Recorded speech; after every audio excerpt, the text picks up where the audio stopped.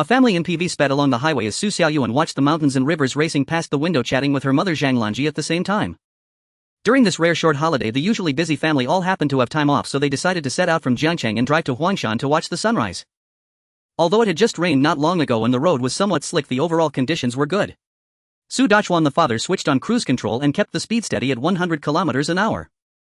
Suddenly a stray mutt darted onto the highway ahead. Su Dachuan immediately slammed on the brakes and gripped the steering wheel tight. At such a moment, the last thing one should do is yank the wheel wildly. His 30 years of driving had etched the principle of reducing speed rather than swerving into his very muscles. Even so, the three of them still heard a dull thud, and only then did the car come to a complete stop. They had likely failed to avoid the dog. Just as Su Dachuan was about to switch on the hazard lights and get out to place a warning triangle. Before he could unbuckle his seatbelt, a deafening crash erupted, mingled with the screams of Su Xiaoyuan and Zhang Lanji. The car was violently rammed and hurled forward, smashing through the highway guardrail. All the airbags burst open as the vehicle rolled off the elevated road, flipped several times, and finally plunged into the surging river beside the highway. In that instant, only one thought flashed through Su Xiaoyuan's mind: it's over. We're all doomed. She did not know how much time had passed. Su Xiaoyuan only felt a searing pain in her neck, as if it had snapped, her whole body soaked in icy cold.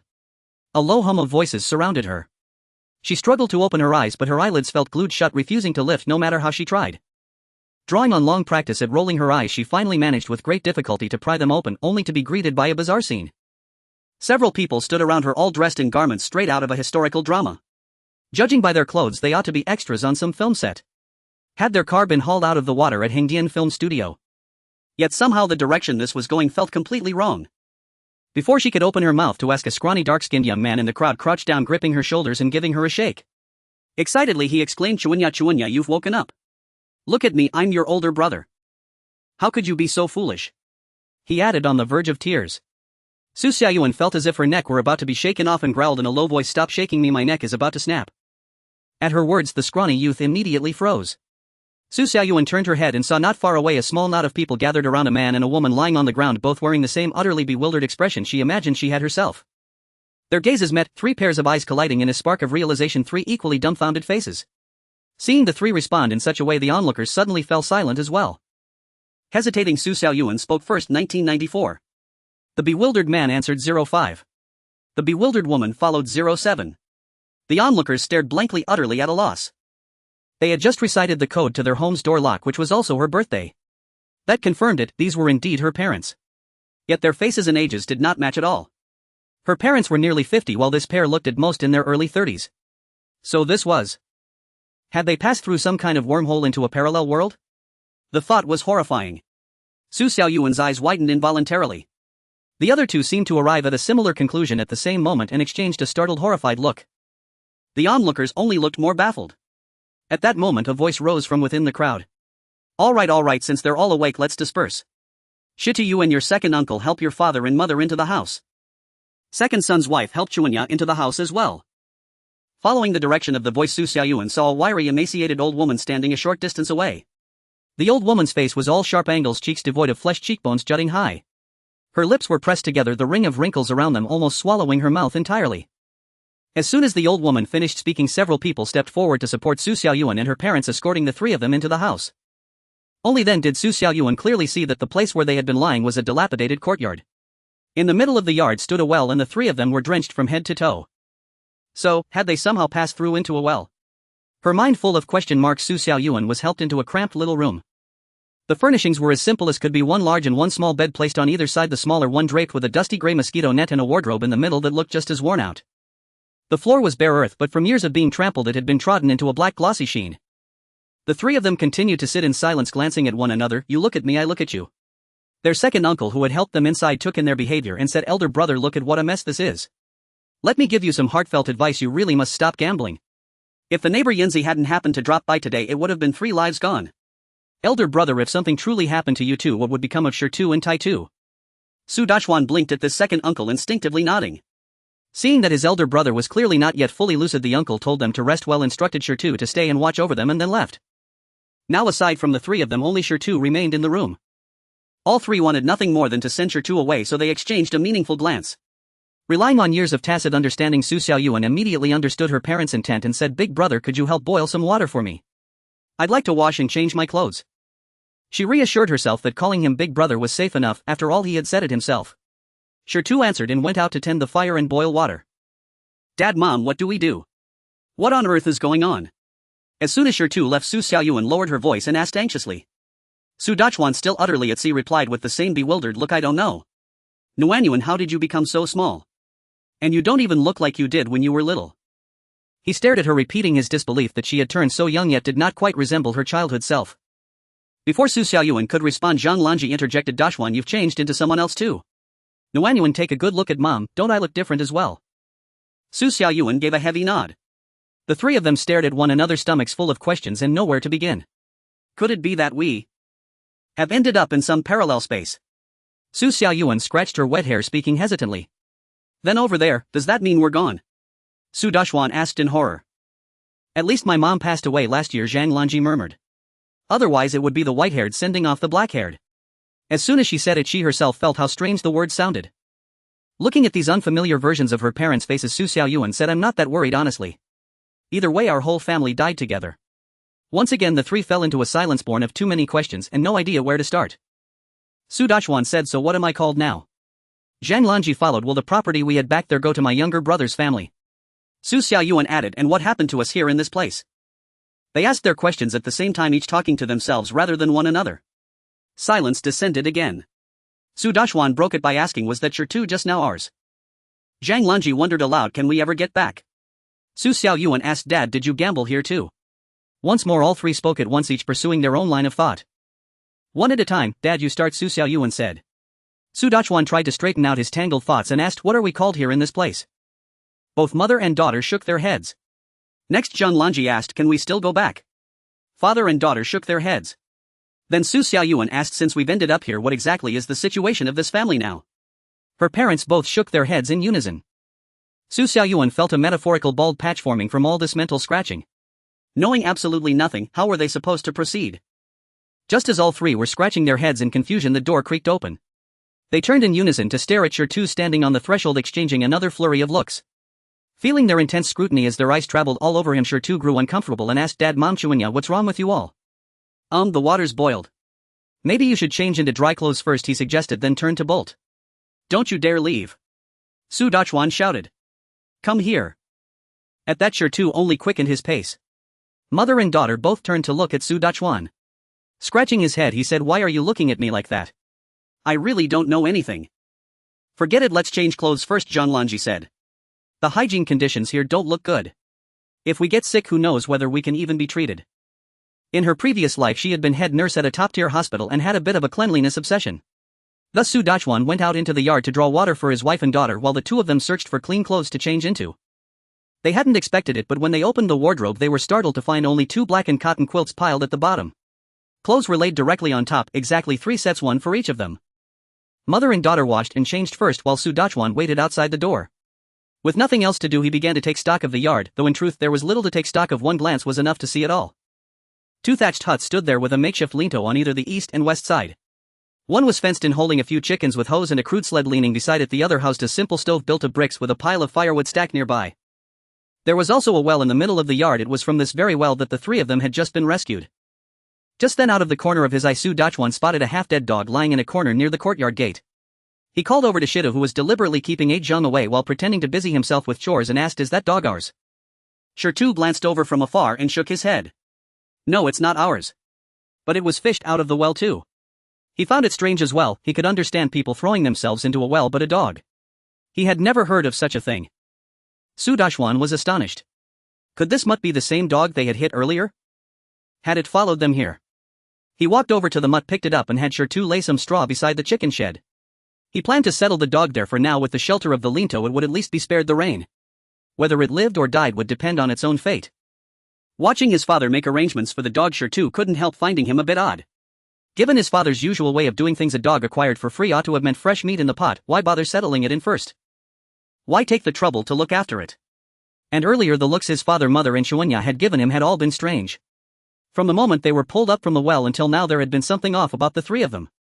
As Shirtu puzzled over this, Su Dachuan finished settling the dog and was just about to ask him what exactly was going on in this household when the room door swung open. Su Xiaoyuan called out, Dad, go wash and change, I'm done. Right coming. Daughter, you have a good talk with your brother, he said, lifting his brows at Su Xiaoyuan. She raised her brows back at him in the same way. They understood one another perfectly without another word. Shitu's eyes widened in shock when he heard Su Dachuan call Chunya daughter. From the day Chunya was born until now his father had never once called her daughter. He had always chosen the cruelest names he could think of. When he was in a good mood he called her a money-losing burden. When he lost at gambling and was in a foul temper she became a little wretch. Daughter. Father actually called Chunya daughter. At this moment Shitu no longer knew whether he had gone mad or his father had. Su Xiaoyuan of course had no idea what lay behind this and only saw her elder brother staring at the door with a horrified expression. She glanced around the courtyard, dragged over 2 small stools and called, "Brother, come sit." Still not recovered from his shock, Shitu sat down on instinct only to meet the indescribable look in his sister's eyes. Feeling ill at ease, Shitu swallowed hard and asked Chunya, "What's wrong with you? I feel like you and father and mother are all acting off." Su Xiaoyuan thought for a moment and said, "Brother, I think I might have banged my head just now and maybe swallowed too much water. My mind feels a bit muddled." Shitu tensed up and said, "Then what should we do? I'll go ask grandma to lend us some money and have physician by from the neighboring village take a look at you. I think father's not quite right either." With that he stood up to leave. Su Xiaoyuan hurriedly grabbed him and said, "It's nothing serious, I just feel like my memory's a bit fuzzy. Right now I only remember brother, father and mother in second uncle's family." Shitu jumped in fright at her words. "You don't even remember Tai-Tu. Tai-Tu is still alright. What kind of name is that?" Su Xiaoyuan barely suppressed the laugh bubbling up inside and asked, "Tai-Tu is. He's our little brother. You've looked after him since he was small 4 whole years. How can you have forgotten Tai-Tu? No, I have to go ask grandma for money and get you checked." Su Xiaoyuan grabbed this easily agitated youth in one go and said, I remember. How could I not? Don't get worked up, brother. I'm just a bit dizzy and groggy, must have hit my head. I more or less remember everything at home, my thoughts are just a bit jumbled. How about this, you just tell me about how things are in our family. I'll sort everything out in my head and as long as what I remember matches what you say it'll be fine. No need to get a doctor, we don't have any money anyway." As soon as Shitu heard her mention that they had no money he thought she was right. They still hadn't finished repaying what they owed second and third uncles' families and just days ago father had racked up another 15 taels of gambling debt. When the debt collectors came to their door he had no choice but to sell off their last 2 mu of land to pay them back. Mother had cried her heart out at home and still earned a savage beating from father for it. Shitu let out a sigh, sat back down and began slowly telling his younger sister about the family's affairs. Their family's surname was also Su.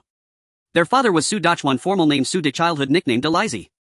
From a young age he had been the village hooligan, lazy and gluttonous. After finally managing to marry a wife he still refused to work the fields properly, spending his days hanging around town with a few other loafers from the village. He claimed he went to do odd jobs but in reality he was out pilfering chickens and dogs. Later he fell into the vice of gambling. After the Su clan had helped him pay off his debt several times they decided he was beyond saving. They allotted him 3 mu of land and 2 thatched huts and split his branch off from the main household. Their branch was the eldest among the Su family's 3. Back at the ancestral home lived the second and third branches, second uncle Su Fa and third uncle Su Ji. There was also an aunt Su Fong who had long since married out. Grandfather Su Dingcheng and grandmother Kai were both still alive. Their mother Zhang had given birth to 3 children. The eldest was Su Shita, 13 years old. She herself was the second, called Chunya, 8 years old. There was also a younger brother Su Tayata, 4 years old, who was currently at grandmother's house. Today's events had unfolded like this because their father gambled, their household had been out of grain for 2 days. Grandmother had sent second uncle's eldest boy Gaeta to call Shitu and Tai-Tu over to the old house for a meal. Last year a locust plague had ravaged their region and the harvest had been poor. Every household was tight on grain. The fact that the ancestral home was willing to let the separated grandsons come back to eat was already kindness enough.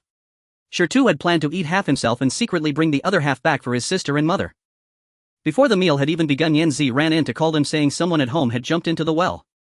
Shitu knew at once it must be over the land that had been sold yesterday and feared mother had taken it too hard. He sprinted home in a panic only to find that it was not just his mother who had thrown herself into the well, his father and younger sister had too. His hands and feet went weak with terror on the spot. Fortunately, halfway through his own plunge into the well, father seemed to have changed his mind and suddenly sobered up. As a loafer he was naturally good at diving into rivers to catch fish and shrimp and his swimming skills were excellent. He first saved mother, having the people at the well tie a rope and haul her up, then dove back down to rescue Chunya. That was roughly how it had all happened. What Shitu could not understand was that he could accept mother throwing herself into the well, but how could a man like his father ever do such a thing? And what was going on with his younger sister? He truly could not make sense of it. After listening, Su Xiaoyuan more or less understood the predicament they were in: a few dilapidated thatched huts, no fields, no land, no grain, a father who was a gambling addict and 3 underage children in the family. She could almost applaud her father, truly impressive. He actually dared to gamble like that. Just wait until mother twists his head off. Inside the house the 2 people there had long since heard Shita's account. Xuanhuan, now the Su family's eldest Su De, had already endured a full 360-degree twisting beating. The pain was very real, but he did not dare to scream. It wasn't me. Even if you lent me 10 lives worth of courage, I wouldn't dare. Hey, stop twisting, stop twisting. One more twist and I'll shout.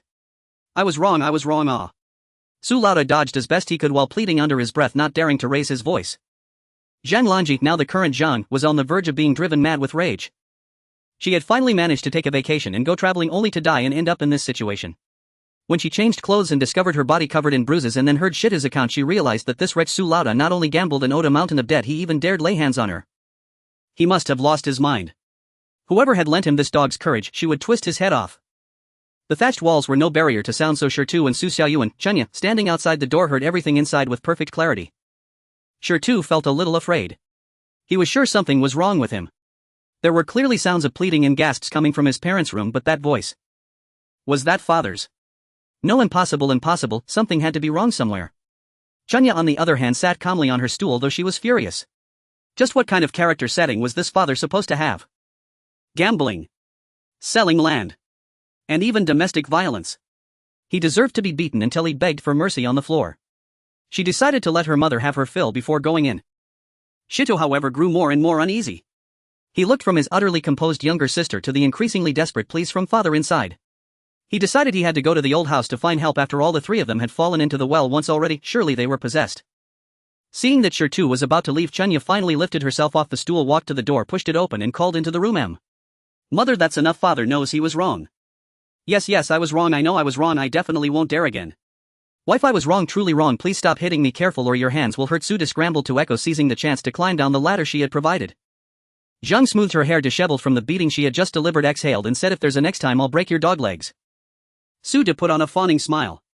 There will absolutely not be a next time. Shirtu stared at the three of them, took 2 steps back, then turned on his heel, wanting nothing more than to run. Something was wrong, definitely wrong. He was scared.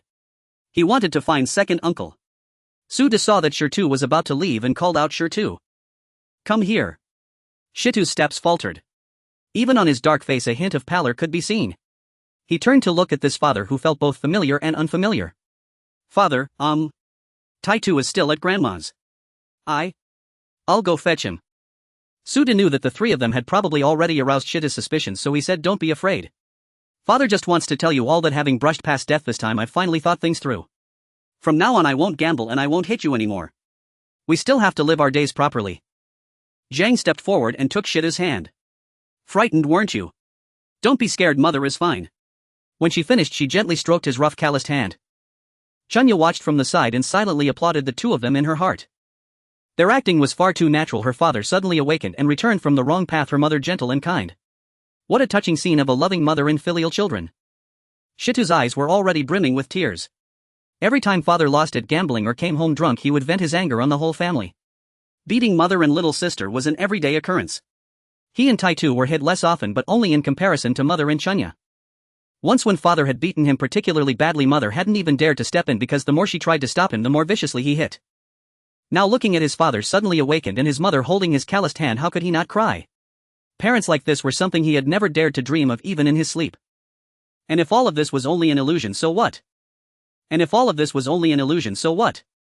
Due to the chaos at home in the afternoon, by the time they calmed down and understood the general circumstances, it was already dinner time. There was no clock at home, but the three who had come over could still see the setting sun.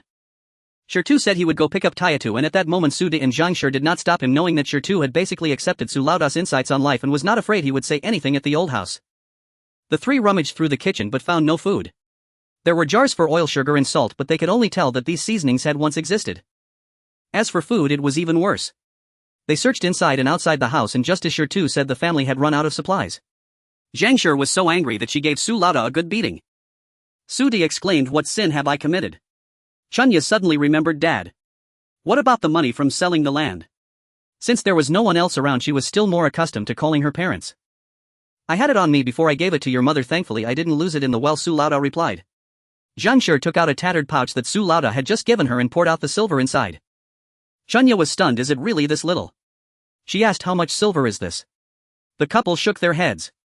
Chunya internally shouted, oh heavens, oh earth, what happened to the memory of the original owner that was supposed to come with the reincarnation? Why was her family's reincarnation so lacking? Chunya took a deep breath and said, let's look for that contract, there must be a deed when buying land, right? I believe ancient families must also have small scales for weighing silver, otherwise how could they determine the weight just by lifting it? Suda said, yes, our girl is smart, go look for a scale in the house. You're still smarter than you, Zhangshi retorted, rolling her eyes at him before going inside to find the scale. It seemed that Zhangshi's anger would not dissipate anytime soon. Suda thought he must behave himself and avoid another beating. After searching, the three indeed found the deed and a small scale in the room. The deed was simple. Although it was written in traditional characters, Xuanhuan, who had practiced calligraphy since elementary school, could read it without much trouble. The deed stated 2 acres of land for 20 taels of silver. Su Laoda waited on the scale and it was exactly 5 taels. Zhangshi and Chunya did not know how to use the scale, but Su Laoda had worked for many years in a supply and marketing cooperative before he came here, where scales and abacuses were standard equipment in the 1980s. Although he hadn't used them in a long time, he wouldn't forget after so many years. These 5 taels should be all the family assets left after paying off the gambling debts, but with empty jars and bowls at home, how could they survive? Forget it, let's just scrape by for this meal first. So the three of them planned to go out and buy some food, but they were troubled about where to buy it. Chunya suddenly thought farmers must have food, right? Didn't that second uncle say that they came to rescue us because Yanzi from next door came over to visit? We don't know anyone else, why not ask her family to buy some? Su Laoda said, why not just ask that second uncle's family to buy it? Zhangshi was furious, are you foolish? Isn't that second uncle living with your mother? If you want to buy, how can you charge your own brother? What if they don't accept money? Aren't you begging then? Didn't you hear Shirtu say that your 2 sons had already eaten at their grandmother's house for lunch? If they eat too much, won't the second uncle and third uncle have a problem with that? If they don't have a problem, they must have wives, right? Their wives will definitely have a problem. Well then, Nuan, you hurry up and go next door to buy some food. I'll go look in the vegetable garden in the back to see if there's any vegetables to pick. Suda casually grabbed a broken basket and fled. Zhangshi gave Chunya a piece of broken silver. She didn't really know how much it was. Since Suda had run away, she was too lazy to call him back. Currently, Zhangshi didn't want to see that useless man. Just seeing him made her want to beat him up. Chunya asked, Mom, I have a question that might be stupid, should I ask it? Zhangshi replied, don't ask. Chunya responded, all right. She pocketed the silver and went out. Actually, she wanted to ask her mother if she knew the current price of grain. However, since she didn't know, her mother probably didn't know either. If she didn't ask, then she wouldn't shed just buy something blindly. A dead pig isn't afraid of boiling water. After all, they were desperately poor, so they might as well live recklessly. If her mother didn't mind, why should she? Fortunately, her family lived at the end of the village, with only the west neighbor having people, and there was an empty plot of land between the 2 houses. Chunya reached the door of that household, knocked on the gate, which was not locked, and swung open with a push. Yanzi's mother Li Shi, who was busy in the kitchen, heard the sound and came out. Seeing Chunya at the door, she thought she was there to look for Yanzi and called out her name, inviting her in. Li Shi didn't really like Chunya because the girl seemed a bit timid, looking sickly and speaking in a voice as faint as a mosquito. However, she knew about Su Laoda's situation and felt a bit of sympathy for Chunya. Therefore, if Yanzi went to look for her, Li Shi wouldn't stop her. Chunya entered the courtyard and Yanzi came over, wiping her hands, pulling her to sit on a small stool in the yard, and asked Chunya, are you okay? I was scared to death just now. Chunya replied, I'm fine, my parents are fine too. Thank you, Yanzi. If it weren't for you, the 3 of us wouldn't have survived today. Don't say that. It was just a coincidence. I got a new shoe design that I wanted to show you, and it just reached your door when I saw the 3 of you falling into the well. It scared me so much that my legs went weak, but thankfully I made it in time. With your father like that, you and your mother shouldn't think too negatively. At least your brother and younger brother are doing well. Once they grow up, they will be your support too. Chunya nodded, yes, I won't think negatively anymore. My father also said he would improve. I'm here to ask your family for a favor. She didn't want to chat too much with Yanzi, fearing that saying too much would expose her, so she decided to get straight to the point. Yanzi sighed inwardly, thinking that every time Chunya's father got his hands on silver, he would tell Chunya's family that he would definitely change, but nothing ever changed. However, she didn't want to say too much. After all, Chunya had just jumped out of the well. It was better to listen to what Chunya needed help with and help if she could. So Yanzi said, just tell me what you need. We will definitely help you if we can. We've run out of food at home and I want to buy some grain from your family just at the price of the grain store in the city. We don't need much, just enough to last a few days. After saying that, she took out the piece of broken silver her mother had given her. Yanzi heard this and felt that she couldn't make the decision herself. She asked Chunya to sit down first while she went to ask her parents. Li Shi felt a bit hesitant when she heard what Yanzi said. First of all, their food supply was already tight and she didn't really want to sell. Moreover, everyone in the village knew what kind of person Suda was. If it weren't for the pity she felt for Chunya and her mother, she wouldn't want to have much to do with their family. But now Chunya was sitting in her yard just having jumped out of the well, and now she was asking them for food. Ah, this was indeed a dilemma. Li Shi couldn't make up her mind at that moment, so she went out of the kitchen to discuss it with her husband Wang Laosan. Wang Laosan thought for a moment and said to Li Shi, this child is really pitiful. Usually Su Lauda either beats or scolds her. If we don't sell her some food today, they will definitely go hungry and she will have to endure another beating. Let's just sell her some, well, charge them the same price we sell to the grain store. Although Li Shi was somewhat unwilling, since they had already said they would sell at the grain store's price and her husband was only charging the price they sold to the grain store, there would be a discrepancy of 3 or 4 won per liter. But since her husband had said that, and looking at Chunya, who was about the same age as her daughter but a head shorter, she figured she might as well do a good deed. She scooped up 5 liters of millet and 3 liters of rice from the grain storage cabinet, and Wang Laosan asked her to pack 2 liters of white flour as well. Li Shi took the grains and walked into the yard. She didn't immediately hand the grains to Chunya but asked Chunya, does your father know you're buying grain from our family? She needed to clarify this. If this was something the girl had decided on her own, she wouldn't dare to sell it. Su De was a troublesome person and things would get complicated. Chunya nodded, he knows. My parents asked me to ask my aunt. And we won't buy too much, just enough to last a few days. Chunya was actually thinking that if they only bought enough food for today, just 1 or 2 liters, would they ask for the money? It would be better to buy a bit more for clarity on the payment. When Li Shi heard that it was Su De who sent his daughter to buy, she felt relieved and handed the grains to Chunya, saying, as long as your father knows. Your uncle said the price would be at the rate we sell to the grain store. There are a total of 5 do of millet here. We sell 1 liter to the grain store for 8 won, 3 liters of rice at 10 won per liter, and 2 liters of white flour at 12 won each. Chunya pulled out a piece of silver and Li Shi asked Yanzi to go get a scale. When Chunya saw the scale Yanzi brought back, she realized it was the small scale they had found at home. Li Shi weighed the broken silver, which turned out to be exactly 2 qian, and handed Chunya 106 won in copper coins. 100 won were already grouped with 6 won in change. Chunya took the food and the grouped 100 won in copper coins, insisting on not taking the 6 won. Although 6 won wasn't much, Li Shi felt that Chunya seemed more sensible than before. After buying the groceries, Chunya returned to her small courtyard where her parents were already tidying up the vegetables they had harvested from the backyard, a bunch of leeks and a large cabbage. Seeing Chunya come back, Su De asked, how did it go? Did they agree to sell?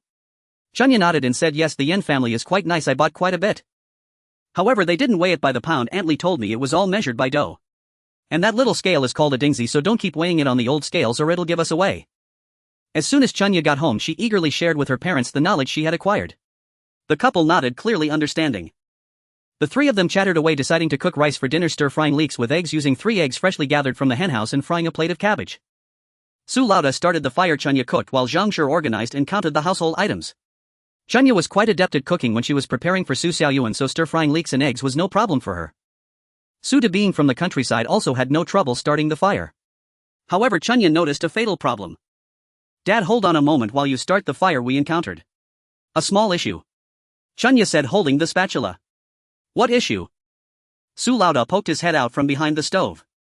Chunya blinked her eyes and said to her father, we have no oil, no salt. What should we do? Su Lauda scratched his head. No oil was one thing, they could boil soup, but what about the salt? It wouldn't go down easily if it was bland. Just as the father and daughter were staring at each other, the courtyard door opened and Shi entered, holding a bowl in one hand and leading his younger brother with the other.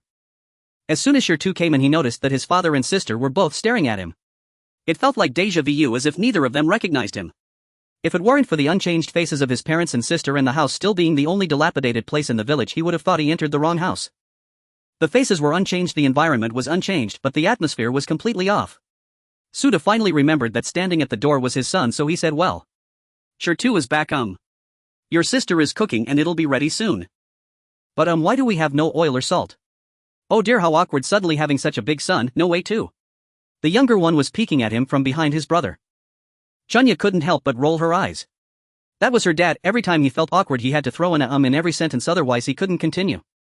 Shi internally scoffed, how come there's no oil or salt at home? You're asking me. Don't you have any idea? However, he wouldn't dare say such a blunt truth and replied, well, we ran out a while ago and we're out of grain too. Grandma told us to bring back some vegetables. Actually, Grandma Kai not only asked him to bring back vegetables but also secretly stuffed 2 coarse grain buns into his hands, which he didn't take. The whole family at Grandma's house was also short on grain. He and his brother had already snuck a meal there at noon, so he felt embarrassed to take those buns. When Chunya heard there were vegetables, she said, great. Then let's just cook a pot of rice. We can buy oil and salt tomorrow. Dad, hurry and start the fire. All right, Su Dachuan replied.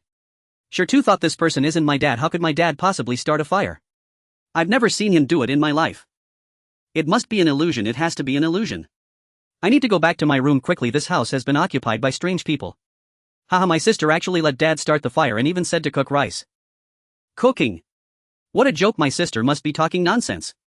The father and daughter naturally did not know about Shitta's inner turmoil. They only saw him put down the vegetable bowl and quickly pull his brother back to the room. The father and daughter exchanged glances and shrugged. Although they didn't understand what the boy was thinking, they had no desire to find out. They needed to cook the rice quickly. After all that fussing around, they were almost starving. Actually, there wasn't much to tidy up in this house. Bare walls was an apt description for their home. Zhang Shi had already surveyed the household items earlier, and when she heard Shi was back, she didn't go out because she didn't want to talk much at that moment. The three of them had just arrived, and upon hearing the local accent they knew it was from Anhui or Northern Su. Su Dachuan's mother was from Northern Su. Although she had moved to Jiang City when she was young, she always spoke the Northern Su dialect, and Su Dachuan could switch seamlessly between Northern Su and Jiang City dialects. Su Xiaoyuan had also been taken care of by her grandmother for several years when she was young, so she could speak the Northern Su dialect. Only she, being a local of Jiang City, could understand about 70 to 80% of what her mother-in-law said, but could only speak a few very simple sentences. To avoid giving themselves away, it was best to say less for now. When Zhang Shi heard Shi enter the room, she walked out and approached the stove, saying to the father and daughter, "You two need to remind me more. I have to learn how to speak here quickly. Otherwise I'm afraid I'll give myself away as soon as I start talking." "There's no such thing as giving yourself away," Su Laoda said ingratiatingly.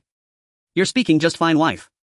Chunya didn't want to roll her eyes again. A simple haha sufficed to express her feelings.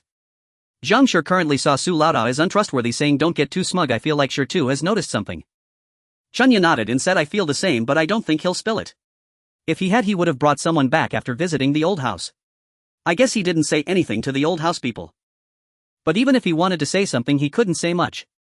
After all, this feeling of being both familiar and unfamiliar, strange yet familiar, could only be sensed but not articulated."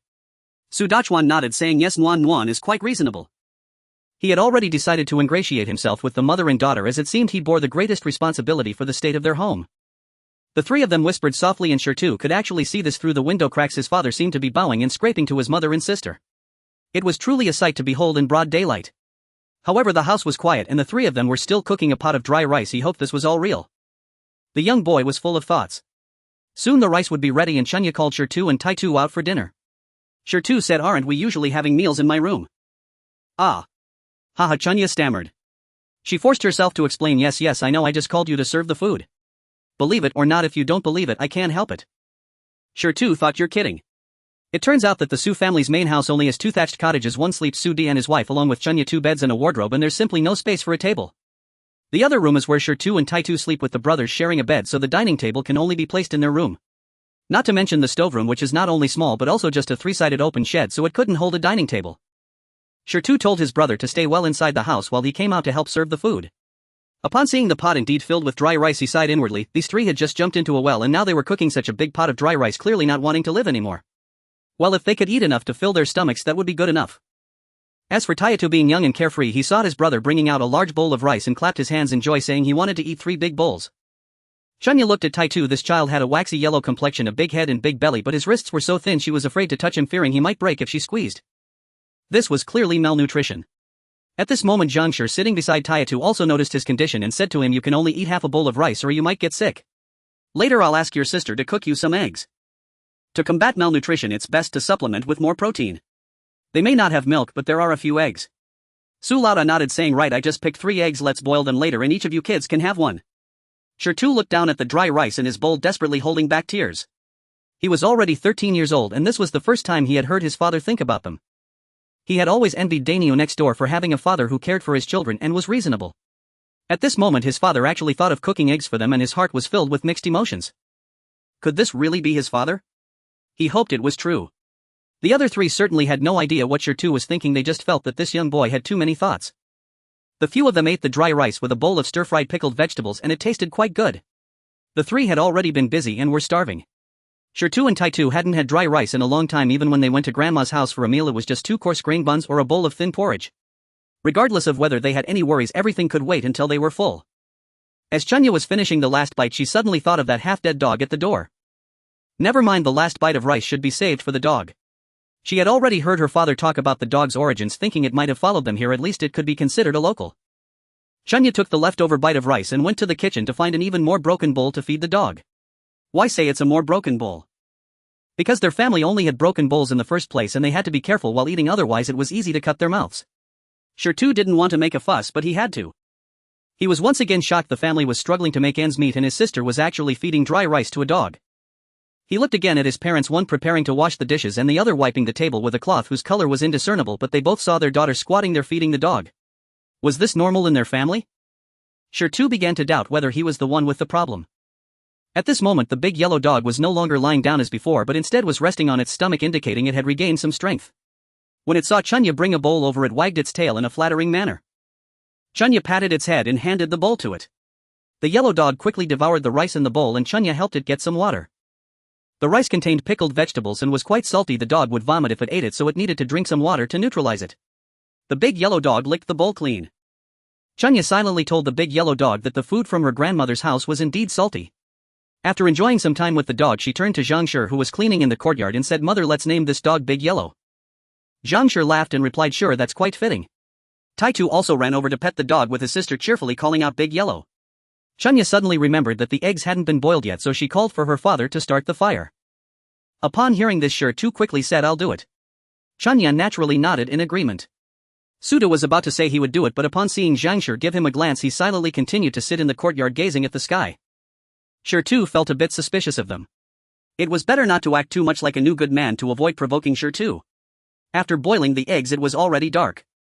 The family cleaned up in the dark before returning to their rooms to sleep. Why did they have to do it in the dark?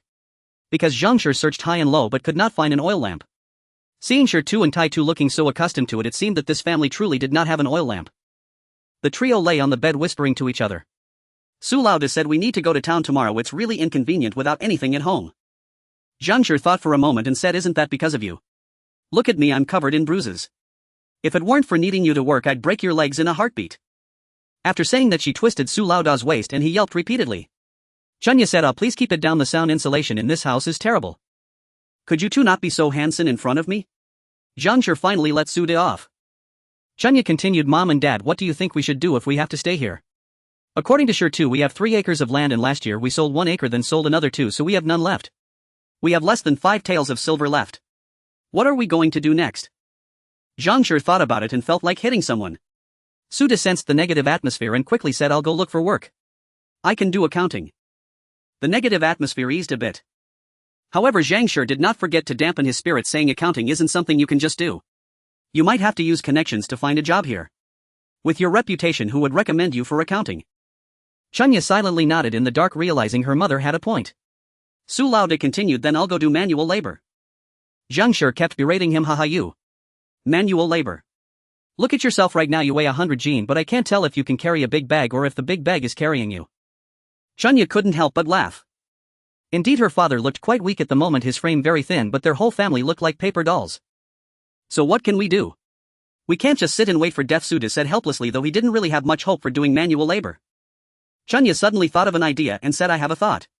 When we were in school, there were vendors selling scallion pancakes and tea eggs at the school gate. Later, the city management banned them. I wonder if they allow such small stalls here." Zhangshi, upon hearing this, felt it was more feasible than Su Lauda's suggestion. With less than 5 taels of silver, doing some small business might just be enough. So she said, "Setting up a stall can be tried. Even if we don't set it up at the school, we can ask where there are markets or night markets. Right, as long as there are people buying, it doesn't matter where we set up. Let's go to the county tomorrow and see where we can buy snacks," Chunya said. Zhangshi and Suda agreed to go to the county tomorrow, but it seemed they had to bring Sure Tu along as they didn't know the way. The 3 of them discussed it and then went to sleep. They had experienced too much that day and were exhausted both physically and mentally, soon falling into a deep sleep. The 3 of them had long, vivid dreams where reality and fantasy constantly overlapped, sometimes feeling real and at other times absurd. They all slept until the sun was high in the sky before Zhangshi finally woke up. Upon seeing the people beside her, she still couldn't get used to it, but after the dream she had, she felt even angrier looking at those people. She slapped Su Lauda on the back, waking him up. Su Lauda woke up looking distressed, but thinking of the dream he had, he felt he deserved the beating from his wife. The 3 of them shared their dreams, concluding that last night's dream might be a memory from this life. They each reconstructed the reasons for falling into the well from their perspectives, which matched up. It turned out that a few days ago, after Suda sold 2 acres of land, he had gone to the county office to transfer the deed and settled the payment right there. After returning home, when Zhangshi asked him for money to buy food, Su Lauda not only refused but also hit Zhangshi. When Chunya saw this, she wanted to protect her mother, but Suda hit her too. Zhangshi, in a fit of anger, felt that life could not go on like this and thought it better to die together with him. So she hugged Suda around the waist. Despite her small stature from years of hard work, she was quite strong. Su De never expected his wife, who always endured his beatings and scoldings, would suddenly rebel. He lost his balance and fell into the well with Zhang Shi. Chunya wanted to pull her mother back, but at 8 years old she was too small to hold on and fell in two. That was basically the story. At this moment the mother and daughter were looking coldly at Su De, who could only scratch his head and force a smile. What could he do? It wasn't his doing before he was wronged. The atmosphere was a bit tense. Su De swallowed hard and had to speak up, saying, "Well, about the past, you see, it wasn't me who did it. From now on just think of me as Su De Chuan, not Su De. How Su De Chuan used to buy roasted meat, Su Lao De will do the same to ensure you both eat and drink well. Don't be angry." After finishing he awkwardly chuckled. In the past Su De Chuan indeed did most of the housework. Zhang Lanji was a third-class nurse always busy with shifts, and Su Xiaoyuan worked in foreign trade, with her day and night schedules being the norm. Although Su De had opened a few chain supermarkets, he started early and the business was running smoothly, requiring him only to check in occasionally since the supermarket had managers and staff. Zhang Shi knew it wasn't entirely his fault, but thinking of the scene in her dream where she was beaten, it was natural for her to feel upset. However, looking outside at the daylight, it was probably getting late. They still had 2 sons next door, so she thought it best to go cook first. Thinking this, she shouted, "Get up!" and kicked Su Lao De, then angrily put on her shoes and left the room. Su Lao De hurriedly followed behind her. Chunya stretched a bit in bed before slowly getting up. Being an adult and living in the same room as her parents was quite inconvenient, but at least there was a shabby curtain to provide some cover. But this wouldn't do. Sooner or later her parents would have to make up. They were only in their 30s, and with a daughter sleeping nearby it was quite awkward. She still needed to think of a way to make money, at least to build a small house. While getting dressed she silently grumbled that her clothes were too shabby and that she needed to earn some money to buy a few new outfits. As she was getting dressed she suddenly felt the urge to urinate and recalled the dreadful outhouse. Wow, it was too primitive, just dig a hole in the ground and put 2 broken planks on top and that was the toilet. Not to mention the smell, even safety was not guaranteed. If she lost her footing she could easily fall into the pit. Even if she didn't drown she would stink to death. The outhouse renovation plan was prioritized. As Chunya finished dressing and stepped out of the room, Shi too had already swept the ground and fed the chickens. With newfound courage Chunya resolved her physiological issues and started searching for De Huang around the yard. There wasn't much to do at home. Her father was cooking porridge, her mother was washing clothes, and Shi too sat nearby, occasionally glancing at his father and then at his mother. Since she had some free time, Chunya figured it was better to look for the dog. Tai Tu helped her search, but after 2 laps around the small yard without finding him they concluded that he must have gone out. In their current yard the dog didn't even need to dig a hole. A large section of the backyard had collapsed and it could simply jump over. Chunya's renovation list had just grown by one more task: fixing the yard. "Sister, let's go look in the back mountain." Tai Tu pointed towards the distant hills. "We can't, it's too big back there. If we go and we might not even be as tall as the wild grass." Chunya had just dreamt a little and had a basic understanding of the surrounding terrain. At the age of 8 and with Tai Tu only 4 they couldn't just wander into the mountains. So before their parents could refuse she preemptively declined Tai Tu's suggestion. Hearing that the 2 little ones wanted to find De Huang, Su De told Shi to keep an eye on the fire. He'll take them to the foot of the mountain to have a look. Su De actually just wanted to check the surroundings. Although the feelings in his dream had been very real, he preferred to experience the place firsthand from his own perspective. Zhang Shi nodded and allowed them to go. Since her daughter wanted to go out she agreed. It was good for them to walk around the area, especially with Su De accompanying her, which made her feel more at ease. The 3 of them left the yard and walked east. Before long they reached the foot of the mountain. Just as Chunya was about to shout for De Huang, a large yellow dog came running from the woods carrying something that looked like a twig in its mouth. As it got closer they could see it was indeed De Huang.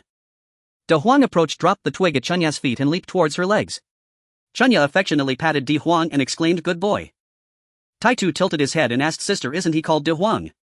Why are you calling him Gubear?" "Chunya. A slip of the tongue. De Huang, it's De Huang." "I misspoke." Chunya quickly corrected herself. Su De paid no attention to the siblings' banter and squatted down to examine the item De Huang had brought. Upon closer inspection he was startled. What he held was not a twig at all but a piece of deer antler. The broken end was irregular, faintly stained with blood. The outer layer was reddish-brown and covered with fine fur. It had a single branch, felt light in hand, and had a slight elasticity when squeezed. Though Su De knew no one was around, he instinctively glanced around, tugged on Chunya's sleeve and whispered, "Deer antler." After saying this he hid the deer antler in his bosom.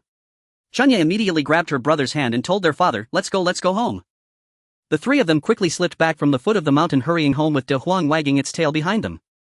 When Zhang Shi saw the 3 return panting within a short time, Su Lao De kept calling for them to close the door and wiped his hands as he stepped forward to ask what happened. Was there some wild beast at the foot of the mountain? But that didn't make sense, he hadn't heard any dog barking. Su De was out of breath. This body truly was something else, useless at everything, a champion at wasting resources. Chunya had already caught her breath and mysteriously whispered to her mother Mother De Huang found a piece of deer antler. Oh no, she couldn't get too excited. If she did, things would start spilling out. Hiss. The four turned to look at Shi. Yes, it was Shi who had gasped. He suddenly became the center of attention and stammered, this is quite valuable. Danyo's father found one once and sold it for several taels of silver. Chunya grinned and turned to Zhangshi saying, this is just like finding a pillow when you're sleepy. Now we have the capital to set up a snack stall. After saying this, she started shouting for Su De to buy some bones for De Huan to eat. Su De chuckled in agreement. After finishing their early meal, the trio planned to visit the county town to scout out the area and buy some cooking supplies. Shi insisted on following Tai Tu, and Zhangshi felt overwhelmed for a moment. Suddenly having two sons to adapt to was not easy. She kept forgetting about the pair. Bringing Shi along was fine, he was old enough to help carry things.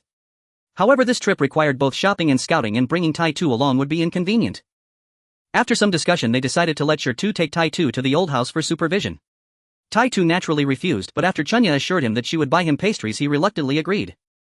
After all the fuss, the group set out, and it was already late morning. Su De carried a bag neatly wrapping the deer antler that De Huang had found, intending to check the county town for a good price.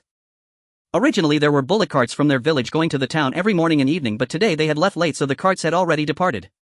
The four had no choice but to walk, which would take more than an hour one way. By the time they reached the city gate, it was nearly noon. Chunya didn't feel too tired physically, but psychologically it felt as though her stamina was completely depleted. It should be noted that xuanhuan was a typical homebody. Aside from work, she stayed at home. While others were out traveling, she considered her outings as vacations. She relied on starvation for weight loss. If she had to exercise and run for 10 minutes, it would take her 3 days to recover. Now as Chunya, despite the original owner being accustomed to farm work and having decent physical fitness, after walking for so long, Chunya felt mentally overwhelmed. She secretly resolved that when they returned home she must catch the bullock cart no matter what. But for now the priority was to address their hunger. The physical exertion had been too great. The porridge they had eaten in the morning was long digested. Mother, let's eat first. I'm so hungry. Chunya tugged at her mother, calling out. Before Zhangshi could respond, Su De interjected, yes, let's eat first. Chunya, what do you want to eat? Zhangshi shot Su De an exasperated glance and said, what else can we eat? Where would we get the money to be picky? Just buy a few buns. Chunya eagerly replied, okay, I want 1 meat bun and 1 vegetable bun. She wasn't picky as long as there was something to eat. Zhangshi turned to Shi, who was following behind, and asked, Shi, what kind of bun do you want? Shi, thank you for remembering me. I'm fine with anything, Shi responded. Being able to eat plain steamed buns was already great, he wouldn't be picky. Thus the group casually found a bun shop along the roadside, inquiring about the prices. The prices for plain steamed buns and vegetable buns were the same, 2 each, 3 1 for 2 and 3 1 for a meat bun. Zhangshi generously bought 8 plain buns, 8 vegetable buns and 10 meat buns. Su De wanted to stop her but didn't dare. Shi could only stare blankly as Zhangshi purchased the buns, taking out money. His worldview had crumbled since yesterday and he thought, whatever, it's fine. Only Chunya, being Zhangshi's good friend, dared to ask, Mom, why are you buying so many buns? We can't finish them all. Zhangshi replied, a few are for your grandparents. In the future we might need their help quite a bit. Zhangshi was thinking that regardless of what they did for a living in the future, she and Su Lauda would definitely be the main force. With Shi and Chunya both grown, they could lend a hand, and everyone needed to pitch in during the startup phase. Since Tai Tu was only 4, they couldn't keep an eye on him and were afraid he might get abducted. It was safer to leave him at the old house with his grandparents. Even though they hadn't decided what to do yet, they could still start building relationships. Upon hearing Zhangshi's words, Chunya and Su De praised her, saying things like, your wife is so thoughtful and mother has high emotional intelligence, while Shi chimed in with various agreements. Zhangshi's face turned red from the compliments and she shot them a glare, urging them to hurry and eat the buns as there were still many things to be done. A few people found a secluded corner of the street, casually sitting down on the stone steps to gnaw on their steamed buns with some cool boiled water. Shi eagerly took 2 vegetable buns and Zhangshi even stuffed him with a meat bun, making his hands tremble with excitement. At his age he had only eaten a meat bun once before, and this was only his second time. Since they had lost their land and would starve to death sooner or later, they might as well eat what they had now. The pessimistic youth gobbled down the 3 buns, feeling half full. Seeing his enthusiasm, Zhangshi handed him another steamed bun. Shi protested that he didn't want it, but Zhangshi insisted, you need to help your mother carry things later, eat more or you won't be able to lift anything. Shi thought to himself, look, mother isn't planning to let go even after losing the land, she still thinks about what to buy. Just eat until I feel reassured. He then finished the bun in 3 bites. Chunya beside him was munching on her bun, secretly criticizing, wow, this is what it means to see a half-grown boy eat his parents out of house and home, he's too gluttonous, finishing 4 buns in less than 5 minutes. Zhangshi also finished a vegetable bun and a steamed bun in a few bites, and the group prepared to find a place to set up their stall. But Chunya didn't leave at this moment. She called over two small beggars who had been hiding and secretly watching them from the other side of the street since they started splitting the buns, saying, "Come here, let me ask you, have you been in this city all along?" The two small beggars hesitated but took a couple of steps closer and nodded. Chunya asked, "How old are you?" The slightly older boy replied, "I'm 7 and my sister is 5. Chunya nodded, turned to Zhang Shi to ask for a steamed bun, broke it in half and gave it to the two. The siblings exchanged glances, hesitated for a moment, but the allure of the white steamed bun was too great. Although they didn't know what Chunya intended to do, they felt she didn't look like a bad person and reached out to take it. The boy accepted the bun and asked, "What do you need us to do?" "Feel free to tell us, don't look at me being thin, I have a lot of strength." Chunya smiled and said, "I'm not asking you to work, I just want to ask about something." "What is it?" "I can't say much, but I know all the alleys in Payphone County very well," the boy said with confidence. He looked at the four of them and thought they didn't seem to be from the county but rather from some village, guessing they might be here to search for relatives, so he shared the alleys he was familiar with. How could he not be familiar? Throughout the year he had been wandering the streets with his sister, knowing the county like the back of his hand. Deep down he was unwilling to admit that he was begging with his sister. When Chunya heard him say this, she smiled and asked, "I just want to know, is there a market in our county?" Chunya thought that instead of wandering around aimlessly it would be better to ask someone. She actually felt pity for these children and wanted to give them something to eat, so she just asked casually. Unexpectedly, the boy was quite knowledgeable about the markets in Payphone County. Upon hearing Chunya wanted to inquire about the markets, he began to explain one by one. It turned out there were two markets in Payphone County, one on the west side of the city which only opened in the morning. The other was in the south of the city, but it was a night market that only opened during the hours of Yu and Su. Additionally, there were several small private schools in the county, scattered and small in scale, but there was one larger academy located 5 miles outside the city in Xuanhuan. The academy was called Xuanhuan Academy, and it was said to have been established by a high-ranking official from the capital who retired and returned home, attracting many students. As for what kind of high-ranking official, the boy couldn't explain clearly, but that wasn't the point. After learning these key pieces of information, the group decided to follow the boy's directions to check the places out. Payphone County must have been around for some time, with big roads branching into smaller paths. After several turns and following Suda's memory, the group arrived at the entrance of a gambling house. Zhang Shi looked at Suda with a darkened expression, and Suda felt helpless. His muscle memory had brought him here against his will. Chunya and Shi too looked up to the sky in disbelief. Chunya remembered that the original owner had never been to the county, while Shi too had indeed been here twice, but only with his second uncle, and he didn't know the way either. At that moment, a familiar voice suddenly came from behind the four with strange expressions. "Why are you still here?" They turned around to find it was the boy from earlier. "We got lost," Chunya said, feeling no embarrassment. "It was normal to get lost when you were new." The boy grinned and said, "The roads here are indeed a bit winding. Look, you've actually gone in circles and returned to where you started." It turned out the gambling house was just separated by a small alley from where they had set out. After wandering for a long time, they had indeed returned to the same spot. "Otherwise, let me take you there." Seeing how troubled they looked, the boy volunteered. "Alright then, I'll give you 2 more steamed buns as a reward. By the way, what's your name?" Chunya thought she couldn't let him walk for free and stuffed him with 2 more buns. "Just call me Xiao Si, and my sister is Xiao Wu. With these buns I won't be polite to you. Please wait here for a bit, I'll take my sister back and let my family know." Xiao Si agreed cheerfully. The group nodded in agreement, feeling that the boy wouldn't deceive them for 2 buns. Even if he did, it would be fine, considering it a charity for the siblings. Chunya thought, so he's not a beggar after all. Looking at his clothes, he seemed poorer than them, and she thought she might give him 2 more buns later. Although their family was indeed extremely poor now, Chunya couldn't fully immerse herself in the original owner's role. Her thought process was still Su Xiaoyuan's. Seeing such a small child living in such hardship made her feel somewhat sympathetic. However, she seemed to have forgotten that she was 8 years old but only had the height of a 6-year-old. As Chunya and Shi too each pondered their thoughts, Zhang Shi secretly pinched Suda's waist 10 times. Xiao Si returned, leading the 4 of them to start their half-day tour of the county. They visited fabric shops, taverns, tea houses, shoe stores, silver shops, and cosmetic stores, seeing a variety of signboards. Passing by a medicine shop, Xiao Si introduced that he usually brought prescriptions from Renzatang to redeem medicine here. The medicine here wasn't as good as that from Renzatang, but it was cheaper. Chunya and the others then asked Xiao Si to take them to Renzatang.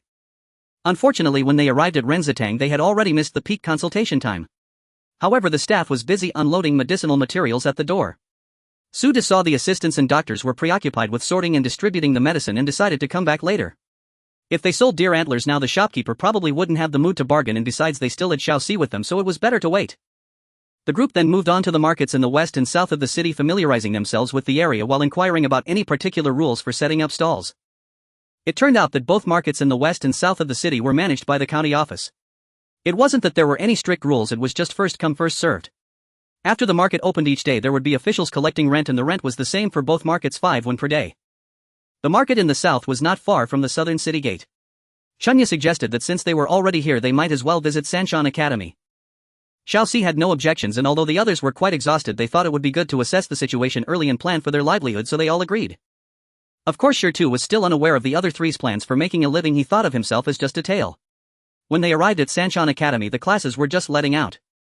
Xiaoxi pointed at the academy entrance and said, "This is Sanshan Academy. I heard there are several hundred students inside, divided into 4 grades with dozens of classes. They also provide food and lodging." Chunya was somewhat surprised, as she only knew it was a large academy but didn't expect it to be that big. Its scale was comparable to a modern elementary school.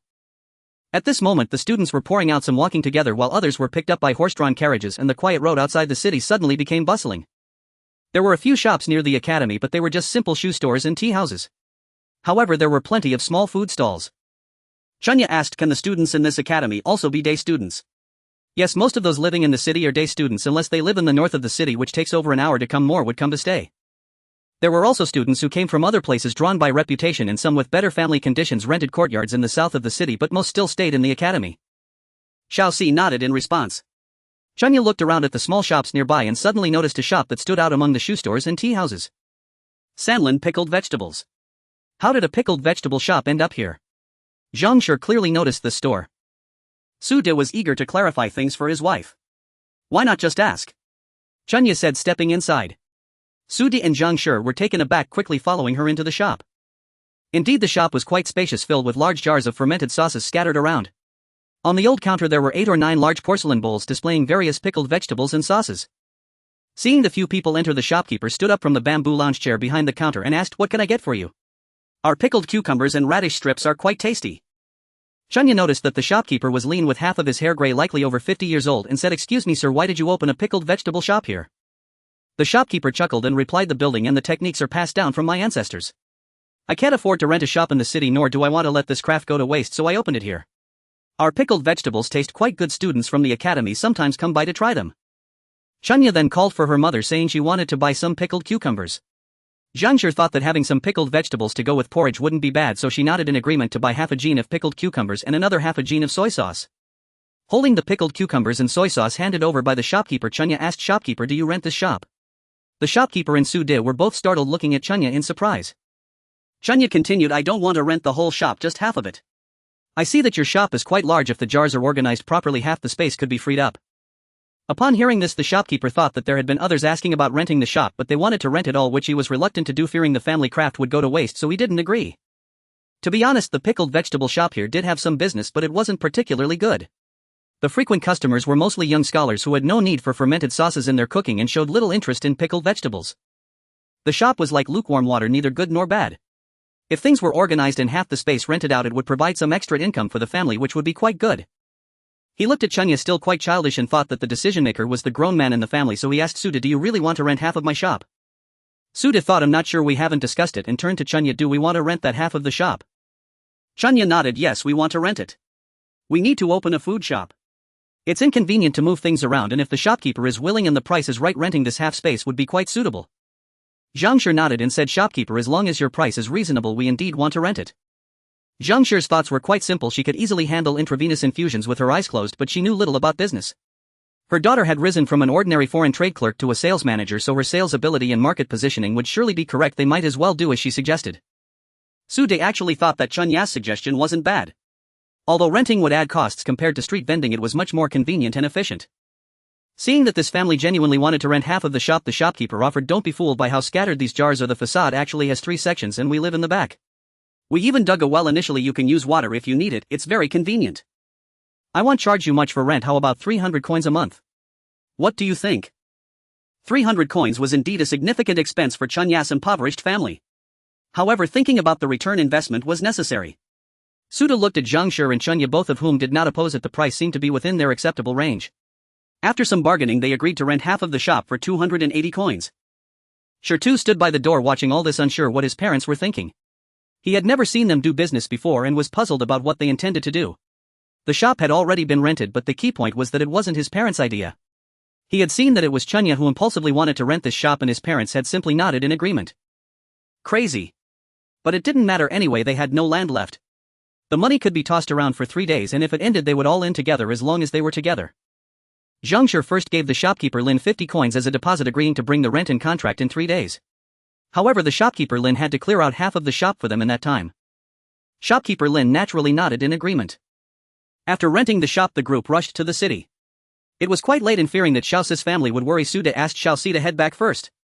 Chunya, known as a human GPS since she was Su Xiaoyuan, could remember almost every road she had walked. Xiaoxi had already guided them through most of the county towns, so Chunya was able to recognize it. Chunya then asked Zhang Shi for 2 steamed buns, telling Xiaoxi, take these buns home and share them with your sister.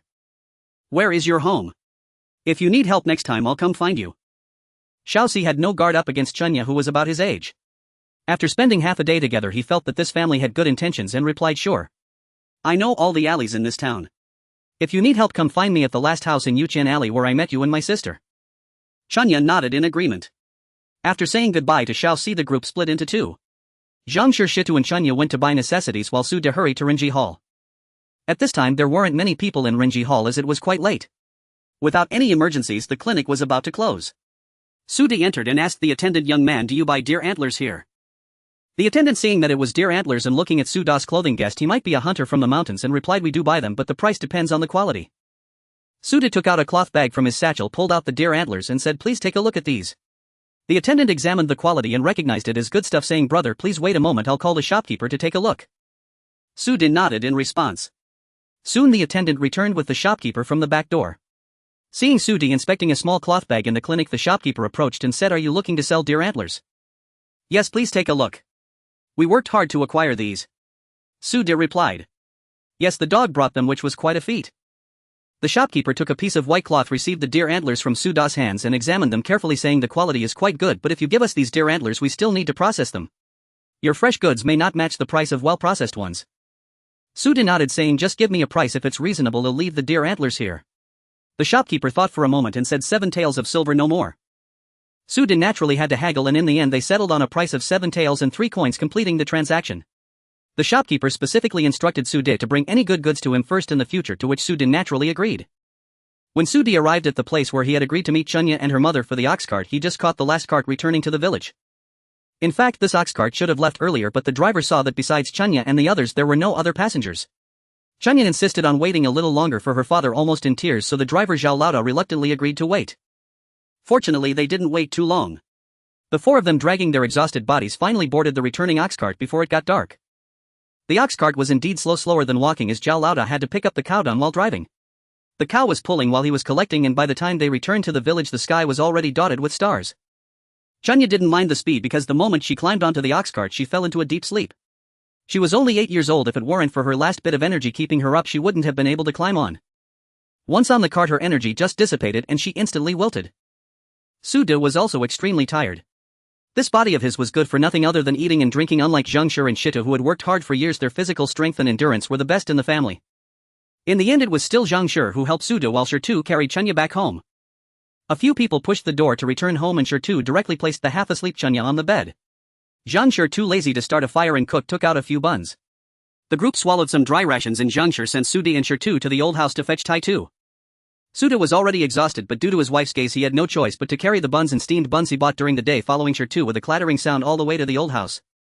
The gate of the old house wasn't locked, just slightly ajar. As the father and son pushed the door open, they saw a small light glowing in the main room. Shitu habitually pushed open the door to Su Laohan and Kaishir's room and said, Grandpa, Grandma, I'm here to take Tai Tu home. Inside, Su Laohan's cough echoed and Kaishir coldly responded, you finally know to come back. Are you finally free after selling the land? Where have you been all day? Your father is a wastrel and your mother and sister can't even speak properly, yet you dare to follow them. You wouldn't even know if your father sold you.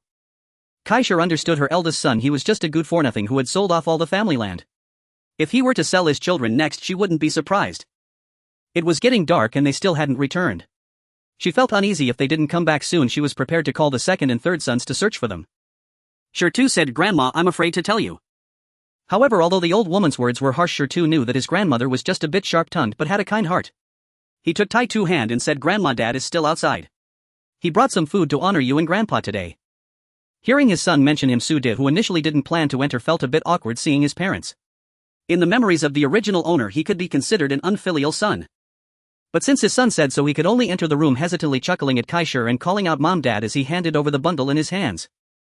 Kaishir was taken aback, looking suspiciously at her eldest son. She didn't take the bundle but asked, "What are you trying to do?" Suda forced a smile and replied, "This is for you and Dad. Sure, Tu and Tai Tu have been causing you trouble and I feel bad about it." "Well then you should rest early. We will leave now." After saying this he threw the bundle onto his mother's bed, grabbed Tai Tu and rushed out. Sure, Tu followed Tai Tu out of the room. He really couldn't explain why he had changed, and with time they would naturally find a reason for his transformation. For now saying too much wouldn't be persuasive and they probably wouldn't believe him anyway. Seeing her son and grandson suddenly run off, Kaishir got up to chase after them. Su Laohan shouted, "Don't chase them, let them go. How old are we? Can we still manage them? If you give him food, just take it. Why bother with so many troublesome matters?" Kaishir stopped, realizing that if she could manage her eldest son they wouldn't be in this situation today. Hadn't she managed him enough before? What did it amount to? He had sold off all the family's land. Enough is enough, let him go to his doom. So she didn't chase after them, turned around, picked up the bundle and opened it to find a few steamed buns and mantou inside. She muttered, "Wasteful brat with no foresight. You'll starve to death sooner or later." Before long the three of them who were destined to starve to death arrived home. Dahu was already wagging his tail at the door and Zhangshir was boiling water in the kitchen. After running outside all day they needed to freshen up before resting. Tai Tu had been thinking about the snacks his sister promised him all day. As soon as he got home he rushed into his sister's room shouting, "Sister, snacks." At that moment Chunya was lying on the bed half awake. When Tai Tu called out she suddenly remembered they hadn't bought any snacks today. She could only get out of bed and squat down to say to Tai Tu, "I'm sorry Tai Tu, I forgot today. But we still have 2 meat buns at home. Do you want them?" Having no snacks is fine. If there are buns, especially meat buns, that's even better. Tai Tu nodded vigorously. Chunya smiled and took Tai Tu out of the room, calling for their mother to steam the buns for Tai Tu's supper. Zhangshir naturally agreed. The water was already boiling so she placed a steamer on the pot and soon the buns were ready. Tai Tu picked up the bun and ate with great satisfaction while Dahu sat beside him watching intently, drooling. Chunya threw the other meat bun to Dahu. Tai Tu was stunned, pouting his lips, ready to cry. He still wanted to eat the meat bun. How could his sister feed it to the dog? Seeing Tai Tu's expression, Chunya realized she had fed the dog too carelessly. Zhangshir saw Tai Tu's expression and shot her daughter a glare. She walked over and patted Tai Tu's head, saying, "Tai Tu, be good. The buns we had today were earned by Dahu. If you feed him this bun he might give us money for buns next time. Besides, it's almost time for bed, you shouldn't eat too much. You'll make sure to buy you snacks next time, I won't forget again." Tai Tu couldn't quite understand and looked up to ask, "Can Dahu really earn money?" Zhangshir nodded, saying, "Of course he can. Dahu is very clever." Dahu indeed. Woof woof. Although Tai Tu didn't know how Dahu earned money, it didn't stop his craving for snacks, so he naturally wouldn't continue to dwell on how the dog made money. After finishing the buns, Zhangshir took him to wash his face and sent Shir Tu to take him inside to rest. The three of them washed up and then settled down. Zhangshir initially wanted to have a pillow talk with her daughter, but as soon as she lay down Suda began to snore. Zhangshir called out to her daughter a couple of times but there was no response, so she had to give up. Forget it, today has truly been exhausting, we'll talk tomorrow. Before sleeping, Chunya resolved not to get out of bed until the sun was high in the sky, but her biological clock wouldn't allow it. Just as dawn broke she woke up. With her eyes half closed she wanted to reach for her phone but then remembered, oh right, she had crossed over. There was no point in trying to sleep any longer, so she could only get up while yawning. Zhangshir was also awakened by her biological clock while Suda was woken up by his wife. After all, if the wife was up, how could the man still be sleeping? After everyone washed up, Shir Tu had already boiled the rice that Zhangshir took out yesterday. Soon the fragrant aroma of rice wafted throughout the yard. Tai Tu couldn't wait any longer, sitting by the stove with a small bowl. How fragrant. So this is how delicious rice porridge can be.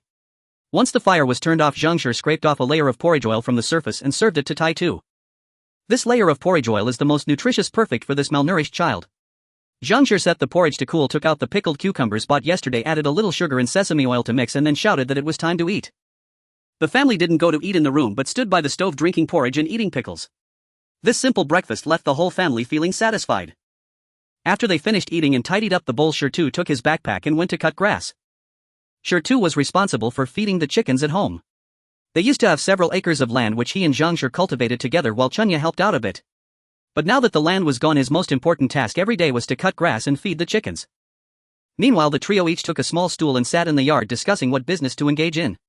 They had already rented a shop but hadn't figured out a livelihood yet. This was akin to getting on a carriage and piercing one's ears at the last moment. However, Chunya actually had a preliminary idea when they rented the place yesterday to sell simple snacks. They have low costs and reasonable prices, perfect for students to fill their stomachs before dinner. Zhangshir and Sudin naturally agreed, but what exactly should they sell? Tea, eggs and marinated tofu. The tea eggs sold near our school had a fragrance that could be smelled from afar and they are easy to make. Chunya said. Suda slapped his thigh and agreed that works. The cost of eggs and tofu isn't high. I think it sounds great. But Zhangshir said these two items are good, but don't forget we rented a shop. Are we renting a shop just to sell tea eggs? Is that too much money? Then let's add some wontons. Just a few pounds of meat and flour each day, the cost won't be high. Besides, making wontons is a family tradition and they can't possibly taste bad when we make them. Chunya said proudly. Zhangshir thought for a moment and said all right. It's settled then. Well, sell tea eggs and wontons. We have to go to the store later to get everything ready and we definitely need to set up a stove. Today we can set it up and it should be usable in 2 or 3 days. We also need to buy some tables and chairs. Without a moment's hesitation, Suda stood up, patted his backside and said let's go. Zhangshir certainly wouldn't agree as there were still many tasks to attend to today, and what if they lost a 4-year-old child along the way? Upon hearing that they were heading to the city again, Chunya's legs trembled. Seeing Zhangshir's reluctance to let Taitu go, she volunteered, Mom and Dad, you go ahead, I'll stay home with Taitu. Zhangshir immediately understood that Chunya was scared from yesterday's experience. Thinking about it, she had felt exhausted just lying in bed after returning home yesterday. Not to mention Chunya was only 8 years old. So she nodded in agreement and gave her some money to ask around the village for anyone selling eggs, since they had decided to make tea eggs and they needed to buy eggs. It would be cheaper to buy them from the village. Chunya naturally agreed. After Zhangshir and Suda left, she grabbed a basket and, accompanied by Taitu and De Huang, headed to the big locust tree at the village entrance. This locust tree had stood for many years, its roots deep and leaves lush. The village's elderly women loved to gather here to sew and chat. The arrival of Chunya and Taitu caused a stir. The villagers began to murmur amongst themselves. The news about Suda's family's recent incident had been a hot topic in the village these past few days. Some said Suda was not a good person, while others said Zhangshir was too soft-hearted, unable to protect even her daughter. In short, none of the comments were flattering. Isn't that Chunya from Suda's family? What are you doing with that basket? Asked a plump woman. Chunya smiled, found a large stone and sat down with Taitu. She cheerfully replied, I'm here to collect eggs. Does anyone have eggs for sale, auntie? We're buying them, paying cash, 3 eggs for 2 coins. The crowd erupted into a louder discussion. The plump woman asked again, why does your family want to collect eggs? To sell them. We don't have any other means of income right now, we just want to earn a little money, Chunya replied. After all, everyone already knew about her family's situation and there was nothing to hide. They really did need to sell the eggs, but there was no need to explain every detail. The plump woman, seeing that Chunya was honest, thought that the girl had always seemed quite trustworthy and that she was offering cash, so she said, all right, I have about 10 eggs at home. Do you want them? Of course. Auntie, please go get them, I'll wait here, Chunya responded, then turned to the others saying, if any of you ladies have eggs to sell, feel free to bring them to me. I'm buying. Seeing that she didn't seem to be deceiving anyone, several villagers eagerly left to fetch their eggs. The plump woman lived at the village entrance, so it didn't take long before she returned with a basket. She handed it to Chunya, saying, count them, 12 eggs. Chunya took the basket, placed each egg into her own basket and said, that's right, 12 eggs. That'll be 8 coins, auntie, please keep it. After handing over the 8 coins to the plump woman, she asked a nearby aunt, is it really 8 coins? How would I know? You can count it yourself, came the response. The plump woman counted again and after a while confirmed that it was indeed 8 coins. She smiled at Chunya, saying, you girl usually so quiet, but when something happens you're quite clever. Chunya smiled back, pleased. Taitu watched in awe as his sister could count and calculate something the plump woman took a while to figure out. He was truly amazed, looking at his sister with starry eyes. Chunya playfully winked at Taitu. He grinned, feeling that his sister seemed a bit different these past couple of days. Seeing that the plump woman had sold her eggs for 8 coins, the other eager villagers stopped what they were doing and told Chunya to wait for them. Since they all wanted to sell their eggs, even though the county market offered 1 coin per egg, it still cost money to take a cart there, and going to the market also required money. Selling a few eggs wouldn't earn much, so they couldn't afford that hassle. Now that someone in the village was collecting them at a reasonable price, they were naturally inclined to sell. Chunya quickly collected 70 to 80 eggs, filling her basket. The plump woman, worried that Chunya might break the eggs, even offered to help her carry them home. Chunya was naturally very grateful. When she got home, Shur too had already finished cutting grass and was back.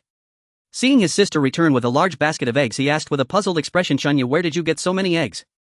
Chunya remembered that Shur too had gone out to cut grass when they were discussing their business plan, and he didn't know about their plans to sell tea eggs and wontons.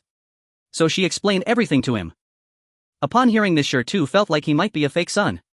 But since he saw the hope of not starving to death in their business idea, he thought it didn't matter whether he was a real son or a fake one, and he felt a bit relieved. Currently the only chores at home were feeding the chickens, which Shur too finished quickly. He paused for a moment and found himself sitting in the yard, awkwardly staring at his sister. He could only repeatedly remind Tai to not to run off, not to fall, and not to play too much. Taitu, annoyed by the constant reminders, led De Huang to go find San Nyo at the neighbor's house. The yard fell silent for a moment and Sure felt increasingly restless. Chunya observed her brother scratching his head, patting his clothes and sweeping the ground for the third time. Unable to hold back, she laughed. She had known for a while that her brother felt awkward, but she playfully wanted to tease him. However, if this continued he might just bolt out the door, so she decided to hold off on teasing him for now. Brother, since we have nothing to do right now, why don't we try making tea eggs? Chunya suggested. Sure immediately responded, yes. Let's do it. As long as we don't just sit here staring at each other, anything is fine. So the siblings picked out 20 eggs from the basket, washed them thoroughly with well water and gently cracked the round ends of each egg. Sure started a fire while Chunya prepared the rock candy she bought yesterday, caramelizing it and boiling it with water. After that she added the egg, star anise and cinnamon. Once it boiled they should transfer it to a clay pot with tea leaves and simmer for half an hour. The star anise and cinnamon had been purchased together with oil, salt, soy sauce and vinegar yesterday. They were a bit pricey, so she only bought a little, but thankfully these spices didn't require much and a small amount could be used multiple times. She had also bought too many tea leaves as seasonings. Chunya had sourced some cheap broken tea and tea stems from the shopkeeper. Since they planned to set up a stall, these items would eventually need to be purchased. Once the ingredients were prepared, Chunya remembered they didn't have a clay pot or a stove at home, so they had to make do with an iron pot. However, they couldn't cook for too long. After bringing the mixture to a boil with the tea leaves, she added salt, poured it into a bowl and covered it with a pot lid to let it steep for half an hour. The flavor couldn't be too rich, but Chunya wanted to see if the caramelized color could replace the soy sauce for the tea eggs, which was the most important thing. After tidying up the stove, Sure finally seemed to wake from a dream, saying, "Sister, we just used 20 eggs. Isn't that too much? Will Mom and Dad be upset when they come home?" Chunya wiped her hands on her apron and replied, "Not at all. If we eat freely our family might not even have enough, but we can't eat too many eggs, at most 2 per person. Then we can send a few to Grandpa and Grandma and give some to the neighbors Yenzi." That should be it. Oh no, I think I might have cooked too few. Sure thought him overthinking this. Forget I asked. He noticed that Chunya hadn't even considered whether their parents would blame them. So he reminded himself not to worry too much. He had seen clearly over the past few days that as long as Chunya wanted to do something their parents would hardly oppose it. Although this whole situation felt strange, why overthink it? Whether tea eggs tasted bad or rice porridge was unappetizing, what mattered was living a good life. The siblings, having cooked tea eggs together, had established a new preliminary sibling bond. Although they still had to wait for the tea eggs, the awkwardness between them had significantly lessened. Seeing that they were both idle, Chunya suggested Sure to take her for a walk to the back mountain.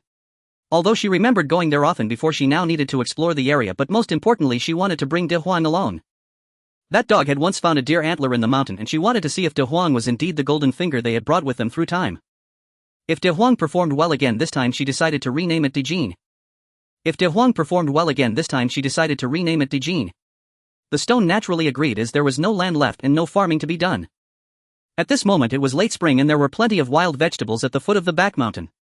Since my sister wanted to take a stroll, we might as well dig up some wild vegetables.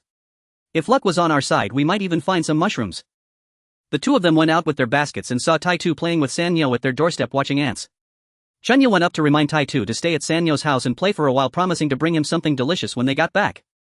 Taitu was having a great time playing with the ants.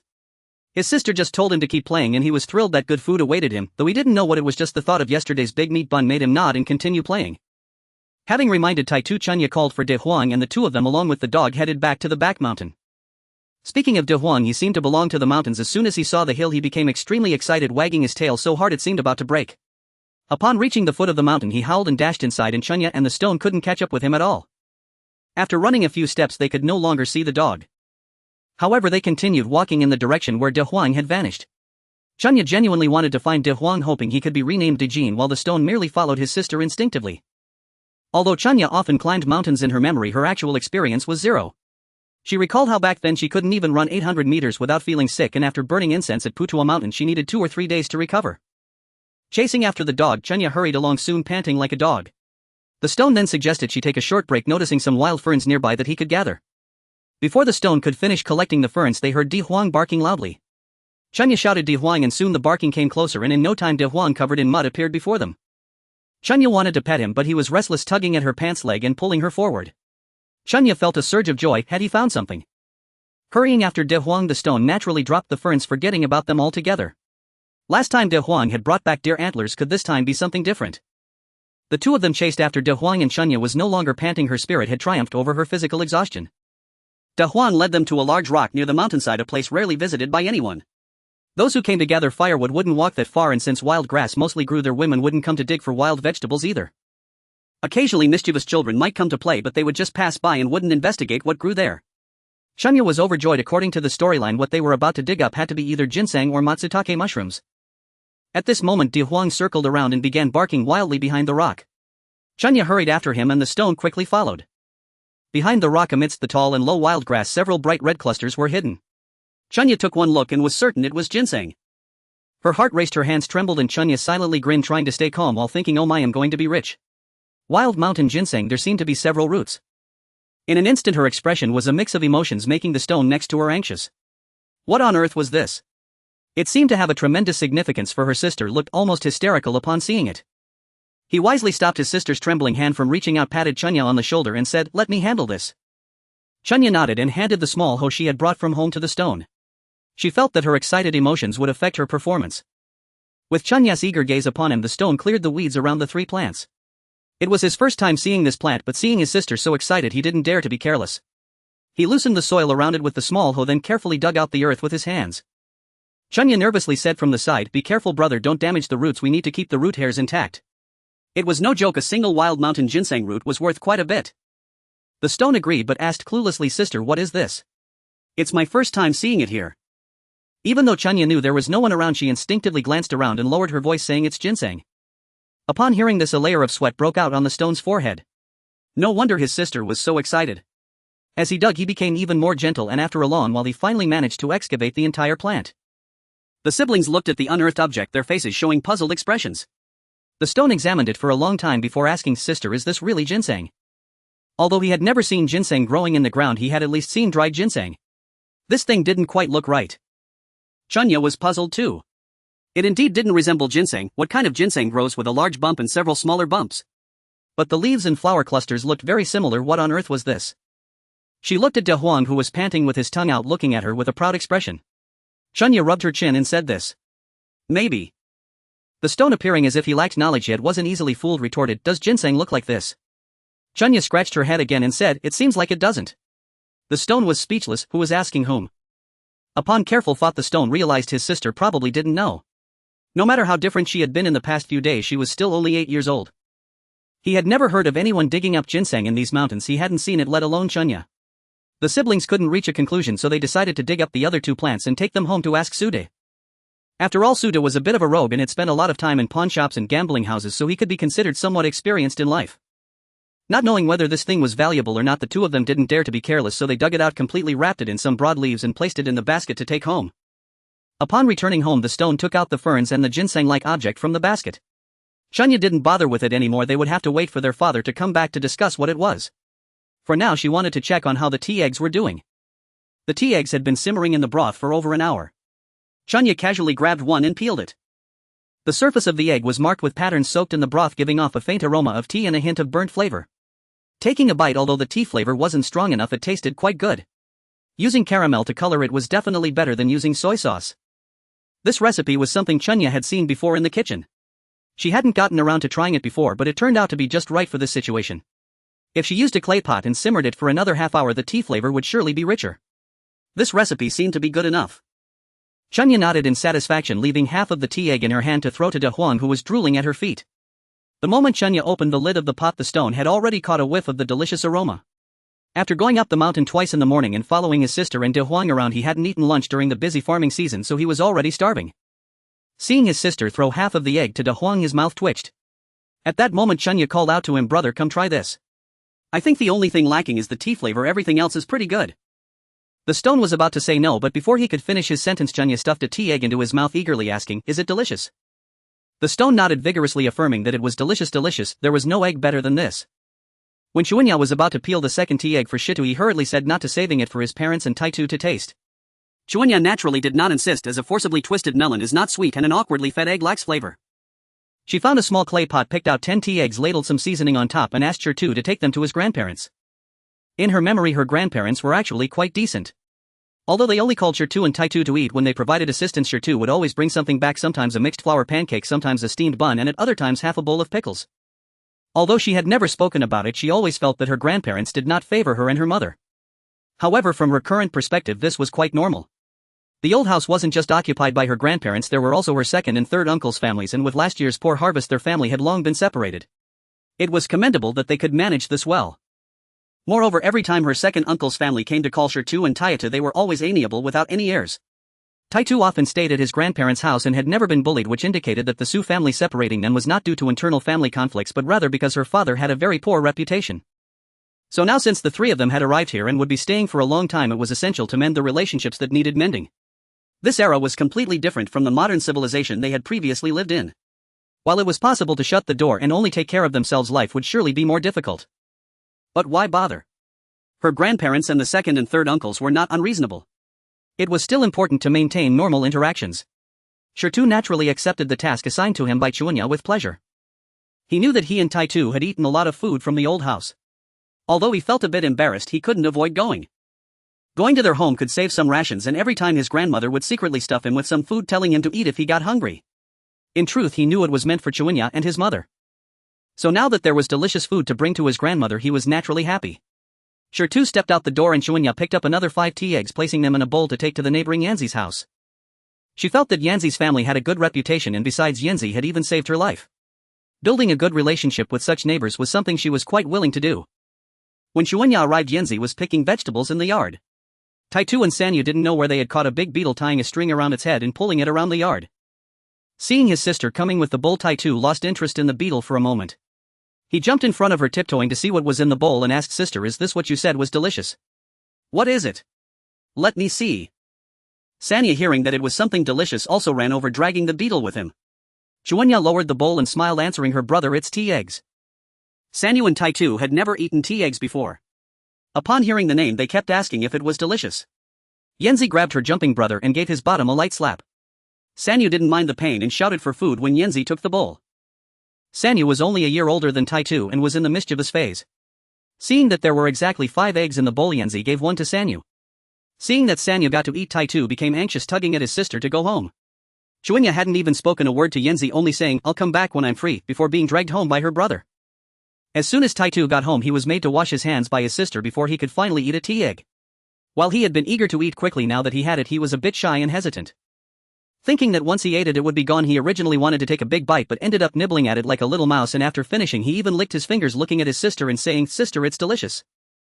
Xuanhuan thought since she hadn't eaten lunch yet, it wouldn't hurt to eat another, so she asked him, "Do you want me to peel another for you?" Unexpectedly, Tayatu shook his head and said, "There are still 2 left, one for Dad and one for Mom." Xuanhuan immediately praised him as a good child, and Tayatu's little face turned red with embarrassment as he ran off to play with the dog. Meanwhile, Shertu arrived at the old house, which was currently in the off-season for farming. The work in the fields was light and the family had finished their morning tasks and were taking a break in the yard. 2 aunts were picking vegetables, the second uncle was weaving a bamboo basket, the third uncle was chatting with old Su, and Grandma Kai was making shoesalls, while several children were playing in the yard. When everyone saw Shertu arrive, they called him to come in and sit. Shertu handed the clay pot to Kai, saying, "Grandma, these are the tea eggs Xuanhuan made for you and Grandpa to try." Kai took the pot but had a ghostly expression on her face.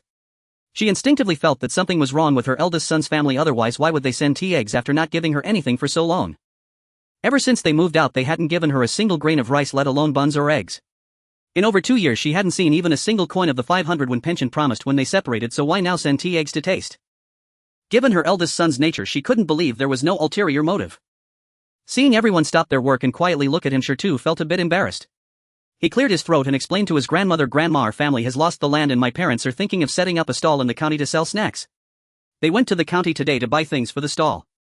Xuanhuan thought of a recipe to make these tea eggs, and if everyone thinks they are delicious, we will sell them based on this recipe in a few days." Shertu didn't mention that they had rented half a shop because he was afraid his grandparents would think his parents hadn't planned properly. Although he also had a bit of that thought himself, he still felt it was necessary to keep some things hidden. Setting up a stall to earn money. Your father is unreliable and your mother can't seem to do anything. They want to do business. Kai exclaimed in disbelief. No wonder Fat Aunt told me Xuanhuan was collecting eggs at the village entrance to start a business. I didn't believe it at first, but she spoke so confidently and even said she sold them for 8-1. It turned out they really were going to start a business. The one speaking was the second Aunt Li. Kai glared at her and said, "Why didn't you tell me?" Li shrank her neck and replied softly, "I forgot for a moment, and besides I didn't know they were really going to start a business. Shitty, your family sold the land and repaid debts, and now there are only a few taels of silver left. They say they want to do business, but this must be your father's idea, right? You all need to think this through. Your father. Well. It's better for you to go out and find a job with him, whether it's selling labor or renting a few acres of land. That's better than wasting all your money. Old Su actually didn't want to meddle in his eldest son's affairs anymore. He had worked hard all his life, and in his old age he had to separate from his family because of this unfortunate son, which tarnished the family's reputation. Almost all of the savings for him and his wife had gone to this eldest son. Yet looking at his half-grown grandson, he couldn't help but offer some words of advice. Second Uncle Su Fa and third Uncle Su Ji also nodded. The second uncle added, "Shit, you're 13 now and you should learn to manage family affairs, big or small. Your father is. Well. You can't just ignore your mother and younger siblings for the sake of being filial." He found it too difficult to speak ill of his brother, so all he could do was offer a little guidance to his nephew. Second Uncle Su Fa and third Uncle Su Ji also nodded. The second uncle added, "Shit, you're 13 now and you should learn to manage family affairs, big or small. Your father is. Well. You can't just ignore your mother and younger siblings for the sake of being filial."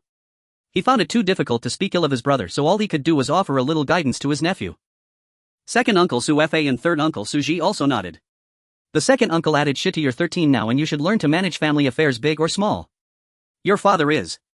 Well. You can't just ignore your mother and younger siblings for the sake of being filial." He found it too difficult to speak ill of his brother, so all he could do was offer a little guidance to his nephew. At this moment, Shertu was at a loss on how to respond to the concerns of his grandparents and uncles. Although he knew they meant well, this matter was not decided by his father. Clearly it was Xuanhuan who wanted to rent the shop. Although he had left early in the morning and hadn't seen their discussions about the business holding this tea egg, now he guessed that the decision was likely made by his sister. But how could he explain this? Even if the people at the old house believed him, how could they support an idea that came from his 80-year-old sister? Shertu felt troubled, but he had no place to voice it. Given the difficulty of the situation, he decided to not respond to their concerns and simply mumbled a few vague replies suggesting that everyone try the tea eggs. Seeing Shit's demeanor, old Su understood that his grandson was also helpless in this matter, as the money was not in his hands and he couldn't make any decisions. With a sigh, he waved his hand for his wife to bring a basin to serve everyone.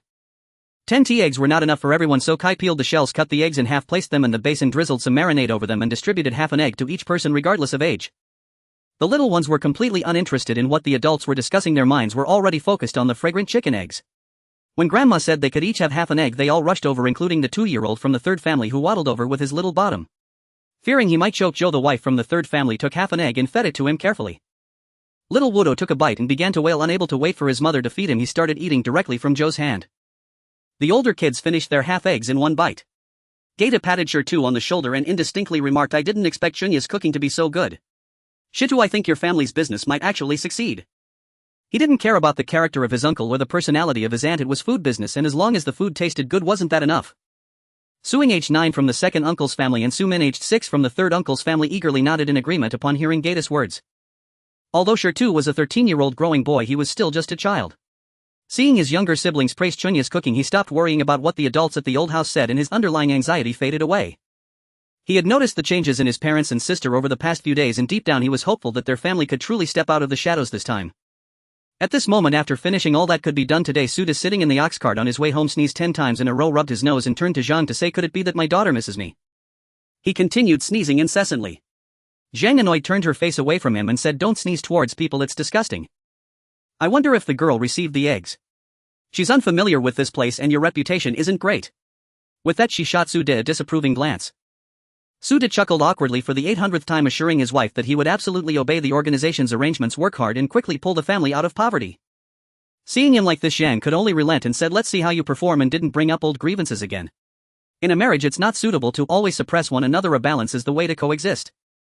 The ox cart driver, old Zhao, was obsessively dedicated to picking up the cow dung left by his ox. By the time the couple returned home, the sky had already darkened.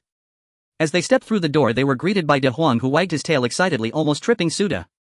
Suda was not angry, he just shooed the dog away a couple of times. Seeing that De Huang wouldn't leave, he let it be. Xuanya and Shertu had already prepared the meal, stir-frying the fern shoots picked from the mountains with minced garlic and cutting some leeks to make leek omelets with 3 eggs. Xuanya cooked while Shertu tended the fire. The two worked together quite harmoniously. To prevent Tai Tu from going hungry, they had already let him eat first. Seeing Zhang and Suda return, Xuanya happily ran over to help her mother carry things. Zhang, fearing that they might not be at home and the children wouldn't know how to cook, bought a few buns on the way back. She also bought Tai Tu some snacks that she had promised him. Seeing that the meal was ready, they were naturally pleased and praised Xuanya for being thoughtful and filial. Sudi also flatteringly expressed that their daughter had worked hard, as if it was Xuanya who had been running around all day and not them. Although Shertu felt he had been through many hardships, his parents' straightforward praise, though not directed at him, still made him feel a bit embarrassed. The couple washed their hands and Zhang handed a piece of mung bean cake to Tai-Tu for him to eat on his own. Meanwhile, Xuanhuan had already laid out the hot dishes on the stove. The four of them stood by the stove eating and chatting about what each had done today. Su De and his wife had truly worked hard today. Upon reaching the county, they first went to the blacksmith shop to buy a pot for cooking wontons. After carrying the pot to the store, they asked Master Lin where they could find a stove master. Fortunately, Master Lin indeed knew someone who could help, so they found the person's home and scheduled to have the stove built the next day. After taking care of this, they went to a furniture store and bought 4 small square tables and 16 long benches. Usually furniture needs to be custom made, which takes a long time, but simple tables and benches could be picked up on the spot as long as the quantity wasn't too large. They also went to a grocery store to buy pots, bowls and plates. Zhang thought about making braised tea eggs and dried tofu, so she specifically bought a large earthen pot that could hold 70 or 80 eggs at once without any issue. After a busy day, they had completed most of the preparations for opening the shop, which was a relief compared to aimlessly fussing about. However, the expenses for the day were not small. Just for the iron pot and earthenware pot, they had spent nearly 1.5 taels. In this era with poor industrial production capabilities, things were naturally expensive. Coupled with the costs for tables, benches, pots, bowls and stove construction, they spent more than 3 taels in one go. Su decided if it weren't for De Huang, we would really have no confidence in opening this shop. With some spare money, we wouldn't be so anxious. If it weren't for De Huang selling the antler for over 7 taels, we would only have a bit more than 1 tael left now. Tomorrow we still need to buy ingredients and seasonings. 5 taels would almost be just enough. Speaking of De Huang, Xuanhuan suddenly remembered the unknown items they had dug up in the morning. Unable to wait to finish her meal, she put down her bowl and brought the 3 plants over for Su De to see. Before Su De could speak, Zhang said, "Isn't this sanchi?" Su De nodded, saying, "What your mother said is correct. This sanchi is a type of ginseng which is good for replenishing energy, while sanchi is good for replenishing blood. It's also a good thing. Where did you get this from?" Xuanhuan then suddenly realized it was sanchi. No wonder it looked so ambiguous. Su De picked up a root of sanchi and examined it closely with Zhang. The two discussed it in hushed tones, then turned to Shertu and said, "It's certainly more valuable than ginseng. Typically sanchi must be harvested after 3 to 4 years, otherwise it risks rotting in the ground if left too long.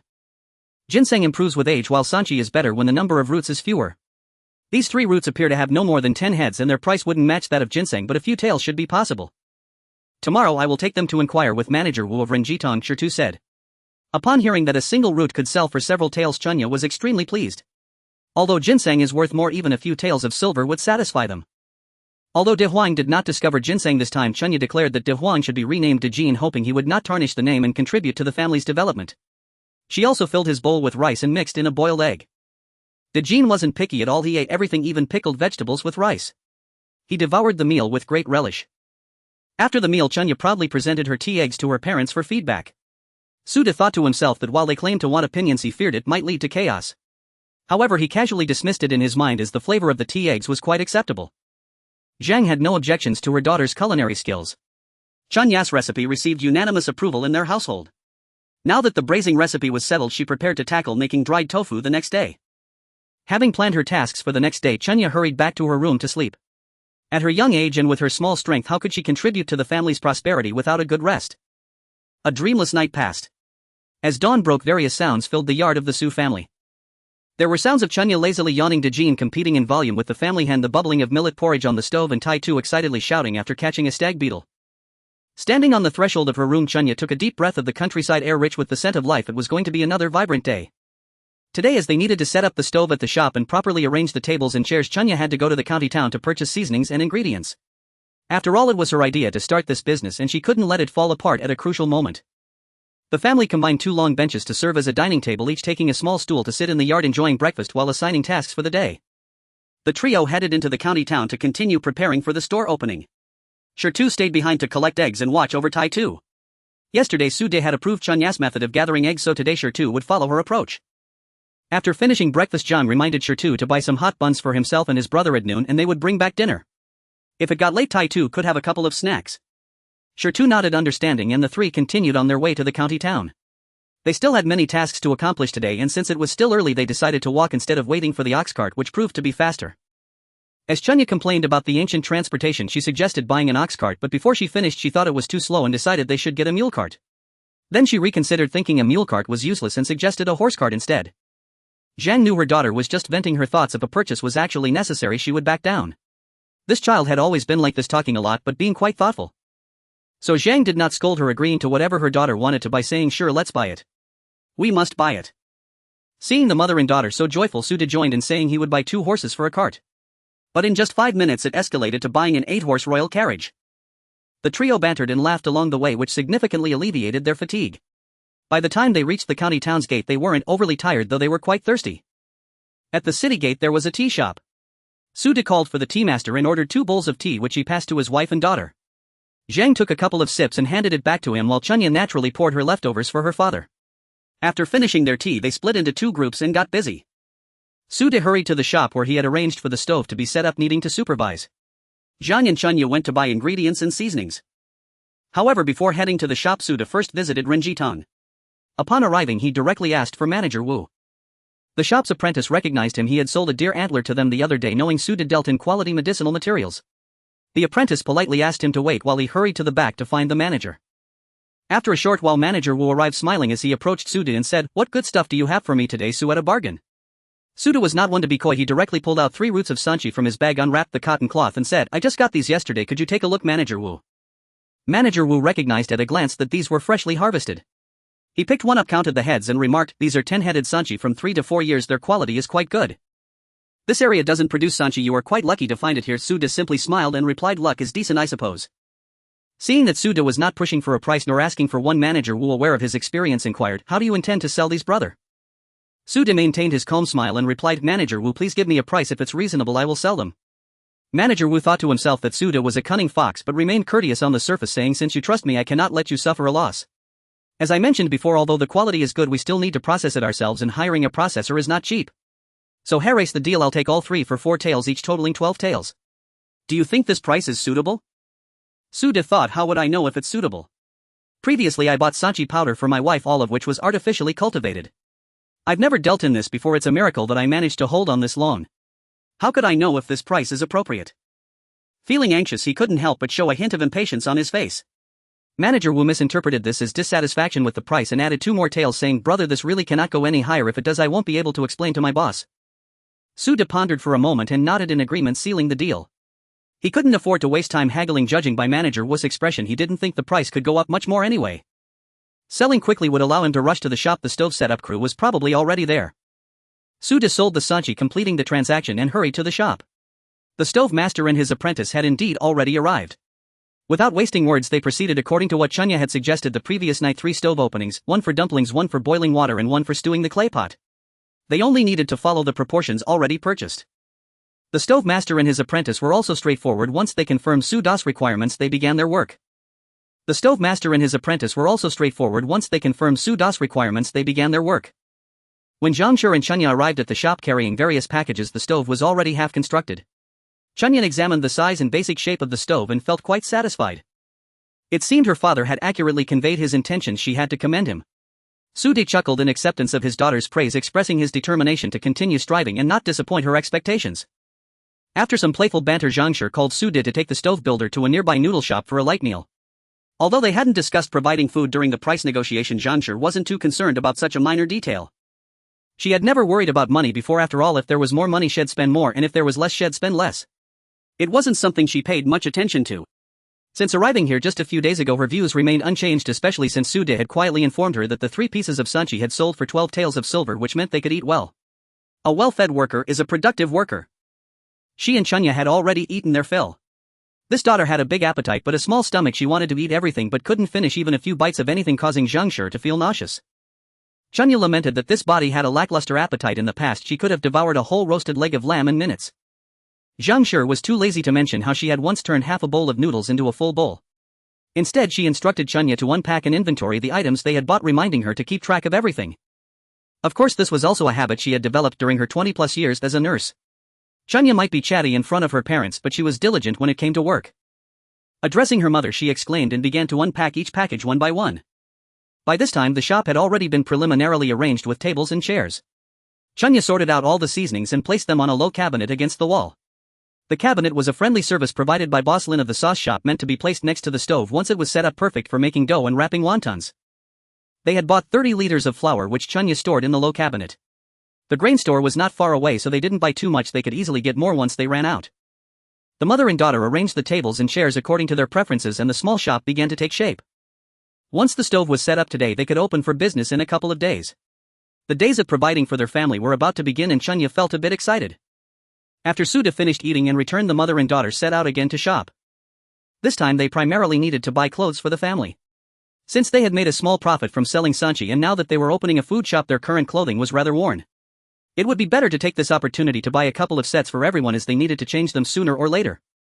Throughout history and around the world, there is no street that women cannot shop on. The mother and daughter with their modern souls found shopping for clothes to be quite enjoyable. After visiting 3 or 4 shops, they finally found one that met their needs. After discussing, the mother and daughter decided to buy 2 outfits, each made of fine cotton fabric, aiming for a color scheme that matched. The 2 of them would wear straight-collared narrow-sleeve tops with pleated skirts, while the 3 males just needed simple clean jackets and trousers. Even though they chose the simplest, most straightforward styles, buying 10 sets of clothes still cost them 2 taels of silver. They were truly grateful for the profits from sanchi, otherwise they wouldn't even be able to afford new clothes. Hearing Zhang Shi mumble, Chunya insisted on buying bones for Dejin to eat. Zhang Shi thought for a moment that the shop's matters would basically be wrapped up today. They could come back in a couple of days once the new stove was ready for use. Since she probably wouldn't need to come to the county tomorrow, she decided to stay home with Chunya and try making wontons. She nodded in agreement to buy big bones and also some pork belly for the wontons.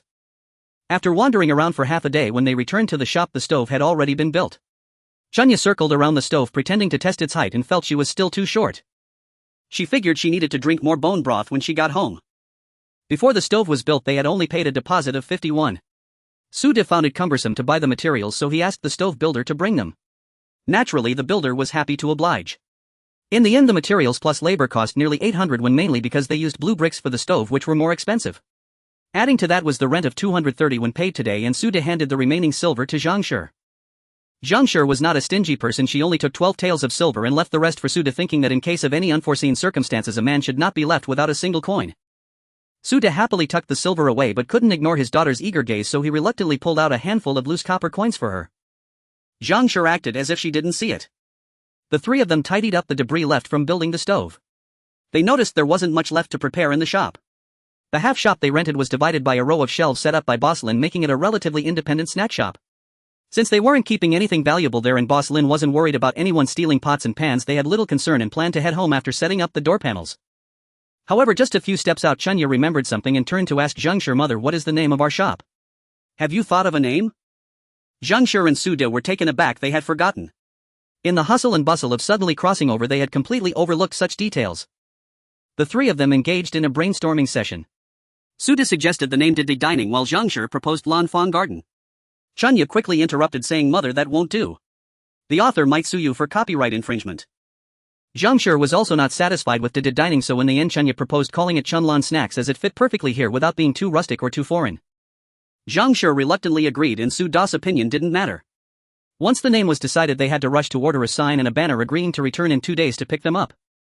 Zhao Lao Das oxdun cart clattered along the country road. Chunya sat at the back of the cart, swinging her short legs and munching on the 5 spice beans that her father had bought for her. At this moment she felt the wonders of life. Living twice with completely different experiences was worth it. Having made a small profit today, the 3 of them had hired Zhao Lao Das cart to return, so they arrived quite early. Upon returning home, they were naturally greeted by Dejin, who wagged his tail without fear of straining his back. Shi too was in the family vegetable garden weeding and harvesting vegetables. Hearing noises from the front, he came out to see his father, mother and sister had returned, and he was naturally happy. Tai Tu circled around Chunya, who took out the new clothes she had just bought for him to change into. The sky blue fine cotton jacket looked great on the little boy, especially with Chunya styling his hair into a topknot, giving the frail child an air of scholarly charm. Tai Tu was so happy that he ran around the yard twice, still not satisfied, and cheerfully ran out to find Sanyo to play. Naturally, Shida's clothes should be given to him, but Shi Tu waved his hand and said, "No need, I have clothes to wear." Chunya looked at Shi Tu with a sideways glance and said, "Oh, don't bother, since Dad can't wear them anyway, he'll just throw them away." Although Shi Tu knew that Chunya was just teasing him, he merely rubbed his nose and watched as his sister struggled to continue the conversation. Seeing Chunya acting up again, Zhang Shi took the clothes from Chunya's hands, handed them to Shi Tu and said, "Take them, there's no need to be polite since your parents bought them. Go put them away, your mother will make you small wontons to eat later." As soon as she mentioned making small wontons, Chunya had no time to tease her brother anymore. She washed her hands and said she wanted to help.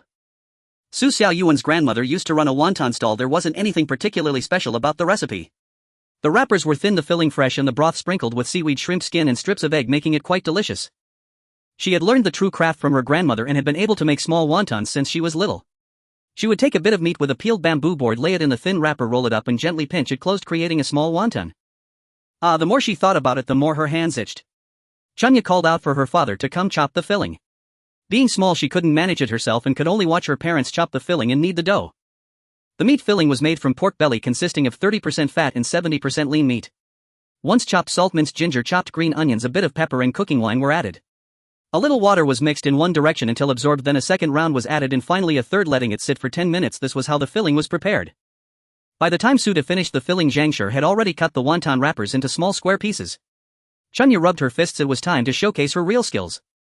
She held a small bamboo piece found by Shirtu in one hand and gently pinched with the other. Before long, the small bamboo tray was filled with small wontons. Before even starting to knead the dough, Zhang Shi had already simmered the bones she bought earlier.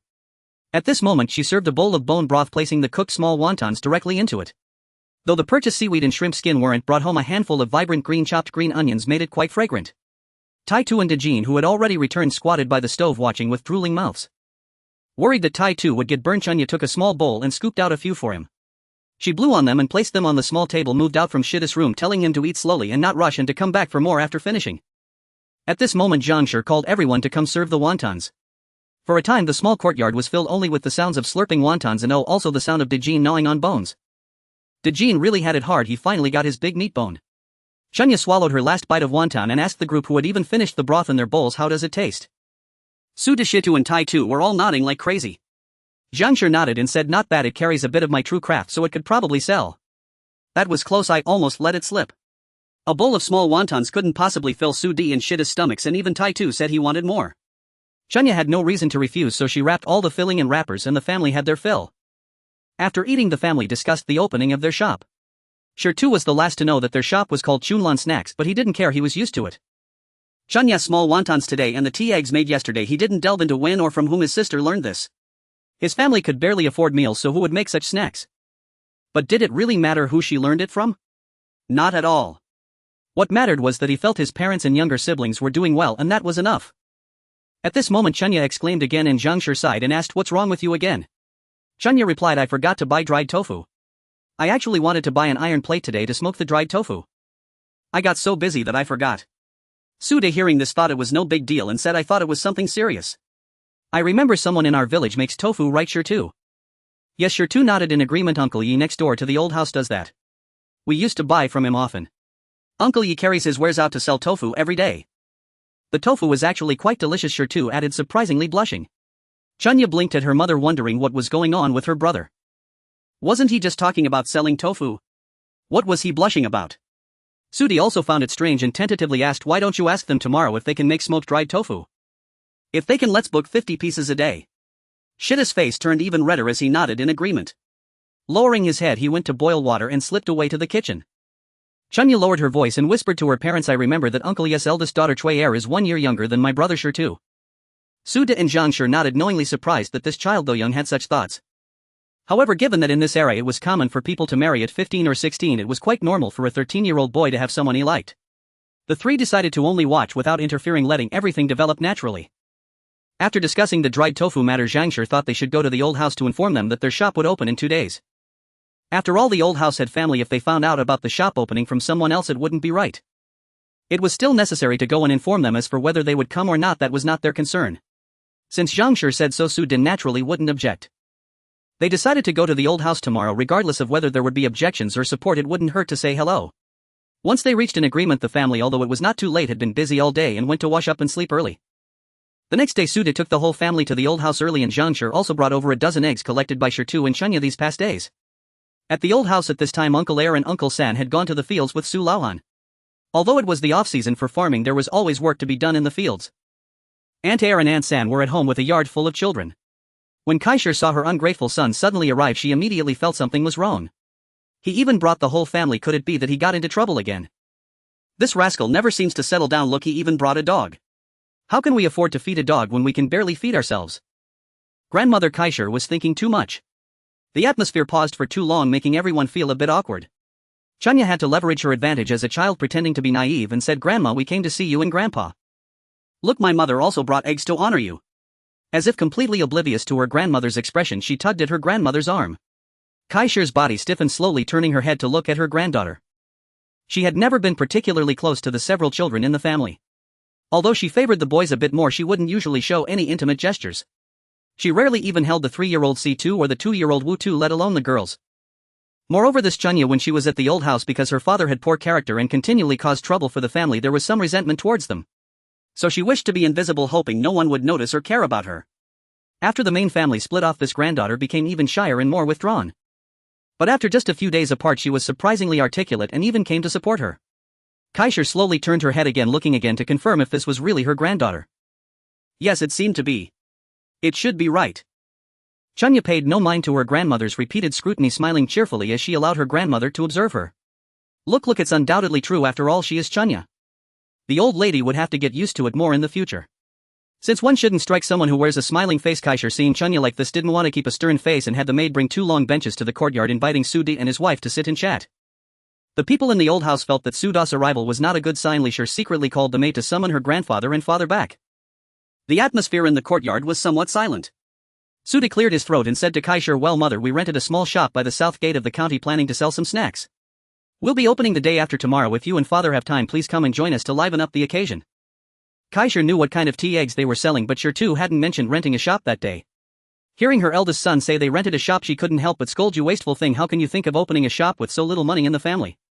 You can't even farm properly and you complain about the labor.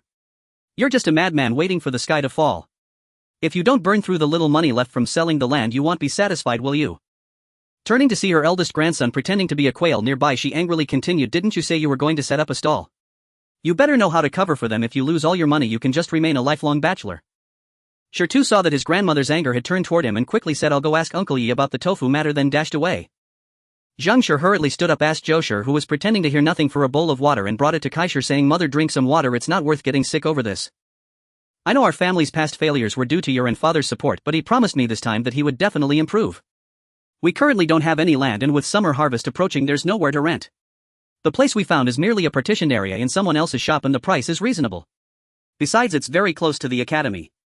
We stayed there for 2 days and there were quite a few travelers and students passing by after school. This business should be feasible. After finishing this sentence, Zhang Shi let out a secret sigh.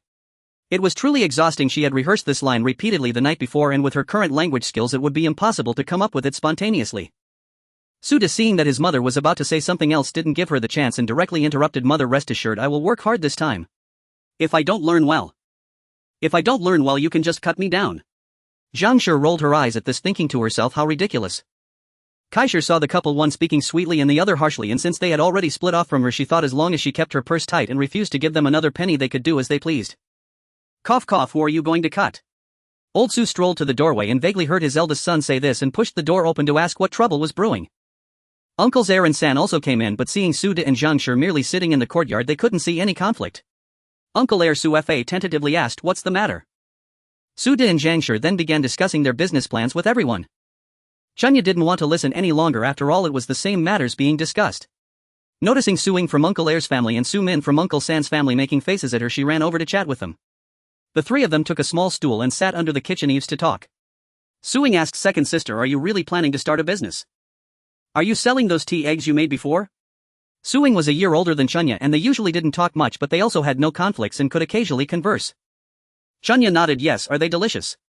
We won't just sell tea eggs, we'll also sell marinated tofu and small wontons. What are small wontons? Are they tasty?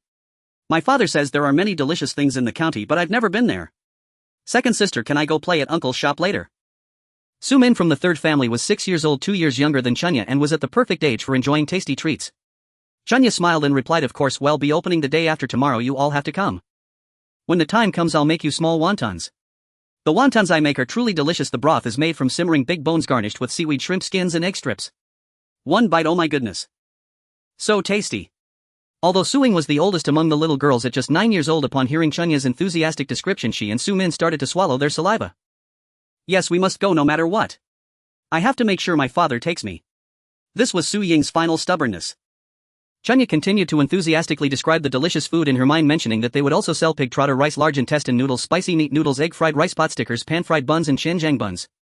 By the time Zhang Shi shouted for Chunya to come home, Su Ying and Su Min had already swallowed their saliva. Zhang Shi knew her daughter was acting up again.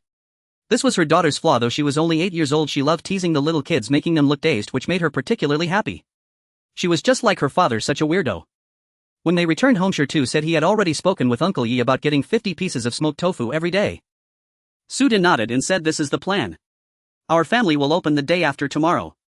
I will be in charge of selling eggs and tofu, handling payments and cooking wontons. Shertu will be responsible for serving and washing dishes while Chunya and the children's mother will handle wrapping the wontons. Chunya and Shertu had no objections. Chunya thought it was a small matter and would just follow her father's lead. Shertu felt that for such an important task he must also listen to his father. Upon hearing this, Zhangshi frowned slightly and said, "Will you have too much on your plate? Can you manage?" Su De replied, "It sounds like a lot, but there's actually not much to do. The eggs and tofu are all pre-marinated, we just need to serve them. It's really just about cooking wontons and collecting money. If it gets too busy, any one of you can come and help me out." After thinking for a moment, Zhang Shi agreed. In such a small place, the division of labor was just a rough arrangement. If it really got busy, whoever was free could just lend a hand. After all the discussions about starting a business had been going on for what seemed like 800 times, they finally reached the final chapter and the family was not planning to discuss it any further. All discussions would ultimately revolve around practical operations. With the opening day approaching, Zhang Shi outlined the family's financial situation for everyone. The total expenses for opening the shop had added up to roughly 5 taels of silver, while the purchases for clothes and food had cost about 3 taels. Currently they had around 18 taels of silver left. After hearing this, Chunya exclaimed that she wanted to feed the dog. De Jean truly lived up to its reputation as the Hound of Heaven. It was a good dog. Regardless of whether the Su family was looking forward to it or doubting it, the new stove was finally ready for use. Early in the morning, the whole family dressed up and Su De generously hired Zhao Laoda's ox cart, promising him an extra 5 when on the condition that he would not stop to pick up cow dung on this trip. Zhao Laoda agreed without a second thought. After just a few steps, Su Fei arrived with the covered bride and the 2 sisters Su Ying and Su Min. The children naturally crowded together happily upon seeing each other. Su Fei explained that their parents had sent him to represent the whole family. The 2 girls, usually well-behaved, insisted on coming along today despite all persuasion. Upon hearing this, Chunya secretly told the sisters, "I'll make wontons for you later." Wasn't that the reason they came? They nodded eagerly like garlic sprouts. The ox cart, amidst Zhao Laoda's grumbling that too many people make the ox tired, swayed its way into the city. Since their village was closest to the east gate, they usually entered through there. Su De, along with the large family, found it inconvenient to shop, so he let Zhang Shi take the little ones to the store while he and Su Fei went to buy the necessary ingredients and the sign they had ordered. The little ones followed Zhang Shi to the store. Su Ying and Su Min were very diligent, helping to clean and wash. Chunya greeted the shopkeeper Lin and went to the backyard to wash the pots and pans by the well. By the time Su De and the others returned with their purchases, Zhang Shi and the others had already cleaned the shop inside and out.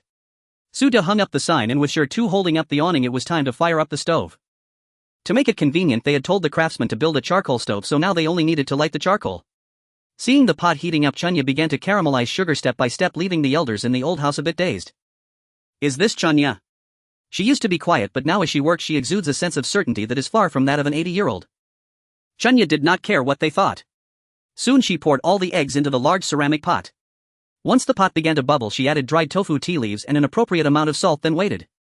Before long, the aroma of tea wafted throughout the shop. While Chunya was preparing the tea, eggs, Su De and Zhang Shi were each preparing the fillings and wrappers for the wontons, just like yesterday. At this point, as Shertu boiled a pot of water, Chunya and Zhang Shi began to wrap the wontons. The 2 moved swiftly and soon a bamboo tray of small wontons was ready. Although the bone broth had just been simmering for a short while and the flavor was not strong when Shertu served the freshly made small wontons to the little ones, Tai Tu couldn't help but cheer excitedly. Though Tai Tu had eaten before, that day's soup had no added ingredients and today's would surely be tastier. The 3 children in the old house looked at each other, having never tasted this before, but the aroma was irresistible. Just as they were eager to dig in, Chunya suddenly called out, "Wait!" Everyone looked at her in confusion. Tai Tu, though not daring to be angry, hoped his sister had a good reason, otherwise he might cry.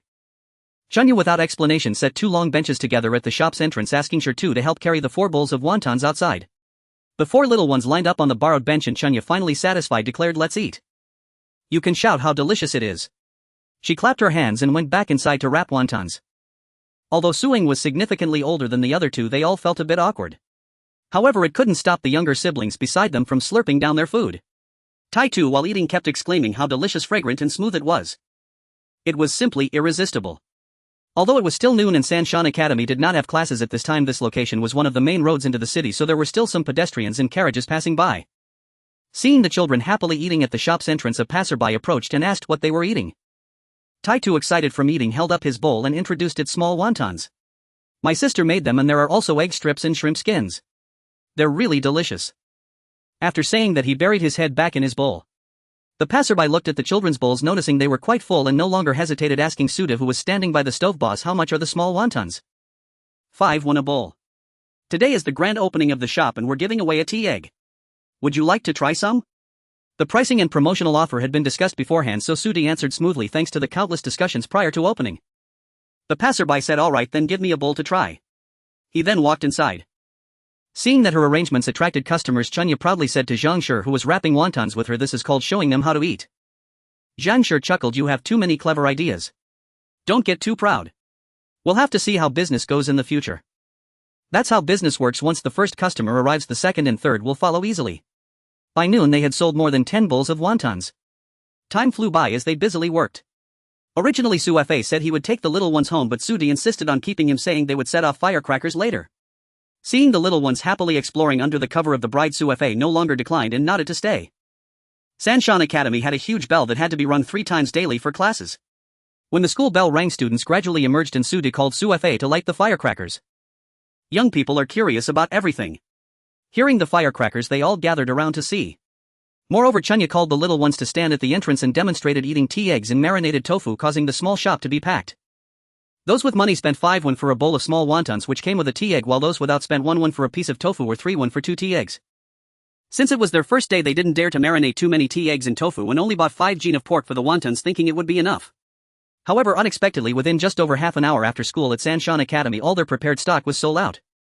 Suda and Zhang Shi were fine. After all, Su Daxuan had run a business himself before and had seen many scenes like this. But Su Fa was astonished. Is this business really that easy? He considered himself somewhat knowledgeable about the county town, yet he had never seen a small eatery with such good business. It was simply hard to believe. However, no matter how incredulous Su Fa was, Sudi and the others still closed the shop early. According to yesterday's arrangement, although there was some chaos during the peak hours, it was still somewhat orderly amidst the chaos, and with Su Fa helping out, the first day went relatively smoothly. After everyone tidied up the shop, they hurried back to the east gate, but at that moment Zhao Lauda had already left. Suda looked at the pile of radish heads and, biting his lip, discussed with his wife, "Shall we rent a mule cart?" Zhang Shi was not a stingy person, so she naturally agreed. The children were quite tired from cleaning and serving today, weren't they? Not sure if it was because they ate too much today or if the successful opening excited them. The group chatted and laughed all the way home, feeling that it hadn't taken long to arrive. At the moment they got out of the cart, Zhang Shi felt a bit exhausted. She didn't bother with pleasantries, with Su Fa waving goodbye and not explaining anything else. Su Fa would surely tell his family about today's events, so they didn't need to go into details. In any case, they could just speak as needed. "Hey Shido, hurry over to your uncle yes place. We need 50 more pieces of the smoked tofu for tomorrow. The tofu sold out the fastest today." Before even stepping into the house, Suda remembered this matter. The tofu was cheap and students, regardless of their financial situation, loved to buy a piece to eat, which is why it sold out so quickly. Sure too had no reason to refuse. He replied with a quick okay. And dashed off. The few of them decided not to prepare a late meal. They took out the sweet pancakes bought from Chunya's small food stall next to their shop, boiled some water, and when they got hungry they would eat the pancakes. Now the most important thing was to tally today's earnings. Zhang Shi took out the money box from her small bag and poured it out onto the table in Shida's room. Taitu looked at the pile of copper coins on the table, covering his mouth and making a muffled sound. He wanted to shout, "We're rich!" 3 times, but his sister had warned him before that if he dared to shout about how much money they had at home, he wouldn't get any wontons or tea eggs again. That wouldn't do. He had to keep his mouth tightly shut. Zhang Shi divided the copper coins into 3 small piles and the 3 of them quickly counted them up. In total there were 380 when after deducting costs they made about 191. In fact, Chunya had priced the items based on a 50% profit margin, considering that apart from material costs there were also expenses like rent, depreciation of fixed assets, coal seasoning and their family's labor, etc. So generally speaking, food pricing usually needs to be set at around a 50% profit margin, otherwise it would be better to do something else. Based on today's sale, Suda suggested that they buy a pottery stove tomorrow as the cooking space was insufficient and they needed to prepare a pot of tea eggs. No, today we opened for business and many people just stopped by for a taste. Tomorrow those who only came to try may not buy again. Besides, at least half of the tea eggs we served today were complimentary. Let's wait 10 days and see how it goes. If demand continues to exceed supply, we can increase the quantity then. Chunya immediately and ruthlessly rejected Su Da's suggestion. Although Zhang Shi didn't understand much about business, her previous work style had always been to seek stability rather than speed. She somewhat agreed with Chunya's viewpoint and decided Chunya has a point. Let's keep the tea eggs at 70 for tomorrow, and since the smoked tofu is cheap we can increase it to 100. That should be enough to fill a pot. Taitu, observing from the side, glanced at his father, then at his mother and sister. His brother was indeed correct. In this family their father seemed to be merely a laborer, while the major decisions were still in the hands of their mother and sister. Finally recognizing reality, Taitu suddenly smiled ingratiatingly at Chunya. Before Chunya had traveled back in time, she was an only child busy with classes and work. Although she had several cousins, they were all occupied with their own lives and rarely met aside from family gatherings during the holidays. Therefore she quite liked this younger brother even though he currently looked average and was just smart enough. But children always have their own charm and innocence. She patted Tai2's big head holding his slender yet soft little hand and said, "Let's go sister, we'll get you some sweet pancakes." Now that the important matters were settled, the rest could be left for their parents to discuss. While the trio finished counting, the Su family members in the old residence also listened to Su Fa's reports, each taking turns to speak. Cough cough cough. From what you all say, can the eldest family's business succeed? Su Laohan asked after clearing his throat, habitually tapping his old pipe. Perhaps maybe it could work, Su Fa thought, but he answered with firm conviction, "I believe it should work." Humph, with his nature he'll throw in the towel before 3 days are up. Kaisher said this and angrily went into the room with her sewing basket. The child didn't quite understand whether grandma meant 3 days or sooner. "Hey, I'm asking you, what are you thinking? You tell your mother, is their pastry really that delicious? Is the business really that good?" Leisure asked Su Fa, but he was too busy talking to his father and younger brother, so he could only ask his son. "It's delicious, didn't father say? The customers haven't even dispersed yet and everything is sold out." Guy too replied, but since his mother had already left, according to Leisure's habit, she would immediately ask about the taste of the wontons and tofu. He couldn't exactly say anything. "It's delicious, okay. If I don't answer, well, my mother will be angry for half a day. Time to slip away." Seeing her son sneak away, Leisure angrily remarked, "You two are the same, either shit or pee. They're all unreliable. I'll have to ask Su Ying when she comes back from the vegetable garden." The Su family in the old residence finished their dinner in a quiet yet unsettled atmosphere and returned to their rooms to rest. Not long after, a low growl suddenly erupted from the second couple's room. Ask. You really keep asking until the pot is broken. When did the pot's father die? When will it end? Are you sleeping or not? Are you really not sleeping? After that, the second couple fell silent. In the third couple's room, coincidentally next door, Zhou Shi lightly patted her son Wu Tu bottom, murmuring, "Second sister-in-law is not bad in other respects, but she talks too much." Suji, the most honest among the three brothers, usually followed Su Laohan working in the fields, often tan and shiny, and rarely expressed his opinions unless necessary. However, he spoke a bit more when he was with his wife. "It's good if the eldest brother's family is doing well. I think father and mother are only worried that the eldest brother will waste the last of his savings. You don't need to keep thinking about lending him the few hundred yuan, as you didn't expect him to pay it back when you lent it to him. I'll save it. Let's sleep. We have to work in the fields early tomorrow. Wife." Suji, who lacked eloquence, quietly pulled off the thin blanket Zhou Shi was covering him with. There are efforts to be made during the day and at night. There was no need to light a lamp, their family generally didn't light one. The Su family in the old residence finally fell completely silent, although if one listened closely the breathing seemed a bit heavy. On the second day of business, Su Di and a few others still took Zhao Laodasok's cart, but today they didn't need to book the whole cart as Chunya and Tai2 were not going. Chunya had to stay home to collect chicken eggs, and Tai2 was even more unnecessary as he would only cause trouble. They estimated that the eggs collected by Shi2 and Chunya could be sold out in 3 days.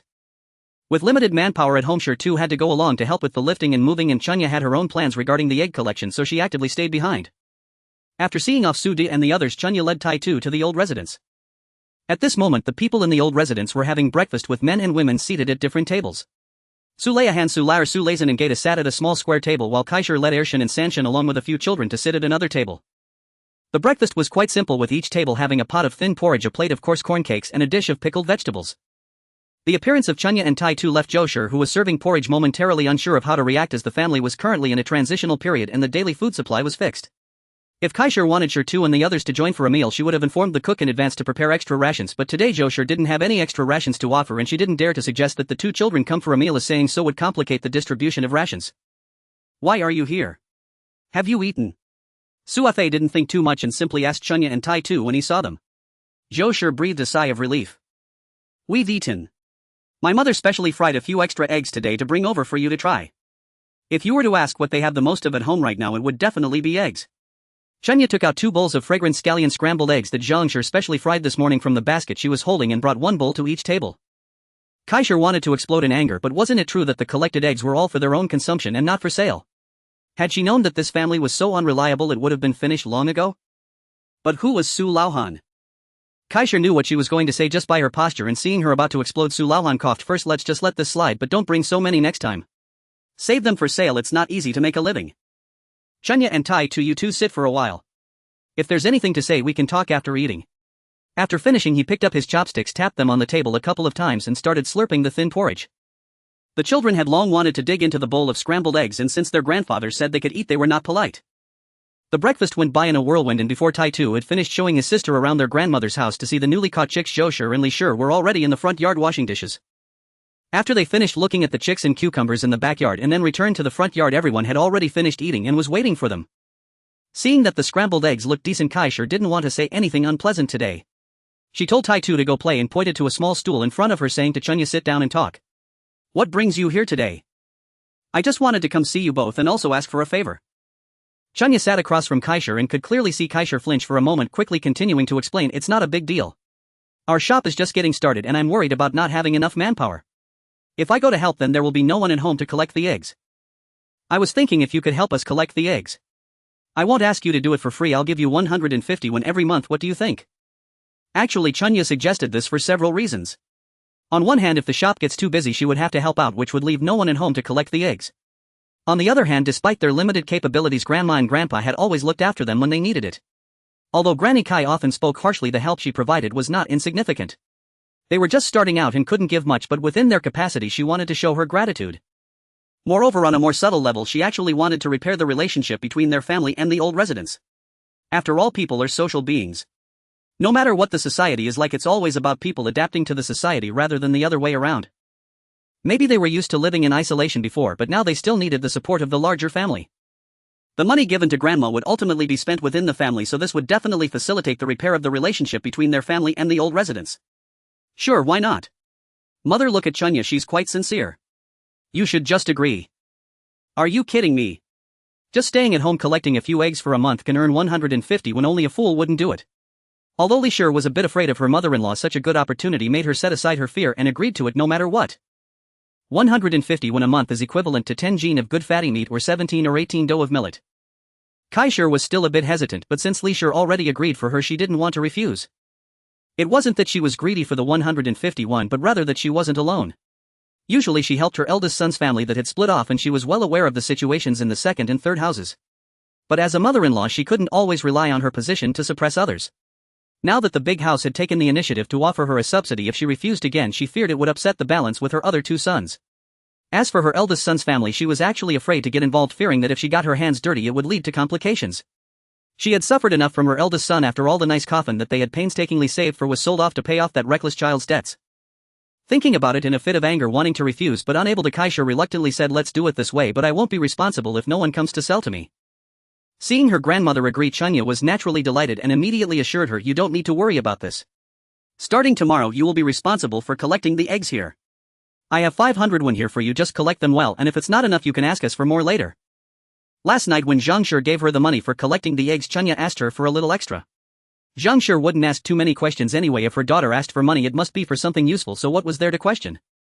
Since this matter was settled, Kai Shi didn't have anything left to be coy about. She took the money pouch and began counting it on the spot. Chunya didn't mind this at all, it was better to know the amount clearly.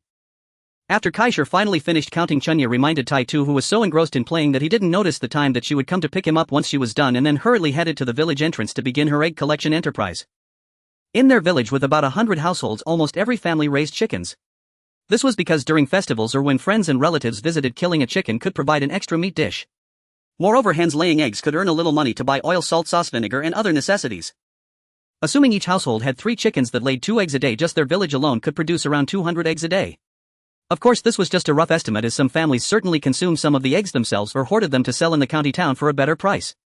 However, regardless, collecting a total of 70 or 80 eggs a day should be feasible, so for now her egg collection scope would be limited to their village. At the village entrance, a group of women chatting saw Chunya coming to collect eggs again. Naturally, those who had stocked some at home were willing to sell to her. Chunya, while trading, told them that starting tomorrow anyone wanting to sell eggs should go to the Su family's old house to find her grandmother Kai. Everyone thought that for the past few days the siblings had settled their debts and they could sell eggs right at their doorstep. Who would refuse such a great deal? After sitting for less than half a day, Chunya filled another basket with eggs. It was Aunt Pang who saw she was having trouble carrying them and helped her to the doorstep. Chunya felt a bit embarrassed and wrapped up 2 leftover sugar cakes from yesterday to give to Aunt Pang. Aunt Pang, who loved to eat, didn't stand on ceremony and took them, saying that if there was anything else she needed help with in the future she should just ask. In the past few days she had been quite busy. Now that she had a rare moment of time and space to herself, she wanted to sit quietly for a while, but felt that something was off, though she couldn't recall what exactly. However, quiet moments were always short-lived. Before she could sit for 2 minutes, Jean came running. This fellow had presumably been off playing during breakfast and was now likely hungry, bowing to her incessantly. With a sigh and a curse at the smelly dog, Chunya had no choice but to continue her tasks. The large bone she brought back from Zhang's shop yesterday had already been fed to the dog. Now her home had nothing but eggs and rice flour. She decided to boil a couple of eggs, tossing them into cold water before putting them into Jean's bowl. Once Jean finished eating, he dashed off to chase a little female dog. To him, the walls of the house might as well not exist. While the dog was off playing, Chunya could not afford to relax. There were many household chores to do: washing clothes, tidying up, cutting grass, preparing chicken feed, and feeding the chickens. After finally completing all her tasks, it was nearly time to prepare dinner. She went to the backyard, picked some eggplants, dug up a cabbage, and gathered a few cucumbers, deciding to make do with whatever was available. Cooking in ancient times was truly a challenge. She had to start the fire herself while also frying dishes without burning them. Her height was insufficient, and frying a dish could easily turn into a workout for her arms. A plate of lifeless fish-flavored eggplant, a plate of vinegar-cooked cabbage, and frying a bowl of cucumbers was out of the question. She simply mixed in some minced garlic, sesame oil, and soy sauce instead. The main dish was steamed rice, as she couldn't risk boiling it and burning the pot. After finishing dinner, she could work up a sweat of 3 pounds. Chunya gulped down a jar of her homemade mint tea. She had discovered the mint while cutting grass and planned to dig up a few roots to plant next time. Before she could rest for a moment, she had to go to the old house to pick up Tai Tu. At this moment, Chunya finally recalled what had felt off earlier. Now that their business was up and running, how could their quality of life actually be worse? Looking at the pile of chores at home, the unmaintained walls, the dilapidated house, and the toilet where she constantly worried about falling and something had to be done. It wouldn't do for everyone in the family to run off to the shop, but leaving her alone at home wouldn't work either. This situation needed further discussion. By the time Chunya brought Tai Tu home, Sudi and the others had just arrived. They decided not to talk too much for now. The whole family had been busy all day, and Tai Tu had also had a busy time playing. They should eat first and discuss things afterward. After a couple of bowls of rice and several plates of vegetables, they all gathered to clean up the bowls and chopsticks. It was time for the daily accounting session. As usual, Zhang poured all the day's earnings on the table, dividing them into 3 piles. After counting, they found that today's earnings totaled 530 coins. They had not only added 50 extra pieces of dried tofu but also bought 2 more pounds of meat. Given the quantity, it sold quite well today, but the consumption wasn't as quick as yesterday. Zhang decided to keep the quantity at these levels for now, and neither Su Din nor Chunya had any objections. As for Stone's opinion, that was unlikely to happen. With a 50% profit margin, today's profit was around 260 coins. Assuming a month has 28 days, since the academy has 2 days off each month, they plan to align their holidays with the academy. After deducting 280 coins for rent and costs for various seasonings and charcoal, they could expect a profit of about 5 taels for the month. An income of 5 taels of silver was quite good for their peasant family. Thinking back to all their possessions, before they had only 3 acres of land. 1 acre was worth 10 taels of silver. Generally, a farming household could save 2 or 3 taels of silver a year, which was considered quite good. Chunya was fairly satisfied with this result, but to further improve their quality of life, they needed to establish a plan. Are you satisfied with the business situation, Mom and Dad? Chunya rested her chin on her left hand, looking at Su Di and his wife, who were counting copper coins. Zhang was a bit confused and stopped counting the coins, looking at Chunya, asking, "We're quite satisfied. Why? What's wrong?" Chunya puffed up her cheeks, organized her thoughts, and said, "Mom and Dad, it's not that I'm dissatisfied with the shop's business, but I have some concerns about our living situation." Su Di and Stone looked at Chunya with puzzled expressions, but Zhang understood her better. Since she had expressed her thoughts, she must have realized something, so she said to Chunya, "What concerns do you have? Speak up and we can think of a way to solve it together." Chunya said, "You see, for us to open this shop, the first goal is to ensure we have enough to eat. Beyond that, shouldn't we also improve our quality of life? We should at least fix the thatched roof that hasn't been repaired in 2 years. It's leaking so badly that when it rains outside it feels like it's pouring inside too. The collapsed courtyard wall also needs fixing right. And the toilet needs some work too. I'm afraid Tai Tu might fall in while taking a dump. Moreover, although our money is quite limited now, I can't keep sleeping in the same bed with you. While we may not have the means for a brick and tile house, can't we at least build a mud house? Also, Tai Tu is almost 5 years old and he's still sharing a bed with my brother. We should at least get him a bed to sleep on, right?" Suda finally began to understand a bit, slowly nodding. "That's true, but the shop can't run without someone present right now."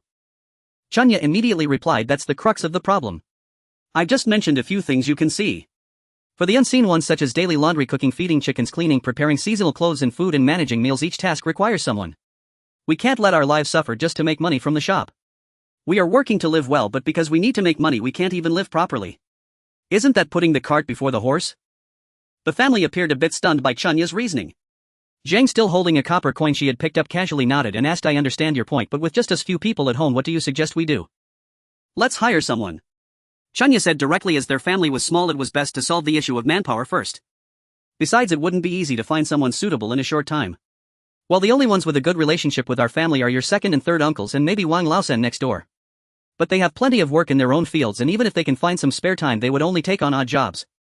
The work here requires someone almost every day, so they wouldn't be able to help. Shu stole a glance at his father, wondering what cough meant. Just hire Gaitu. He is familiar with us, and whether he works a lot or a little in the fields doesn't make a big difference. Besides, I think his temperament is quite good. Chunya thought about it and concluded that Gaitu was the most suitable choice. Although he was only 11, he was capable enough to handle tasks like serving dishes and cleaning. Before Suda could nod, Zhangshi already made a decision, saying, I think Gaitu is fine. He might be a bit shy, but that's not a problem. With some practice in dealing with people it will be alright. I noticed he was quite attentive when he was with his younger siblings, so let's go with Gaitu. I just wonder if his parents will agree. If they agree, we can just ask them, right? Chunya, being the type to act on her thoughts, preferred to ask directly rather than guess. However, she left the asking to Zhangshi and Suda as she wanted to take a bath while her parents were out. She hadn't bathed in days and her itchy scalp made her suspect she might have lice. Bathing in ancient times was truly a hassle. She thought it was best to just build a bathroom to save the kids. Meanwhile, Suda and his wife knocked on the door of the Su family's old residence once again under the moonlight. Kaishir looked at the eldest couple, took a deep breath and reminded herself not to get angry, but she still had to speak. What is it with your family? Are you ever done?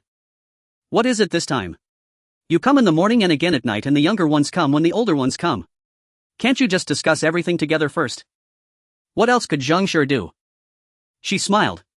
Over the past 2 days of doing business she had managed to grasp a bit of the commercial smile. Now she needed just the right amount of smile, not too cold but not overly warm either.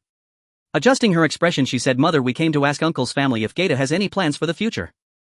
What plans could there be? He'll probably just learn to tend to crops and farm. For farming families, growing crops is the fundamental skill for survival. Kaishir replied without much thought. As soon as Su Di and his wife entered the house, Li Shi sat outside with a ball of hemp yarn, twisting it into hemp rope. Su Fei couldn't understand why his wife was making hemp rope in the dark, but Li Shi told him to be quiet. He didn't want to eavesdrop, but just as he was about to go back inside, he heard Zhangshi mention Gaitu, making him feel that his wife's hemp rope was well worth it. Zhangshi asked this. Could it be that she wanted to take Gaitu under her wing? Just after Kaishir finished answering, Zhangshi, Li Shi pushed open the door to Su Laohan's couple's bedroom with the hemp rope in hand. And our Gaitu is still a half-grown boy, he won't be much help in farming for now. If you're willing to take him out to see the world, that would be great. Regarding her son, Li Shi didn't care about being reprimanded by Kaishir. She rushed in and said.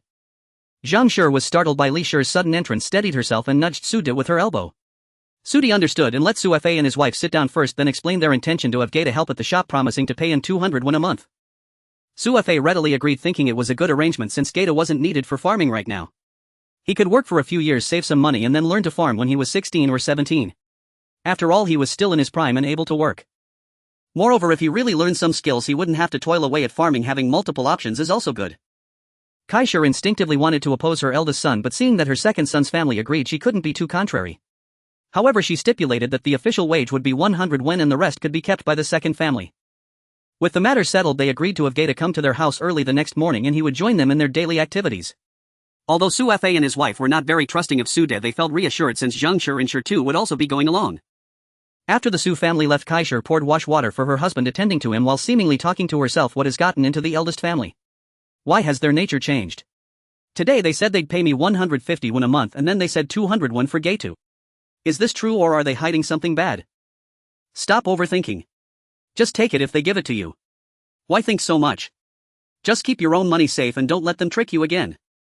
That is definitely not going to happen.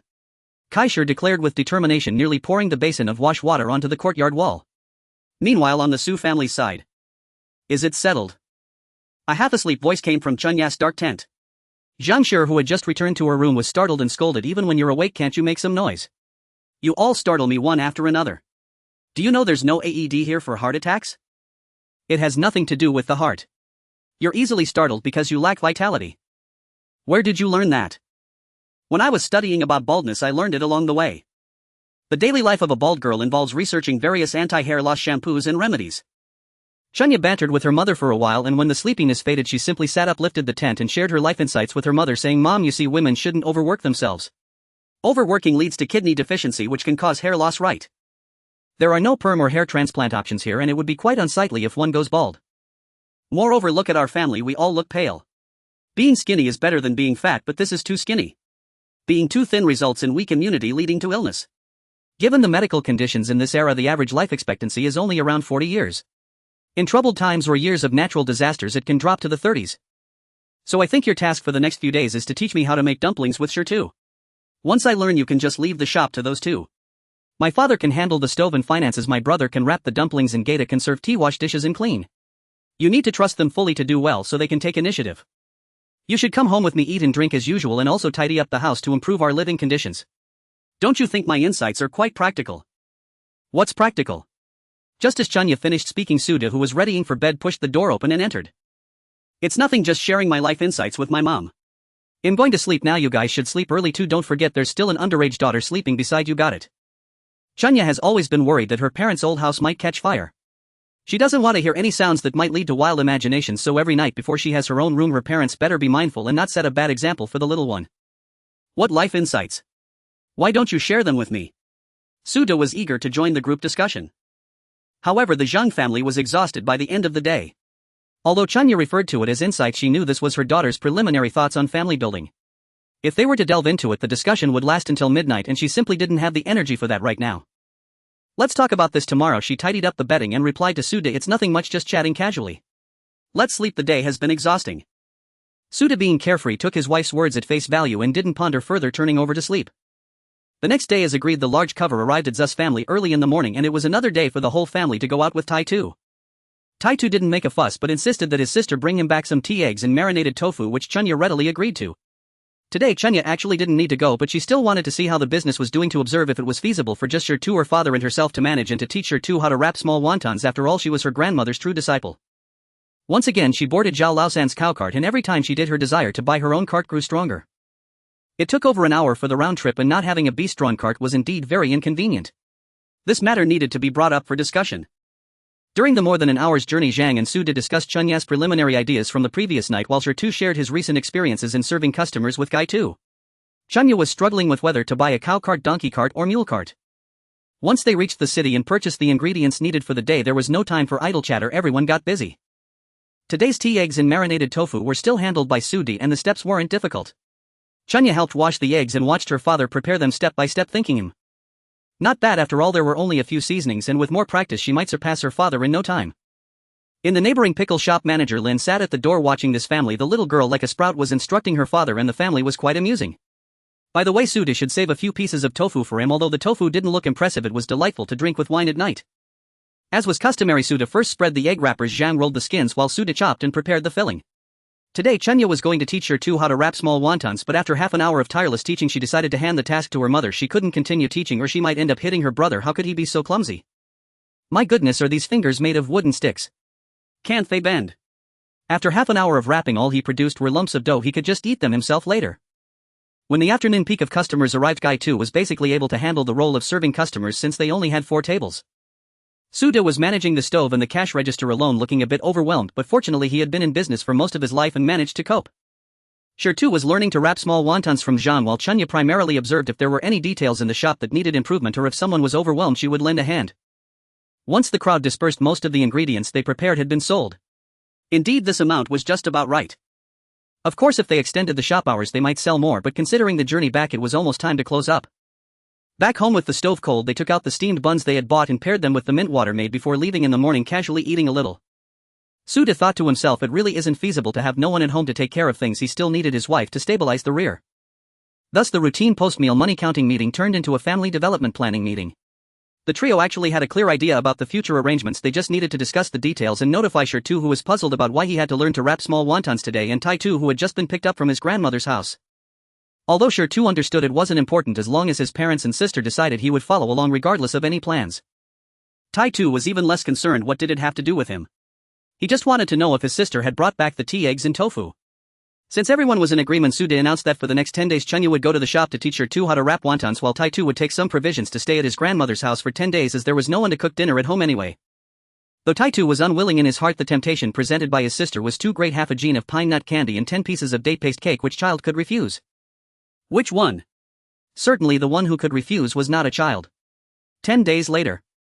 In the early morning, after sending off Suda, xuanhuan and Gai-Tu, Zhang returned to her room to wake Chunya for breakfast, but when she saw her daughter still peacefully asleep, she decided to let her sleep a bit longer. These 10 days had truly worn out her daughter.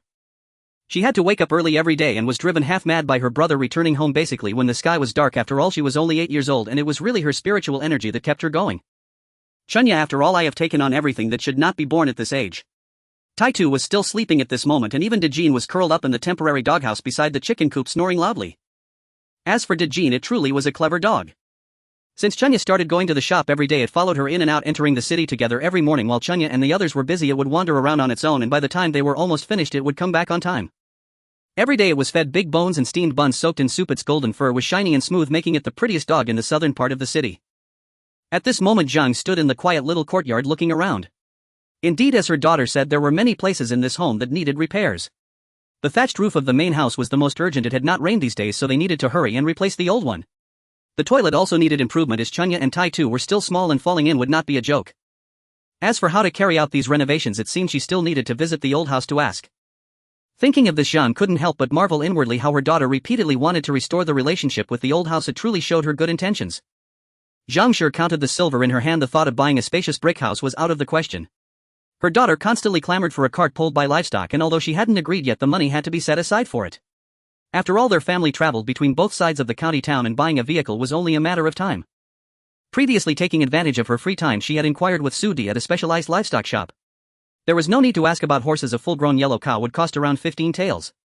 Donkeys and mules were slightly cheaper. Not having decided on which livestock to buy yet, she needed to reserve the most expensive 15 taels, leaving 3 taels for emergencies.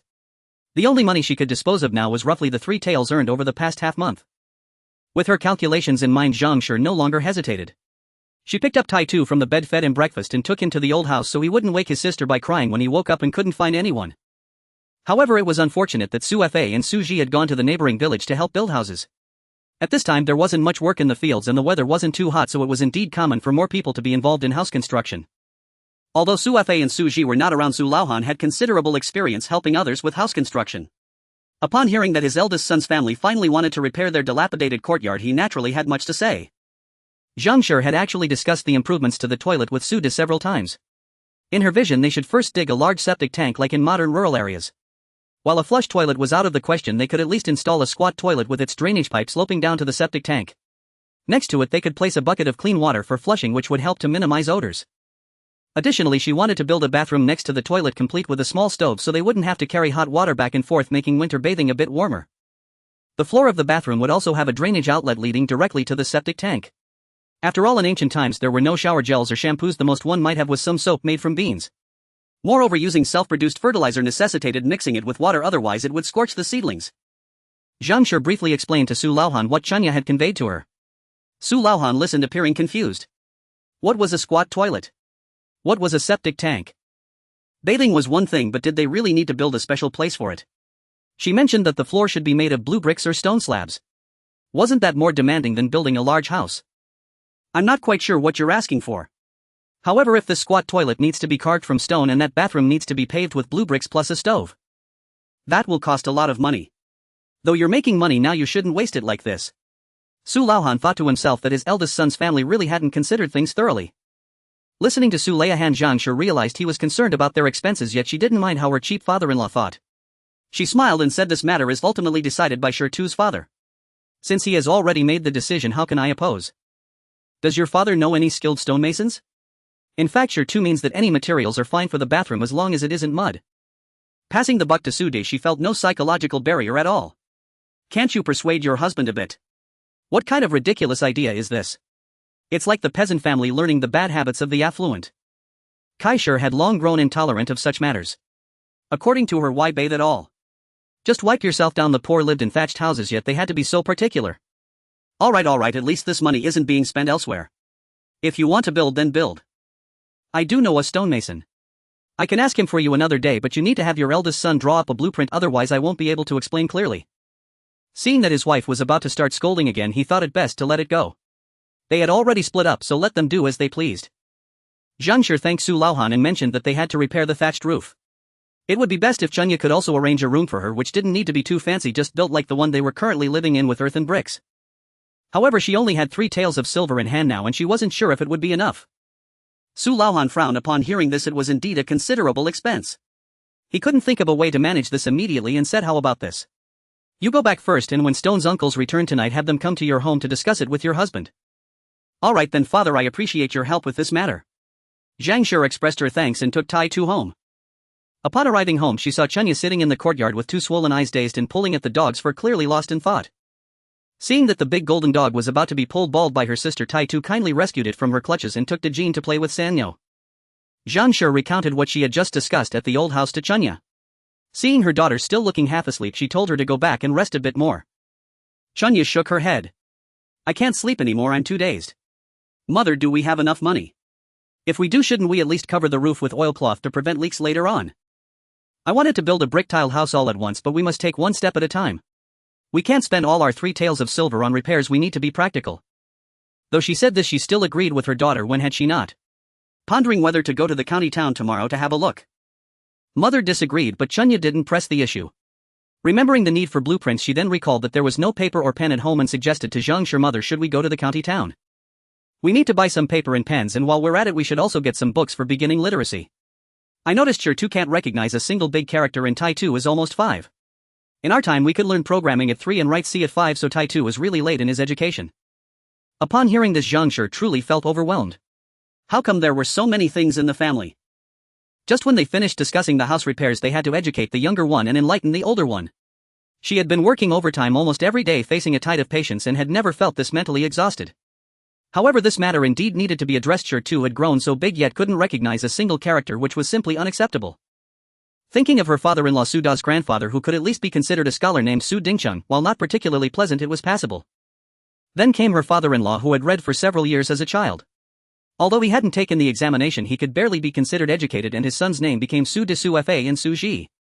Now for her own husband, among Su De and his peers only Su De had studied for a year, barely able to recognize a few characters, while the names given to his son were Shi 2 and Tai Tu. The other two, Su Fa and Su Ji, had never received any education, and their children were named in such a way that it was utterly ridiculous. The situation was truly like a weasel giving birth. Each generation was worse than the last. No. The illiteracy or semi-literacy state of the Su family must come to an end with her. As if sensing Zhang's determination, Chunya patted her mother's shoulder and asked if they should hurry to the county town together. After thinking for a moment, Zhang replied, let's wait until tomorrow to leave with your father. Your second and third uncles will be coming over today to discuss the house repairs, and I will prepare a couple of dishes for them to enjoy with some drinks. Later you should go to the Yi family to buy some tofu and let your grandfather know to come and have dinner with you and your 2 uncles. Chunya agreed, thinking it was still early, so it would be best to start drawing the plans first. When she couldn't find a pen, she searched for a burnt branch in the stove, and when there was no paper, she found a piece of white cloth used by her mother to mend socks and began to draw while lying on the long bench. When Su De and the others returned, Zhang shared the day's events with them. Soon the old house's elders arrived. Seeing the cover lifted, they understood that Su De had already arrived, and since they were family there was no need for an invitation, they just went in. Today the dining table was set up in the yard. It was late spring and the days were longer, making it much more comfortable to eat in the yard than in the cramped room. On the table were 4 dishes and a pot of wine, a bowl of braised pork with soy sauce, a bowl of minced meat with eggplant, a bowl of cabbage stewed with tofu, and another bowl of melon head tossed with sesame oil and soy sauce. The meat and wine were bought by Zhang the day before when she returned home, thinking she finally had the time to cook a good meal for the family today and let Su De enjoy a drink, since he had been working the hardest these past few days. It was a fortunate coincidence that she could treat these few men. Once they sat down, they were deeply attracted by the fragrant braised pork. This past year had not been easy in their household, they had barely enough to eat, let alone meat. Now seeing the large bowl of rich oily meat and eggs, Su Fa and Su Ji felt their hearts racing. Old Su, clinging to the last shred of rationality, wanted to express his thoughts before the meal, feeling that his eldest daughter-in-law was not good at budgeting and should remind his eldest son that they couldn't continue living like this. However, before he could speak, Zhang served a large bowl of rice, saying, Dad, your second and third uncle should eat something first before drinking, or it will be harmful to their health. After saying that, she filled everyone's bowls to the brim. With a bang, the last shred of rationality of old Su shattered. How could he not eat? He thought, no, I must eat first and then talk. He simply said, let's eat, and the table fell silent as everyone focused on devouring their meal. Halfway through the meal, Su De suddenly noticed that his wife hadn't joined them at the table, so he called out, Chunya's mother, hurry and come eat. Don't be busy, you can tidy up after dinner. Zhang replied that she would be right there and brought out a bowl of radish soup made with large bones, sitting beside Su De to eat. Old Su thought to himself, why is this woman sitting at the table? But he didn't have time to dwell on it. He saw that Shi 2 was shoveling food into his mouth like a bottomless pit. In just a little while he had devoured 5 or 6 pieces of meat, and he realized he had to eat quickly. Whether the woman sat at the table or not, what did it matter to him? After all, it wasn't his home. Tai Tu and Chunya had already eaten in advance. Tai Tu had never seen braised pork before, and from the moment it started cooking he had sat beside the stove on a stool looking as if someone was trying to steal the meat. Seeing his mouth watering, Zhang decided to feed him first. Chunya was simply craving it had been ages since she had eaten braised pork.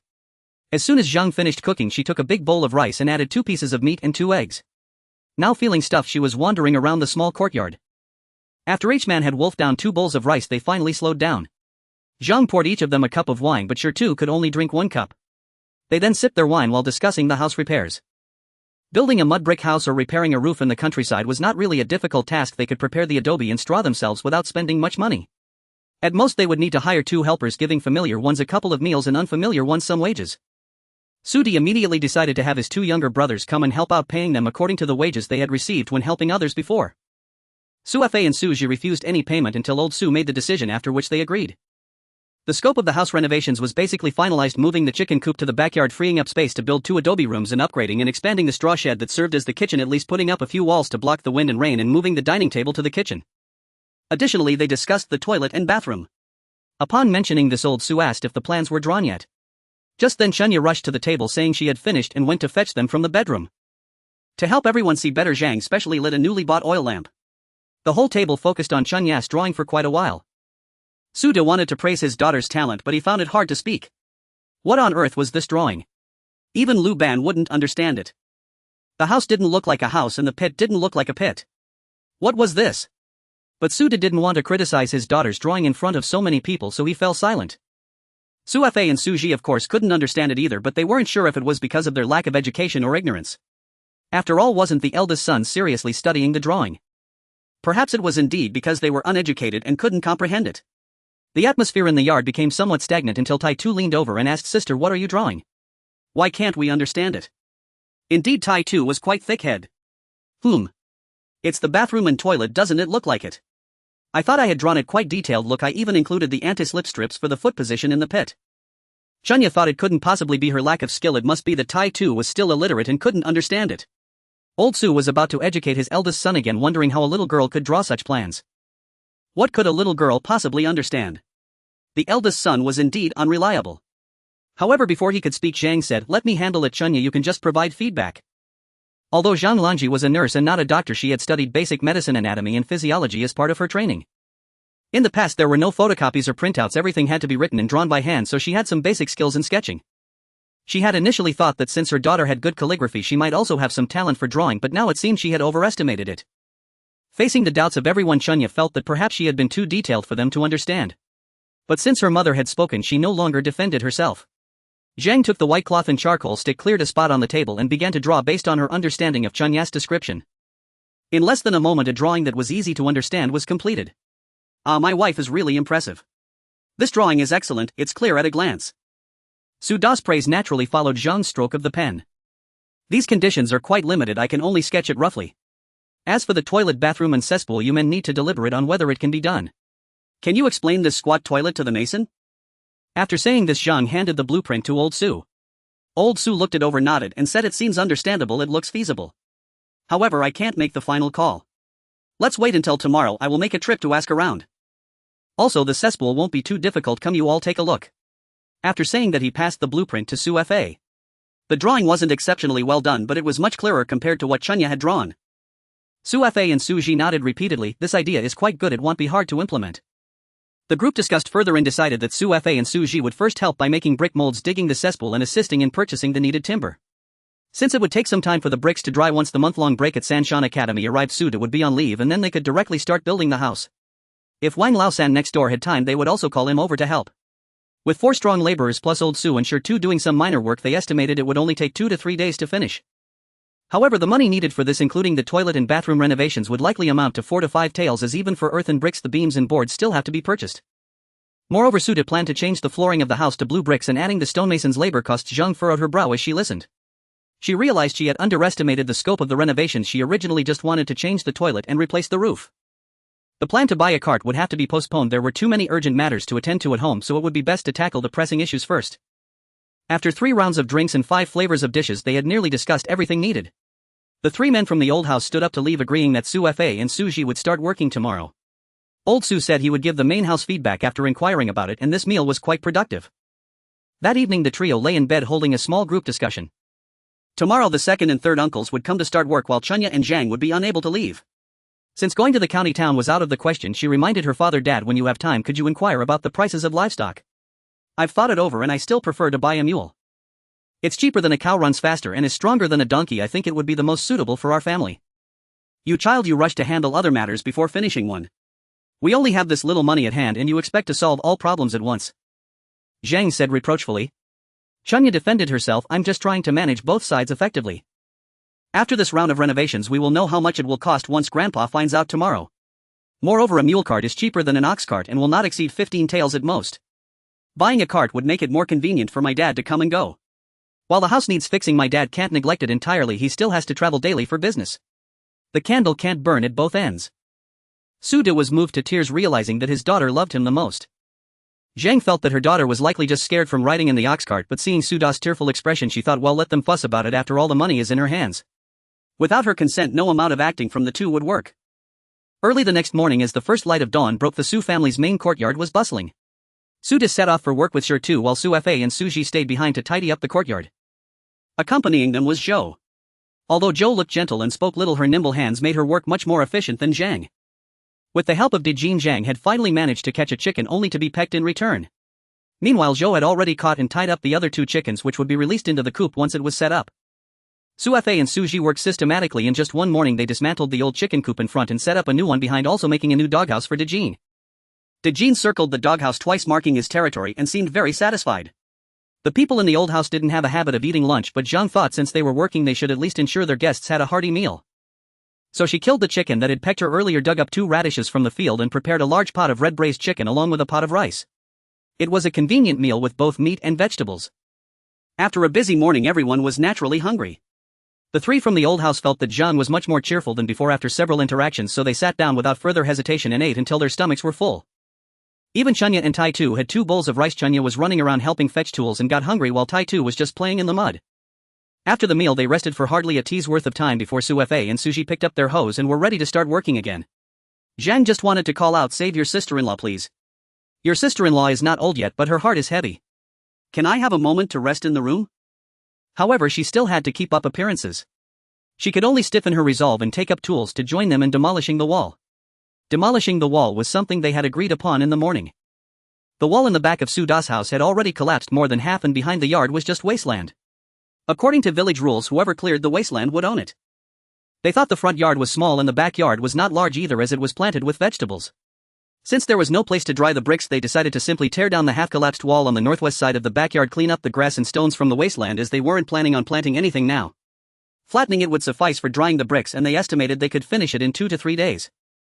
Zhang thought that if they were to buy livestock or raise pigs or ducks in the future they would need space, so when Su Fa and Su Ji suggested it she agreed. They got to work right away. In just one afternoon, with 4 strong men and Chunya accounting for 1/3 of a labor force, they cleared half an acre of wasteland. It wasn't until Su De returned that they realized how late it had gotten. To do this work one must hold their breath and exert themselves in one go, otherwise if they rested too long they would find it even harder to continue. Seeing that it was getting late, the 3 from the old house hurriedly prepared to return. Su De naturally refused, wanting to offer them dinner, but upon seeing his wife's disheveled hair, his daughter's dazed expression, and Tai Tu covered in mud, he chose not to detain them any longer and handed them some wrapped steamed buns to take home. Su Ji wanted to decline the buns, but Su De held his hand and pushed him out the door, urging them to hurry home and rest.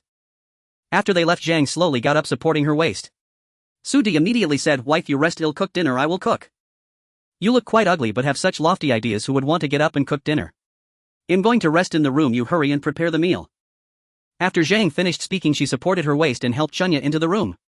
Halfway there she saw Tai Tu and turned to Shir, saying, "Hurry up and wash your brother, I wonder if he was reincarnated from a mudfish." After more than 10 days of hard work the materials at home were fully prepared, and the stone toilet, crafted at a hefty price of 1 tael of silver, had also arrived. For this old Su often complained that the eldest son was wasting money. The bricks for the floor were purchased by Su Da's master, who helped him build a stove costing over 1 tael of silver. On the day the bricks were delivered, Su Fa and Su Ji felt a bit perplexed how great it would be to use these bricks to build a house. However, the eldest branch of the family always had their own wild ideas, and they didn't need to delve deeply into it. Let them do whatever they liked, whether living in thatched cottages or using golden bricks was none of their concern. In the end, the Zhang family still spent money to have Su to bring back 2 large pieces of oilcloth intended for the roof, which also cost nearly 1 tael of silver. Adding the cost of timber and other miscellaneous expenses, the total expenditure was around 6 taels of silver, which was double the budget. However, fortunately Su De and the others had been earning about 300 won daily for the past 10 days, so the reserve funds didn't need to be touched. With everything ready, Su De welcomed the first day off after opening the store. No words were needed, it was time to roll up their sleeves and get to work. The three Su brothers along with their neighbor Wang Laosan were the main builders while old Su supervised. Tu Zhangshi and the helping Zhou and Li families were the laborers, with the children left at the old house for Kaishir to watch over, and Chunya and Gai Tu took care of logistical support. While the others were busy with the construction, Chunya and Gai Tu were also hard at work. Gai Tu tended the fire while Chunya cooked. Not wanting to complicate things too much, Chunya remembered that everyone loved the braised pork and soy sauce eggs her mother made last time, so she stewed a large pot again and also prepared a pot of radish and pork rib soup along with a big bowl of sliced cucumbers. Although 3 dishes weren't many, they were generous in quantity. After a year of famine, the people were delighted to see the hearty meal prepared by Su Da's family, and they worked even harder. Chunya thought the newly added rooms were only temporary, so there was no need for them to be too large. Thus the 2 added rooms totaled just over 20 square meters. Coupled with the ample preparations made earlier, the small courtyard of the Su family was renovated in just 2 days. The courtyard walls were all repaired to a height of a person, with 2 main houses, 2 wing rooms and a kitchen dining area in the front yard. The backyard had a larger chicken coop against the east wall, and a back door was opened on the north wall, leaving space on each side for a pig pen and a livestock pen, with the bathroom, cesspool and toilet arranged by the west wall. With the backyard expanded by more than double, a piece of land was cleared behind the original vegetable garden, which could be used for planting crops in the future. Since this time Chunya's family was only renovating the house, there was no need for any grand ceremonies. On the day of raising the bean for the small house, they set off 2 strings of firecrackers and threw 2 baskets of steamed buns to entertain the neighbors. On the final day of work, Su De paid wages to Su Ji and Su Fa, while Zhang Shi called over Wang Laosan's family from next door. Together with the entire family at the old house, they joyfully set up 3 tables for the evening, celebrating the completion of the renovations. In the village, some said Su De had made a fortune in business, while others claimed he was just pretending to be rich. If he truly had wealth, why would he need a mud brick house? He should have built a large house with blue bricks and tiles. The village was abuzz with opinions on whether Su Da's family had really struck it rich. However, Chunya had no time to care about what others said. She was extremely busy. For the past 3 days since the courtyard was finished, she and Zhang Shi had been constantly occupied. On one hand, neighbors kept coming to visit regardless of familiarity, they had to engage in conversation. On the other hand, even though the courtyard was done, it was still very messy, and Zhang Shi, who had a bit of a cleanliness obsession, had long wanted to clean and paint all the rooms inside and out. The endless tasks and waves of visitors made Zhang Shi and Chunya busier than during the days of house construction. Chunya suddenly felt a bit confused. Why did I ask my mother to come back? Why is there more work to do now? Su De had mentioned to Zhang Shi that she should watch the store while he took care of the renovations, but Zhang Shi thought for a moment and decided that Su De should go. Not for any other reason, but because in their current social environment it was a man's job to handle external affairs while the woman managed the home. They couldn't go against the norm. Su De repeatedly urged his wife to just tidy up at home and to leave tasks like painting and moving things for him to do when he returned. But Zhang Shi was an active person. She grabbed Chunya, who was still young, and started moving and painting. Chunya was on the verge of collapse. I'm only 8. Mom must have forgotten. Unfortunately, Chunya's complaints were in vain. Except for the heavy cabinets and boxes, everything else, tables, chairs, beds and bedding, still had to be moved. The family was lacking many things, and thinking that bedding and furniture could still be taken if they built another house in the future, Zhang Shi was very generous, with Su De giving him a shopping list every day. From small items like tables and chairs to large items like bed frames and boxes, she bought truckloads home. After closing up the store every day, Su De also had to take on the responsibility of shopping, often needing to hire a cart for transport, and their family had become Zhao Laoda's VIP customer. After enduring 5 arduous days, the family finally had their own brand new rooms. Initially, Chunya thought she would stay in the wing room while Shi and Tai Tu shared a room, but Tai Tu kept insisting that he was already an adult and needed his own space. Chunya then gave the room to him, as she didn't mind where she stayed as long as it wasn't with her parents. Thus Shi and Tai Tu each had their own wing room, while Chunya moved into the room originally occupied by Shi and Tai Tu. The configuration of the 3 rooms was the same: a wooden frame with a bedboard made a single bed, and each had a new camphor wood box for clothes. By the window there was the simplest small wooden table and a small rattan chair, providing a space for reading or writing. Chunya was quite satisfied, but the most satisfying part for her was the floor. Being a modern soul, she found it hard to accept the muddy ground, even though it had been trampled for years and was free of dust. Initially, Su Fa and Su Ji wondered why the bricks were used for flooring instead of building a house. The truth was, it catered to the psychological needs of the 3. There was only so much money. If they built a house, they couldn't lay flooring, and if they laid flooring, they couldn't build a house. They chose to lay flooring instead, satisfying their psychological needs while keeping a low profile, which was quite good. Of course, the one who felt the most satisfied was Shi too. These days he had been going in and out with his father, earning money at the store and then busy with organizing the interior decoration at home.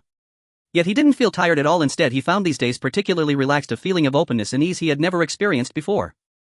In the past, he dared not say he hated Su De, but seeing his father at home always made him feel particularly tense. Because once Su De returned home, it meant he was out of money again, leading to endless curses and fights until Zhang Shi yielded and compromised, after which he would take the money and leave, never caring whether the family could survive. But now Suda would follow Zhang Shi around nagging her because she did too much work worrying daily about how Chunya had lost weight and would even teach Tai-Tu to recite the 3-character classic while working. When Shi clumsily dropped a bowl and broke a plate, Suda only asked if he was hurt, seemingly unconcerned about the broken dishes. Shi knew that the moment this man crawled out of the well he might no longer be the father he once knew. However, he would never say a word to anyone. Though not clever, he was determined to protect this home and the present moment at all costs. Chapter 28. How could something as cute as a rabbit not be eaten? The renovation of the Su family's small courtyard was basically completed, and Zhang Shi publicly disclosed the family's financial situation once again. The initial renovation cost 6 taels, and the later purchases and internal decorations were also around 6 taels. Adding up the daily profits from these days, Zhang Shi still had 10 taels of silver along with some loose copper coins. This budget truly exceeded expectations. One wonders what the purpose of budgeting was. After working hard for over a month, they ultimately had to rely on the dog. To say their family worked hard for over a month, although Zhang Shi tried to improve the family's diet to bolster everyone's health, there was almost meat every day at home. This diet would be considered quite good even in the county. However, aside from Tai-Tu and Dejin, the others had not gained any weight and instead appeared even darker than before. Chunya felt bitter about it, but she couldn't voice it as it was all her own doing. Fortunately, this major family project was nearing its end. At this time, due to the earlier land clearing, a large piece of land had been freed up in the backyard. Chunya squatted by the field pondering what to plant to increase income. As of now, there were no reports of South American plants. She lumped all the peppers, potatoes, corn and yam together as South American.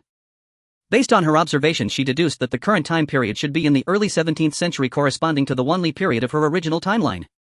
However, in this timeline it was not the Ming dynasty but rather the Great Qian dynasty. The customs were somewhat similar to what she knew about the Ming dynasty.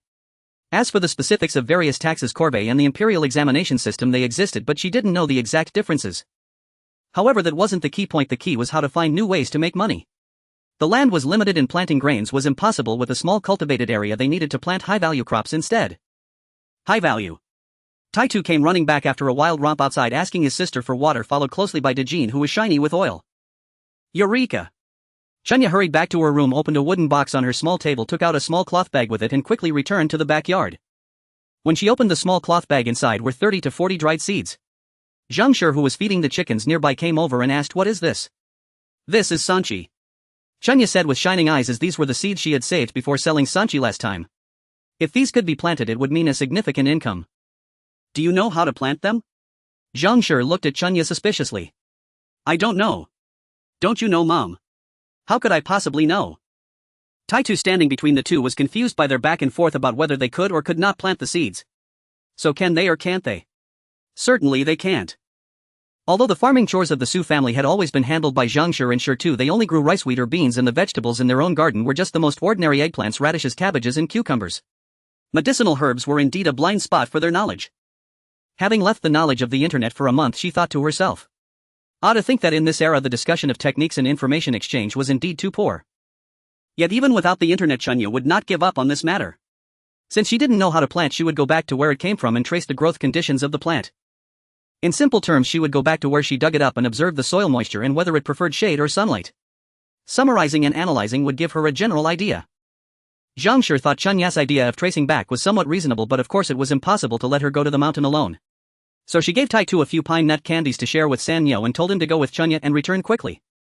During the house repairs, Yan Zi and her family had helped a lot, and Chunya and Zhang Shi were certainly not stingy. Whenever Tai-Tu wanted to take a snack out to show off, they would make sure he took extra.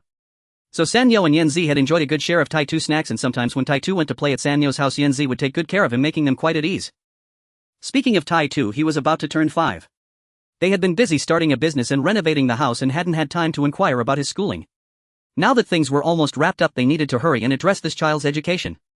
Regardless of whether he would take the imperial examination, he certainly couldn't remain illiterate. Shi too also needed to catch up on his academic studies. Whether he would go to school or have Su to teach him at home would depend on Shi too's own wishes. After all, he was 13 now, considered half a grown man, so they should respect his wishes as much as possible. The mother and daughter chattered all the way and soon arrived at the place where they had dug up the sanchi before. Last time, Chunya was solely focused on the wild ginseng she had found, dreaming of getting rich, and had not paid attention to the terrain and environment. Now looking again, the texture of this land was indeed vastly different from their own backyard. The soil in this area was mostly black dirt, slightly sandy, and the ground was covered with a layer of decaying leaves. This spot was on the hillside and behind a large rock, receiving little sunlight. They hadn't had rain here for over half a month, but the ground here still retained a semi-moist state. Holding a handful of soil she had gathered, Chunya looked up at Zhang Shi and said, "Mom, how about we just plant these sanchi seeds here directly?" Zhang Shi's eyes lit up. Yes, instead of going through such trouble to bring the soil back, wouldn't it be easier to plant them here? The sanchi is a perennial plant and it takes at least a year from seed germination to maturity. At most they could transplant it back when the seedlings had grown larger, that way the survival rate would be much higher. So she nodded and said this idea is feasible, after all no one will come here. Even if someone does, a little cover with decaying leaves and dead branches would make it hard to spot the seedlings. Since the mother and daughter reached a consensus, they got right to work clearing out a small patch of land and scattering the seeds 2 per hole, covering them with a layer of thin soil and adding a bit of decaying leaves. They completed the task quickly. Just as they were clapping their hands to prepare to leave, they heard Dejin's urgent barking from a distance. As a dog in the mountains, Dejin had to follow Chunya up the mountain. However, as soon as they reached the place for digging sanchi, he had run off to play by himself. Now he was barking so urgently they didn't know if he had encountered some wild beast. Chunya hurriedly shouted while running towards the direction of Dejin's barking. Chunya had not run far when she saw a golden shiny ball of meat rolling towards her with something gray and white in its mouth. As she got closer, she realized that Dejin had caught a rabbit. The rabbit was not dead, it was just being held by Dejin by the back of its neck. When Zhangshi hurried over, Chunya had already taken the rabbit from Dejin's mouth. Zhangshi angrily slapped Chunya on the back, saying, "Are you trying to scare me to death? What if there really was a wild beast? Do you even think?" Dejin, however, looked at Zhangshi with a face that seemed to say, "Aren't I just awesome?" Zhangshi, annoyed, gave Dejin a light rap on the head. "Don't get too bold or you might get snatched away by a wolf." Chunya proudly showed the rabbit to her mother, saying, "Mom, let's go home and cook rabbit. It's a pity there are no peppers, but braised rabbit meat is also very delicious." Looking down, she saw Dejin sitting on the ground, cocking his head in confusion as he looked at them. She added that they should give Dejin a big rabbit leg, and Dejin immediately stood up and began circling Chunya. All he thought about was eating. Seeing her daughter and the dog so carefree, Zhangshi didn't want to waste more words with them and angrily headed down the mountain. Chapter 29 Changes. Zhangshi's anger came quickly and left quickly. By the time they returned home, most of it had dissipated. However, Chunya and Dejin still hovered around Zhangshi, with Chunya insisting that there were definitely no fierce beasts in the mountains and Dejin barking in agreement. As for whether the rabbit should be braised or roasted, Dejin kept barking enthusiastically. But Zhangshi, looking at the rabbit temporarily placed in the chicken coop, felt something was off. After watching for a while, she told Chunya, "This rabbit seems odd." "What's off?" "I think it looks just fine, it's so plump, look, its belly is almost dragging on the ground. Roasted it will definitely taste good. I'll go prepare some pepper salt." Chunya thought about it more and more. If she weren't afraid to kill it, she would have done it herself. Yes, the belly does seem a bit too large. Suddenly Zhangshi realized that the rabbit was probably pregnant. She pulled the rabbit out of the coop again and felt its belly, which indeed had very noticeable fetal movements. Chunya, puzzled, leaned over and also touched the rabbit's belly, asking her mother in surprise, "Is this rabbit pregnant?" "It should be about to give birth. Rabbits have a gestation period of about a month, and with such noticeable movements now it might give birth in the next few days." Zhangshi nodded in response. Then this rabbit certainly could not be eaten. They had to let it give birth to the little ones first, and only after the nursing period could they eat it. Chunya felt regretful that they couldn't have roasted rabbit today, but thinking that there would soon be more rabbits, she quickly let it go. One could turn into several, what a profit. When Sudi and the others returned home, Zhangshi had Sudi and Shur to partition the chicken coop, one half for raising rabbits and the other half for chickens. In the past, Zhangshi and Sudi had raised rabbits to supplement the household income, and she had made a bit of money selling rabbit fur to the collection station. Thus they had raised rabbits for many years and were quite familiar with how to care for them. Once the rabbit hutch was ready, the family had dinner and Sudi handed over the day's earnings to Zhangshi. They had always been transparent with the children about their accounts. While Taitu didn't understand yet, Chunya and Shur too were both involved in the business, so it was appropriate for them to know the income and expenses. But when the copper coins were counted out today, Chunya couldn't help but ask, "Why is it so little today?" "It's not much," Shur too said, his face sullen and full of anger. Sudi patted him on the shoulder and comforted him, saying, "It's nothing to get upset about." Turning back to Chunya and Zhangshi, he explained, "The Lin family next door has also started selling tea eggs. Today we didn't sell out our tea eggs, and since I thought it was hot I didn't want to keep them overnight, so I sold them half price at the end.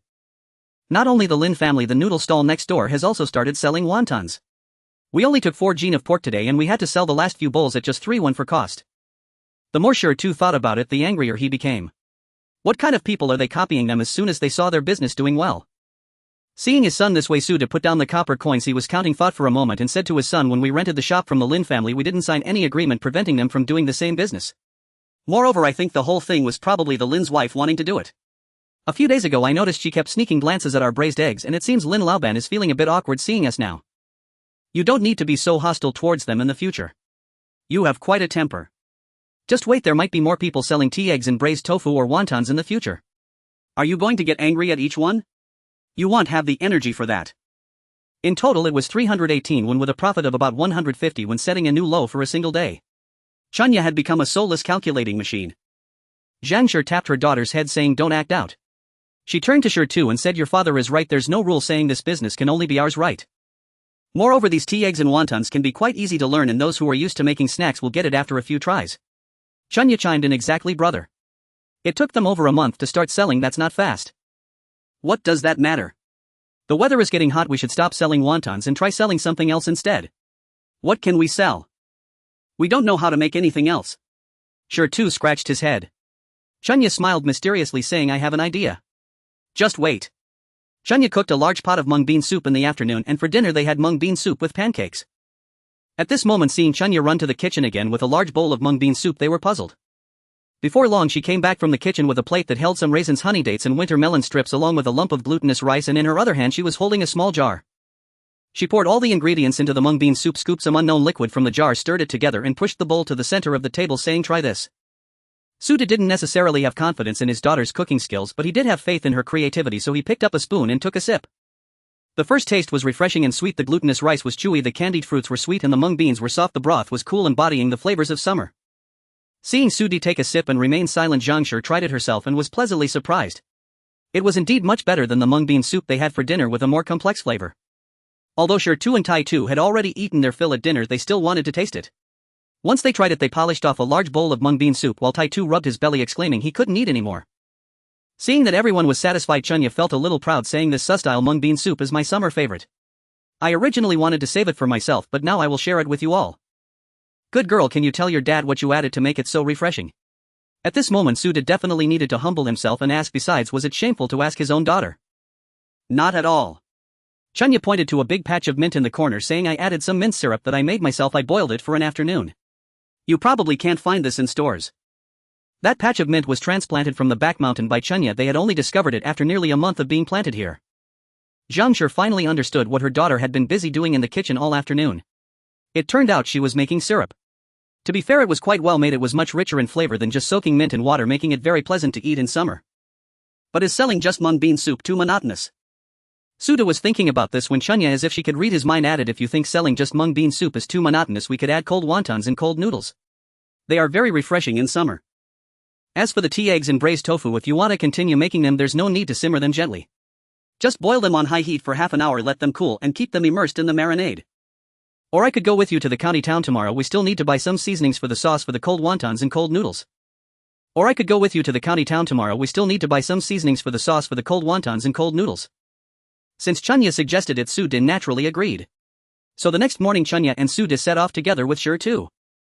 The group still rode slowly into the city on a bull cart. Chunya said she wanted to go shopping, so Su-din asked Shi to follow her while he took the lead to buy the ingredients needed for the day to prepare for opening the shop. As they wandered around, they arrived at the entrance of the largest north-south goods store in the city, Hongfei Shang. Chunya stepped inside and Shi couldn't stop her even if he wanted to. Just by looking at the store he knew the items here wouldn't be cheap. What if his sister really fancied something? However, since Chunya had already entered, he had no choice but to follow her in with a stiff upper lip. Once inside, a young attendant approached to greet them.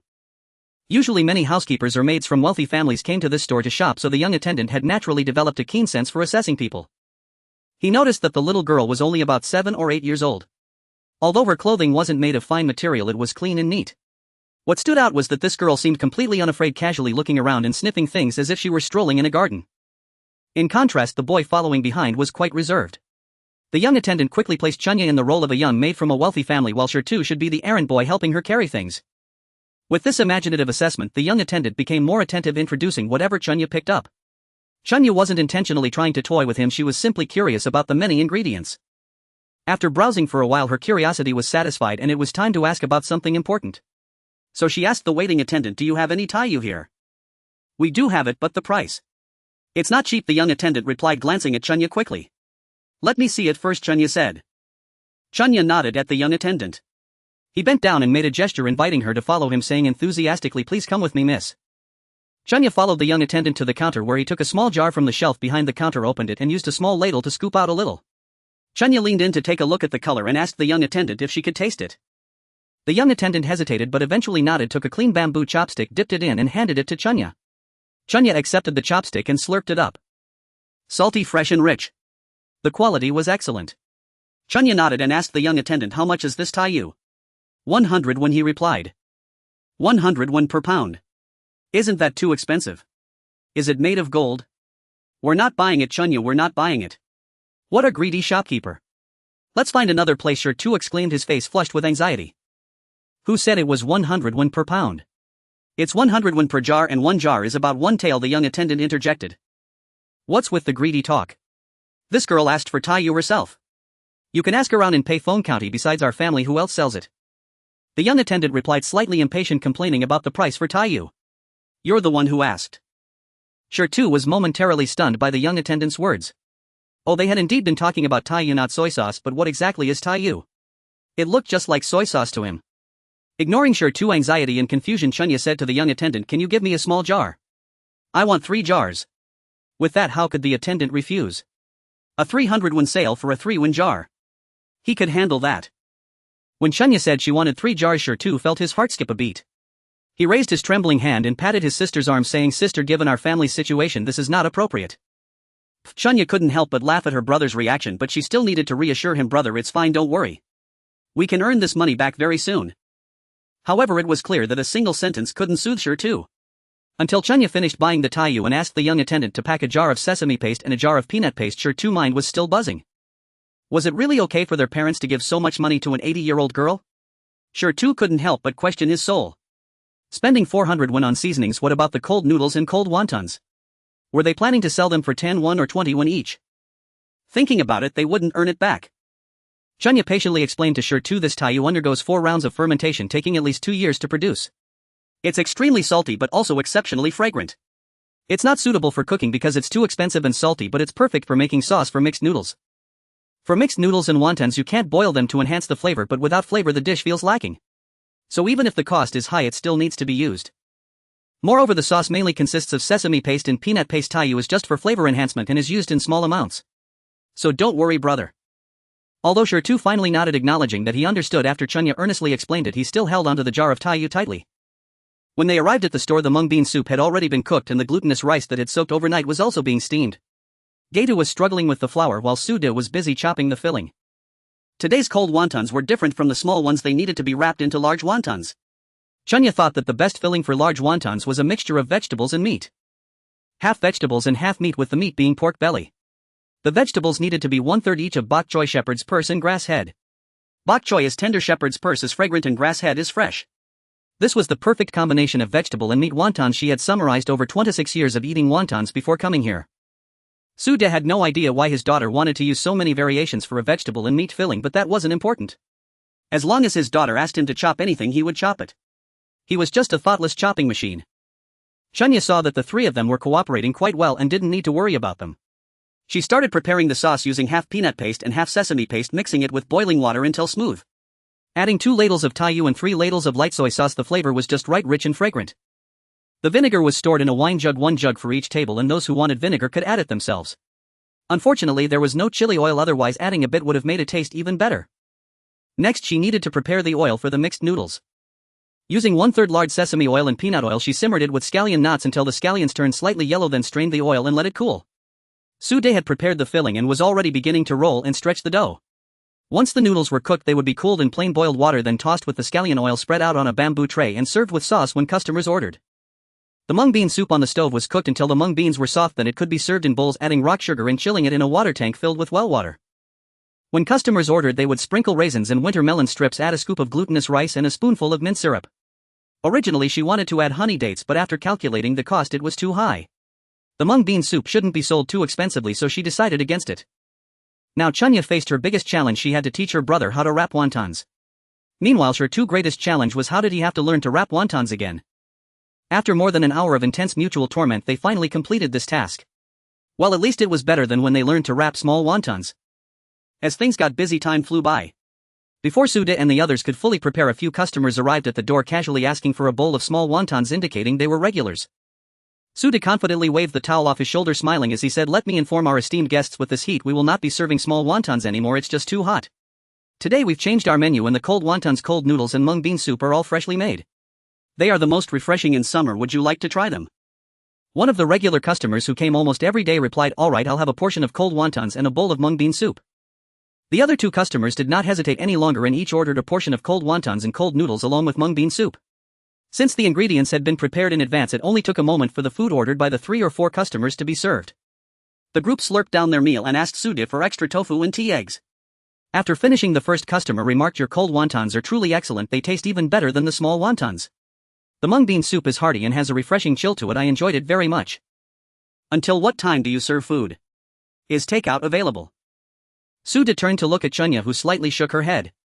Sude understood and replied to the customer, "I'm sorry, esteemed guest, but we currently have limited staff and we have not prepared much food for the day. Takeout may not be feasible.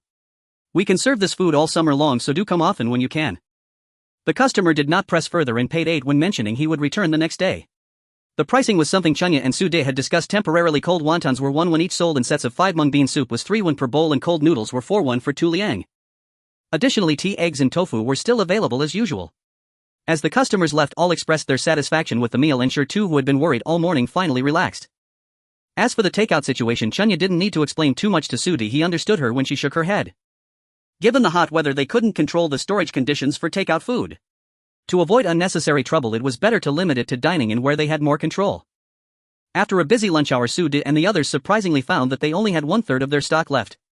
Sude felt that although they had been busy preparing ingredients in the morning, running the business now felt much easier. Taking advantage of the afternoon lull, Chunya took Sure-Tu to the city again, buying some ink, paper and brushes, 2 pieces of oilcloth and 2 large wooden basins. Sure-Tu was puzzled and wanted to dissuade her, but Chunya said he would understand when they returned. Back at the shop, Chunya instructed Sure-Tu to place the 2 wooden basins on their work table, fill them with water and lay the oilcloth down, placing the bamboo baskets holding the cold wontons and cold noodles on top. With limited conditions, this was the only way to keep the food from spoiling. Fortunately, it wasn't too hot yet, otherwise they would have to buy 2 buckets of ice daily. As soon as they finished setting this up, Chunya spread paper and ink to write out a summer-limited menu. Watching Chunya finish, the previously quiet Guy Tu could no longer contain his curiosity and asked, "Second sister, how do you even know how to write? And you write so beautifully." How could I forget about Guy Tu? Chunya felt she had no need to guard against Sure-Tu anymore. After all, her brother had become accustomed to everything. But how could she forget about Guy Tu? Isn't it just that a renowned teacher produces exceptional students? I taught her, Sude interjected before Chunya could come up with an excuse. Sure-Tu had, that's a stretch. Guy Tu thought about it and realized that before their uncle became a drifter, he had indeed been educated. He was the only one in his father's generation who had studied. It made sense for the second sister to know how to write. Now that he had figured it out, Guy Tu didn't dwell on it further and scratched his head, saying, "Second sister, could you teach me when you have time?" Before Chunya could agree, Sude said, "You might as well ask me, the esteemed teacher. After all, Sure-Tu will also need to learn. You two can study together. It's feasible to learn a few characters during your free time." Guy Tu was naturally overjoyed. Working for his uncle, who was never harsh on him, he earned 200 won a month. Although after his mother and grandmother took their cut, he was left with only 10 when even the smallest amount was still something. Moreover, the meals he had at his uncle's place were good. Every day he rode in a bull cart to and from, and now he could learn characters from his uncle. There truly was no better uncle in the world. Previously, his parents and grandparents had said that his uncle was a gambler. Now he thought it was probably because his uncle had some untold struggles. His parents didn't understand, but he did. His uncle must be bearing hidden burdens. Unaware of how grand his own image had become, Sude was still rambling about what the 2 children should learn when the bell signaling the end of classes at the academy rang. The group stopped chatting and prepared to welcome their daily influx of customers. Seeing that she didn't need to help, and with Sude and the others working well together, Chunya followed suit, moved a stool, served a bowl of cold noodles and a bowl of mung bean soup, and sat at the door slurping noodles. As Xuanhuan snack opened for business, it attracted a group of students. Although some had been diverted during these days, many still came to eat. Today the students saw the summer limited sign posted at the entrance and found it intriguing. Many students who thought small wontons were too hot came over to take a look. Seeing Chunya slurping cold noodles and drinking mung bean soup looked appetizing, many entered to order either mung bean soup or cold noodles or cold wontons. The business turned out to be even better than they had expected. Amidst Chunya's calls of "Hey hey hey, don't squeeze me. Hey hey hey, classmates, please line up. Hey hey hey, don't throw money around," the ingredients Sude had prepared quickly sold out. "I apologize, everyone. Today is our first day updating the menu and we have limited stock which is now sold out. We will definitely prepare more tomorrow, so please come again then." With Suda's loud explanation, Chunlan's snack closed early due to insufficient stock. A few who had not eaten were grumbling, "What time is it and you're already closing? How do you run a business like this?" Many echoed this sentiment. However, there were also a few who had eaten and were discussing their experience with those who hadn't. Those who missed out asked, "Was it really that delicious? Look, your shoes have even come off, how disgraceful." Those who had eaten scratched their heads. "It wasn't that great, was it? Then why did you rush?" "Because they were all rushing. Oh, that mung bean soup was quite tasty, refreshing and cool, and the cold wontons were also decent, rich in flavor and filling. So was it really not that amazing or was it quite good? It was alright, you can try it for yourself tomorrow. The group murmured as they walked away. The summer limited menu launched today received quite a positive response and Suda finally let out a sigh of relief. Although he wasn't as carefree as Shirtu, who spoke his mind openly, it was impossible for him not to worry. Now the livelihood of the whole family depended on this shop. If it were to fail, they would have to seek another means of living. However, in this day and age, finding a livelihood was not an easy task. Fortunately, there was their daughter, a little lucky star. Suda looked ahead at his daughter Chunya, who was tugging at her brother while asking to buy sesame candy, and smiled knowingly. The four of them chatted and laughed as they walked to the city gate. Since they closed early today, Zhao Laoda's ox cart had not yet arrived, so they rested in the shade outside the city gate while waiting for the cart. Chunya chewed on the sesame candy she had just gotten from teasing her brother while waiting. Zhang Shi thought about giving her husband 200 won as wages each month, and her son couldn't get nothing either. She gave him 50 won for pocket money every month. Chunya and Tai too didn't get any, but Chunya always managed to scrounge a lot from her father and brother.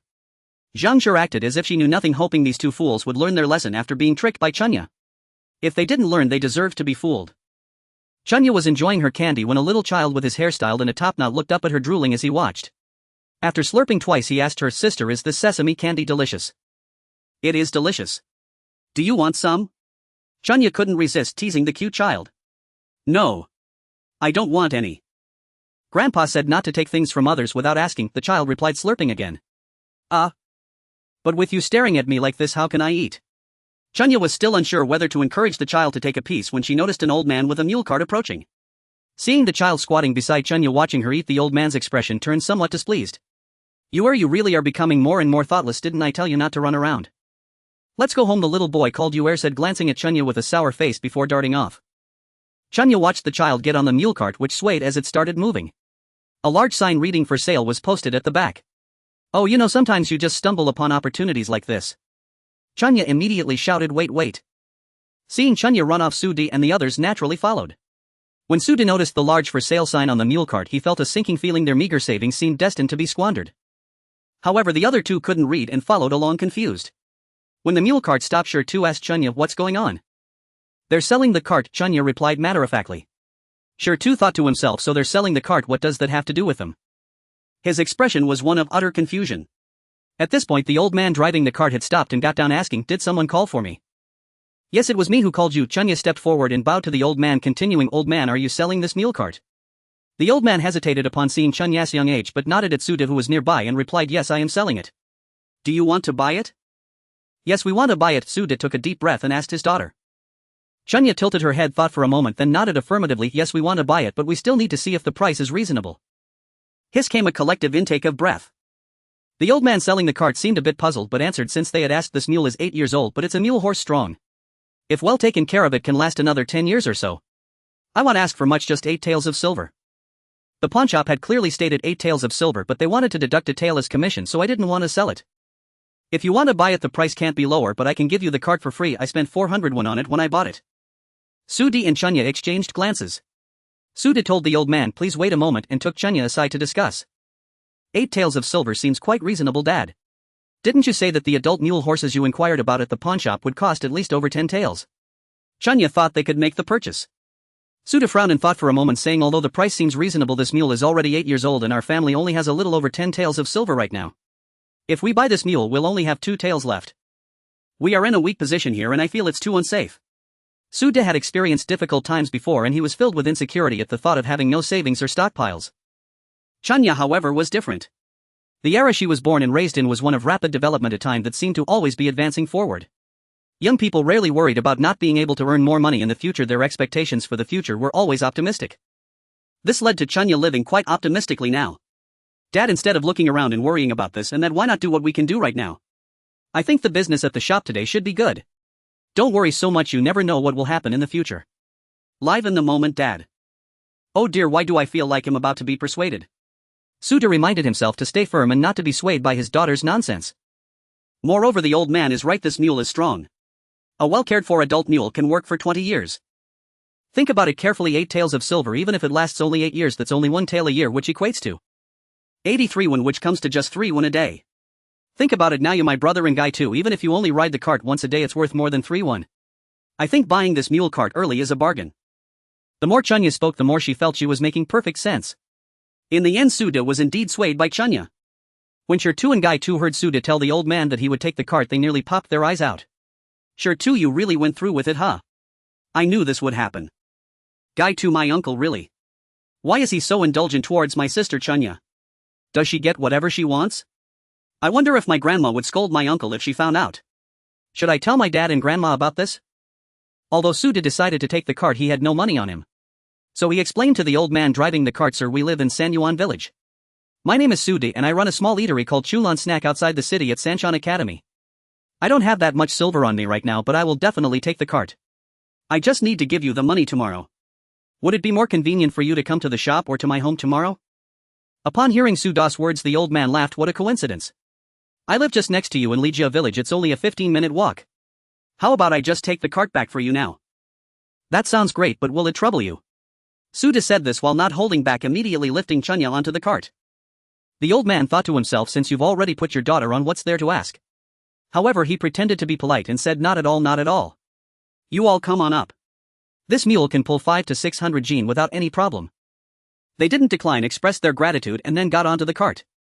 Suda and the old man sat at the front of the cart, asking the old man to teach him how to drive. Sure-Tu and Guy-Tu sat in a daze on the cart, watching Chunya, who was sharing candy with the old man's grandson, lost in thought. Suda and the old man sat at the front of the cart, asking the old man to teach him how to drive. Sure-Tu and Guy-Tu sat in a daze on the cart, watching Chunya, who was sharing candy with the old man's grandson, lost in thought. A few people were riding in the mule cart, and it must be said that this mule cart is indeed much faster than an ox cart. Although the mule wasn't running at full speed, just a little trot allowed them to reach home in less than an hour, a journey that previously took over an hour. Along the way, Suda's mouth was never idle. He chatted with the old man the entire time. It turned out that the old man's surname was Li and he had only one son. Recently his son had injured his leg while working for someone else. To prevent his son from becoming lame, the old man spent a lot of silver to treat his leg. Fortunately the leg healed, but their savings were completely exhausted and they still owed Renjitang 3 taels of silver. Old man Li calculated that selling the land was definitely not an option. What would his family eat if he sold it? Selling the house was also out of the question, so he could only sell the mule. Selling it for 8 taels of silver was already a good deal. Although the price was not high, the mule was already 8 years old and asking for more would not be reasonable. 8 taels of silver, 3 taels to pay off debts, and in the village someone had a cow that had just given birth to a calf and was willing to sell it for 5 taels of silver. Old man Li thought that this calf would be ready for work in 2 or 3 years. If the family could endure for 2 or 3 years, they would get through it. Suda listened all the way, feeling quite sympathetic. Wasn't this a typical case of poverty due to illness? Oh dear, it seemed he was regretting buying this mule cart. He didn't have much spare cash and it made him anxious.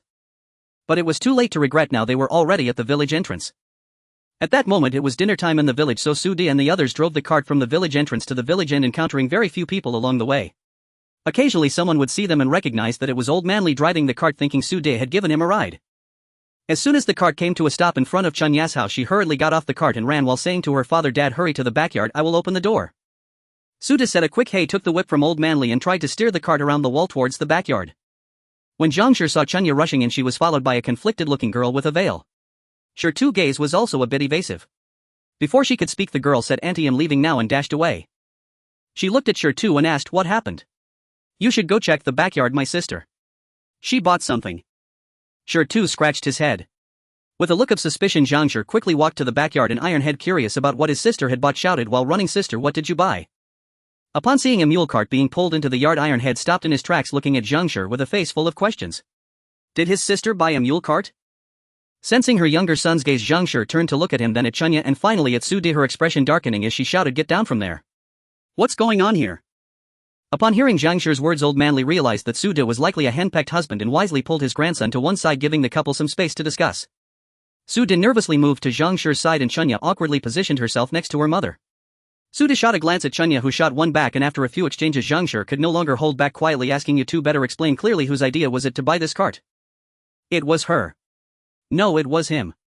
Both insisted on the principle of "I want die for you" and engaged in a crazy round of blame shifting. Zhangshi could no longer listen. Based on her understanding of the two, the idea was most likely Chunya's. She pointed at Chunya and said, "You speak first. I see this was your idea to trick your father, wasn't it?" "Oh dear, mother knows me well," Chunya thought, but she didn't dare to admit it. Instead she explained, "Mom, it's not like that. You hear me out. This cart costs 8 taels of silver, which is really a good deal.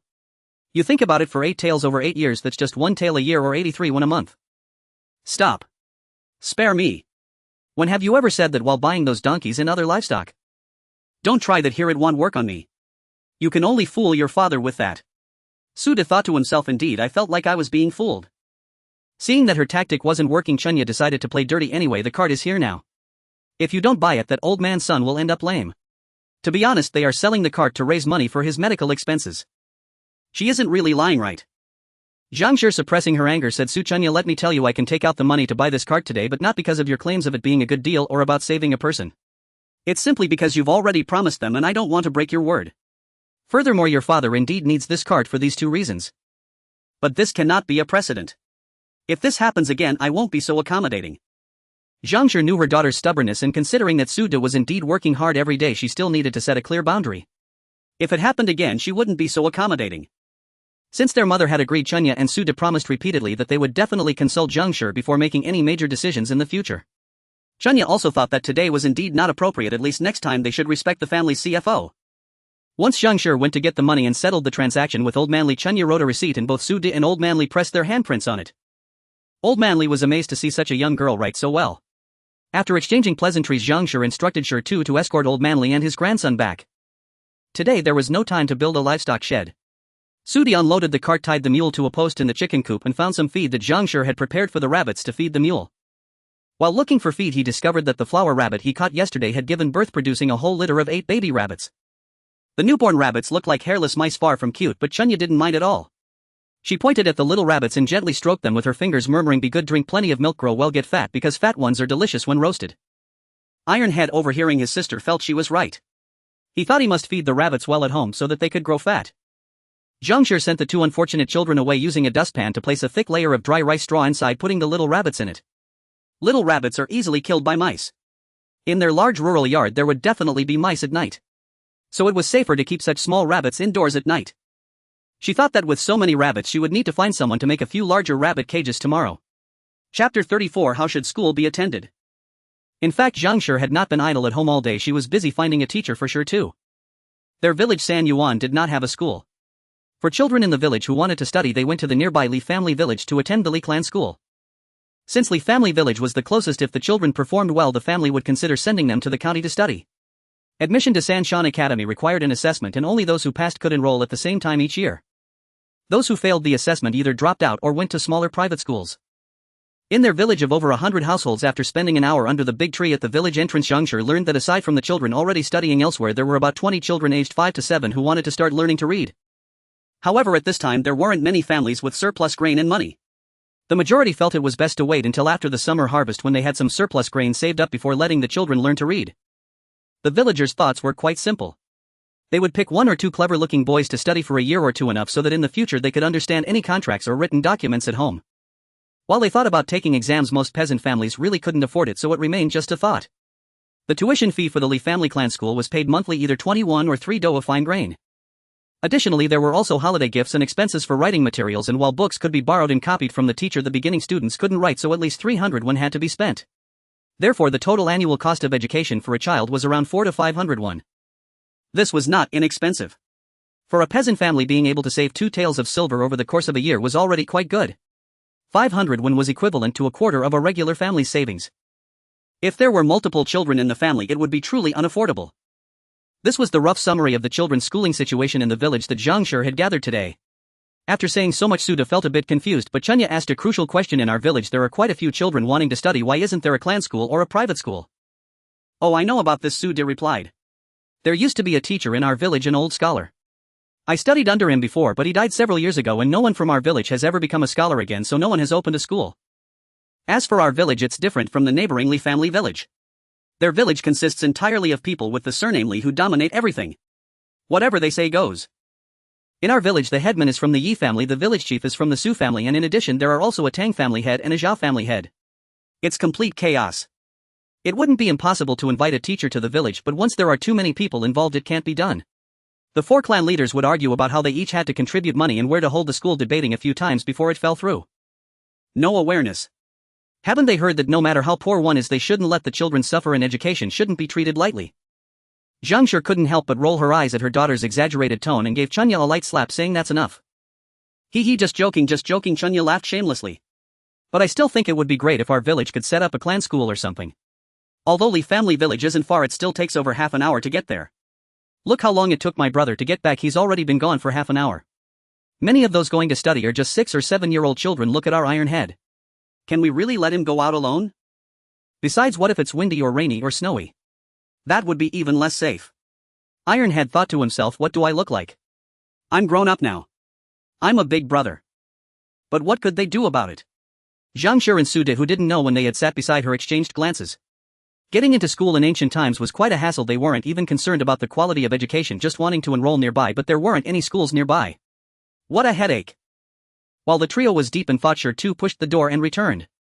Seeing him come back, Chunya asked, brother, was the road easy to travel? It was okay, just a small stretch of mountain road that wasn't very good. The road is a bit narrow and there's a cliff on the side, so you have to be careful while walking. Zhang Shi sighed. The issue of Ironhead's schooling couldn't be resolved immediately. Let's eat. If there's anything to discuss, we can think about it after eating. Zhang Shi figured that once they were full, perhaps their brains would start working again. Today we're having braised noodles with pork and green beans. Being a housewife was certainly more exhausting than Zhang Shi's previous job.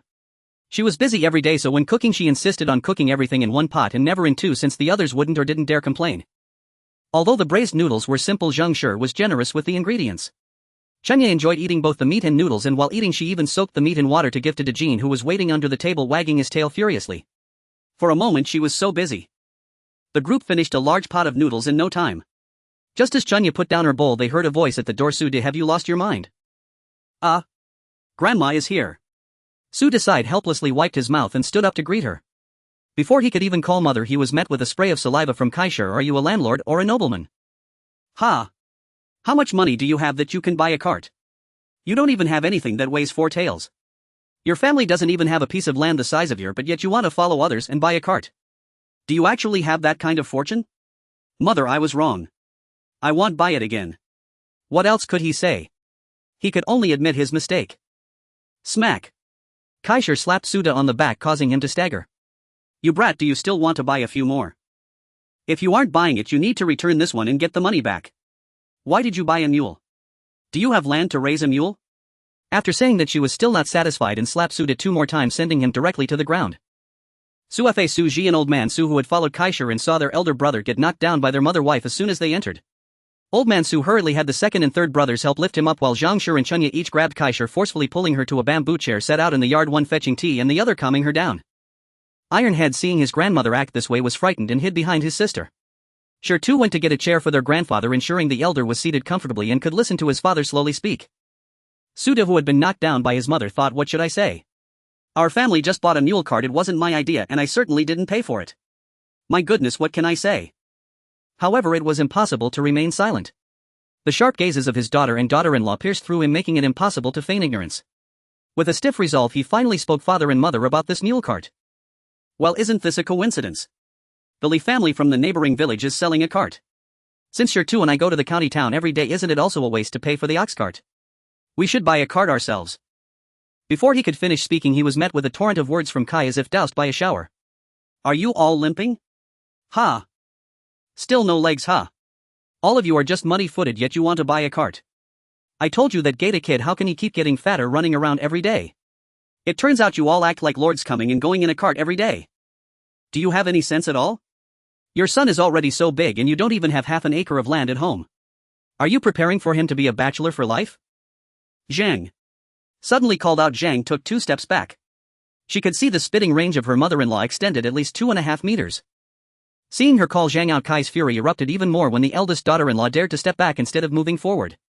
What are you hiding for? If you had even a little ability, your land wouldn't all be squandered away by this waste. Now he's also wasting all the money. Do you even realize your mistakes? Upon hearing this, although Zhang was angry, she thought about the hard-won relationship and could only grit her teeth and admit, mother, I know I was wrong. I will never let the men manage the money again. I didn't know about the cart purchase. From now on I will take charge of the household finances and will never spend frivolously again. However, we need to buy this cart eventually. The head of the family is worried that the child is too tired from traveling every day, which might hinder his growth. Riding the ox cart daily also costs money. Don't think this mule cart costs 8 taels of silver now, it will be useful for many years. In 10 or 8 years it will cost less than a tael of silver a year, averaging just 2 or 3 when a day, much cheaper than riding the ox cart. Who said this was just to fool people? Who said that? Chunya rolled her eyes at her mother, but her mother shot back a glare, quickly regaining her composure. Sure was even more bewildered, thinking, what nonsense is this? When did the money become my responsibility? If it really were my responsibility, then it would definitely be because the daughter had tricked him out of it, or he wouldn't have even this much silver left. Seeing that his son and daughter-in-law had admitted their mistake, Xuanhuan thought that this matter was indeed related to their family. Upon hearing Gaeta say that the money he earned all these days was probably all spent on the mule cart, he darted out like a firecracker, and neither of his two sons could catch up with her. Xuanhuan observed that his daughter-in-law had set the ladder for her, yet she didn't grasp it at all and was still huffing. He sighed, thinking this old lady would eventually ruin the family. He joined in on his daughter-in-law's words, though that's true, you all need to be a bit more calculative. We are mere farmers, the land is the foundation of survival. We cannot continue like this. We must at least buy back the land we sold before considering anything else. After saying this, Xuanhuan stood up and kicked Su Lauda, saying, let's go, take me to see the mule you bought. A wasteful thing like this, day after day without any plan. After speaking, he stepped toward the backyard. Su De, realizing his father was trying to save him, hurriedly followed behind. Men throughout history have always loved carts. Seeing that the two brothers Su Fa and Suji followed their elder brother and father to see the cart, there was no reason for them to stay behind. They told Kai, let's go take a look too, and all went to the backyard. Kai still wanted to slap her eldest son a couple of times, but with everyone gone, her anger dissipated. She thought of scolding Zhang a few times, but then recalled that Zhang seemed to have some reasoning in her words. However, Zhang and Sure were standing aside, pretending to be meek, making it difficult for her to save face, so she could only maintain her stance. Chunya couldn't help but want to laugh. In fact, this old lady wasn't bad at heart, just with a fiery temper and a quick tongue. What she just said was about their reckless spending, but her heart was good. It was just that her way of expression was easily misunderstood. Let it go, she thought. I can't let the old lady stay awkwardly like this. So she approached Kai and shook her hand with the demeanor of an 80-year-old child. Granny, since we finished the house, you haven't properly looked at it yet, have you? Why don't I take you to see the new rooms my brother and I have? My mother decorated them quite nicely. After saying that, she ignored what Kai was mumbling and pulled her toward her room. Seeing her mother-in-law being taken away by Chunya, Zhang shrugged at her eldest son, who was standing anxiously beside her.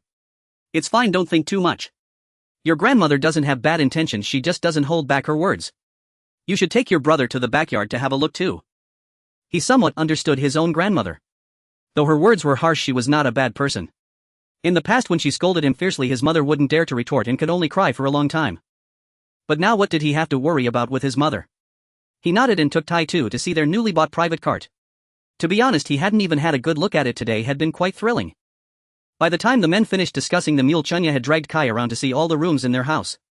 Originally furious Kai had calmed down significantly after the tour. Not to mention Zhang seemed quite capable at managing things now, despite being so quiet before. Though the children's rooms were simple, they were equipped with desks and chairs for studying and writing. Their own rooms, though still old, appeared half new after being tidied up and cleaned. The house may have been made of earth, but the interiors were painted with white lime and the floors were laid with blue bricks, making it look clean and tidy at first glance. The summer bedding and straw mats for the children were all new, and though their own bedding wasn't new, it looked extremely clean. Kai thought to herself that once she got back, she must have the families of the second and third sons come over to take a look and learn well, so that their homes wouldn't look like dog kennels every day. Su Leiahan, on the other hand, was increasingly satisfied with the mule cart. Unfortunately, with so many people in the family and only 10 acres of land left after paying taxes, buying a cart was out of the question. However, his eldest son had mentioned that once the summer harvest and spring plowing came, they could use the mule, which was indeed equivalent to 2 or 3 strong laborers. His previous anger at the eldest son's reckless spending had long since vanished. The old couple was each satisfied in their own way. Since buying the cart had become a fact and they had already scolded and fought, they decided to let it be. Su Laohan returned home with his old wife and 2 sons. Meanwhile, after being slapped, Su De cleaned himself up and returned to his room, lying in bed with a long sigh. What kind of situation is this? There's no way around it. You can't leave the family here. If you want them to provide you with protection, there will certainly be some constraints. Don't think too much about it. I find the people at the old house quite decent. Get to sleep early, we need to wake up early tomorrow. After saying this, Zhang blew out the oil lamp on the table. Su De and Zhang Shi were engaged in a vigorous workout in the room, while Chuanya was busy in her own way preparing to draft a school establishment plan with paper and ink. In ancient times, education was a luxury. There was no widespread literacy movement or adult education. For Tai Tu to learn, he had only 2 options: either go to the county town with his father to study every day, or go to the neighboring Li family village. The county town was too far, requiring 2 hours for a round trip. Summer was better, but in winter he had to get up before dawn, which was quite arduous for a 4 or 5-year-old like Tai Tu. Walking to Li family village was closer, but the road was not easy to traverse. During windy, rainy, or snowy days it was particularly unsafe. Saya would be best if there were a place to study in their own village, but what could be done? Their family had no money and no power, and such a matter could not be accomplished in a short time. Chuanya bit the end of her pen and pondered deeply, but nothing came to mind. She simply picked up the pen and began practicing her calligraphy. Being young, her wrists lacked strength and she hadn't practiced in a long time, resulting in a clumsy hand. After finishing 3 sheets, she made a decision: rather than be at a loss, she would teach herself. After all, it was merely an elementary stage and she could still teach the basics of reading and writing. Having made up her mind, she quickly formulated a study plan, preparing to start teaching the child at home the next day. Early the next morning, while her father had not yet left, Xuanya shared her plan with her parents. Sude thought it was a good idea, while Zhangshi had some reservations, wondering if it was too out of place for a peasant girl to learn to read and write in such a social environment. My father studied for over a year, so my ability to read and write is somewhat justified. If anyone asks, just say I am naturally gifted and self-taught, Xuanya said. Xuanya felt that her mother's concerns had some validity, but she thought there was no need to be overly cautious, confining oneself to strict boundaries and lamenting one's fate. It was truly unnecessary. Since her daughter was so enthusiastic, Zhangshi did not want to dampen her spirits. After all, it was just teaching at home and wouldn't cause any harm, so she agreed. Taking the study plan Xuanya made for Taitu, it was quite organized. As dawn broke, Xuanya pulled Taitu out of bed, saying that the day's schedule begins in the morning and studying in the morning is the most effective. Unaware of the arrangement, Taitu blankly finished his breakfast only to be handed a book of 3 character classics. Sister, what are we going to do? Studying starting today. Every morning and before dinner you must read and learn characters with me, Xuanya said while rummaging through the firewood pile to find a small stick which she deemed her teaching rod, regardless of its actual usefulness. Taitu exclaimed, "Sister, does that mean you are my teacher now? That's amazing." Xuanya found 2 small stools and set them in a cool, well-ventilated spot, letting Taitu sit across from her. I can't teach you anything too profound, as my father only taught me a little, but teaching you a few characters should be no problem. Taitu scratched his head and asked, "But sister, how come I've never seen father teach you? When father taught me, you were still too young to speak, so you wouldn't remember." "Alright, little one, don't ask too many questions. Let's start now. Today we will learn 4 sentences, remember them well," she said, knowing that children wouldn't take things too seriously and could be easily persuaded. "Sister, I will study hard, and when I pass the exams I will buy you lots and lots of pig trotters to eat," Taitu said earnestly. Xuanya couldn't help but twitch her mouth at that. "Am I your matchmaker now? You want to buy me lots of pig trotters?" The two sat facing each other, one teaching a sentence while the other repeated it. Using Chunya's mental arithmetic to time their lessons, they finished the morning study session in about 20 minutes. For a child under 5, the maximum concentration span was only about 10 to 20 minutes. Any longer and it would be counterproductive. Taitu thought studying was incredibly simple. He sat with his sister for a short while, which didn't take as long as watching ants every day, and they were already finished. His earlier worries about studying taking too long and not having time to play vanished. Studying was quite enjoyable, simple, and sounded good when read aloud. If it were like this, he wouldn't find it tiresome even if he studied every day. As the first lesson concluded, Taitu said he wanted to go find Sanyu to play. Before he reached the door, he saw Sanyu peeking into their courtyard. He beckoned Sanyu and, "Sanyu, what are you doing? Come play. My family's rabbit gave birth to babies yesterday, do you want to see them?" Sanyu, being pulled inside, glanced around the courtyard and asked Taitu, "Were you studying just now?" Taitu nodded and replied, "Yes, my sister taught me and she's really good at it. I can recite it for you. At the beginning of man, nature is inherently good. The nature is similar, but habits are far apart. Look, I can recite it right away." Sanyu was surprised and asked, "Sister, Xuanya can recognize characters too?" "Yes, my sister can even be a teacher and she does it exceptionally well," Taitu said proudly. Just as Xuanya came out of the room after putting down her book, she couldn't help but smile at her brother's boasting. She patted Taitu's head and turned to Sanyu, saying, "Don't listen to him. I only taught him a few simple characters and I can't teach him anymore. If you want, you can come and learn with Taitu every day at this time," she added. Sanyu nodded eagerly. "I would love to, Sister Xuanya." Originally his mother planned to send him to school this spring, but due to last year's poor harvest there was hardly any surplus grain and his parents hadn't mentioned it at all this year. Even though he really wanted to study, he knew it wasn't easy for his parents to support the whole family, so he had almost forgotten about it. Now, since Sister Xuanya had asked him, no matter how much he could learn, he was already very satisfied. Since Sanyu was willing to learn together, it would not be a hassle for Xuanya. Taitu would have a companion to encourage each other, which would be quite nice. The 3 children decided to study for 20 minutes in the morning and 20 minutes in the afternoon. Sanyu said he had no books and Xuanya naturally took on this task. It was not difficult, she could just copy one for him, as she was already planning to resume practicing her writing. Because they had agreed on studying, Sanyu lost all interest in playing and hurried home to tell his parents about it.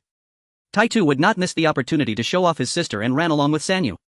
As the 2 noisy children left, Zhangshi came from the backyard carrying a basket of vegetables into the front yard. Xuanya explained to Zhangshi about inviting Sanyu to study together. Zhangshi in her heart didn't want too many people to know that her daughter could read and write, as her daughter's handwriting didn't resemble that of an 80-year-old. However, Xuanya had some valid points. Living in constant fear and restraint felt too suffocating. As long as it wasn't too outrageous, she thought her daughter could do as she pleased. Chapter 37, Craving Fried Chicken. As soon as Sanyu got home he told his mother about the situation. The wife of Wang Laosan's family named Li Xiuying was a relative of the Li family from Li family village. Her father had previously studied and passed the child scholar examination. When Dania was 8 she had sent him to Li family village to study, but after just half a year the family had to stop due to extreme difficulties. As for her younger son Sanyu, the matter of studying was even less promising. At this moment, hearing Sanyu say he wanted to learn characters with Xuanya, she felt quite happy but also had some doubts. Can Xuanya really recognize characters? Of course. My father taught my sister a long time ago and she is so smart, her writing is good. Taitu naturally praised his sister. Children's words shouldn't be taken too seriously, so Li Xiuying decided to ask Xuanya directly. She casually grabbed 6 or 7 eggs from the kitchen, put them in her apron and walked toward Xunya's house. Yanzi, hearing that Xuanya could read and write, was also quite surprised. Since Xuanya moved here over 2 years ago she had never heard of her being literate, so she followed along. Upon arriving at Su Lao's courtyard, Li Xiuying was somewhat surprised. She hadn't been here since Su Lao's family built their house and set up a few tables for a gathering. At that time the courtyard was still messy and hastily arranged. Usually Su Lao's family was very busy and she herself had a lot of housework to do, rarely visiting. Now seeing the newly tidied courtyard she felt a refreshing contrast. The once chaotic front yard had now been planted with a large patch of mint along the courtyard wall, and some wild chrysanthemums were planted in a corner. The well in the courtyard had also been enclosed with a fence, and next to it was a small table with several small bamboo chairs. At this time the sun was blazing, making it uncomfortable to sit in the courtyard. Xuanya and Zhang Shi were sitting in the cool shade at the kitchen door, one peeling edamame while the other washed eggplants. Seeing Li Xiuying arrive, Zhang Shi moved a small bamboo chair and politely invited her to sit down and cool off. Li Xiuying was a straightforward person and had no qualms. She directly asked, I heard Sanyu say he wants to learn characters with Xuanya. Taitu mentioned that Xuanya learned this knowledge from her father. Zhang Shi replied, what knowledge? This girl learned a little from her father, she's not too slow and can recognize some characters, I suppose. Since there's no place to study in our village and the head of the household is busy every day, she insisted on teaching her brother. If Sanyu is willing he can join in, it's just a game really. Yes, and since I see Sanyu and my Taitu playing together every day, if they learn 3 or 4 sentences together daily they might be able to write spring festival couplets for you by the new year, Xuanya chimed in. Since Xuanya said so, Li Xiuying had no reason to disagree. She smiled and said it was a trouble for Xuanya and forcefully stuffed the eggs from her apron into Zhang Shi's hands, who naturally protested that they couldn't accept such gifts. The two began to engage in a playful tug of war over the eggs. Yanzi, who had been standing by silently, took the opportunity during the chaotic egg tug of war to pull Xuanya aside and ask Xuanya, can I learn characters with Sanyu and the others? Of course. If you want to come along. Xuanya said it's very beneficial for girls to be literate. If you study hard you can find a scholar husband in the future and it would be delightful to have a sweet life. If you don't want that you could work as a female accountant. By the way, would you like me to teach you mathematics? Xuanya suddenly went off on a tangent. Yanzi's face turned red at the mention of finding a husband. Stop saying nonsense or I'll twist your mouth, she said, leaping to tickle Xuanya. The yard suddenly became lively and Dejin, who had just returned from patrolling the mountains, glanced at the 4 women in the courtyard and decided to go out and play with other female dogs for a while before returning. The commotion ended with Zhang Shi's defeat and Xunya's plea for mercy. After Yanzi and her daughter left, Zhang Shi brushed her scattered hair and sighed. Yanzi's grip is incredible. My goodness, if I don't give in I feel like my wrist would break. This egg delivery was heartfelt. Xuanya nodded and asked, then what should we make for lunch, mother? You need to eat more to get stronger so you can win the next time you tug of war. Zhang Shi poked Xunya's forehead with her finger and said, all you think about is eating. How come I never noticed you were such a foodie before? I never dared to eat much before. Even drinking water felt like it would add 3 pounds. I can't run since I don't have the energy, so to maintain my weight I had to avoid eating altogether. But now look at me, Xuanya said, turning around. I'm practically a rib delicacy. I can eat however I want without a care. She suddenly thought of something else. Mother. Let's eat fried chicken. I haven't dared to eat fried chicken for 2 years before coming here. I want to eat fried chicken. Fried chicken. Where would we get the chickens to fry? Our 2 hens are definitely too old for that, we can only make soup, Zhang Shi said, mercilessly dismissing the fried chicken idea. We still have some meat left at home, or we could fry some osmanthus meat instead. The freshly picked eggplants are also tender. Should I make some egg fritters? Do you want to eat them? Yes. Xuanya replied eagerly. Without fried chicken, osmanthus meat was also delicious. She would never refuse. Although there was no tradition of having lunch here, Zhang Shi didn't care. However, she was afraid of trouble and usually just made simple snacks like noodles or stuffed pancakes for Xuanya and Taitu to eat. Her cooking skills had improved significantly since coming here. The osmanthus meat was still a recipe from her grandmother. 3 tablespoons of flour and 2 eggs were mixed into a batter. If the batter was too thick, a bit of water was added until it reached a consistency where it dripped slowly from chopsticks. A few peppercorns were ground into powder and mixed with chopped green onions and ginger into the batter. The meat was cut into small cubes coated with the batter and fried until light yellow. Once all were fried, they were fried again until golden brown. As soon as the meat was done, Xuanhuan and Taito, who had been guarding the stove, didn't care about burning their mouths. They were happily stuffing their mouths while exclaiming in delight. By the time Zhang Shi finished frying the egg fritters, there were only 3 pieces of osmanthus meat left. Taitu flattering said, "Mother, hurry and eat. My sister and I saved these for you." Zhang Shi was both amused and exasperated. They only received 2 egg fritters each and they couldn't eat any more than that. Too much fried food would not digest well. After eating until his stomach was full, Taitu played around with some ants in the courtyard for a while before starting to feel drowsy. He quickly went back to his room to sleep. At this moment only Zhang Shi and Xuanya were left in the courtyard. The thought of making fried chicken, which had been temporarily suppressed, resurfaced in Xunya's mind. This fried chicken could not only be enjoyed by themselves but could also potentially be sold if made well. So she began discussing this with Zhang Shi. "Mother, what do you think about us selling fried chicken? Before I could manage frying chicken wings or legs, but here they sell whole chickens and I'm not too experienced with that." Zhang Shi hesitated. "Moreover, I worry your father won't be able to handle it all. I know the recipe. We won't let father sell it, we can sell it ourselves. I'm worried about any unexpected changes with the business at my father's shop, no matter how well it's doing. We originally signed a contract with manager Lin for a 1-year rental paying monthly. But I noticed how last time they started selling tea eggs as they saw our business prospering. While there's nothing wrong with that, they have their own rights, I just feel that store isn't very reliable. Just wait a few days, I believe our brother Shi too will get angry over this. Having multiple businesses is a good safety measure." Zhang Shi understood Xunya's thoughts but worried that if their business thrived, manager Lin's family might either breach the contract or start mimicking their sales. But if they were to sell fried chicken, where would they go to sell it? Zhang Shi understood Xunya's thoughts but worried that if their business thrived, manager Lin's family might either breach the contract or start mimicking their sales. But if they were to sell fried chicken, where would they go to sell it? Zhang Shi understood Xunya's thoughts but worried that if their business thrived, manager Lin's family might either breach the contract or start mimicking their sales. But if they were to sell fried chicken, where would they go to sell it? Zhang Shi understood Xunya's thoughts but worried that if their business thrived, manager Lin's family might either breach the contract or start mimicking their sales. But if they were to sell fried chicken, where would they go to sell it? In fact, the people of Xuanhuan village generally do not need to go to the county town to buy things. For items like meat, oil, salt, soy sauce and vinegar, the villagers usually go to Anping Market, which is not far from the village. Anping Market was originally a rural area with very few households.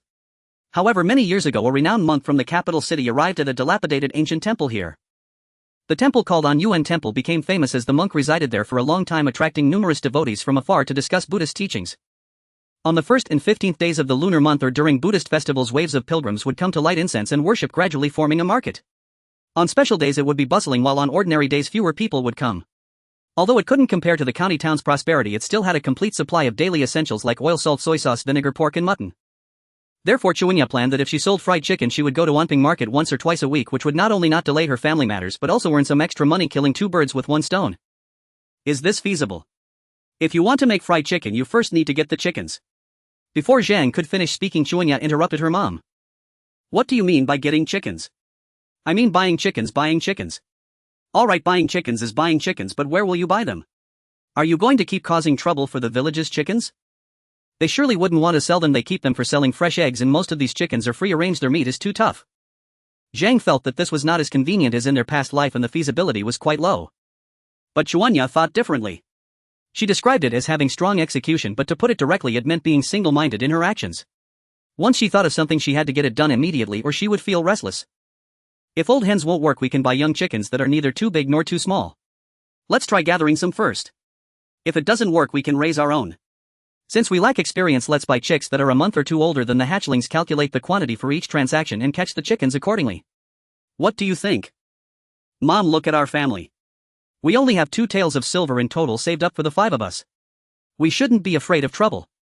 At this stage of starting a business, earning a little more is still better than nothing. Zhang shot her an annoyed look. How can you say that? We have only 2 taels of silver saved. Who's responsible for that? However, she did think that the family should not rely on a single source of income as it was too risky. In the absence of land to farm, doing some other business wouldn't be a bad idea. Sigh, it really is impossible to have a day without fussing around. I'll go to the village entrance later to ask who has suitable chickens they are willing to sell. Xuanya cheekily leaned against her mother. Mom, I knew you would definitely support me. If there are any, please buy a couple back first. I'll prepare the seasonings here and we can try the taste once it's done. You must be dreaming, always fixated on someone else's chickens and eggs. Zhang unhappily untied her apron, tidied her clothes and took her sewing basket with her. Speaking of this, I'm craving a donburi again. Xuanhuan slapped her face and focused. Focus on the fried chicken first. In the stone mortar she crushed peppercorns and coarse salt into powder, then minced ginger scallions and garlic. These would serve as the marinade, marinating for half a day. Before frying she would coat them with the prepared batter. Xuanhuan was already ready but was waiting for the chickens. Not long after, under Chunya's eager gaze, Zhang returned with 2 chickens of moderate size. She bought these from Aunt Fat. The 2 chickens cost 31 and Zhang felt she had paid too little, but Aunt Fat was quite polite, saying that this year her family had hatched quite a few chicks and was currently worried about what to feed them. If Zhang wanted more she could just ask her. Since the chickens were bought back, the mother and daughter didn't have time to be curious about the various things Ironhead was asking after their nap, and they quickly went through the process of killing the chickens, boiling water and plucking feathers which flowed seamlessly. It's worth noting that before Xuanhuan traveled to this world she couldn't even kill a chicken, let alone a fish. Indeed, the environment can transform a person. Before long the 2 hens were all cleaned up. Xuanhuan found a bowl to marinate the chickens and they would be ready to fry once her father returned. Ironhead was so obsessed with the fried chicken that during the afternoon class with San Neo and Yen Zi he could only remember the 3 characters Ren Ji Chu from the 4-character 3-word classic, and even those 3 characters were only recalled because Xuanhuan reminded him about Ren. They had given up on the genius and decided to teach him a few more times. In the eager anticipation of Ironhead and Dejin, Sudi and the other 3 finally returned home in the evening, swinging in a mule cart. Ironhead cheered as he rushed to the kitchen. Sister, Dad is back. Sudi was bewildered by his little son's enthusiasm, as he had never seen him so excited upon returning home. Upon asking Zhang, he learned that the precious daughter was making fried chicken today and that it would taste bad if it cooled down, so they had to wait for him to return before starting. No wonder this kid was so enthusiastic today. It turned out there was something delicious. Sudi smiled and called for Xuanhuan as he walked into the kitchen. As soon as he entered he saw Xuanhuan pulling the chicken out of the batter and then placing it into the seasoned flour to coat it. "Oh, Chef Su, are you busy?" Sudi joked. "Dad, you should try my fried chicken skills later, it can't be any worse than KEC." Xuanhuan had never lost confidence in herself. "Sister, what is KEC?" Ironhead, who had set up a small stool to camp out in the kitchen, asked. "A famous restaurant in the capital city." Sudi casually made up an answer. Upon hearing this, Ironhead urged even more. "Sister, can we start? Can we start making it?" Sudi, having heard that his daughter was making fried chicken today, stayed behind to take the cover off the pot, saying he would take one back for Kai and Su Laohan to taste. The cover was naturally agreeable and curious, peering into the kitchen. He saw Xuanhuan pouring oil without using an oil bottle, directly taking a large ceramic jar filled with cooking oil and pouring it into the pot. Inside he was thinking, my goodness, this much oil is needed for 2 chickens. No wonder Grandma said that the family of Uncle won't save money. What kind of household is this? Even the local rich couldn't be this extravagant. Stone had seen people who sold soy sauce for 100 when a liang, so this was all small change for him. He was numb to it and didn't think much of it. The frying of the chicken was crucial, so reliable Zhang was in charge of the fire while Xuanhuan handled the frying. After observing Chunya's entire frying process, everyone was utterly tempted watching the golden and crispy fried chicken just coming out of the pot. Sudi even regretted suggesting that the cover take one back, he could eat 2 himself. However, since the words had already been said, there was no point in regretting it. Zhang found a lotus leaf to wrap one up for the cover, urging him to hurry home and let Grandma and Grandpa eat it before it got cold, but also reminded him not to eat too much. Cover with the old folks at home, you are overthinking it. Afterward, Zhang refried the osmanthus meat and eggplant boxes that were reserved for lunch. The family sat in the small courtyard surrounded by a full table of fried delicacies, their hearts bubbling with excitement. Sudi announced, "Let's eat," and proceeded to divide the chicken. Chunya and Zhang Shi each took a drumstick while Tu and Tai Tu each grabbed a wing. Although Dejin couldn't eat much of this, Sudi couldn't bear the sight of Dejin's drooling and ambiguous gaze, so he had to give it the chicken head necken, but while he himself nibbled on the leftovers. To say the chicken was rather small, the few of them finished it in just a few bites. After finishing, Chunya sucked her fingers and asked, "How is it? Is the taste acceptable?" "Absolutely. The breast meat I ate was incredibly tender, perfectly cooked and flavorful. Your mother said you wanted to sell this as a street vendor. I think it could work well." Sudi had no reason to oppose what his daughter had said. Sure, Tu and Tai Tu didn't voice any opinions either. What could they say?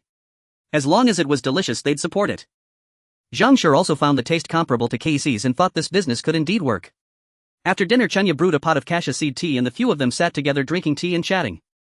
Sudi took out today's earnings to tally up, as they had a great business yesterday. Today they prepared twice as many ingredients as the previous day and sold everything, breaking a record with a total of 1,060 copper coins. However, because the sauce's ingredients were not cheap, the profit was only about 40%, but they still made over 400 coins in profit. Sudi was initially worried that Zhang Shi and her daughter would be too exhausted. He considered taking over the fried chicken business, but with this level of profit the 3 of them were already busy enough, and adding another task might lead to mistakes. Chunya hadn't planned for her father to do this either, so she shared her plans with Sudi. The day after tomorrow would be the 15th. She planned to go with her mother to collect about 20 young hens, kill them a day in advance and hang them in the well to marinate. Suda and the others just needed to take her two with them when they went out. As for the chickens, they could buy them for 30 coins each, factoring in the cost of seasonings and oil, pricing them at around 40 to 50 coins each was just right. With this plan in place, Suda and his wife felt it was quite suitable, so they settled on it.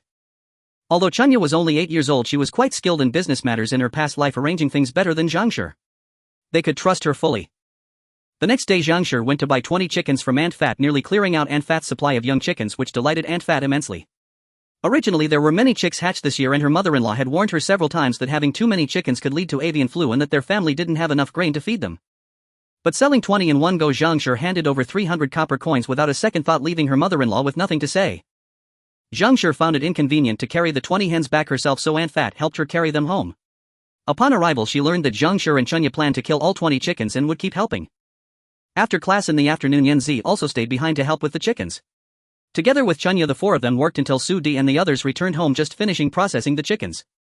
Exhausted, Chunya exclaimed that this work was definitely not something one could do every day. They had plucked chickens for a lifetime. With no time to prepare other dishes for dinner, they used the leftover chicken entrails. Even after sharing some with Aunt Fat and Yanzi, they still had a large pile left at home. Zhangshi dug up some young ginger and pulled some garlic leaves, stir-frying a large basin of chicken offal, and the family ended up eating clean. After dinner, the chicken was marinated and the items needed for tomorrow were all prepared.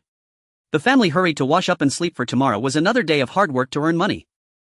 The next morning, Kaisha heard that Suda's family had actually bought a full 20 young hens from Aunt Fat and had them all killed, so she thought to see what kind of trouble her eldest son was up to. However, when she arrived at the door, she found it wouldn't open. After knocking a few times and receiving no response from the yard, she called out a couple of times, but there was no reply, so she left in disappointment. At this moment, Suda's family had already arrived at Anping Market. Today was the 15th and many people came to set up stalls at the market. Leaving early was beneficial as there were more spots to choose from. They chose a position towards the back of the market, and Sude helped Zhangshi and her daughter unload various items like pot stoves and charcoal, giving them a few reminders before leaving. Suda was indeed worried about the two women, yet Chunya repeatedly assured him that they would act as needed. If any problems arose, they would just abandon the goods and run. Chunya had thought a few times before selecting this stall location. The Xuanhuan market was situated beside someone else's field with open ground on the other side, making it a semi-enclosed market. With just the two of them, they were at a disadvantage, so they didn't choose a prime spot in the middle of the market, as many people would be vying for those places. If they clashed with someone, they had no chance of winning.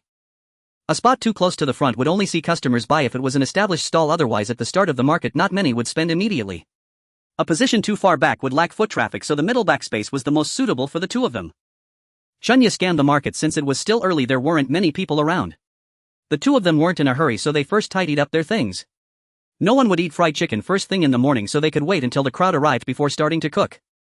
Once everything was organized and there was nothing much to do, Chunya told Zhangshi and began to stroll around the market, and indeed found someone selling chicks. Most villagers hatched their chickens themselves, but Chunya felt that her and her mother's practical experience was virtually zero. They couldn't manage this. The mortality rate of newly hatched chicks was high, so it was better to buy chicks that had been raised for 10 days or half a month, which were easier to care for, costing 3 coins each, a reasonable expense. She couldn't quite remember how to choose the chicks, so she called her mother over, and soon Zhangshi returned with a bamboo basket of chicks, having bought 30. Though the business hadn't even opened yet, they had already invested nearly a tael of silver. Watching Chunya happily feeding the chicks, Zhangshi felt that this child growing up in a good period was very clear-headed. Money was not a concern for her. The mother and daughter waited for a while as almost all the surrounding stalls had opened and the crowd began to grow.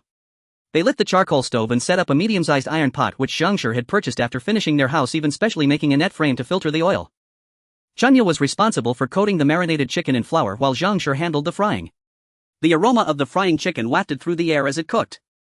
There were many food vendors in the market, but they were the only ones selling fried chicken, and several people were already watching their stall. Some remarked they had never seen a whole chicken frying in oil, while others commented on the enticing smell, curious about how it tasted. The first chicken was done frying, and Chunya placed the freshly made fried chicken on a large plate steaming hot. In no time, the chicken was torn into many small pieces. She called out, "Ladies and gentlemen, come and try. Our fried chicken is the best in the area. Don't miss out as you pass by. Once you try our chicken, you'll feel like you've never tasted chicken right in your life. Come everyone, give it a try. Tasting is free." Free tasting. Well, if it's free, then let's give it a go. Once they tasted it, they found it was indeed tender meat and crispy skin, even more delicious than it smelled. Some immediately asked for the price. Chunya replied, 50 coins for one, 90 coins for two. Some thought it was expensive and left after a glance, but many others found the price comparable to roasted chicken and the taste was very good. They quickly formed groups to buy together, and a short line began to form in front of their stall. To the uncles and aunts behind, I apologize, but we have sold out for today. Please don't queue up, I am truly sorry.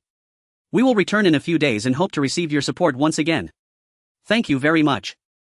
As Chunya's apologetic voice faded, Zhangshi began to tidy up the stall.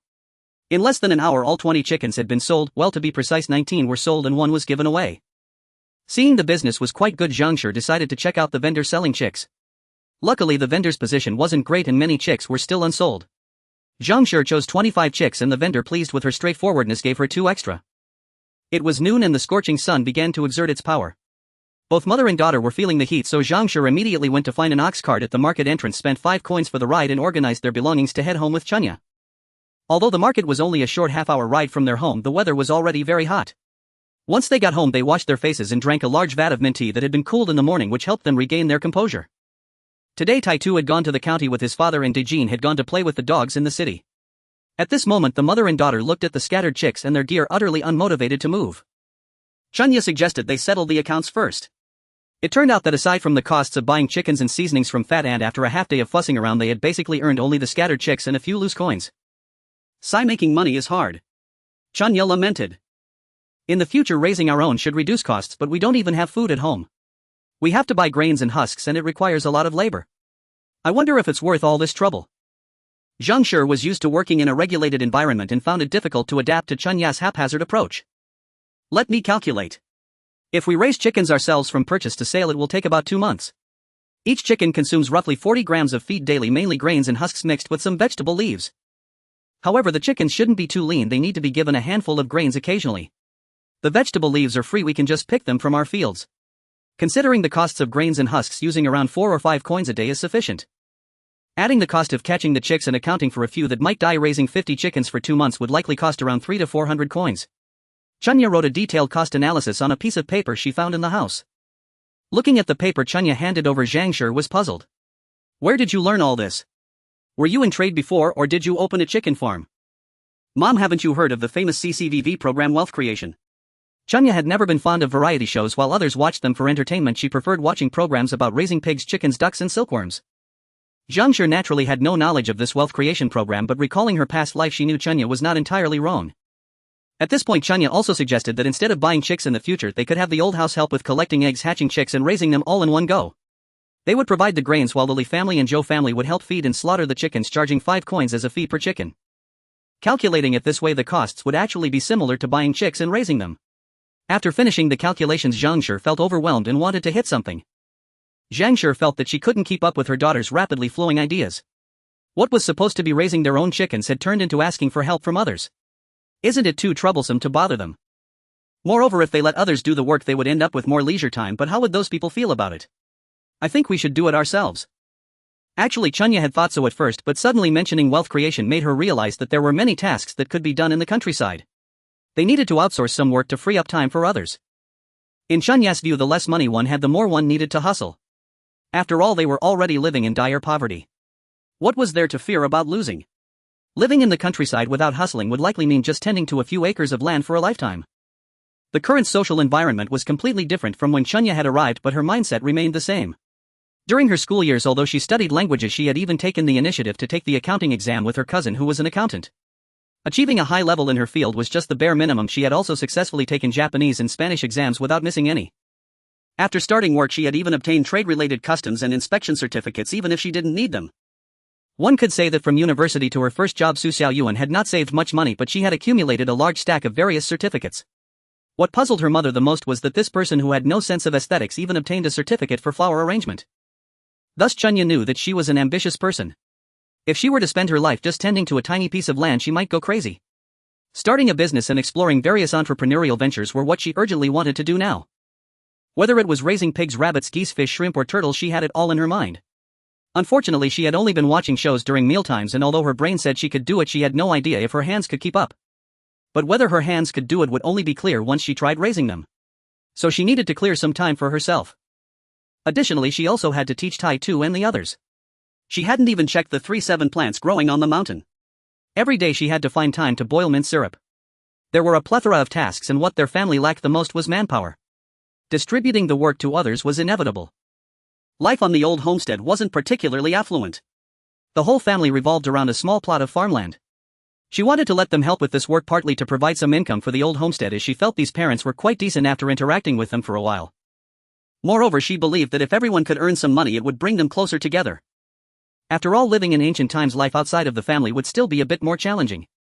Speaking of which, the real gem of the Su family was her father. They hadn't been too dismissive of them, and it was only right for them to take this opportunity to mend their relationships. After Chunya's explanation, Zhang Shi felt that there was some truth to her reasoning, but at the same time she felt even more dizzy. This daughter of hers really amazed her. While others were still learning to walk, she was already thinking about running. Their family hadn't even started to walk yet and she was already thinking about flying. However, Zhang Shi knew her daughter's stubborn temperament. If the adults at home agreed, this matter could be made public and they could supervise it. If the adults disagreed, her daughter could just carry on silently, making it impossible for anyone to supervise. In fact, she felt that she had no strength to supervise this stubborn kid.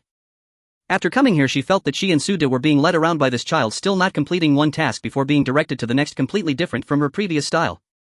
You keep doing things haphazardly and it's making your father and me dizzy. Here's the plan: organize your thoughts on these ideas. Write down what is feasible for our family. We will discuss it when your father returns. We shouldn't just jump from one idea to another. I can't keep up with your rhythm of jumping off cliffs one moment and climbing pits the next. After saying this, Zhang Shi turned around to start arranging the chicks. Chunya thought about it too. She actually had many ideas for family development but felt that things were currently chaotic and needed proper planning. So for the entire afternoon, Chunya was in her room writing and drawing. It wasn't until her father came home that she finished her 3-year plan for supporting the family. Today, Zhang Shi had prepared a pot of braised rice with green beans and ribs. The ribs were bought from the market, and she had also bought Dejin a piece of pig liver simply cooked and mixed with rice. Dejin ate heartily without being picky. During dinner there was basically no conversation in their family. Today both Chunya and Zhang Shi returned home too hot to have any appetite and had eaten nothing for lunch. Suda and the others were so busy that they had to hold it in and only went to the bathroom twice together. At this moment everyone was focused on eating and other matters could wait. After a whirlwind of eating, they washed the dishes, wiped the table, and each poured themselves a cup of cassia seed tea before the family began to summarize today's income. Suda's earnings were similar to yesterday's. Shi too mentioned that the neighboring Lin shopkeeper had started selling cold noodles as well, but there weren't many customers, so it didn't significantly impact them. So big brother, you weren't angry today? Chunya teased him with a mischievous smile. Shi too scratched his head. Dad was right, food isn't something only our family can sell. Besides, I think their business is just average. Chunya, your sauce may have a high cost, but many returning customers say it tastes great. Real gold has to be exchanged for silver. Chunya felt that her big brother had become much more composed than before. Big brother, from now on this secret sauce will be your responsibility. Don't ruin my reputation. Shi too chuckled, patting his chest to assure her, you can rest assured I won't mess it up. A few people were discussing the business of the county shop when Suda asked Zhang, how did you do today? Zhang pulled out a pouch and dumped the copper coins onto the table, saying, this is all that's left. After selling the chickens and deducting costs, we probably made around 181. That's not bad. Once these chicks grow up, your costs will decrease and you can earn even more. Don't rush, just take your time. Suda felt that the current momentum of making money at home was quite good and he spoke with a calm assurance. What's the rush? Why not ask your daughter? She comes up with a new idea every day. I'm being directed by her, and today she even wrote some 3-year plan. You should take a look. Having said that, he asked Chunya to bring out what she had written in the afternoon. Chunya, holding her plan, gave a detailed interpretation. Currently there are 2 profitable projects at home. One is the county shop and the other is selling fried chicken at the market. The county shop is relatively stable for now, so no further discussion is needed. The income plan for selling chickens at the market is clearly stated, detailing the profit situation and specific work distribution, with the post-harvest feeding plan listed separately. As for the ginseng seeds planted, there are no other plans yet since it's uncertain if they will succeed. They are just considered as potential extra income. After achieving the revenue goals, the first step will be to buy our own shop to expand the scale of the snack business. Next we will buy a hillside as it's inexpensive and we can set up a multi-tiered farming system similar to future agritourism, raising chickens, ducks and fish along with fruit trees. If conditions allow, we can even plant some ginseng and other high-value crops. After completing the 3-year target, we can build a large courtyard at the foot of our mountain and enjoy the pastoral scenery. After Chunya's grand talk, Shi too stared blankly at his younger sister, wondering what she was talking about. Buying a shop, buying a hillside, raising pigs, chickens, ducks and fish. Build a large courtyard. Wouldn't their family then become wealthy landlords? Could they really achieve that with just the few of them?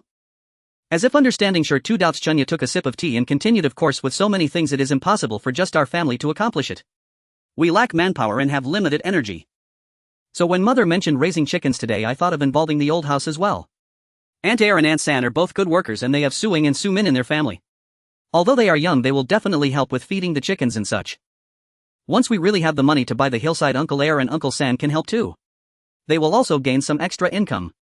We can't do everything ourselves after all. No matter what, we need someone to assist us. It's better to cultivate our own resources. Suda, who had been silent for a long time, nodded slowly after hearing this plan, although it sounds a bit boastful. Now having a goal is good for our family. Regardless of whether this goal can be achieved, as long as we all work together, it will definitely not be wrong. Let me keep this plan for now. Later I will go with your mother to the old house to discuss the chicken raising matter. When the couple returned from the old house, Chunya had already finished teaching Tai too, and also informed them that they would rest one day every 7 days. Otherwise, after a day of business, she would still have to think about attending classes, which was exhausting. Seeing Suda and the others return, Chunya naturally wanted to ask if the matter was settled. It was agreed, but your father was scolded again, Zhang said with a helpless smile. Hey! How can that be called scolding? Suda at least wanted to maintain a bit of face. It's care, the old man cares for us. Looking at her husband, who was trying to save face, Zhang didn't want to waste words to expose him. When they entered the old house, Kai immediately began a verbal barrage. When she mentioned catching over 50 chicks at home, she nearly grabbed Suda by the collar, but her fervent emotions were finally steadied by Su Laohan's roar. Then when it came to hatching and raising the chicks, considering that each chicken was worth 3, when Kai finally told Zhang to sit down and have a cup of tea. It truly was a hard-earned cup of lukewarm water. Why was the price for a chicken that was initially set at 5 when suddenly changed to 3-1? Because while discussing matters at the old house, Zhang suddenly realized that the two sisters-in-law Li and Zhou were still not separated from the family. Not being separated means that any money earned must be shared. Whether Li and Zhou can get money and how much they can get will all be decided by Kai. Having been someone who shared food from a communal pot, she knew too well the difference between working for oneself and working for others. Thus she managed to knock off 2-1 from Kai's offer. When leaving, she made an excuse to discuss the chicken raising matter, called the two sisters-in-law aside, and revealed to them the private arrangement of 2-1 per chicken. The two were overjoyed to hear this. Although the family did not treat them poorly, times were tough for everyone, and just being able to eat was considered good enough. Any extra money was a luxury. Although the monthly fee for the bridal headpiece was only 100 when to Kai, the remaining 100 when, after giving a few copper coins to the bridal headpiece when going out, Li dared not spend a single one. The bridal headpiece was not young anymore, and with so many children in the family, they couldn't take care of everything. When it came time to start a family, where wouldn't they need money? Moreover, there were still Ing Z and C2 behind them, and money was needed everywhere. Just now Zhang calculated for them 2-1 per chicken saved over the years could cover the bride price for sons and the dowry for daughters. This was truly a great deal. Zhou was even more excited, her face flushed. She was afraid of being found out by her mother-in-law and getting scolded, but couldn't bear to give up this monthly income. She was unlike Li, who had 101 monthly income to save. Sushi went out to work or occasionally did some handicrafts to sell, and all the money was handed over to Kai. In the 8 years since their marriage, they had never saved more than 101. Her family had always lived in hardship, and sometimes when she went back to her family, she wanted to help her parents, but her ability was limited. She also thought about her 2 children at home needing occasional support, so she could only afford to buy a few liters of rice or flour at most. This money was a huge temptation for her. Although she felt it was wrong to hide it from her in-laws, she couldn't bring herself to refuse with her mouth. Seeing the expressions on the two's faces, Zhang knew that they could definitely handle this matter, so she said no more. She took their hands and said, "You've taken on a burden. You two are much better workers than I am. I can trust this to you. You must help me." Li immediately expressed her excitement, saying that from now on the entire process of collecting eggs, hatching chickens, raising chickens and slaughtering chickens would be handed over to them. When it came time to set up the stall, she and Zhou would take turns to help. As Zhang and Suda left, the two sisters-in-law nearly sent them right to their doorstep. Now that everything has been arranged, the members of the Su family began their journey of hard work step by step. 2 months later, almost all the free-range chickens within a 10-mile radius were sold out by the Su family, and various rumors about Su Laoda's fried chicken spread in Anping market, claiming that the chicken had an aroma that wafted for miles and one must reserve at least 7 days in advance to have a chance to taste it, otherwise waiting in line for an hour or two might still leave one empty-handed. By the time the first batch of chickens they raised hit the market, Chunya and Zhang Shi's business was earning about 5 to 6 taels of silver each month, and combined with the now stable income from the shop, the Su family was making around 15 to 16 taels of silver monthly, leaving everyone satisfied with this upward trend. Especially the old Su residents, which seemed on the verge of running out of food, managed to hold on until the summer harvest thanks to the support from Su Di and the others, leaving some surplus grain. Speaking of the summer harvest, this period is truly the most anticipated yet laborious time for farmers. Normally a typical farming family would have only 2 meals a day, but in previous years, due to the strenuous labor, they would have 3 meals daily during this season. However, due to last year's poor harvest, many villagers were on the brink of running out of food, making it impossible to spare an extra meal. At this time, only a few clan leaders' families and the Su old man's family could manage to provide a meal at noon. As summer harvest and autumn planting is the time when labor is most needed, although the Sand Mountain Academy is in the county town, it has many farmer students, so they granted a 7-day agricultural leave. Suda thought he should return home to help, so he closed the shop and took Shur 2 and his mule to the fields. Although Su De was not as skilled in farm work as Su Fa or Su Ji, they had a mule, which meant they didn't have to carry the harvested grain manually. They could simply load it onto the mule and transport it back, as one mule could equal the strength of 3 strong laborers, which is no exaggeration. Though Chunya and Zhang Shi didn't help with the farming, the task of cooking lunch fell to them. Zhang Shi continued to showcase her signature style of one-pot meals, whether it was cold wontons, cold noodles, dumplings, or a pot of savory rice with salted meat, cured meat, or pork belly, all simple yet delicious without much hassle. With so many people eating, they always filled a large pot. When Shi Tu returned with the mule to drop off the grain, he would conveniently take the food out, providing a barrel of tea and a pot of rice for Su Fa and Su Ji, who were working in the fields, along with Su Laohan and Su De, all enjoying a hearty meal. This drew complaints from the workers in the nearby fields, while the village chief's family barely had a little pancake and water for lunch. The Su family, although they couldn't see it clearly, could smell the meat and vegetables from their meals. Just yesterday they had white flour dumplings, with each person eating a large bowl, relishing every bite. Especially Su Laohan, who not only savored his food but also kept greeting others and asking if they had eaten. Was this intentional? Once all the grain from the 10 acres was harvested, they would immediately need to start the second round of planting. This year the Su family raised chickens, and although they had only done so for 2 months, Chunya had the people at the old residence mix the chicken manure with finely chopped rice straw and dried leaves, along with grain bran and wheat chaff, to make compost. Now that it was time to plow the fields, the fermented chicken manure came in handy. She remembered that both chicken and duck manure are excellent compound fertilizers. Although the fermented fertilizer they had at home was not enough for 10 acres, it was better than nothing. They would be able to see the difference in yields later. On the 7th day, Su De and the others finally finished plowing all the fields, completing more than half of the most arduous tasks of summer harvest and autumn planting. As for the remaining tasks, he couldn't help with them, as he had to go to the county town to open the shop the next day, so he asked Zhang Shi to kill a chicken and sent Shi Tu to buy some meat, inviting everyone from the old residence over for a meal that evening as a reward for their hard work over the past few days. After saying this, he reminded, "Don't make a one-pot meal today." Zhang Shi rolled her eyes at him. "Do you think I don't know these things?" And took a basket to the backyard to pick vegetables. By the time the entire family from the old residence finished their farming and came to eat dinner, Chunya and Zhang Shi had long prepared the meal. The men and women sat at separate tables, as their family didn't have a big table. The table for children and women was brought over by Shi Tu from the old residence, and as everyone took their seats, Zhang Shi began to serve the dishes. Since there were no large bowls at home, Zhang Shi found several big basins to serve red braised meat, stir-fried chicken, along with braised eggplant with green beans, and a bamboo basket full of large meat buns for each table. 3 dishes and a staple food made for a considerable quantity. After several days of meals from Zhang Shi, everyone had already gotten used to her cooking style. It was not exquisite, but the taste was good and the portions were large, and there wasn't a single person in the Su family who did not enjoy it. Su Laohan was particularly satisfied with his daughter-in-law, thinking to himself, throughout the day she provided both labor and food, and with all that meat the family managed to survive until the summer harvest without the children going hungry, all thanks to his eldest son's family. He knew well how many pounds and tails his own son weighed. The family was now managed so well inside and out, and his daughter-in-law deserved much credit. In the past, when the old family was in chaos, it was certainly because the daughter-in-law had not figured things out yet. After tossing her into the well once everything turned around. Thinking of this, a glimmer of a smile appeared on Su Laohan's darkened face as he kindly said to Zhang Shi, "You, the old family, don't be too busy. Sit down quickly. You have worked hard every day." Everyone was shocked. Although Su Laohan was usually more reasonable than Kai Shi, he was the head of the family and always serious. It was rare for him to praise his juniors, but today he unexpectedly praised Zhang Shi. Li Shi and Zhou Shi exchanged glances and shrank their necks, realizing that their sister-in-law was indeed formidable. Meanwhile, Zhang Shi, completely unaware, said, "It's rare for us to gather naturally, we should drink a bit," and she pulled out a jar of strong liquor. Su Laohan said that they shouldn't spend money so recklessly, yet his hand reached out for a cup and Zhang Shi filled it to the brim. Su Laohan took a sip, smacked his lips, and said, "Let's eat," prompting everyone's hands to descend upon the 3 large basins of food like a torrential downpour. Even Zhou Shi, who usually had a good temperament, couldn't be bothered to feed her 5 children at this moment. She threw a big meat bun into her youngest son's bowl, grabbed 2 chopsticks of eggplant, a piece of red braised meat, and began to eat heartily. However, the 5 children didn't need to be fed. Unable to use chopsticks, they went straight for the food with their hands, one hand on a bun and the other on a piece of red braised meat, their mouths shining with grease. Kai Shi had initially wanted to scold Zhang Shi for giving her son a big meat bun, but seeing how quickly the food was disappearing from the table, she had no time to scold anyone. She needed to eat first, for only after eating could she have the energy to scold. By the time Kai Shi remembered to properly teach her wasteful eldest daughter-in-law a lesson, she was already lying in bed with a protruding belly, listening to the snores of Su Laohan, who was satisfied from drinking.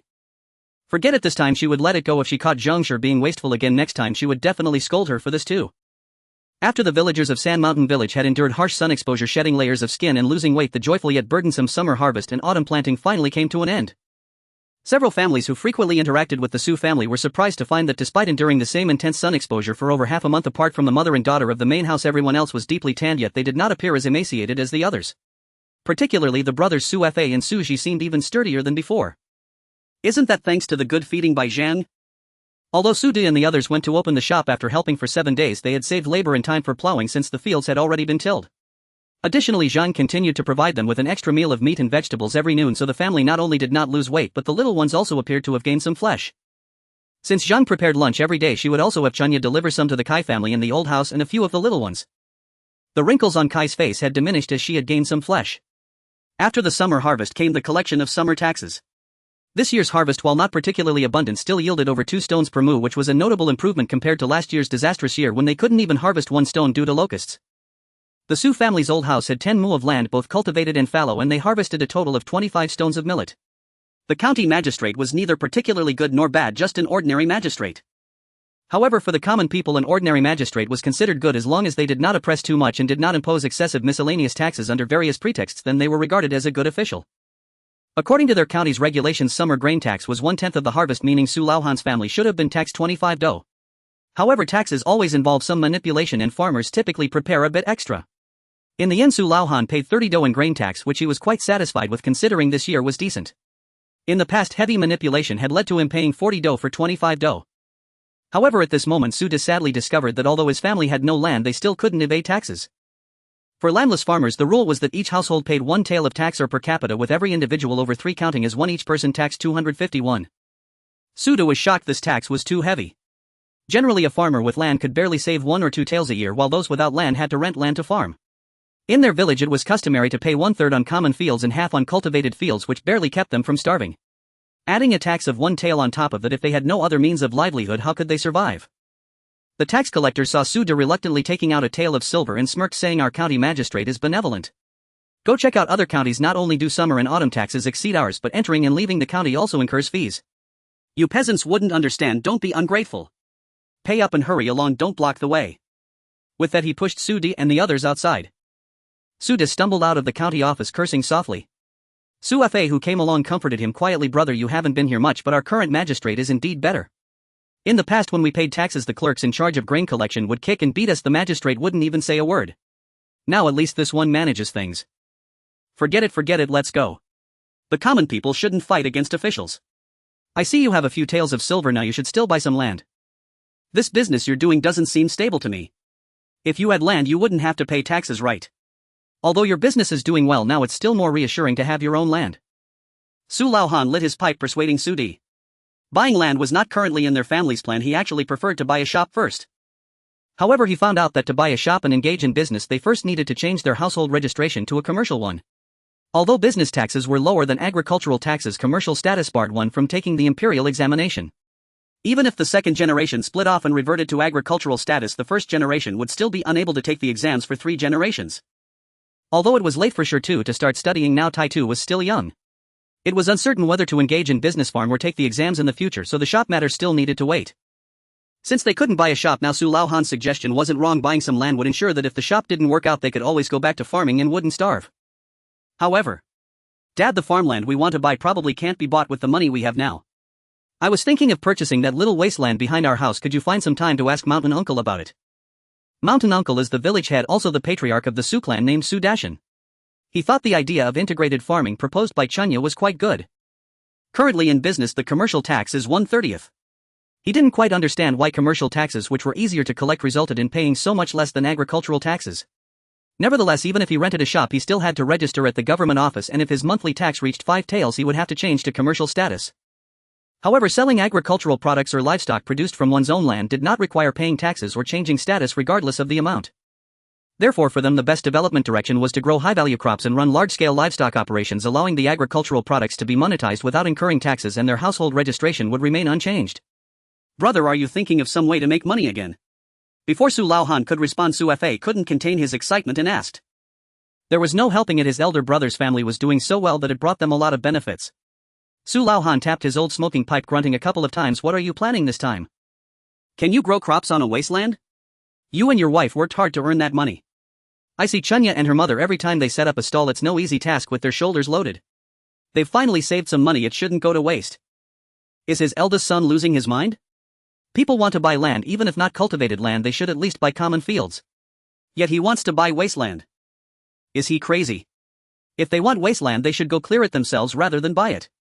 We don't grow grains, but we should say we can cultivate a few mu of wasteland at the foot of the mountain for grains, and we plan to plant fruit trees on the mountain and raise some chickens and ducks. Hearing Su Da's words, Su Laohan instinctively staggered and Su Fa quickly helped his elderly father, wondering what his brother was talking about. Here they only produced a few oranges, jujubes and persimmons all year round.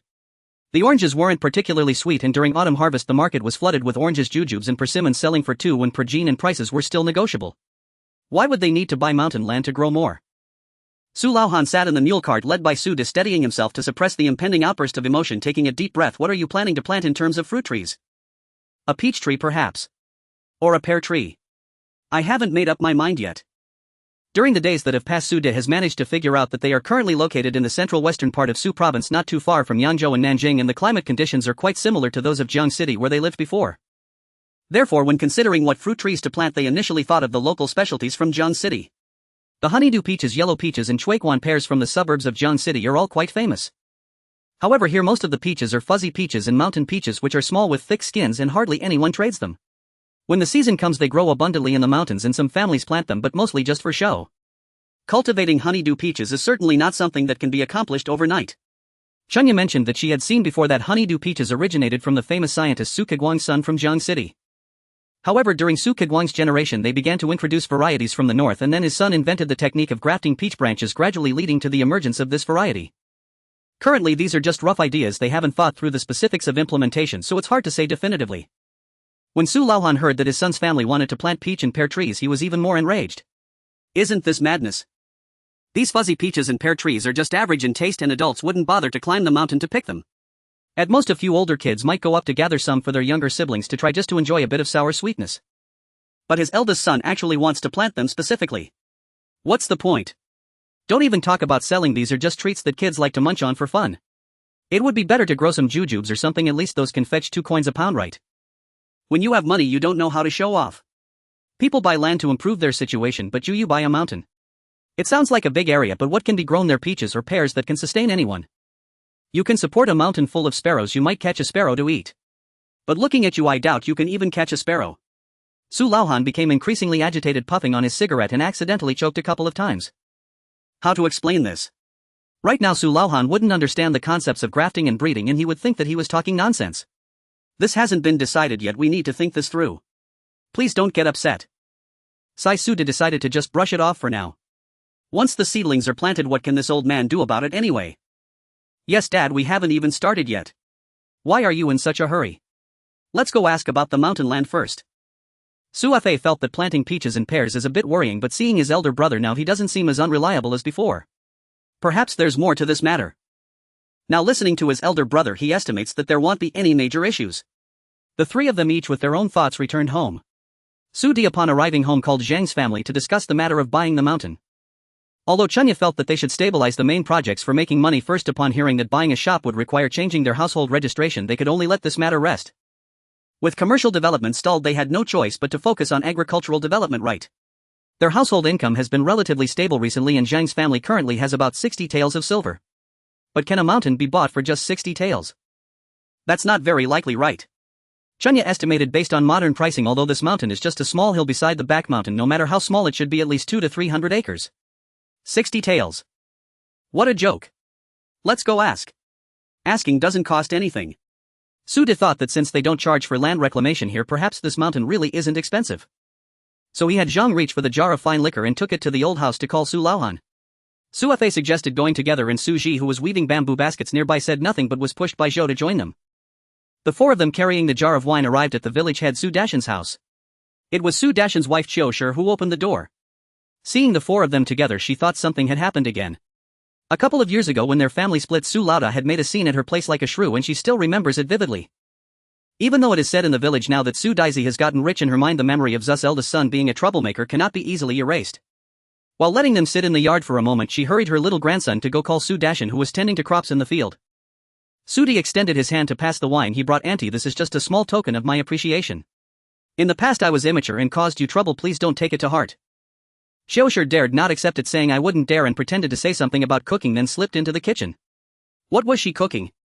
The chimney wasn't even smoking, and Su De awkwardly rubbed his nose.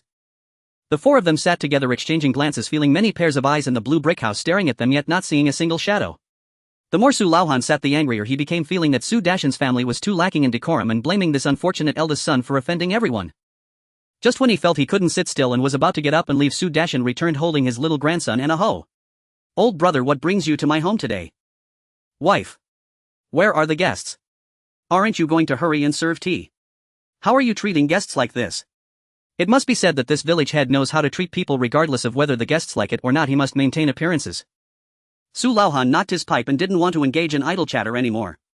He got straight to the point. I came today to ask if there are any conditions for us to acquire that small wild mountain next to the back mountain for my eldest son.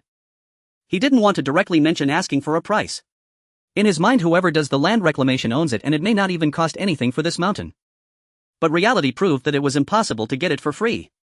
Su Dashan took a sip of the tea brought by Chiu Shi, wiped his mouth with his finger and said, how much this actually costs isn't something I can decide.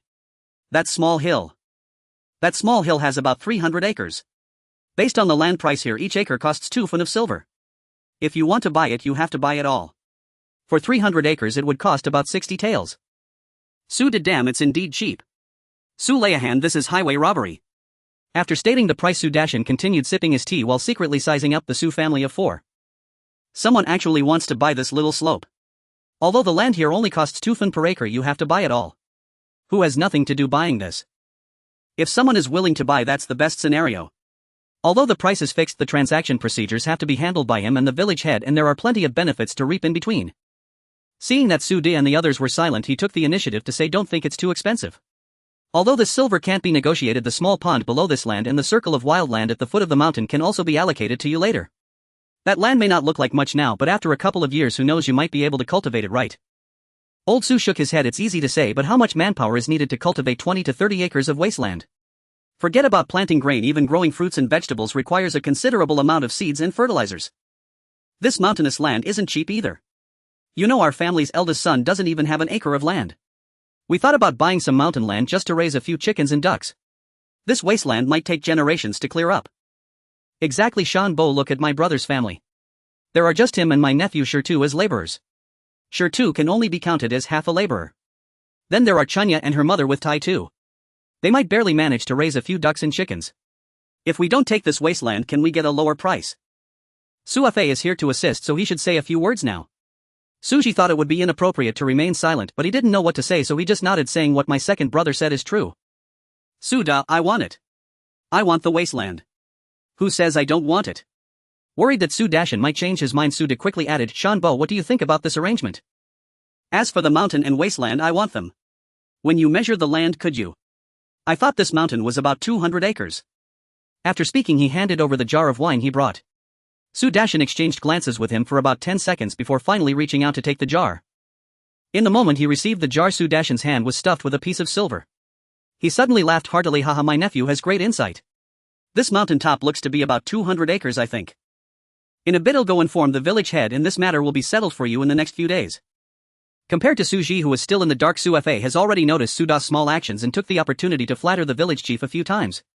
The group then bid farewell and left. I think this mountainous land can't be less than 300 acres. How did it become only 200 acres? Su Ji murmured to himself as he stepped outside.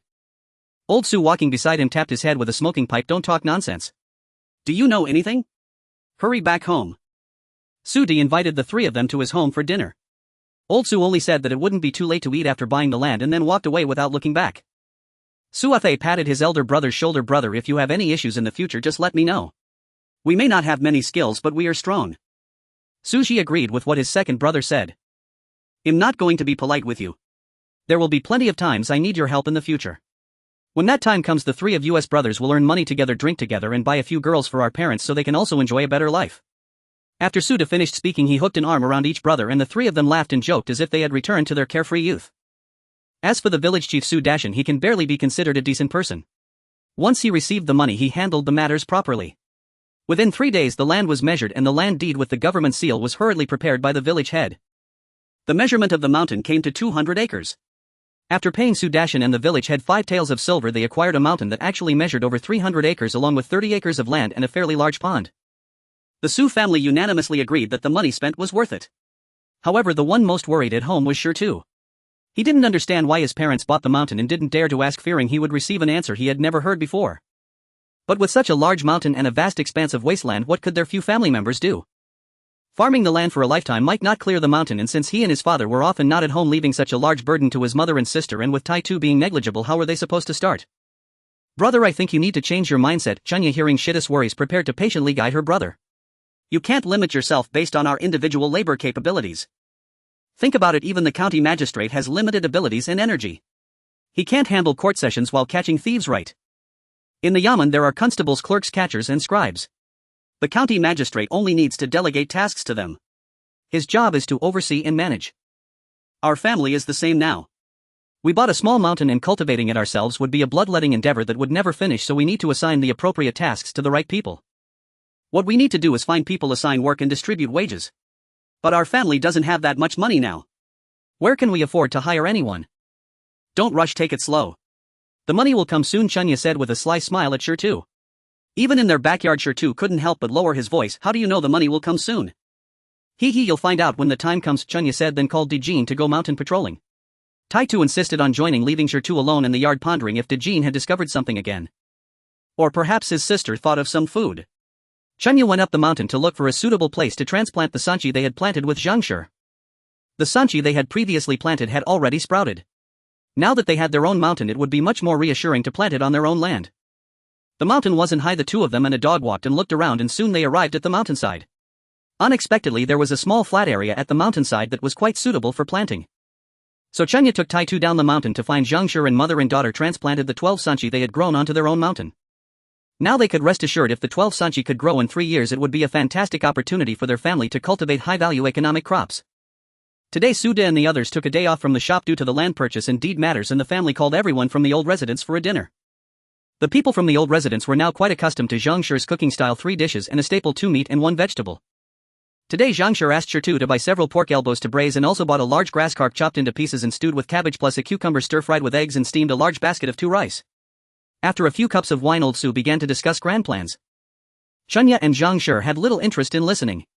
Grandpa kept talking about his past experiences in school and his time running errands with the horse team, repeating the same few anecdotes. When the women and children at the table had nearly finished eating, Zhangshi brought up the matter of raising chickens. She had discussed this with Chunya for quite a while. After buying this mountain, it seemed that they wouldn't have the energy to continue with the fried chicken stall.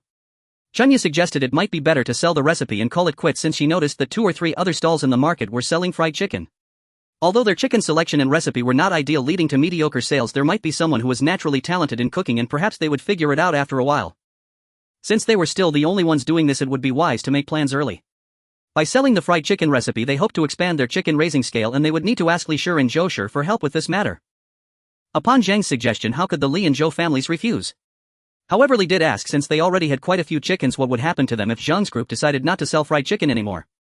This matter is still just a concept for now. The specifics will depend on whether connections can be found. Aunt, don't rush, we will know how to proceed in a couple of days. As Chunya reflexively tossed the fatty meat she disliked to Dijin, after blanching it, she responded to Li. Kai watched her granddaughter, who wouldn't even eat the fatty meat but instead fed it to the dog with a throbbing temple. One must say the eldest son and his wife seem to have encountered some misfortune ever since the 3 of them jumped into the well. Their personalities have changed. In the past, whenever the eldest son was slightly unhappy, he would beat and scold this daughter. Zhang, the mother, only knew how to cry and did not intervene, and only when it seemed like someone might get seriously hurt did she step in to stop him. But now, talking about Zhang, she at least still shows some restraint, usually just responding with non-committal sounds. However, as soon as she scolds Chunya, Zhang immediately adopts a fierce stance, as if she would wield a knife if another word were said, and even the eldest son would say, "Why are you bothering Chunya? She's quite timid, don't scare her." Have the couple truly been bewitched? How can Chunya still be considered timid? Look at the adults in the family discussing matters. Hearing her say this, could it be her idea? She faintly heard that the eldest son's business ideas, including the chicken raising and fried chicken selling, were all Chunya's suggestions, and even the 2 daughters-in-law occasionally mentioned that Chunya was clever and had a good head on her shoulders. Could it be that Chunya was touched by some fortune-bringing deity? Kai's thoughts remained unknown to others. But this is not the important part. What matters is how to develop the chicken-raising venture. Although Li was unaware, she was always obedient, saying, "All right, Aunt, I will wait for your news and follow your lead." Second sister-in-law is right. Although my husband and I are not very articulate, we are quite strong. Just tell us what you need us to do and we will help. Zhou was honest, but in front of Zhang she still needed to express her determination. Okay, then in a few days we will have to sell fried chicken again. Barring any unforeseen circumstances, it should be the last time.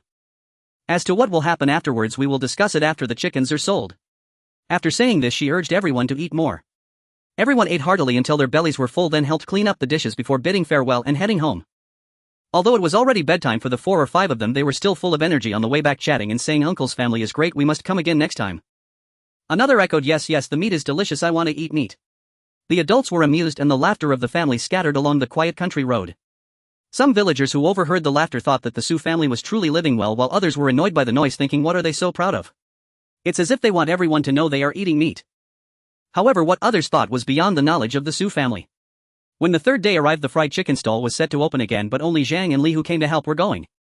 Chunya accompanied Su De to the county town.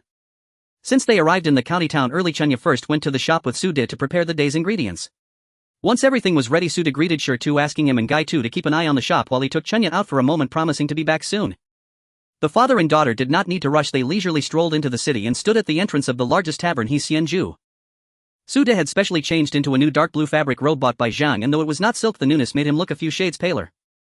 Chunya, going out on business today, had also dressed up, wearing a moonwhite short shirt paired with a lotus-colored pleated skirt with 2 small pearl flowers adorning her hair buns, which added a touch of youthful charm.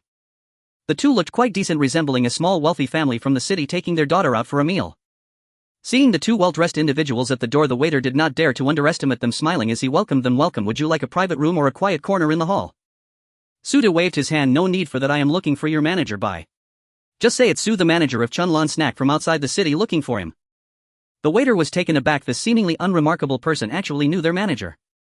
Realizing there might be a prior connection, he did not dare to be negligent and hurriedly let them inside, finding them a windowside seat serving a pot of tea and quickly going to look for the manager. Su De did not know Bai very well, he was merely hoping for a stroke of luck. However, having been in business in his previous life, he naturally spoke with a certain confidence. Su Da's acquaintance with manager Bai was purely coincidental. That day Bai was entering the city from the south and happened to encounter a large crowd of children in student attire surrounding Su Da's shop after school at Sanshan Academy. As a manager of a tavern, Bai was quite sensitive to food. Xianju introduced new dishes every season and would retain only those with high order numbers, while those with low orders would naturally be eliminated. Thus the fact that Xianju was renowned even in Yangzhou and Nanjing had its reasons. Seeing a large crowd lining up for a few inconspicuous snacks from Xuanhuan Snack, he naturally wanted to try them out. Upon tasting, he immediately realized the key to their deliciousness was the sauce. At that moment, manager Bai expressed his desire to discuss a purchase of the sauce recipe with Su De, who naturally declined.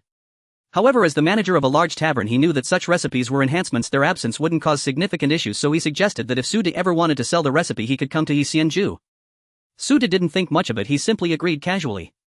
When Chunya mentioned wanting to sell the fried chicken recipe, he remembered manager Bai. After speaking with Chunya, who felt that manager Bai seemed quite reasonable, they made their way to Xianhiju today. The two waited for a moment until the waiter led manager Bai in.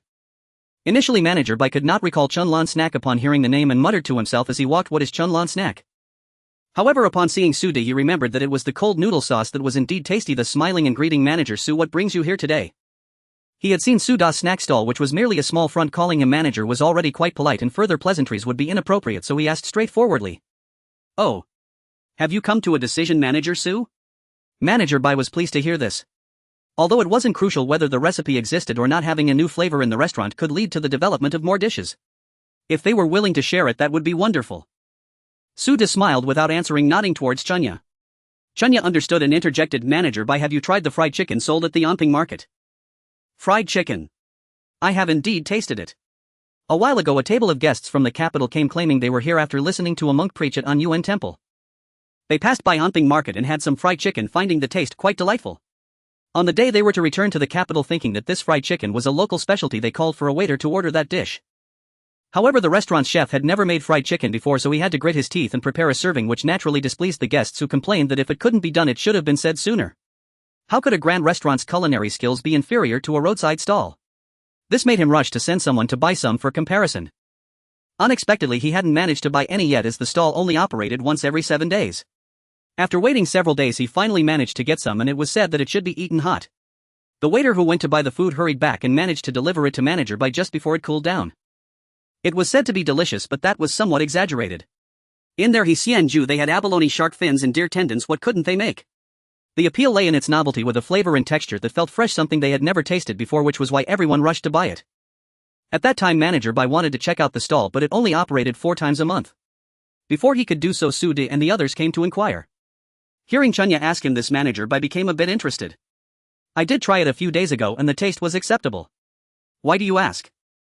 To be honest, that fried chicken stall was set up by my mother and me, Chunya continued. Our family is preparing to start some other business, so we probably won't have the energy to manage the fried chicken stall anymore. My father said you have always been interested in food recipes, so today I wanted to ask you if you were interested in this fried chicken recipe. Manager, by seeing that this young girl was not very old but dressed appropriately and spoke with poise, put aside his initial disdain and replied, "Whether I am interested depends on the price you offer. If the price is right, I will naturally be interested. If not, then I won't be interested." Su-de felt that negotiating should be left to him. "Lunch service is about to start and I need to get busy, so I won't beat around the bush with you. 20 taels of silver is my final offer, see if you can sell it for that." Manager Bei's offer was quite straightforward. Seeing Chunya nodding at him, Su-de said, "All right then. However, I have one condition." Chunya stopped Manager Bai, who was about to fetch paper and ink to write the contract. Manager Bai glanced at Su-de, noticing he did not stop Chunya, so he assumed she had something Su-de was aware of and said, "What condition do you have? But I must clarify first, any hidden price increases will not be acceptable." Chunya nodded, "I understand. I am not asking for a price increase but rather hope that when Manager Bai sells fried chicken in the future the chickens come from us. You may not know, but the meat for the fried chicken must be tender. Apart from mastering the cooking time, there are specific requirements for selecting the chickens. If they are too small, they lack chewiness. If too large, they become tough and lose flavor. If you source chickens from us, we will certainly select the most suitable sizes. Furthermore, since you need to buy raw materials for the fried chicken anyway, we assure you that our prices will not be higher than those in the market. What do you think?" Manager Bai thought about it. The girl made a valid point. If the fried chicken recipe was indeed conceived by Su-de and his daughter, they would certainly know best what kind of chicken to use. If they needed to buy anyway, there was nothing wrong with getting it from them provided the prices were similar. However, he still felt the need to clarify, buying from you isn't a problem, but you must guarantee the quality of the chickens. Otherwise I will have to come back to you for more. You can rest assured about that. We raise our own chickens and the meat quality is top-notch. It's no joke, these are authentic organic free-range chickens, and Chunya was indeed confident about the quality of the chickens raised. Once they reached an agreement, Manager Bai took out paper and pen, wrote the contract, and both parties signed with their fingerprints. Manager Bai paid 2 silver ingots of 10 taels each and the matter was settled. Before leaving, Chunya couldn't help but share her insights with Manager Bai. "When do you think fried chicken tastes the best?" Chunya asked. Manager Bai was somewhat puzzled by the question and instinctively replied, "When it's just fried." Chunya laughed, "That's not wrong, but I still think that fried chicken tastes best when you haven't had it yet." "Oh. Go on." Manager Bai found the girl quite interesting. Although people were already starting to arrive at the restaurant, he still had time to listen to her. "Because when you haven't had it, you are filled with imagination about the taste. Your mind will involuntarily supplement various delicious flavors you can imagine about this fried chicken. However, once you have tasted it, the flavor becomes fixed in your mind. No matter how good the taste is, it has already lost its element of surprise. However, after you have tasted this flavor and found it delicious but then have not had it for a long time, you will overlook all the shortcomings of this food, only remembering its deliciousness. For instance, you might think this fried chicken is tasty, but it could be a bit greasy. However, after a long time without eating it, you will forget about its greasiness and only remember its crispiness." Chunya felt this principle was somewhat similar to how people feel about their first love. Although it always felt imperfect at the time, after many years when recalling it, your mind will naturally filter out the unhappy moments and you will only remember the happy moments. This is the famous story of mosquito blood and white moonlight. Manager Bai understood each word and vaguely sensed Chunya's meaning, but he wasn't quite sure. "Are you suggesting that we shouldn't let the customers have it? Or that it should be hard to come by?" Why buy it if they can't get it?" "I do think it's better not to make it too easy for customers to get it. At your large restaurant, selling 20 or 30 a day would be just about right. This thing, after all, it's not good to eat too much, it's unhealthy." "What do you think?" Chunya wasn't sure if the concept of scarcity marketing would work here, but for her to supply Xianju with free-range chickens, it was best to keep the supply limited for now. Otherwise, if fewer chickens were raised, they wouldn't have enough to sell, leading to unhappy cooperation. If too many were raised, they might not sell and would have to find alternative sales channels. In the initial stage, it was better to be steady. So while saying these things, it seemed like she was considering Manager Bei's business, but her only goal was to ensure a precise and stable demand to allow their chicken-raising venture to progress smoothly. Finally, after Chunya's candid explanation, Manager Bai understood her point. He thought it made some sense. If something can be seen but not eaten, wouldn't that make people crave it even more? "Then it's settled. Initially, we will supply 30 chickens per day. Chunya will come here in 3 days to teach the chefs the recipe. Whether the supply of chickens needs to be increased later will depend on the business performance." Both parties reached a happy agreement. As Manager Bai was seeing Su-de and his daughter off, he patted Su-de on the shoulder. "Brother, so you are quite fortunate. This daughter you raised is no less than a son." Su-de repeatedly said it was too much praise, but his smile stretched from ear to ear as he pulled his daughter along, saying they should go buy something delicious. Chunya took the opportunity to clean out almost all of Su-de's pocket money. Having completed the sale of the goods, Su-de naturally wanted to rush back to the shop. Chunya suggested going to the market, but Su-de was hesitant to let her go alone. Just then they happened to encounter Zhao Lauda driving his ox cart. Upon asking, they learned he had just finished delivering goods and was planning to wait at the city gate for customers. There was no need to say more. Zhao Laoda was known as the honest man from their village. Before he bought the mule cart, they always rode in his vehicle. Suda handed over Tan1 to hire Zhao Laoda's ox cart to take Chunya to Wanping Market. Once Zhang's family was done with their business, he would bring them back home. Zhao Laoda had no reason to refuse, it was on his way anyway.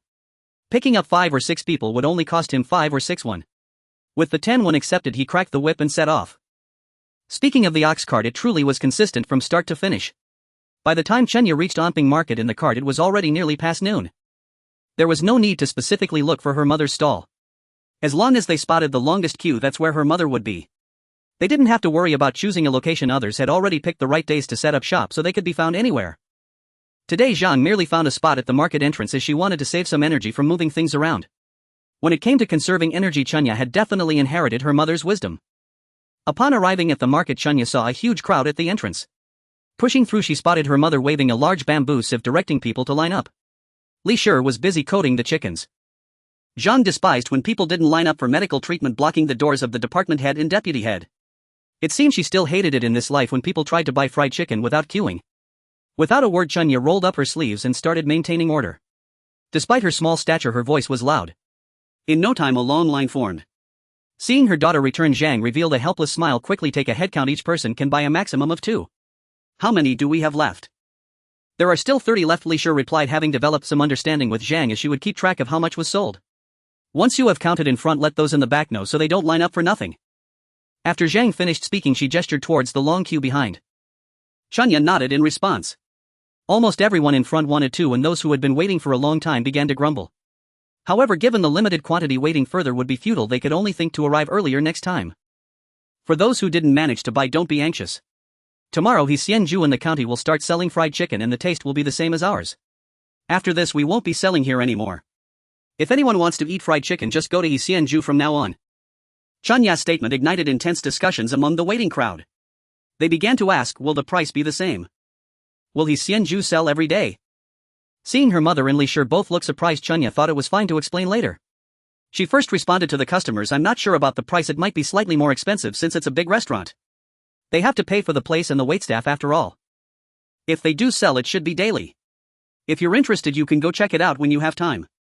After saying this, she returned to help at the stall, telling Zhang they could discuss it in detail at home as they wouldn't be losing out on this matter. Zhang naturally trusted Chunya. Once the fried chicken was sold out, the 3 of them took the ox cart back home. They didn't bother to tidy up and had Chunya explain the situation in detail. Li Shi, who had come back with them, thought the 2 mothers would be discussing money matters and wanted to excuse herself to leave. However, Zhang mentioned that they still needed to discuss raising chickens with the people from the old house, so there was nothing to avoid, and urged Li Shi to stay and listen. With Li Shi present, Chunya briefly explained the situation and also discussed the scale and plans for raising chickens. Zhang felt they were just starting out, so it was indeed not suitable for large-scale farming. It would be better to expand after finding other sales channels. Li Shi listened and felt that her niece was truly clever. Originally, hearing Chunya say they wouldn't be selling fried chicken anymore at the market made her feel uneasy.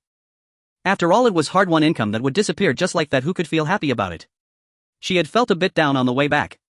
But hearing Chunya say that not selling fried chicken and focusing on raising chickens would actually be more profitable.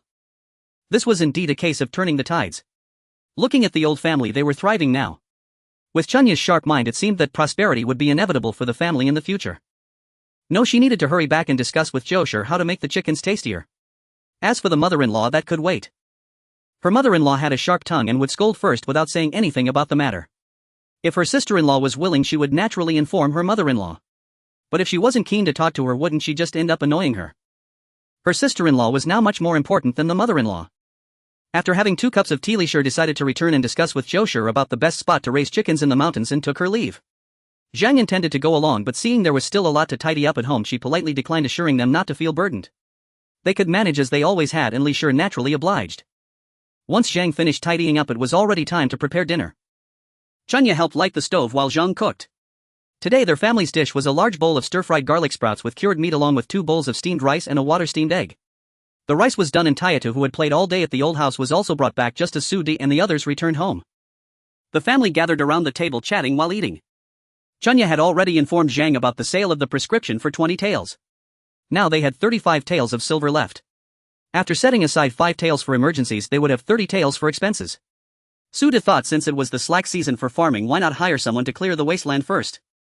Zhang nodded, agreeing to the plan. Typically in their village, working outside earned about 10 won a day. At the docks, carrying heavy loads was the most labor-intensive job, and one could earn around 17 or 18 won a day, but few could endure such hardship. Clearing the wasteland was a bit tiring, but not as laborious as building houses or carrying heavy loads. After discussing, Su De and his wife decided on a wage of 15 won a day excluding meals. Clearing the wasteland was no small task. They would need at least 20 or 30 workers for a month. Zhang would surely cry over having to cook for so many people. Chunya suggested that they also tidy up the pond. Once that's done, they could raise fish, lotus roots, or ducks. It would be a shame to leave it abandoned. They also needed to set up a chicken coop and rabbit hutches, preferably building a couple of simple sheds on the hillside or another suitable location. Once they had more living creatures, they would definitely need to hire someone to look after them, or else they wouldn't even know if the mountain was emptied out. Zhang felt overwhelmed by all this. She really didn't want to get involved. Why wasn't there a hospital here? She missed the days of working so much. For the next 3 days, Chunya accompanied Su De and the others to the county town to teach the master of Xianju how to make fried chicken. In fact, the master didn't need 3 days at all. After just one explanation from Chunya, he understood. However, since they had agreed on 3 days, they had to follow through. With nothing to do, Chunya also helped in the back kitchen, discussing culinary skills with the chef. Though she didn't often cook at home, she was well versed in theory. When it came to dishes like Feng Jingdingdi, Nanjing salted duck, Yangzhou lion's head, and Suzhou 3 shrimp noodles, she spoke with great authority, even making herself salivate. When asked how she knew about these dishes, she simply mentioned that her grandfather used to run errands and shared his experiences with her. The chef at Xianju was named Shen. He had been hired at great expense from Nanjing. Nanjing osmanthus duck and Yangzhou lion's head were his specialties, and now encountering such a quirky little foodie, he felt compelled to make something for her to taste and evaluate. Indeed, this was exactly the flavor she had been longing for. The osmanthus duck was savory, with a unique fragrance from the duck meat prepared very cleanly without any gamey smell. The lion's head had a perfect balance of fat and lean meat with a clear and rich broth, offering a delightful experience. Each bite was bursting with meat flavor, filling Chunya with a sense of happiness as she squinted her eyes. To be honest, her fried chicken had truly benefited from the new flavor, but compared to the chef's skills at Xianju, hers was far inferior. After 3 days, Chef Chen and she had become good friends across generations. As she was leaving, Chunya asked him, "Master Chen, do you know if there are any chili peppers around here?" Chili peppers. Chili peppers. Oh, now I remember why that sounds so familiar.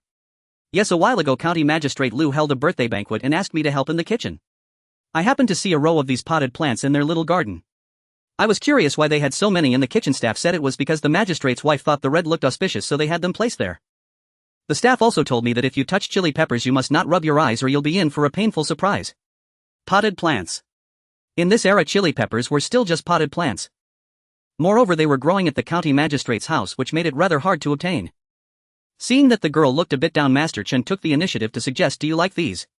If you want, I can get some for you. I'm quite familiar with Steward Wu from the magistrate's kitchen. But why are you so interested in this?" Upon hearing that chili peppers could be obtained, Chunya was instantly revitalized and made up a story. "I once heard my grandfather mention this. He said that in Shu people eat this with its fresh, fragrant and spicy flavor. It said that they don't use pepper in Shu but rather this chili pepper, which made me a bit curious." Upon hearing this, Chef Chen became intrigued. "Oh. Then I must see for myself. How about this? I'll have someone bring a pot over for you another day, and if you get any new seasonings, you should let me try them too." What's there to refuse? Chunya nodded. "It's a deal. If you get chili peppers, please send a word to my father. By the way, I'd like to ask you something. You little girl have a lot of things to ask. What else do you want to know?" Chef Chen teased with a smile. "Have you heard if there are any wolf peaches around here?" Chunya was just casually asking. If they existed, it would be great to have more flavor types for future use. Upon hearing Chunya ask about wolf peaches, Chef Chen showed a surprised expression. "Why are you a little girl asking about this? You can't just taste it casually. I've heard it can be toxic. Besides, there are none around here. Such toxic things are common only in the Minnan area due to the miasma." Chunya shrank her neck in disbelief. "Oh.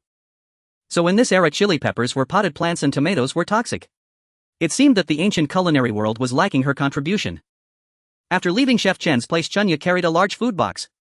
Chef Chen had been curious about the method for making 3 shrimp noodles, but Chunya explained that the season had passed and they would have to wait until next year when the seed shrimp were in season. The two of them, one big and one small, agreed to keep in touch from time to time and wait until next year when the seed shrimp were available to practice their skills together. Chunya naturally wanted to befriend Chef Chen, as she was about to open an ancient farm and the market for these agricultural products would rely on these chefs and shopkeepers. She promised Chef Chen that she would definitely share the recipe with him. After all, their food stall was just a small one. The 3 shrimp noodles would be very expensive in the future, costing around 100 coins per bowl. Who would come and buy them from their stall? This noodle dish could only sell for a good price, and a large restaurant doing a favor for him and giving it away wouldn't hurt. After leaving Xianju, Chunya returned to her family's stall with the food box. Before she got close, she heard a commotion involving Shi too. Although she couldn't clearly understand what was being said, it was evidently urgent and angry as it was quite loud. Chunya hurried forward, parting the crowd gathered at the entrance, and saw Shi Tu arguing with Boss Lin's wife Qianshi. Do you not honor your word? Whatever we do, you learn from us. We never complained. Now you even want to drive us away. We signed a contract. What contract? I don't know anything about that. I just know this is my family's property. I don't want to rent it to you anymore, so get lost. After saying that, Qianshi spat a mouthful of phlegm right in front of Shi Tu. Chunya felt disgusted and was about to speak when she noticed Su De pulling her aside. Well, it was better to let her father handle this. I say, Boss Lin, this contract was signed by you and me. Now you want to deny it and use your wife as a shield. That's not right. Su De didn't want to waste words with that woman. After spending a few months here, he had seen clearly that she was unreasonable. Boss Lin, who was called out, could no longer pretend to be a timid quail. He coughed twice from the corner and said, I don't want to rent to you anymore, so you should leave. This contract clearly states a 1-year rental term. If anyone wants to breach the contract, they must pay 2 months' rent as a penalty. Su De slapped the rental agreement he had taken from the drawer in front of Boss Lin. However, no one expected that Qianshi suddenly rushed out and directly stuffed the contract into her mouth, chewing it without hesitation and then swallowed it whole. The Su family members were left dumbfounded while Qianshi gagged but thankfully didn't vomit it back up. Even Boss Lin didn't expect his wife to do such a thing and looked equally incredulous. After being disgusting, Qianshi became even more arrogant, shouting, what nonsense contract? There's no such thing. While I haven't called for help yet, you should leave quickly. The crowd watching nearby began to hiss, looking sympathetically at Boss Lin. I didn't expect that in Boss Lin's family it's his wife who calls the shots. Indeed, look at Boss Lin acting all timid. How could he stand up against this shrew? TSK tisk. Boss Lin seemed so friendly usually, but who knew he was such a blackheart person? Boss Lin didn't refute and continued to play dumb. Meanwhile, Qianshi didn't retaliate against the onlookers. She just kept staring at Su De and Shi Tu, repeatedly shouting for them to get lost. Unable to endure any longer, Chunya shouted, are you an idiot or what? This yellow-haired little girl dared to call herself a fool, which was unacceptable. Qianshi immediately exploded in anger. Who are you calling a fool? To avoid being sprayed by this woman's spittle, Chunya instinctively took 2 steps back. I'm calling you that you're foolish, stupid, and have bad breath. After saying this, she pulled out a few identical contracts from the drawer of a low cabinet and slapped them on the table. Are you an idiot? Who would casually throw contracts in a drawer? These are all written by me. I can produce as many as you want. Go ahead and eat, don't be shy, there's more. After saying this, she took out a few more from the drawer and fanned them in her hand, provoking a burst of laughter from the onlookers. These so-called contracts were actually used by her for practicing calligraphy at home. To familiarize herself with the ancient contract format, she casually practiced using the lease she signed with Lin Zhanggue. After she finished practicing, Su De brought them to the shop, and whenever he had time to teach Shi Tu how to write, he would use the leftover scrap paper from Chunya. That's why the drawer in their cabinet contained not only these contracts but also various poems and essays Chunya used for practice stacked high. Qianshi was momentarily stunned, knowing she could not win an argument. She simply slapped her thigh, rolled on the ground, and began to cry out for her parents, shouting that Su De and the others were robbers trying to steal her shop, while also claiming that Chunya was a little brat raised without a mother. He could tolerate insults aimed at Su De, but he absolutely could not tolerate insults directed at Chunya. Thus, gathering all his energy, he shouted, Julin. If you're not a coward, step up today to settle this. If you don't want to resolve it, we'll take it to the authorities. The crowd, not wanting to miss out on the excitement, shouted louder, let's go. To the authorities. Let's see if Qianshi can still make a scene at the government office. Seeing that if he didn't step out now, this matter would definitely not end today, Lin Boss had no choice but to walk out from the corner, lifting Qianshi off the ground. Qianshi still resisted. Lin Zhanggue still cared about his face, scolding her a couple of times, and Qianshi reluctantly got up, still muttering unpleasant words. Su De looked at the couple, feeling more and more annoyed. Lin Zhanggue had previously promised to use well water from the courtyard but had reneged. For the past few months they had been fetching water from the large well at the South City Gate.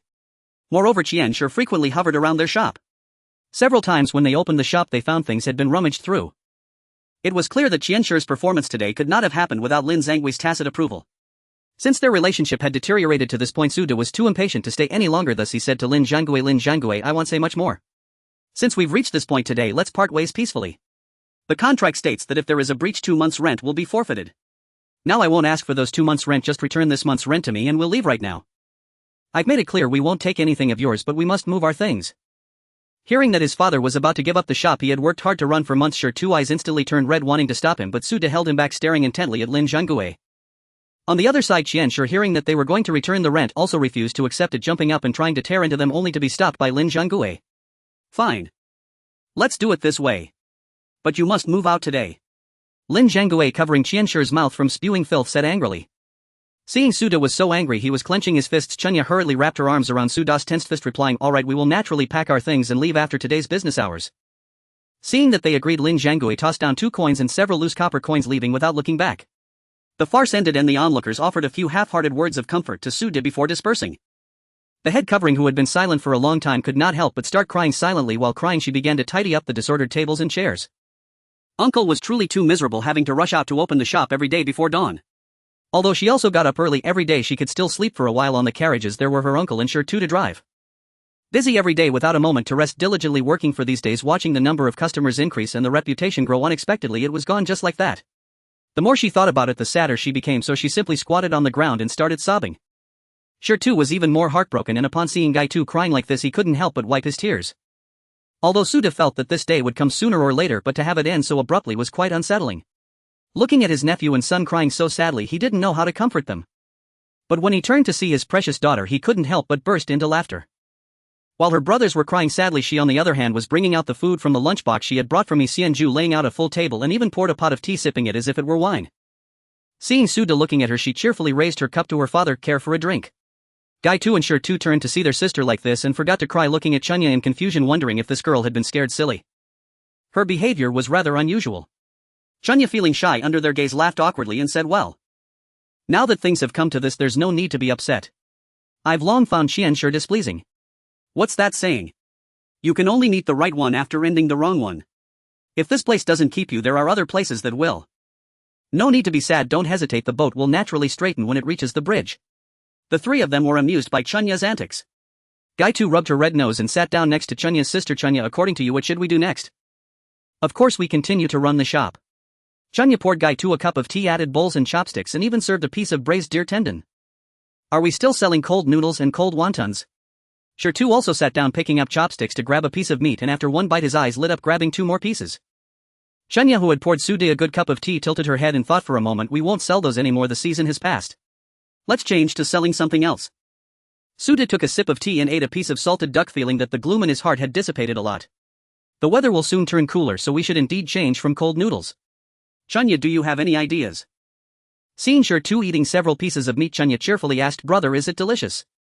Sure Tu, who had just been teary-eyed, was momentarily tempted by the food and nodded repeatedly, saying it was delicious. After calling the 2 little brothers, Chunya finally replied to Sude, "Our capital is limited, so we still have to take the common people's route. As for the location of the new shop, we need to look some more." She thought for a moment and then asked, "Hey, can you answer me a question? What is the best thing to eat in this world?" Although he did not understand why Gaeta still believed that the best food in the world must be the braised pork and marinated eggs made by his aunt, and without a second thought he answered. Sure Tu pondered for a long time. "I originally thought it was the big meat buns, but later I thought it was the braised pork. However, now I think that our cold noodles and cold wontons are delicious. There are so many tasty things in this world, it's hard to say what is the best." When it was Suda's turn, he answered, "People have all kinds of tastes, it's hard to satisfy everyone. How can there be something that is the best? It's just a matter of personal preference." Gaitu and Sure Tu nodded vigorously at this. "What you say is true. However, have you ever heard this saying?" Chunya scooped up some water chestnuts stir-fried with peas, swallowed, and looked mysteriously at the other 3. Sude couldn't stand his daughter anymore. "Hurry up and say it. Your mother will hit you if you keep acting strange. That saying is whatever tastes good is when you're hungry." "What is the best?" "Of course, when you're hungry, everything tastes good." Sude couldn't help but say, "Isn't that obvious?" Chunya raised her index finger and shook her head. "Hey Dad, it's not that simple. Though this sounds like a cliché, don't we need to find the right direction when looking for a shop?" She snatched the last piece of meat from Shida's hand and continued, "You see, because we don't have enough capital, we can only take a common route. Where should we open our shop then?" "Naturally, we should go where there are many hungry people." "Where are there many hungry people?" "The most people should be in Jixiang Alley." Shitu, who had to go to the city every day to buy supplies, was quite familiar with the situation in the city. Sude immediately shook his head. "That's not a good idea. That area is where the poor people in the city gather. Looking around, 8 out of 10 families are shanties. If we open a food stall, no one will buy from us." "Alright, then let's add another requirement for the location. There should be many hungry people and they should be willing to spend money on food," Chunya summarized. "Isn't that us?"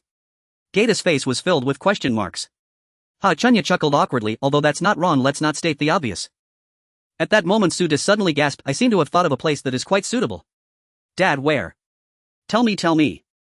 Sure could no longer tolerate the suspenseful way his father and sister were speaking. South Dock. South Dock. The father and daughter spoke in unison and Suda looked at his daughter who had a mischievous smile feeling furious. This naughty girl clearly thought of it long ago and was just toying with him. Gato with his mouth full of salted duck muttered there are quite a few vendors at South Dock and it's quite chaotic. Will we even have business there? To be fair, Chunya did not have a 100 guarantee, but given the limited conditions she thought that place was still the most suitable. However, before she could speak, Suda had already patiently explained to Gato it looks chaotic there but the cargo docks are managed by officials. If we handle it well, nothing bad will happen. Although there are many food stalls, I see they mainly sell snacks which are not very filling. If we can offer something cheap and hearty, there should be business to be done. This was exactly what Chunya was thinking, so she suggested, Dad, let's not sell snacks anymore. Let's open a restaurant for meals instead. Every day we can stir-fry a few pans of meat dishes and a few pans of vegetarian dishes, then make some rice and steamed buns. It will be practical, clean and cheap. The meat dishes do not need to be extravagant, we can fry eggs or meat slices. Tea, eggs and dried tofu can still be made, and for vegetables we can collect what we can from our village and stir-fry whatever we have. We have a cart so it's convenient to transport them back and forth. Sudi thought for a moment and agreed. What was there to hesitate about? He quickly ate as he still needed to go to South Dock to see if there were any suitable shops. As for the dishes at Xuanhuan, their flavors were indeed good. It was clear that with their capabilities they could forget about high-end restaurants. Those places had high costs and good chefs. Opening a meal restaurant was more suitable for their small-scale operations. After a meal the three of them went from gloomy to energized, and Chunya sighed in relief, drinking the tea in her cup in one go. If the best cure for a breakup is to find a better new boyfriend immediately, then the best cure for unemployment is to find a more promising job right away. In order for her father and brother to regain their spirits quickly, she had to put on a facade, coaxing them gently. Was it easy for her? By the end of the year she had to make sure her father gave her a gold lock with the words Best Daughter of the Year inscribed on it. If one were to say where Chunya's determination to do what she set her mind to came from, it was probably largely inherited from Sudi. Sudi could not wait a moment longer after finishing his meal. After reminding Shertu to stay at his post, he took Chunya and headed to South Dock. South Dock was not far from them. Peifong County was named so because of its rich water system and well-developed transportation. Although it could not compare to Yangzhou or Nanjing, it was still abundant in products. At this time just after noon, the workers who had just finished their meals were sitting in groups resting and chatting. The time they could rest each day was merely a brief moment after eating. Although they could earn 20 won a day, it was all heavy physical labor, so they needed to rest for a while to regain their strength. Suda and Chunya acted separately. Suda went to chat with the resting workers, which according to Chunya was to collect information. Chunya, relying on her youth, wandered around the dock. This dock had private cargo and passenger ships, and there were several berths specifically for official ships and northbound salt transport vessels. Therefore there were patrols by officials, making it relatively safe. Suda was not worried about Chunya getting lost, since after all his daughter was already 26 years old. Chunya circled around the dock and indeed found many stalls, but most were selling pancakes and noodle soup with hardly any stir-fried dishes. However, the current problem was that the nearest street to the dock, South Dock Street, had no vacant shops at all. They were either shops selling goods from the north and south or selling fresh vegetables and fish transported from the north and south. What should they do? They had prepared the bullets but found no guns. Just when Chunya was hesitating, someone called her, "Sister Chunya." Chunya turned her head and saw a child she vaguely recognized. After a long time the child said in Shaoxi, "Don't you remember me?"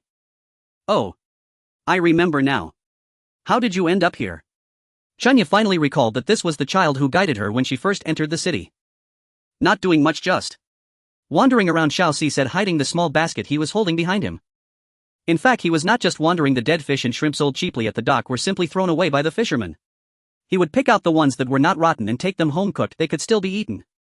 Among these shops some sold fruits and vegetables from the north and south, and the rotten ones would also be discarded. He would pick out the ones that were not too bad and take them home, discarding the rotten parts. Every day he could accumulate a plate of vegetables, and if he was lucky he might find half an orange or half a pear for his sister. However, when Shaoxi was hiding the basket, Chunya had already caught a glimpse of its contents. There was no need to guess. A child from a poor family had to grow up quickly. Since others were unwilling to talk about it, she did not want to press further. So she changed the subject. "Hey Shaoxi, can I ask you something? Are you familiar with this area around the dock?" "You've come to the right person. I come here every day." Shaoxi's face, dark and shiny, broke into a proud smile as he continued, "I know this area like the back of my hand." It was indeed a stroke of luck. Every time Chunya met Shaoxi, things seemed to go well. With hope in her heart she asked, "Do you know if there are any shops for rent on this street?" "Sister Chunya, isn't your shop at the academy still open?" Shaoxi was surprised. He had sneaked a few looks at their shop and knew the business was quite good. How could it just close down? Chunya sighed helplessly. The shopkeeper saw that our business was good and wouldn't allow us to open anymore. They probably want to keep it for themselves, who knows. Xiaoxi nodded, knowingly expressing his regret. However, he mentioned that the South Dock Street had many people coming and going and it was rare for a shop to become available. Even if it did, it would be rented out quickly. Although she felt somewhat reassured, Chunya couldn't help but feel a bit disappointed. She forced a smile at Xiaoxi. It's okay, I'll ask around myself. Hey sister Chunya, are you still planning to open a food stall? I saw someone moving into a shop not far away in Taojia Alley a couple of days ago. How about I take you there to have a look? Xiaoxi suddenly thought of this place. It seemed there was no hope for South Dock Street, so they might as well check it out since it wasn't far. Chunya agreed to go with Xiaoxi. They walked for less than a quarter of an hour and arrived at Taojia Alley. Well, the distance wasn't far, but because it was a small alley next to the main street, it was indeed not very noticeable and easily overlooked. Xiaoxi led Chunya to the front of the shop, saying, "This is the one." Chunya looked around. The shop had 3 openings, neither large nor small, quite suitable, but the door was tightly closed and she couldn't see what was inside. Just then someone came out of the neighboring incense shop and, seeing Chunya looking around, asked, "Who are you looking for?" That shop moved out a couple of days ago. Chunya was anxious to find out, so she stepped forward and asked shopkeeper, "May I ask if this shop is currently empty? Is anyone renting it?" The shopkeeper of the incense shop, surnamed Ing, didn't think much of it when he saw a little girl asking about this. He assumed she was just asking out of curiosity and casually replied, "Isn't it empty? There are hardly any shops left in this alley now." That was indeed the case. It was just a few hundred meters away, yet their businesses were worlds apart. "Shopkeeper, do you know where the owner of this shop is?" "We want to rent it," Chunya asked sincerely. "You?" The shopkeeper leaned back slightly, saying, "What kind of joke is this? Such a big matter should definitely be discussed by adults. Go, don't cause trouble." No matter how Chunya explained that she could make decisions, shopkeeper Ing still regarded her as a nuisance. Helplessly, she had Xiaoxi help her call her father at the dock while she walked the alley from end to end. Taojia Alley was about 600 to 700 meters long and 3 to 4 meters wide, slightly wider than the typical residential alley but still narrower than the commercial streets. Most of the shops along the alley followed a front shop and backyard model. Some even had makeshift sheds built from broken courtyard walls selling various sewing supplies. The further she walked, the more empty shops she saw. Out of the 10 or so shops in the alley, only 5 were open. The shop Chunya was interested in was at the entrance of the alley, making it relatively advantageous in terms of location. Although Xiaoxi was small, he was quick on his feet. Just as Chunya finished her round, Xiaoxi returned with Sude. After briefly explaining the situation to Sude, Chunya called out to shopkeeper Ing at the door, "Shopkeeper, I've brought my father. Can you now tell us where the owner of the neighboring shop is?" Shopkeeper Ing, who was busy pasting paper figures, was slightly surprised to hear that the girl really brought her father. At first he thought she was just asking randomly. It turned out she was serious about renting a shop. With an awkward yet polite smile on his face, he exchanged names with Sude, and after a bit of small talk it turned out he was indeed the owner of the neighboring shop. Originally that shop belonged to his elder brother, but his brother had gone to Nanjing to pursue a career, so the shop was half sold, half given to him. He wasn't as academically inclined as his brother, so he inherited their father's legacy. He ran the incense shop his father passed down to him and put his brother's shop up for rent to supplement the family income. That shop originally sold goods from both the north and south, but due to its poor location, business could not compare to that of South Dock Street. The previous shopkeeper maintained it for 2 years. While it wasn't a loss, it certainly wasn't profitable, so he vacated it a couple of days ago. As he spoke, shopkeeper Ing opened the shop's door to introduce the place, mentioning it had 3 openings, 3 storage rooms in the back, a well and a kitchen, making it quite sufficient. Although the location wasn't excellent, Chunya was very satisfied with everything else. If Chunya was satisfied, Suda would definitely be too. However, when it came to negotiating the rent, he needed to be a bit cautious, saying, "This shop has a mediocre location and our kitchen for the food stall isn't big enough. What do you think the rent should be? Let's not beat around the bush. I'll give you a straightforward price. This shop used to sell goods from both the north and south and is very clean with freshly painted walls and newly laid bricks. I won't ask much of you, just 1 tael of silver a month." Shopkeeper Ing felt that his price was already quite fair. If there weren't so few shops open here now, he wouldn't be willing to let go of such a large store for just 1 tael a month. Sude thought that 1 tael a month was quite reasonable, but seeing Chunya slightly shake her head, he fell silent in contemplation. Chunya knew that the shopkeeper looked down on her because she was just a child, so she made a gesture to her father indicating 10. 10. What does that mean? 10 taels. 10 taels a year. Oh, got it. The father and daughter exchanged a lively glance. Seeing that Sude had been silent for quite a while, shopkeeper Ing thought that not renting the shop would result in a loss of income each month. Feeling anxious just as he was about to speak, Suda finally spoke up. "Shopkeeper Ing, let me be clear with you. The shop we will open is a small food stall, a small business. If you're willing to rent it, we'll pay you 10 taels a year, 1 payment for the whole year. What do you think?" Although the price was significantly lower, shopkeeper Ing thought that paying once a year would be less troublesome than collecting rent monthly like before. He nodded in agreement. After paying a deposit of 100 when Sude and shopkeeper Ing agreed to come back the next day to sign the contract and pay the rent. However, it would be best for them to get the keys today so they could move their things from the current shop right away. Shopkeeper Ring was also a straightforward person. Since they had already made an agreement, whether he gave the keys early or late didn't matter. He handed over the keys after giving a brief explanation and returned to the neighboring shop. Both father and daughter felt satisfied with the shop except for its not so great location. However, if they were to find a better location, the rent could easily double. With their current financial condition, they couldn't expect everything to be perfect, could they? After closing the shop, Suda and Chunya were preparing to head back inside when they saw Xiaoxi still at the door. Chunya turned to Suda and said, "Dad, you should go back to the shop first." "I won't be going. I want to go play at Xiaoxi's house." Suda was momentarily taken aback. "Huh? What do you mean?"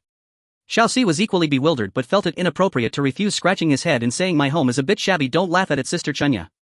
"What of it? A few months ago I was still sharing a room with my parents. Our room even had a view of the stars at night." Chunya wasn't a child, she didn't feel embarrassed about being poor.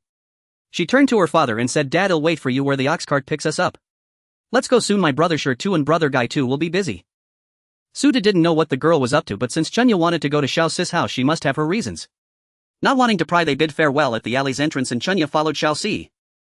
On the way they passed a bun shop and ignoring Xiaoxi's frantic protests, Chunya bought some buns and steamed buns, saying they were a gift for Xiaoxi's family. Yujian Hadong and Taojia Lane weren't far apart and they arrived in just a quarter of an hour. Xiaoxi pushed open the gate to their small courtyard and called out, "Xiaowu, Grandma, I'm back." As soon as he entered, Xiaowu rushed towards him and seeing Chunya uncertainly asked, "Are you the sister who brought us the white steamed buns last time?"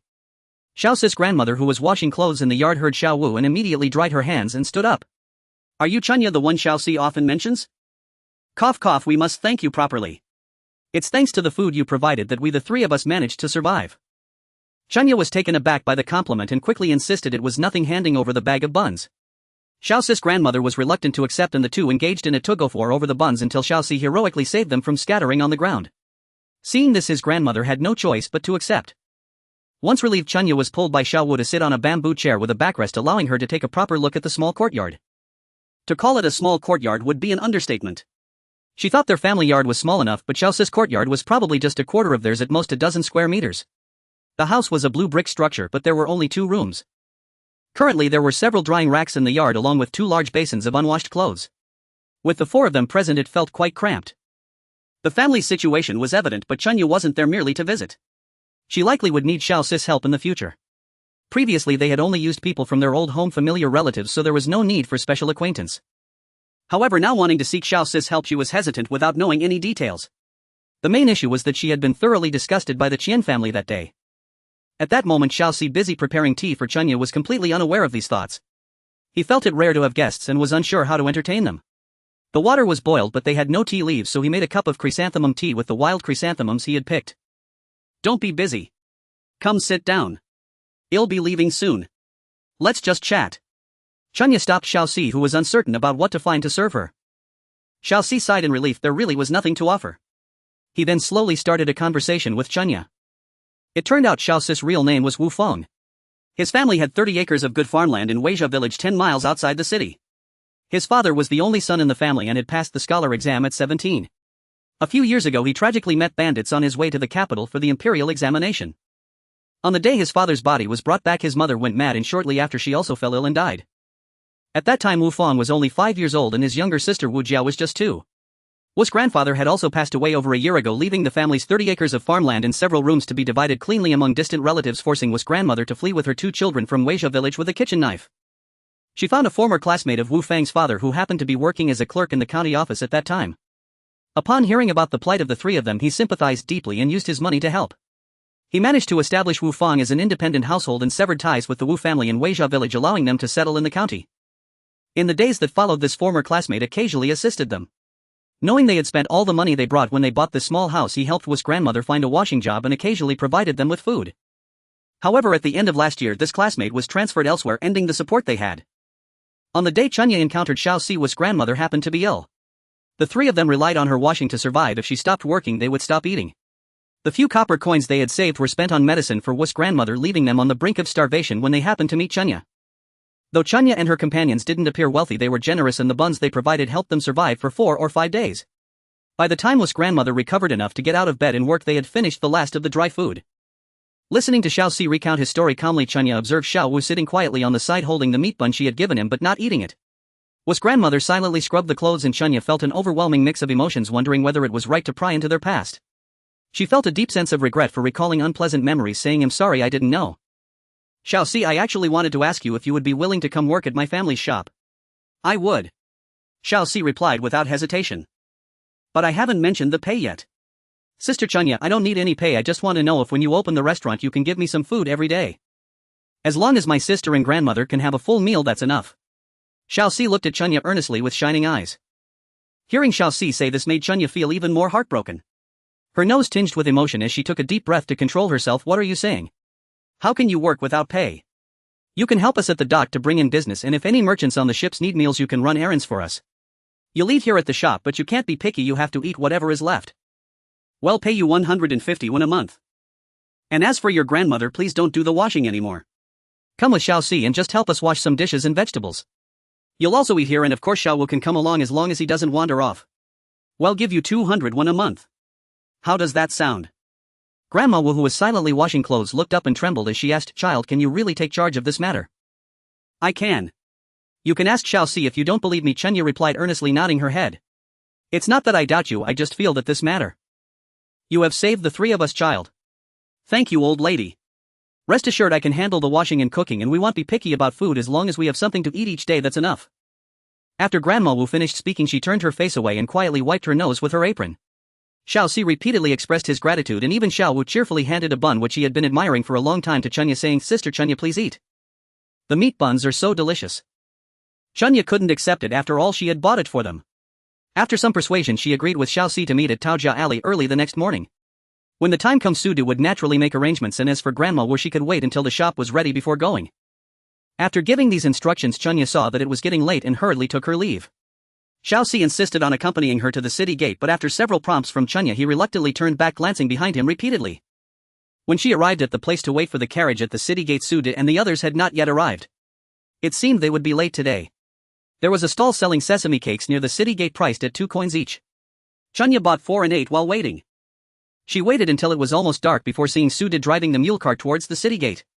"Ah, my daughter, have you been waiting anxiously? Sure to hurry up and help your sister onto the cart." Sudu, chattering as he stopped the cart, revealed a tired expression. Chunya cheerfully replied, "No rush, what's the hurry? I knew you would be late today. Look, I bought sesame cakes for you, you can have a bite to ease your hunger." After saying this she distributed the cakes to Sudu and the others. The three, who were starving and dizzy, quickly finished the cakes. As they set off with the mule, Sudu began to talk to Chunya about the events of the afternoon. After parting ways with Chunya in the afternoon, Sudu hurried back to the shop just in time to catch the wave of students leaving the academy. Since the shop had already been secured, Sudu also did some self-promotion, announcing that the shop had moved to Taojia Alley at the South City Wharf, just a quarter of an hour away. He welcomed students to visit whenever they had the time, assuring them that the prices remained low and the ingredients were still genuine. Although he knew that not many would come by, he figured it was better to keep his mouth busy. Some expressed that it was too far, while others promised they would definitely visit when they had time. Upon hearing that Sudu and the others were leaving, even more customers showed up than before. In no time everything prepared for sale in the shop was sold out. As Sudu and the others finished packing up, Qianshi, upon hearing that they had found a shop in just one afternoon, became quite resentful. Originally she was already feeling sour seeing their business thrive. She thought about driving them away to cut off their livelihood, thinking that they could also make dumplings and wontons, and with ready customers wouldn't all those daily coins be theirs. Now that Sudu had found a shop and was starting to attract business, she thought of the 200 coins she had returned in the morning. Seeing Sudu trying to take the pot from the stove, she began to make a scene, claiming that the stove belonged to her family and forbidding Sudu from taking it. Sudu, unable to endure Qianshi's noise any longer, swung a thick wooden stick and smashed the stove. If Qianshi continued to make a fuss, he would accompany her to the authorities. He actually did not want to be so ruthless. Although it was Lin Zhanggue who broke the contract, first forcing them to start anew, he had invested a lot of feelings into the shop he had built from scratch. Moreover, since they had managed to find a new place fairly smoothly in the afternoon, he thought it would be best to let it go. Little did he know that Qianshi was so shameless, and he felt there was no need to endure any longer.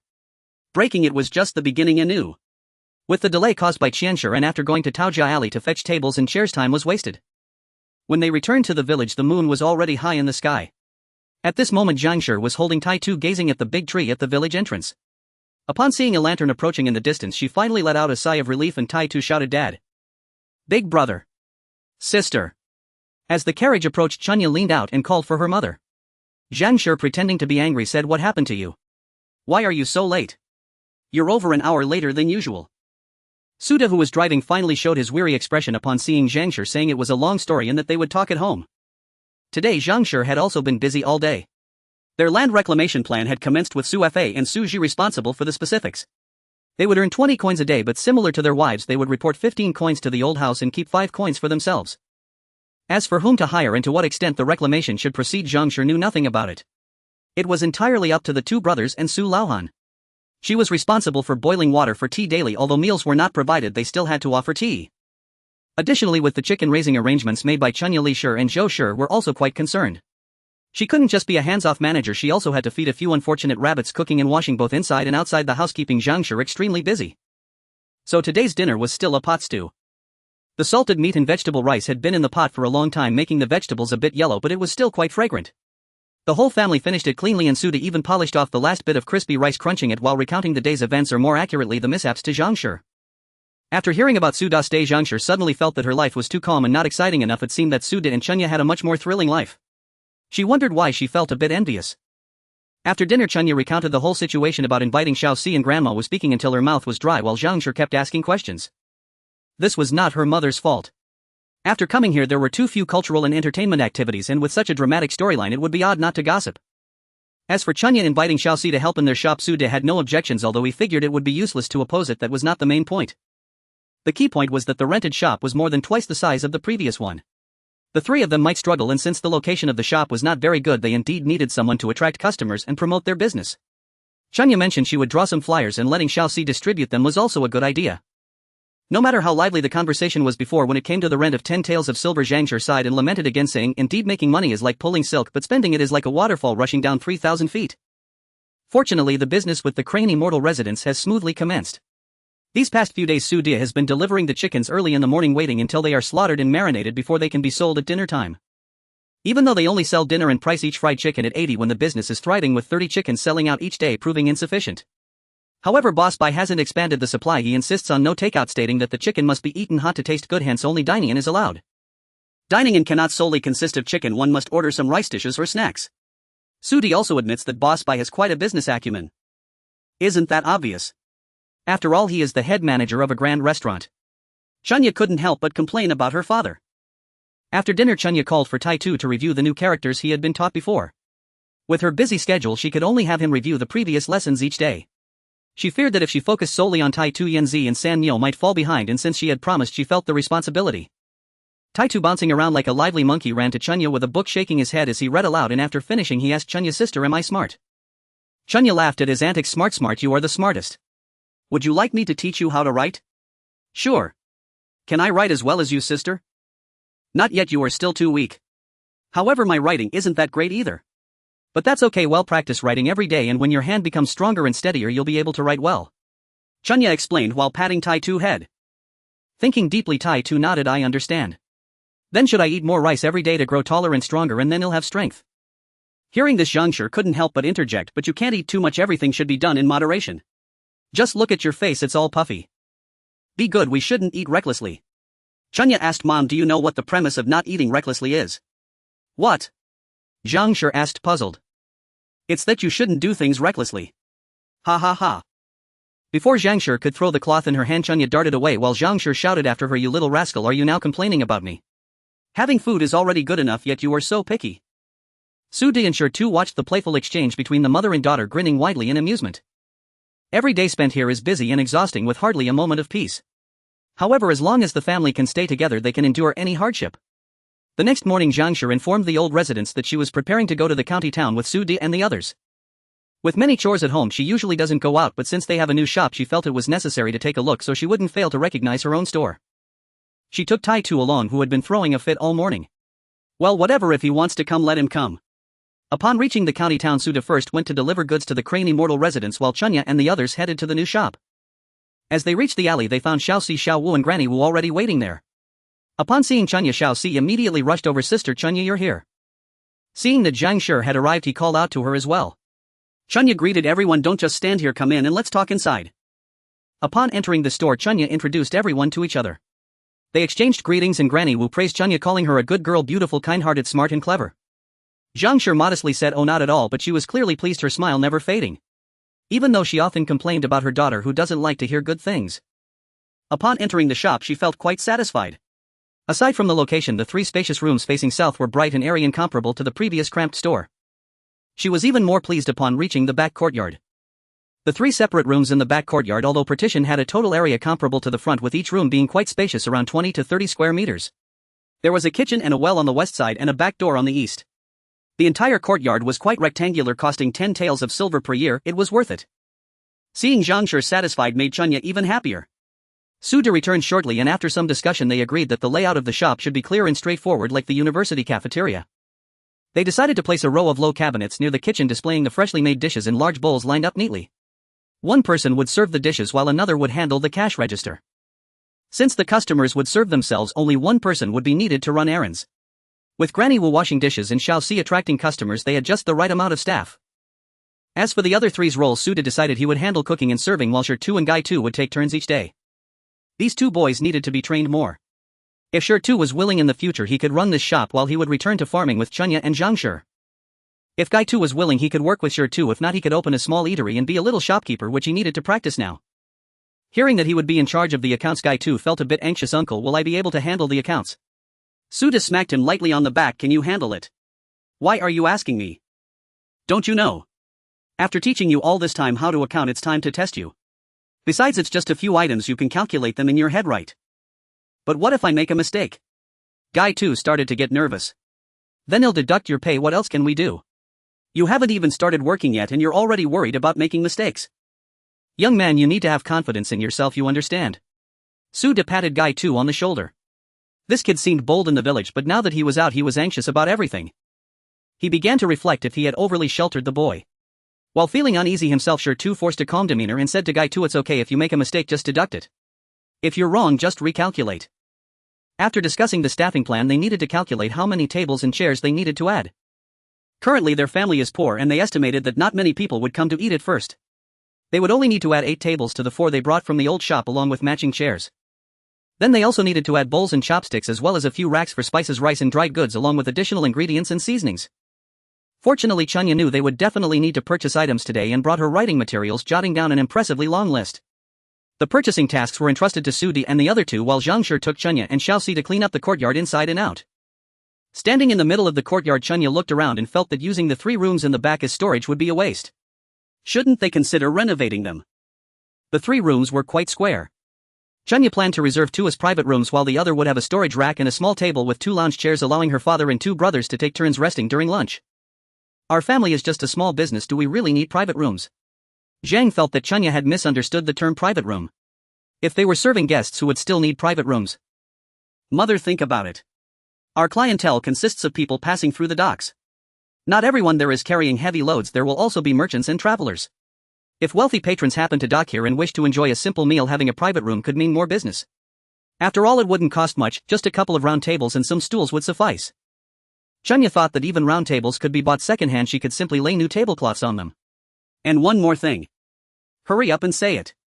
Outside, Zhang still had to maintain some semblance of dignity. Chunya suddenly leaned towards Zhang's ear. Now that we are running a restaurant, if we need to deal with officials or constables, having a private room would be quite convenient. There's no citizen complaint hotline here. If there's an issue, wouldn't we have to rely on connections? They had no foundation here and didn't need to be overly righteous, there were still matters that required some finesse.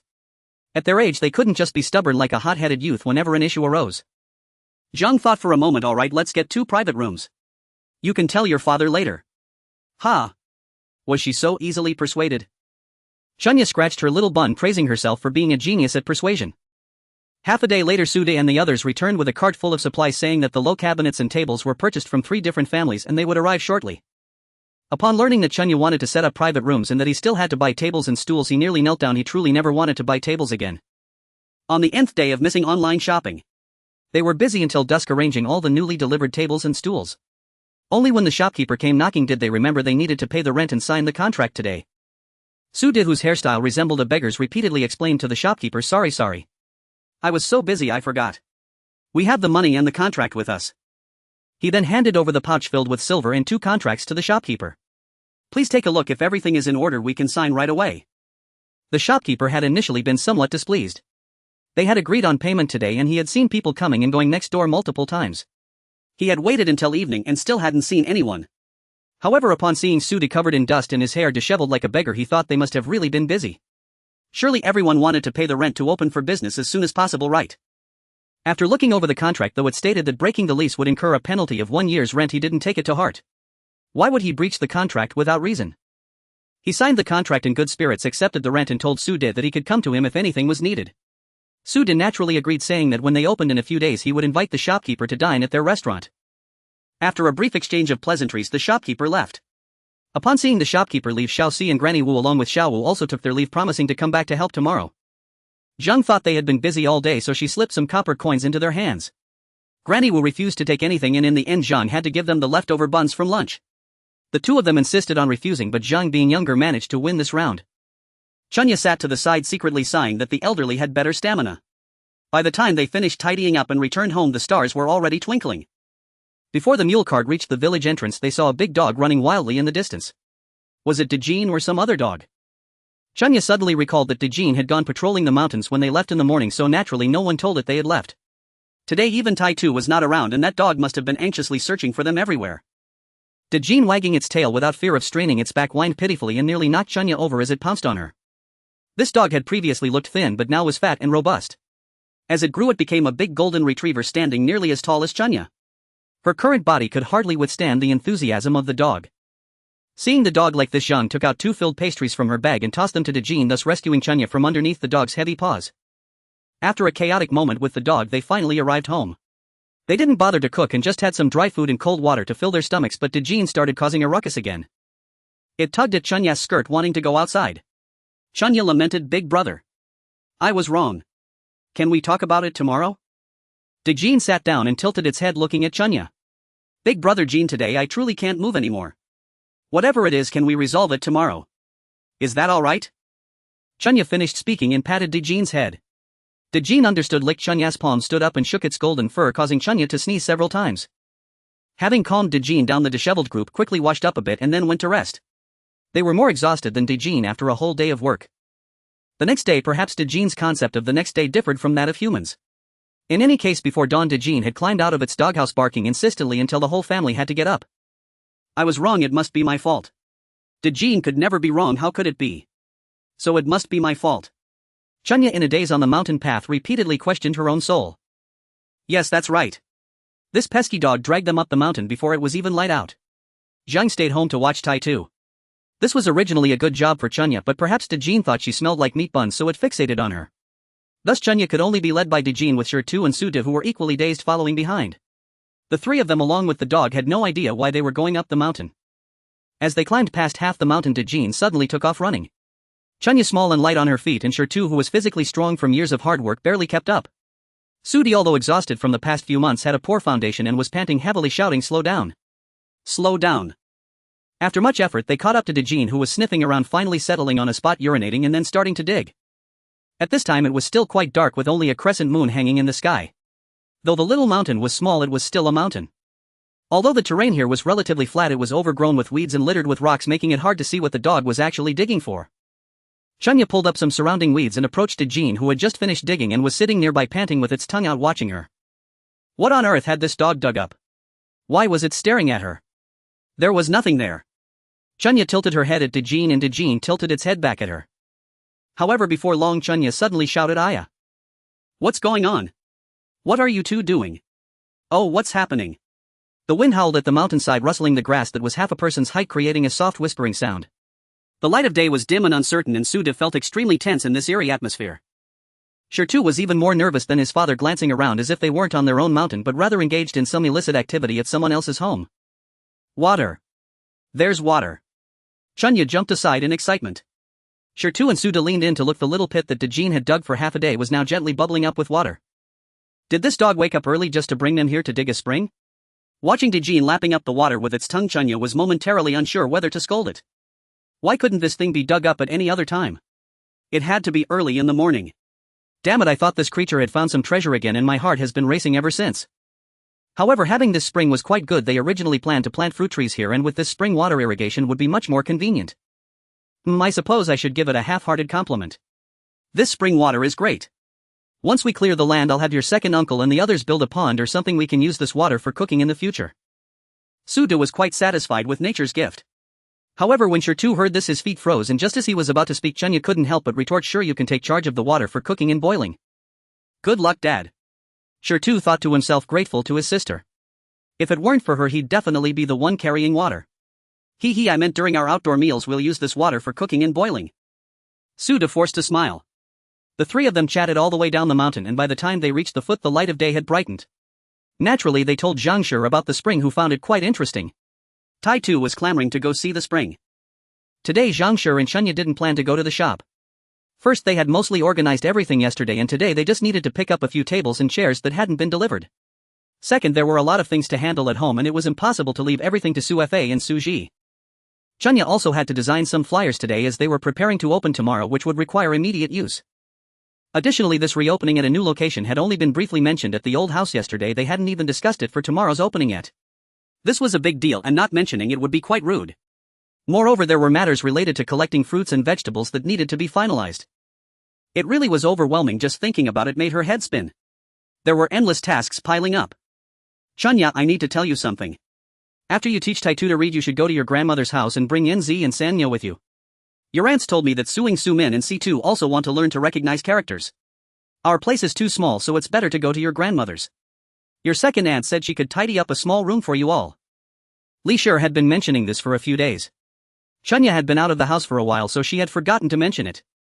Now that Chunya was finally home, she remembered. What? Isn't C2 only 3 years old?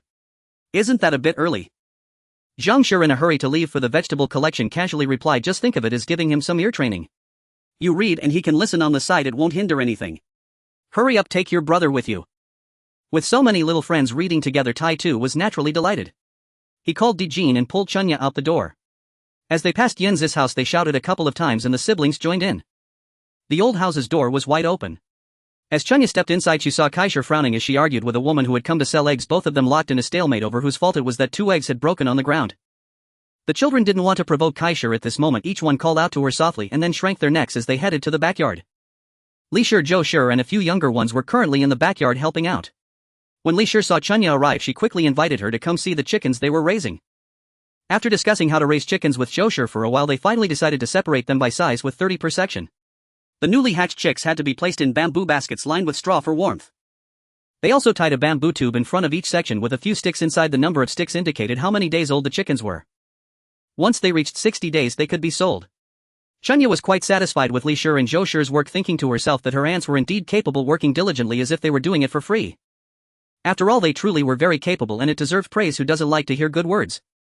Zhou Shi blushed from Chunya's praise while Li Shi teased, "Look at what you've done to your third aunt. Alright, stop causing trouble. I've already tidied up the room for you. We'll take good care of the chickens, and you take good care of teaching characters. If you teach well, your aunts will make you embroidered shoes to wear. Now go." With that, she pushed Chunya outside. A few little ones giggled and followed Suing to the room that Li Shi had arranged. This room was originally used for storing farming tools and miscellaneous items, but although it had mud walls, it was reasonably clean. As they entered, they found 2 tables made from wooden boards nailed together. Suing Su Min and Yanzi sat at one table while Tai Tu San Nyo and C2 sat at another, which was enough for them all. She didn't need to sit at either table, just standing at one or the other. The teaching levels of the students varied, so Chunya allocated some time for review and some for new lessons, then let the 3 who were progressing quickly begin to practice writing while the slower ones reviewed the previous material. Although it was a bit chaotic, it was still somewhat orderly. Originally, they had planned to teach for a quarter of an hour both morning and afternoon, but now they decided to only teach for half an hour in the morning, as the larger group made it more convenient to adjust the time. However, C2 was still too young and couldn't sit still. She let him be, as he only needed to get some ear training for now. Half an hour quickly passed. Chunya, being young, felt no distance from her students. They all felt that chatting, laughing and reading made the time fly, and they found studying quite enjoyable with no pressure at all. Even the youngest C2 didn't fuss about looking for his mother. When he got bored, he would watch his brother write or listen to his sister read, finding it quite fun. Suing never expected that studying could be so simple. Initially, when she told her mother that she wanted to learn characters with Chunya, Li Shi didn't take it seriously. After several requests, she finally had to mention that being able to recognize characters for calculations might make it easier to find a husband in the future, which was when Li Shi agreed. Li Shi thought that since they were family, Chunya wouldn't charge them, just as Suing said knowing how to read would be an advantage when looking for a husband. It wouldn't take up too much time, so if she wanted to learn, she could go ahead. Zhou Shi shared a similar view and didn't expect the girl to achieve anything significant, but being able to recognize a few characters was better than not recognizing any at all. After class, Chunya grabbed some paper and a pen, making a grand gesture to name this little classroom. What's the name? What is its sister? Tai 2 literacy level was indeed not very high at the moment. Micro reading hall. Chunya couldn't help but facepalm. What does that mean? It means we don't have much education. Oh, everyone was aware of their own limitations and they thought Chunya's name was quite fitting. It's alright if you're not well educated, let's learn together. Who knows, we might all become talented individuals in the future. Right now these children are still in their formative years. Do not underestimate the youth in poverty. As long as they have an upward spirit, anything is possible, isn't it? The 80-year-old Chunya displayed a kind gaze. After class at the Weishur Academy, Zhang Shi had just finished her business and arrived at the Su family's old residence. According to her own plan, she was familiar with only 2 or 3 families in the village. She first went to find Yanzi's mother and the plump aunt, agreeing to have them provide some fresh vegetables daily. There was no need for anything too fancy, just seasonal ones would suffice. Each family would supply 5 pounds daily at 2 won per pound for seasonal produce needed every day. The plump aunt and Yanzi's mother had no reason to refuse. After all, their home had plenty of seasonal vegetables. Anything they couldn't eat would just go to feed the pigs and chickens, and they could even sell some at the market. However, with just a few pounds coming in and the back and forth involved, it would be easier than finding odd jobs. This way the vegetables would either go to waste or be sold off, and Zhang Shi was thrilled to collect them. Although the price was only 2 won per pound, she pointed out that they needed them daily, which amounted to 10 won a day, totaling 300 won a month, right? Moreover, they could also sell some eggs to the Su family every month, adding a decent amount to their income. The two hoped that Zhang Shi's business would continue to thrive. Zhang Shi had already collected from the plump aunt and Yanzi's mother, and she would not overlook the old residence. So she immediately discussed the matter with Kai Shi. Kai Shi, having a large family, had specifically cleared an acre of land to plant vegetables. Due to the previous famine, the crops ripened quickly. They could supply around 20 pounds of vegetables a day. Zhang Shi calculated that her own family could manage about 4 to 5 pounds daily. With the business just starting, 35 to 36 pounds of vegetables daily should be sufficient. They had agreed with Kai Shi to set the price at 2 won per pound, settling up monthly. Although Zhang Shi and the old residents were relatively close, they were still quite polite. However, when it came to finances, clear accounts were a must among brothers. After all, they had already split up and she didn't want to take advantage of them. Financial matters could easily cause discord, so it was best to keep things transparent to avoid unnecessary misunderstandings. Because of the vegetable collection, Kai Shi had completely forgotten her earlier displeasure regarding the egg dispute. Now whenever she looked at Zhang Shi, she felt quite amiable. Previously she mentioned that the new shop was opening tomorrow and it was said to be much larger than the previous small one. Recently she had also heard that the new shop was exceptionally good. Zhang Shi invited her and Su Laohan to join in the festivities tomorrow, but Kai Shi thought about her chickens and eggs and couldn't relax without keeping an eye on them. She couldn't let anything interfere with her earnings, so she claimed she was busy. If the other 2 daughters-in-law wanted to go, they could take them along to support the occasion. Zhang Shi really was quite the person. She used to be so dull that she couldn't come up with a single idea in 3 days. But now with her newfound insight, she managed the household far better than the 2 capable women. Unaware of her mother-in-law's thoughts, Zhang Shi mentioned she would help Li Shi and Zhou Shi and headed to the backyard. They had to clean the chicken coop every 2 days and, as per Su Da's instructions, gather manure. Not to mention that the manure they produced was so good that even Su Laohan praised it. Their rice crop was now taller than others and the plants were lush and robust. Su Laohan said that the harvest should not be worse than in summer, and this delighted Li Shi, who worked even harder on the chicken coop. Zhang Shi tidied up the coop alongside Li Shi and Zhou Shi while discussing the new store's opening tomorrow. Li Shi was very pleased to learn that her mother-in-law had already agreed to the plan. She had hardly been to the county town a few times. Every time her sister-in-law returned, she would ask if there were any new happenings. Her sister-in-law was a bit dense and would just nod along, giving vague responses. This time with Su Da's shop opening, she could join in the excitement and see how her son was faring, which was an opportunity she couldn't miss. However, Zhou Shi said she wouldn't go staying behind to tend to 4 or 5 little ones. They were too young to join, and besides they had a lot of chickens at home which required some effort to feed. Upon hearing this, Li Shi exclaimed that it wouldn't do. How could Zhou Shi take all the credit? If she wasn't going, then neither would Li Shi. There was too much to handle at home for Zhou Shi to bear alone. The two began an intense round of polite insistence. Enough. Zhang Shi couldn't listen any longer. You all will go. No one is allowed to stay behind. Not going means you're disrespecting me. Once those words were spoken, the 2 sisters-in-law fell silent. Our family is opening a shop, which is a rare occasion. The last time was at that tiny place and it was too cramped with too many people. I didn't invite you then. This time the shop we rented is spacious and it won't be a problem for all of you to come. The children should also be taken out to see the world. So it's settled. Suda and the others will leave early tomorrow and I will arrange for Zhao Laoda's ox cart to pick you up. It's settled. Zhang Shi finished speaking in one breath to prevent the 2 from interrupting or arguing endlessly. Since the sister-in-law had said so, Li Shi and Zhou Shi had nothing to object. Moreover, just listen, Sude's sister-in-law calls him Big Brother Sude. My sister-in-law is impressive. Just as the three sisters-in-law finished discussing, Suing came and saying, Mother Chunya Jie said she would take us to the mountain to see the spring where Dejin dug we are going to play. Go ahead, take the basket with you. Remember to bring back some grass when you go up the mountain later. Li Shi replied to her daughter and turned to Zhang Shi asking, have you found the spring on the mountain? Yes, it's quite an interesting story.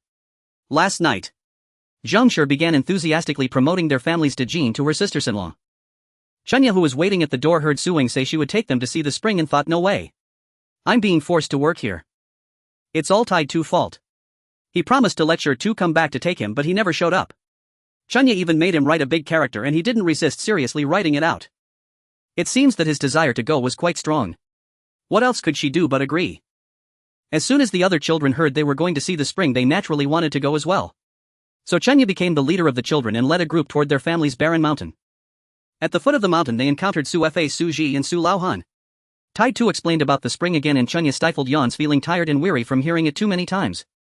The three, upon hearing this, expressed their desire to take a look. The small group ascended the mountain in a line. Upon arrival, Chunya was momentarily unsure of the location. After some effort she finally found the watermarks and introduced to everyone, come take a look. This is the spring that Dejin dug. Oh right. Second uncle, third uncle, my father said he wants you to think of a way to build a pool or something to store this spring water. Su Fei looked at the small spring that was barely the size of his fist and instinctively rejected. How can that be stored? It's impossible. I have an immature idea. Chunya looked at Su Laohan. Su Laohan, puzzled by Chunya's gaze, asked, why are you looking at me? Grandpa, what was the surname of the stone mason who helped us dig the toilet before? Zhao Qian's son Li Zhou Wu Zhang Wang, what was their surname again? Chunya couldn't recall for a moment. Su Laohan felt even more confused. What was going on? We're talking about the spring.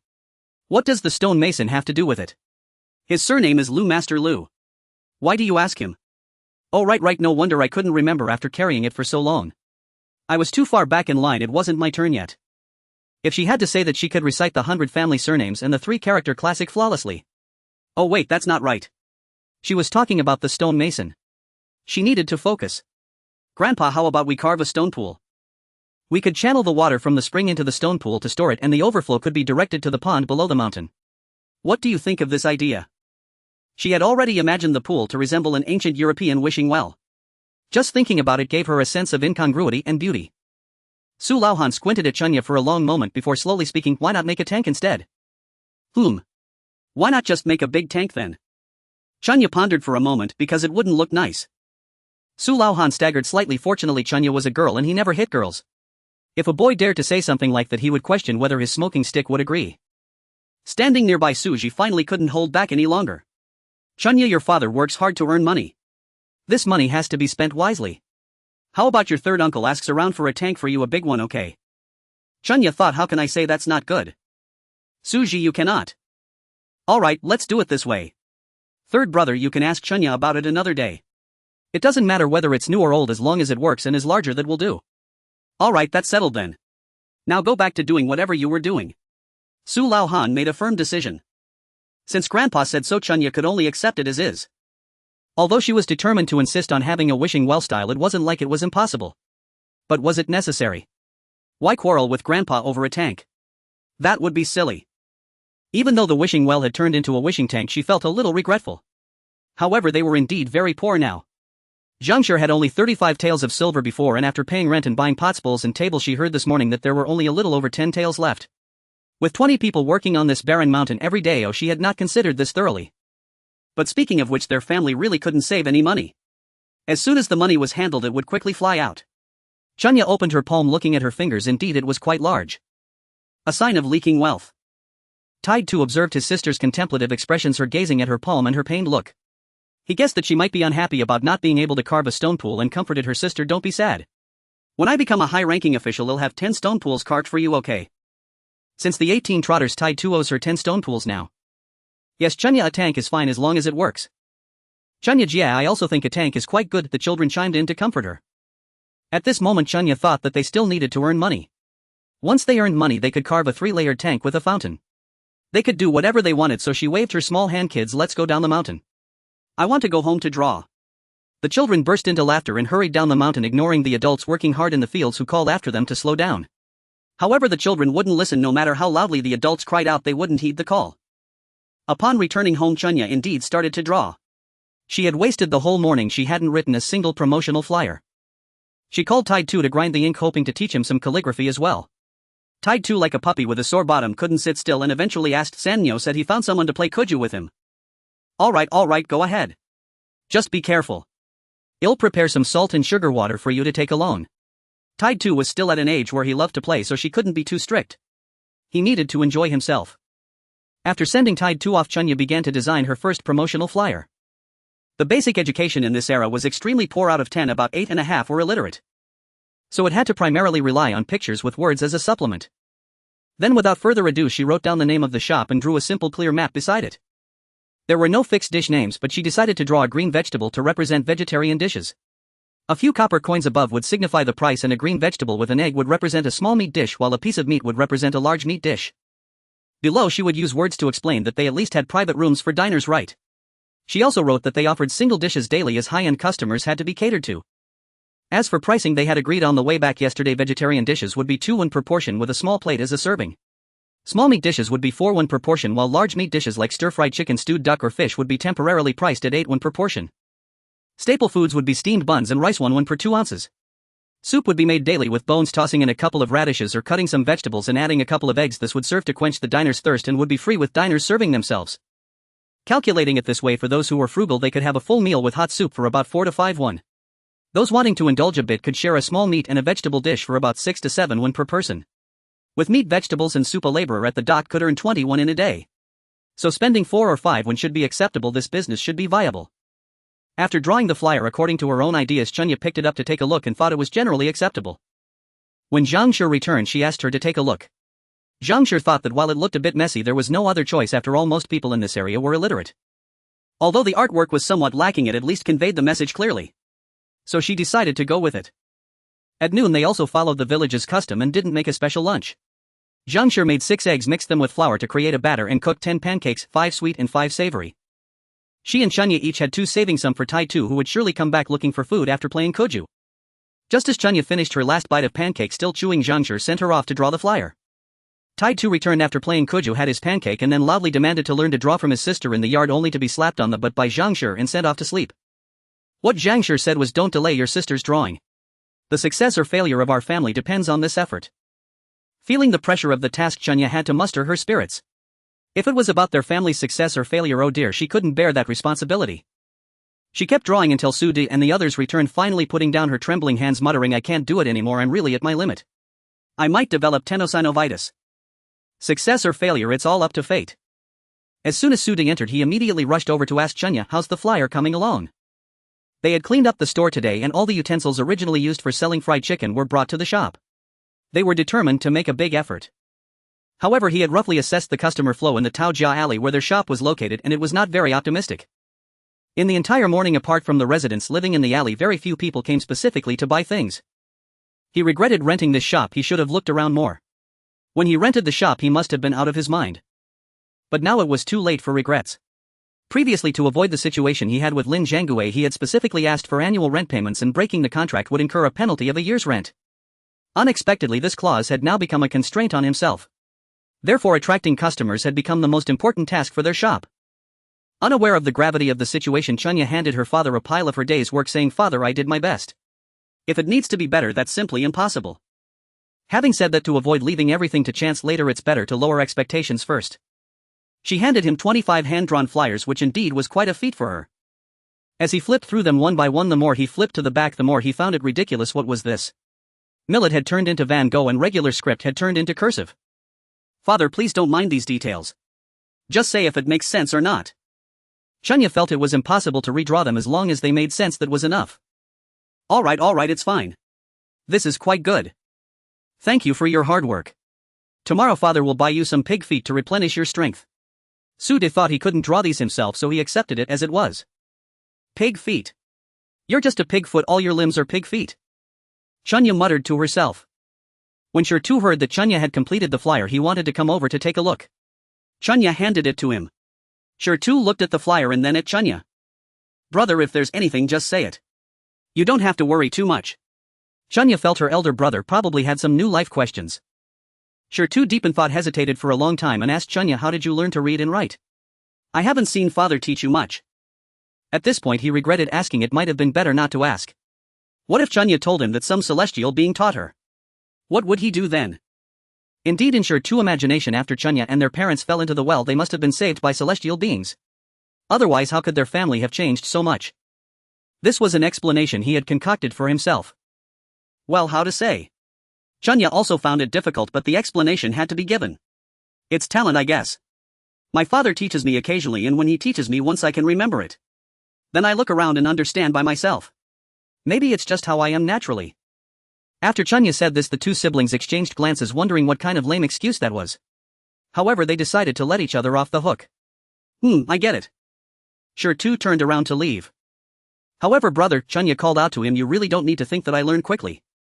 Everyone has their strengths. Although you may not read quickly, you learn the abacus much faster than I do, at least faster than I do, and you have a good rapport with others. Your talents may not lie in book learning but in other areas. One shouldn't impose too many limitations on oneself. Excel in what you're good at, whether in business or craftsmanship. To me, they are no different from studying. Don't undervalue yourself just because you read slowly, can't write poetry or prose, or can't paint the four gentlemen of the bamboo, plum, orchid, and chrysanthemum. You, brother, because of the family's issues, missed out on your enlightenment. Now you want to pick it up again, but there are many things you can't stop doing. Suda once asked Sure if he wanted to focus on studying and the family wouldn't require him to take care of anything. Sure refused, as his maturity was different from that of a 6 or 7-year-old child. Rather than putting everything aside to study, he preferred to stay home and work hard alongside his parents and sister. However, perhaps in Sure heart there was always a sense of regret. Yet Chunya didn't want him to think this way. Life is expansive and boundless. Why be constrained by a single path? Early the next morning, as the dawn was just breaking, Aunt Fat and Yen's mother arrived at Suda's house with their baskets according to their agreement with the Zhang family. Aunt Fat had a loud voice, and even before she arrived her voice could be heard. Chunya's mother, come take a look, are our vegetables all right? Hearing the commotion, Zhang Shi quickly stuffed the firewood she was holding into the stove, and upon stepping out of the kitchen she saw Aunt Fat and Yen's mother waiting by the door. Zhang Shi hurriedly let them in and lifted the cloth covering the basket. Fresh eggplants and cabbages, still glistening with morning dew, were clearly freshly picked that morning. She quickly thanked them. Oh dear, you really are a bother making you get up early to work. The vegetables are excellent. I will get you the money right away. Just a moment. Aren't you going to weigh them? Yen's mother asked with a smile.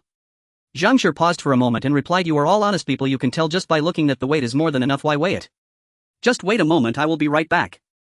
Upon hearing Zhang Shi's words, both women felt very pleased. Honest people were not a myth among the 100 families in this village. There were not many as honest as them, and Zhang Shi had quite an eye. After settling the payment, Aunt Fat and Yen's mother saw that they were quite busy and said, congratulations, you all continue with your work, and left, agreeing to come back the next day with more vegetables.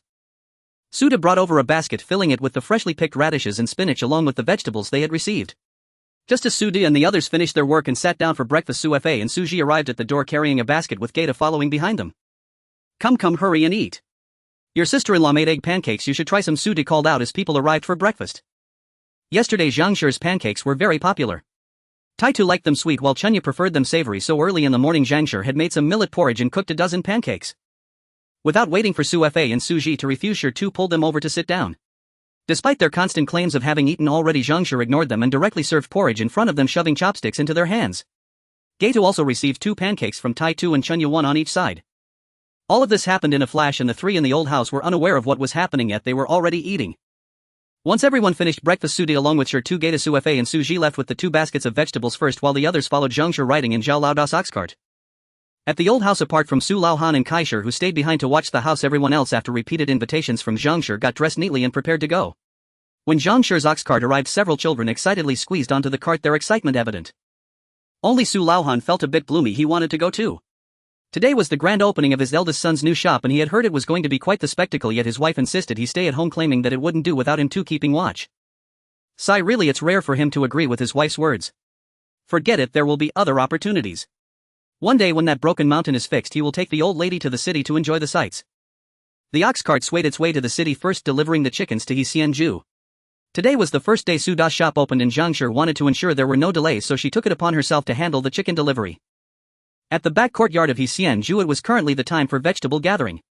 Chunya, who was familiar with the back kitchen, greeted Zhang Shi and said she would go find Chef Chen, then headed into the back kitchen. She originally intended to inform Chef Chen that they had moved, but halfway there she thought, isn't that silly? Her father came daily to deliver chickens, what was the point of her coming here? Just as she hesitated whether to disturb him, she heard someone call her. Chunya, is that you? What a coincidence, I was looking for you. It was none other than Chef Chen standing at the kitchen door. Chunya walked up to Chef Chen. Chef Chen, you were looking for me. Is there news about that chile? She asked with a smile gazing at Chef Chen. I told you this girl, have you caught a whiff of it? It was hard to get a pot, and look, it's over there in the corner.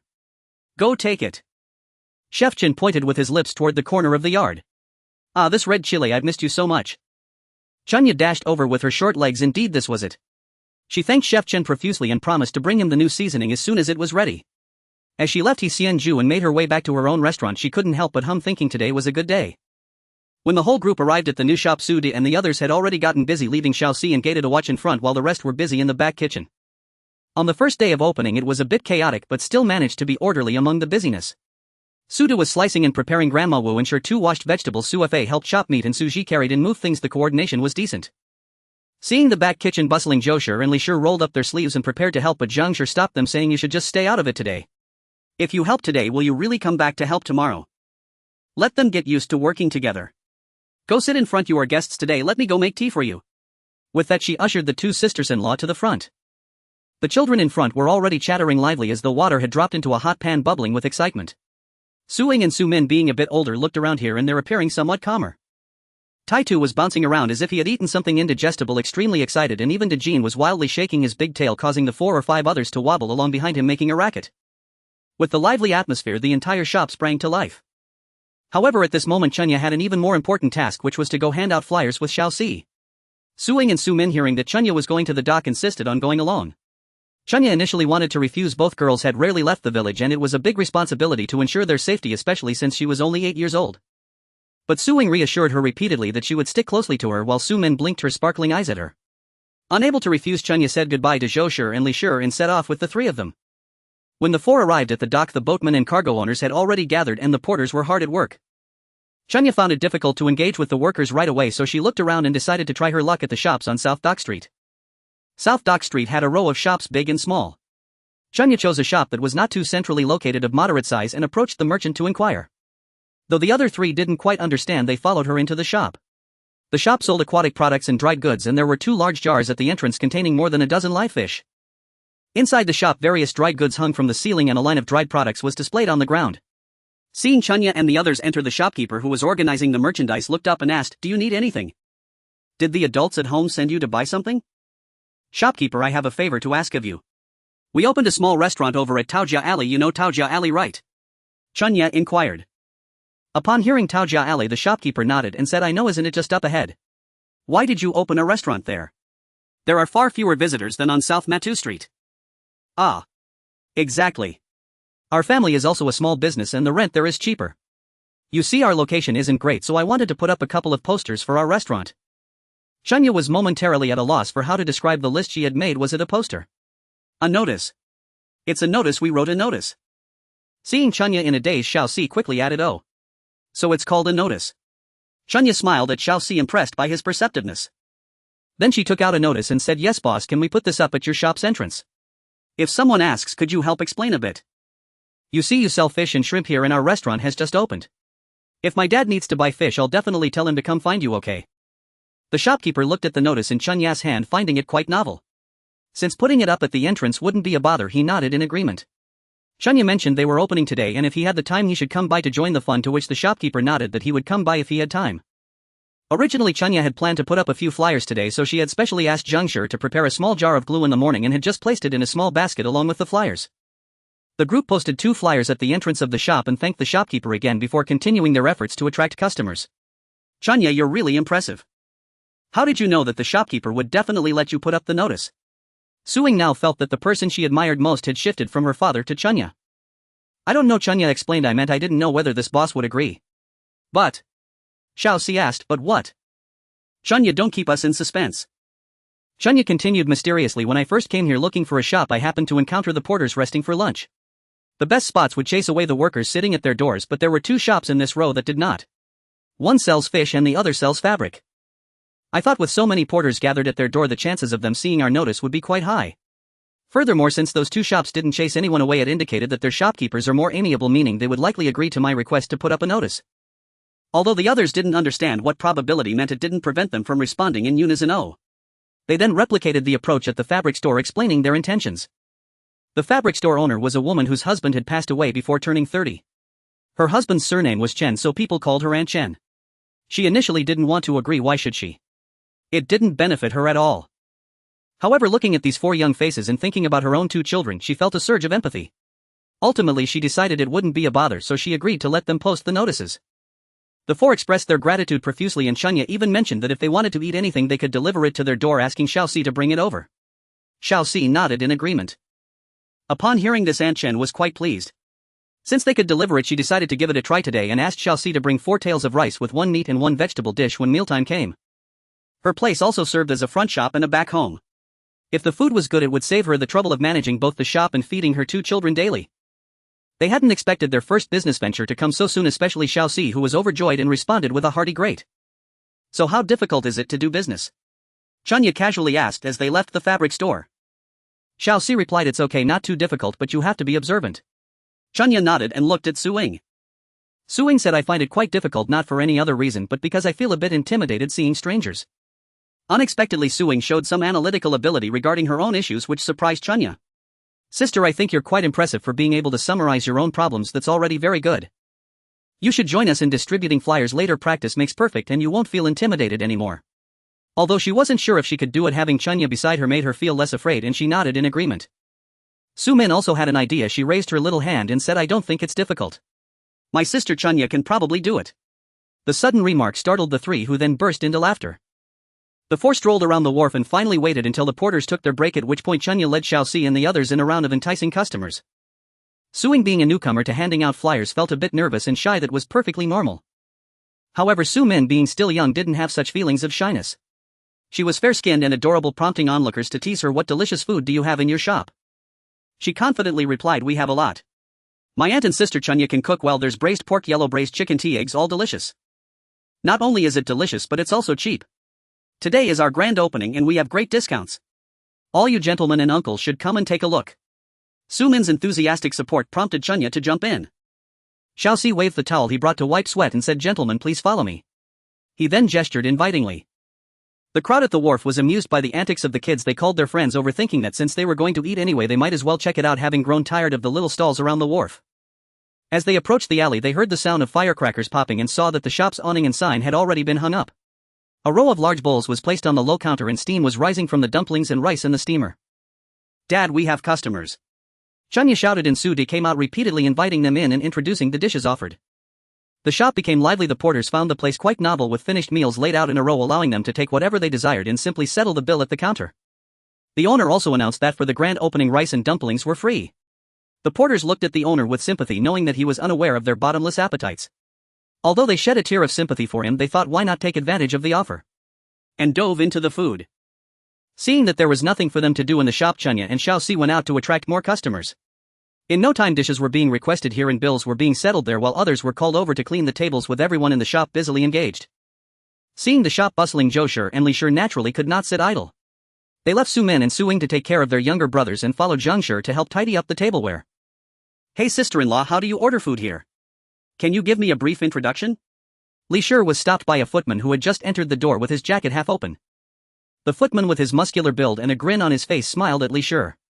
However, she was at a loss, unsure whether to stay or leave. Although Li Shi had sold fried chicken at the market, she only handled battering the chickens and tossing them into the pot, while Spring Yet and Zhang Shi attended to the customers. She had never interacted with the customers herself. What should she do? Why is this person not dressed properly? How should she greet him?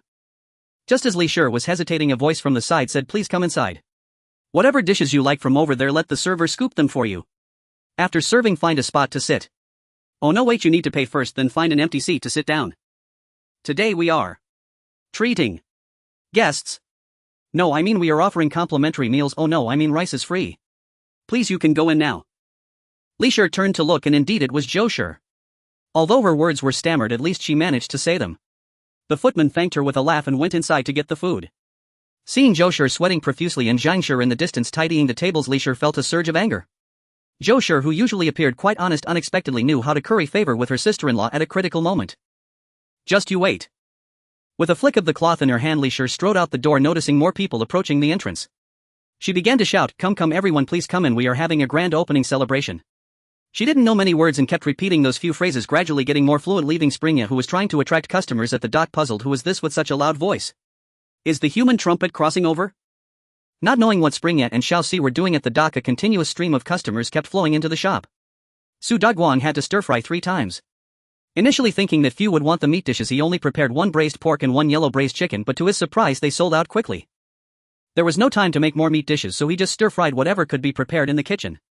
Eventually, when there was nothing left to stir-fry, he mixed all the cilantro he had for seasoning and managed to put together a vegetarian dish. Hurry, tell your sister Springya to come back quickly, we are out of food in the shop. Su De, wearing an apron and holding a spatula, scanned around. Seeing Suing was free, he didn't waste time on pleasantries and sent her to call Springya. Suing responded with an O and dashed towards the dock. There was no need to search specifically, she saw a crowd gathered around 2 children from afar laughing heartily. It turned out that these 2 were performing a comic routine, one speaking while the other supported, attracting a bunch of resting footmen to listen to their jokes.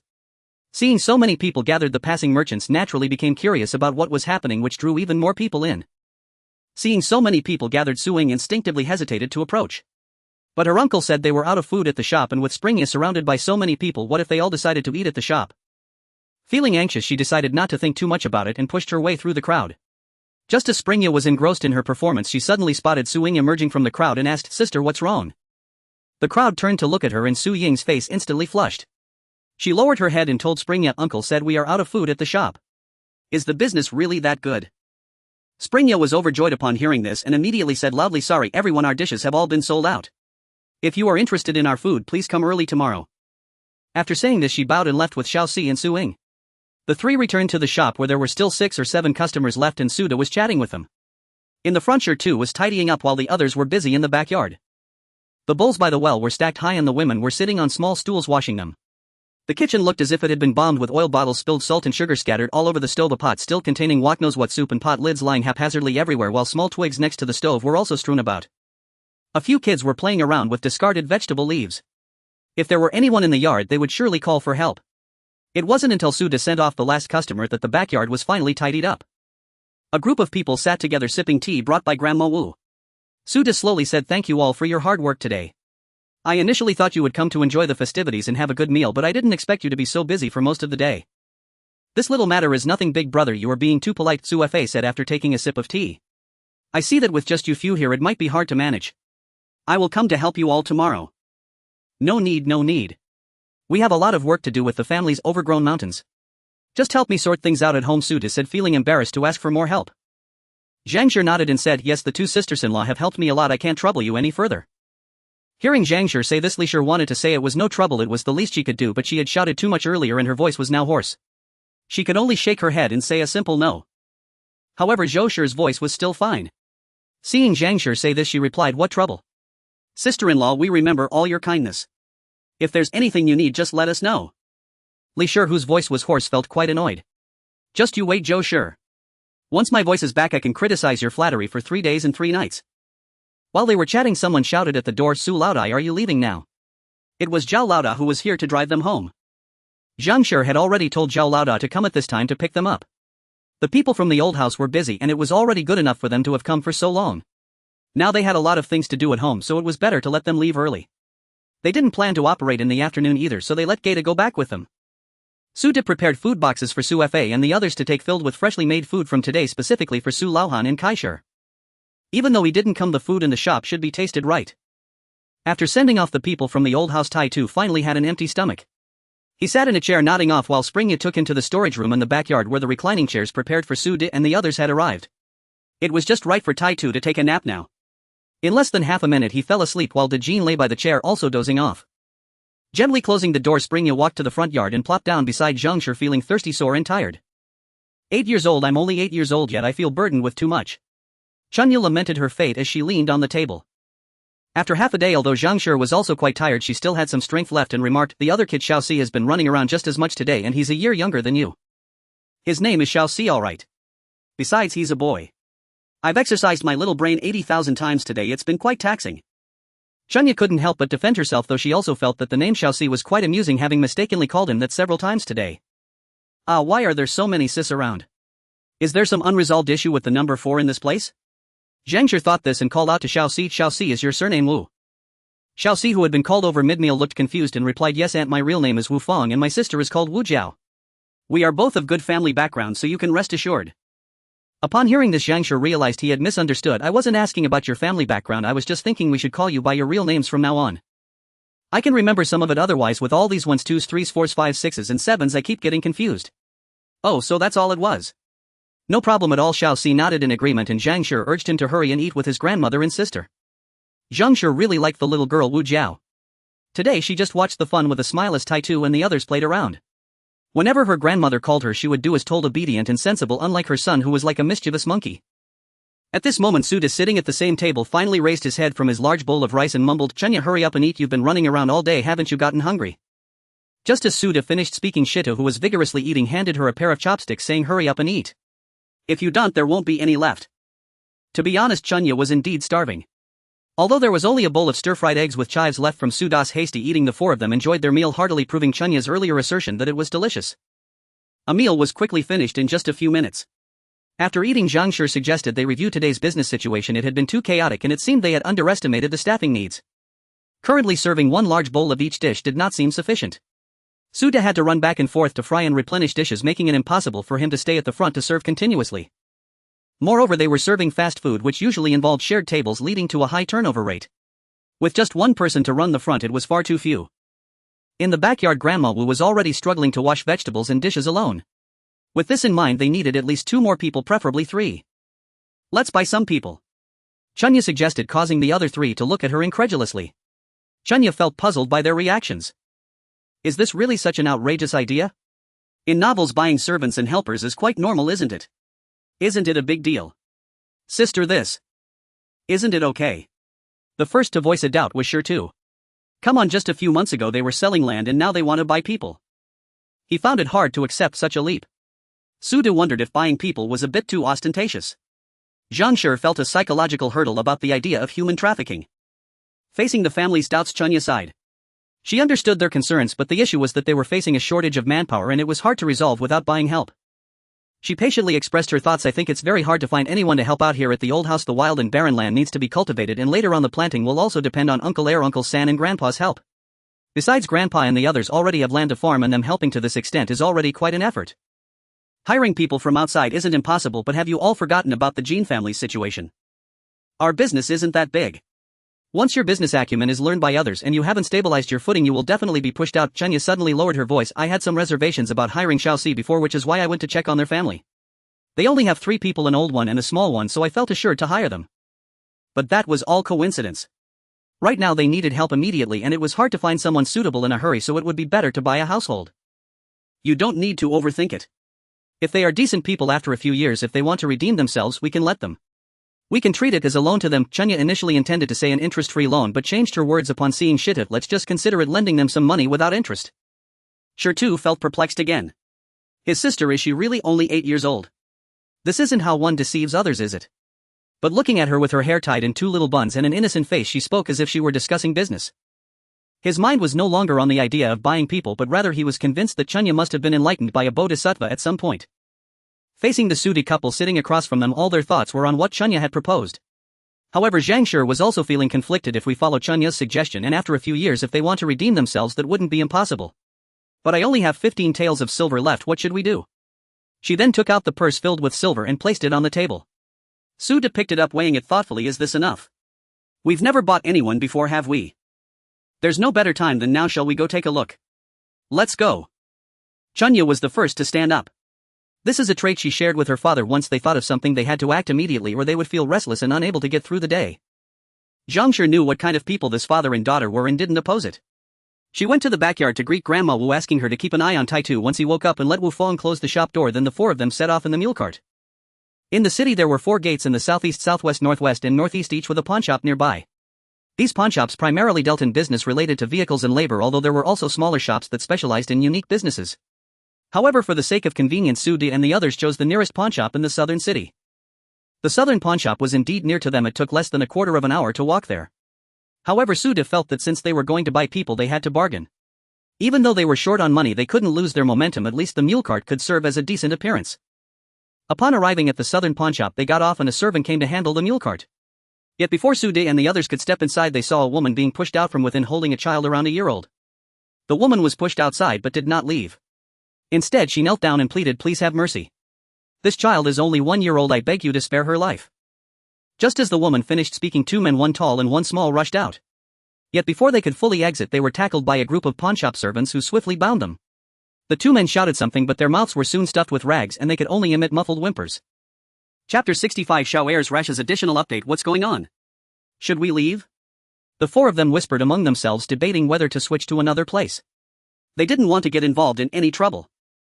"Alright, let's go, let's change to another shop," Su De suggested, and Zhang Shi immediately agreed. However, just as they took a couple of steps, the kneeling woman suddenly grabbed Zhang Shi's skirt and cried out, "Madam, please. Please save my child. I am willing to sell myself to work like a beast in return. I don't want money, I just ask you to save my child."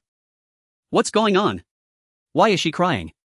Zhang Shi wanted to step back, but her leg was firmly held by the woman, unable to move.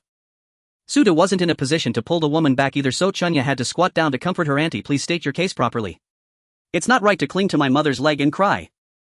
Before the woman could respond, 2 servants came out from the pawnshop and bowed to Su De, saying, "Esteemed guest, the child in this woman's arms has chickenpox. Please be cautious. If you need anything, you can come inside to discuss. Rest assured, we've checked everyone in the store and they are all fine." After saying this, one servant threw a bundle to the woman. "I advise you to leave quickly. When we bought your family, we spent 4 people's worth of money. Now we're letting you go without asking for anything in return, and we haven't just abandoned your child. This is already the height of mercy. Don't cause more trouble, or it won't just be about letting you take your child away. But, if I take her away now, she will also be doomed." The woman was exhausted and finally let go of Zhang Shi's leg, crying hoarsely while holding her child. Before coming here, Zhang Shi had been a nurse in obstetrics. When she first started her rotation in the department, she spent a long time in pediatrics. Hearing that the child had chickenpox, her reflexes kicked in and she crouched down to check on the child. Seeing this, Su De pulled her back. "Chickenpox is contagious, so be careful. I know I had it before, so I'm immune." Zhang Shi patted Su De's hand. Su De was speechless and leaned closer to Zhang Shi's ear, saying, "Are you silly? You got chickenpox before you came here." Oh, I forgot, never mind, I won't touch anything," she said, blushing slightly as she adjusted her hair. She squatted down and asked the woman, "Can you turn the baby around for me to see? Does she have a fever?" The woman, seeing Zhang Shi act this way, felt as if she had found a lifeline and nodded tearfully. "Yes, she's had a fever for 3 days. Last night it seemed like it was getting better, but then she broke out in a rash. They all say it's chickenpox." The woman spoke these words while holding back her sobs, her sentences broken. Zhang Shi reached out to check, but Shi too shouted anxiously, "No. Mom, let me. I'm young and strong enough to handle it." Chunya, who had been squatting on the ground, finally saw the child. Her face was indeed covered in red rashes, but it didn't look much like chickenpox. Before she came here at the age of 25, she had contracted chickenpox. This meant she had just recovered not long before coming here, so she had some understanding of it. The child had red rashes all over, but they were certainly not blisters. She then advised Shitu, "Brother, Mom knows what she's doing." Zhang Shi nodded at Shitu, who reluctantly stood aside, anxiously watching. Seeing that Zhang Shi was calm, the woman gradually stopped crying. Following Zhang Shi's request, she unbuttoned the child's clothes for her to check. Zhang Shi examined closely while Chunya squatted beside her, so much so that her legs became numb, and she finally sat down on the ground, saying, "I understand, now you can dress the child back up." Chunya quickly leaned in to ask her mother, "How is the child? She doesn't look much like she has chickenpox." "Right, it's not chickenpox. It should be Rosella infantum." Zhang Shi pulled Chunya aside and spoke softly. "Rosella infantum? What is that? Can this illness be treated?" Chunya asked. Although Chunya wasn't a saint, she did hope that such a small child could survive if at all possible. Seeing Zhang Shi and Chunya whispering, the woman could no longer wait. "Madam, is there any hope for my child?" Everyone standing outside the pawnshop, including but not limited to Su De and the other 3, looked at Zhang Shi expectantly. Zhang Shi nodded, saying, "It shouldn't be fatal as long as we control her temperature and don't let it get too high. The rashes will subside on their own. However, generally speaking, once the rashes appear, the temperature will return to normal on its own, so there's nothing to worry about." The woman, upon hearing this, was overjoyed. "Really? So it's not chickenpox?" She then turned to the pawnshop workers and said, "You see, this lady says my xiaoqiao isn't chickenpox. Can you not force us to leave?" The pawnshop servants, however, couldn't believe it. How could this woman, who looked like an ordinary lady from a wealthy family, possibly understand such things? Surely she wasn't just saying that to comfort the woman. One of the servants said, "Just because she says it's not doesn't mean it isn't. She's not a doctor. Stop asking so many questions and just leave, don't linger here." After this commotion, Su De and the others didn't want to stay any longer. They called for a servant to lead the mule and prepared to leave. However, Zhang Shi noticed that the woman was watching them from afar, silent before suddenly kneeling down and bowing her head to them several times. The four of them exchanged glances and it was Su De who asked, "Is the child really alright?" "Most likely fine, there's nothing wrong right now." "Well, I can't be entirely sure. I'd say a 90% chance." Zhang Shi wanted to say that there wasn't a test result, but since Shi Tu was present she could only gloss over it. Looking at the mother and daughter, Chunya sighed, feeling that life was indeed harsh. In such a world, how could a woman with a little girl survive? Why don't we ask her what her situation is? Chunya couldn't help but mumble. Su De and Zhang Shi also felt a bit sympathetic, so they waved for the woman to come over. The woman, seeing this, quickly walked to the front of their mule cart. Su De and the others were speechless as they looked at the Zhang family. Was it really that reckless? How could they change people in the middle of a conversation? However, Chunya also dared not complain about their CFO, knowing that this was a crucial period for her to apply for pocket money. Well, if she came, then so be it. Aunt Fong, is it just you and this little sister at your home? Chunya had already become quite adept at feigning innocence. Aunt Fong shook her head. "My husband and son are still at the dental office. We were just driven out and they rushed out in a panic only to be tied up and taken back by the staff from the dental office." After finishing her sentence, she began to silently shed tears. Chunya nodded thoughtfully and continued to ask, "Then Aunt, how did you end up at the dental office?" Thus Aunt Fong began to recount their family's experiences. They were originally the family servants of a wealthy household in the county. Last year a locust plague hit, causing the wealthy family to suffer heavy losses. At the same time, the family's son had just passed the imperial examination and went elsewhere to become an official, so they moved away. Originally the farmland and estate were still retained by that family, but after living there for a year they felt that the other side was better. After the summer harvest they sold all the farmland and estate. They had all been from the estate, but later the new owner only retained half of the people while the other half were sold off and they belonged to the sold off half. In fact, the new owner intended to keep Zheng Xuanfu and his son Zheng Xia, but the family did not want to be separated, so they requested the new owner to sell them together. However, things did not go as planned. The family who had finally come together faced disaster when the youngest daughter Xiao Cao suddenly broke out in a rash. The doctor sent by the dental office said it was chickenpox. Hearing this, the dental office couldn't allow it and drove both the child and Aunt Fong out. After understanding the sequence of events, Chunya asked Aunt Fong to wait for a moment, returned to the carriage to discuss with her family and suggested, "Why don't we just buy them? They came here precisely to buy people, right? Since they encountered the situation, they might as well accept their fate." However, Shi Tu was still somewhat wary of the rash the little girl had. He repeatedly confirmed with Zhang Shi whether it was contagious until Zhang Shi could no longer stand it and told him to be quiet, at which point he finally settled down. Among the four, three unanimously agreed while one was asked to be quiet, which meant that his voting rights were stripped away. Thus Zhang Shi made the decision they would buy this family. Fearing that the people from the dental office would be wary of Aunt Fong and her daughter, they left the two of them at the mule cart to wait. Chunya and Shi Tu did not need to go, they just had to keep an eye on the cart while Su De and his wife returned to the dental office. As soon as they entered, the servant at the dental office recognized them. Zhang Shi wasted no time and directly asked to buy Zhang Xuanfu and Zhang Xia. The servant called for the person in charge of the purchase and sale of people. The person, surnamed Jean, had just witnessed the scene at the door and said, "Madam, you are kind-hearted. I won't ask for much. To buy these 4 people it will cost 15 taels of silver.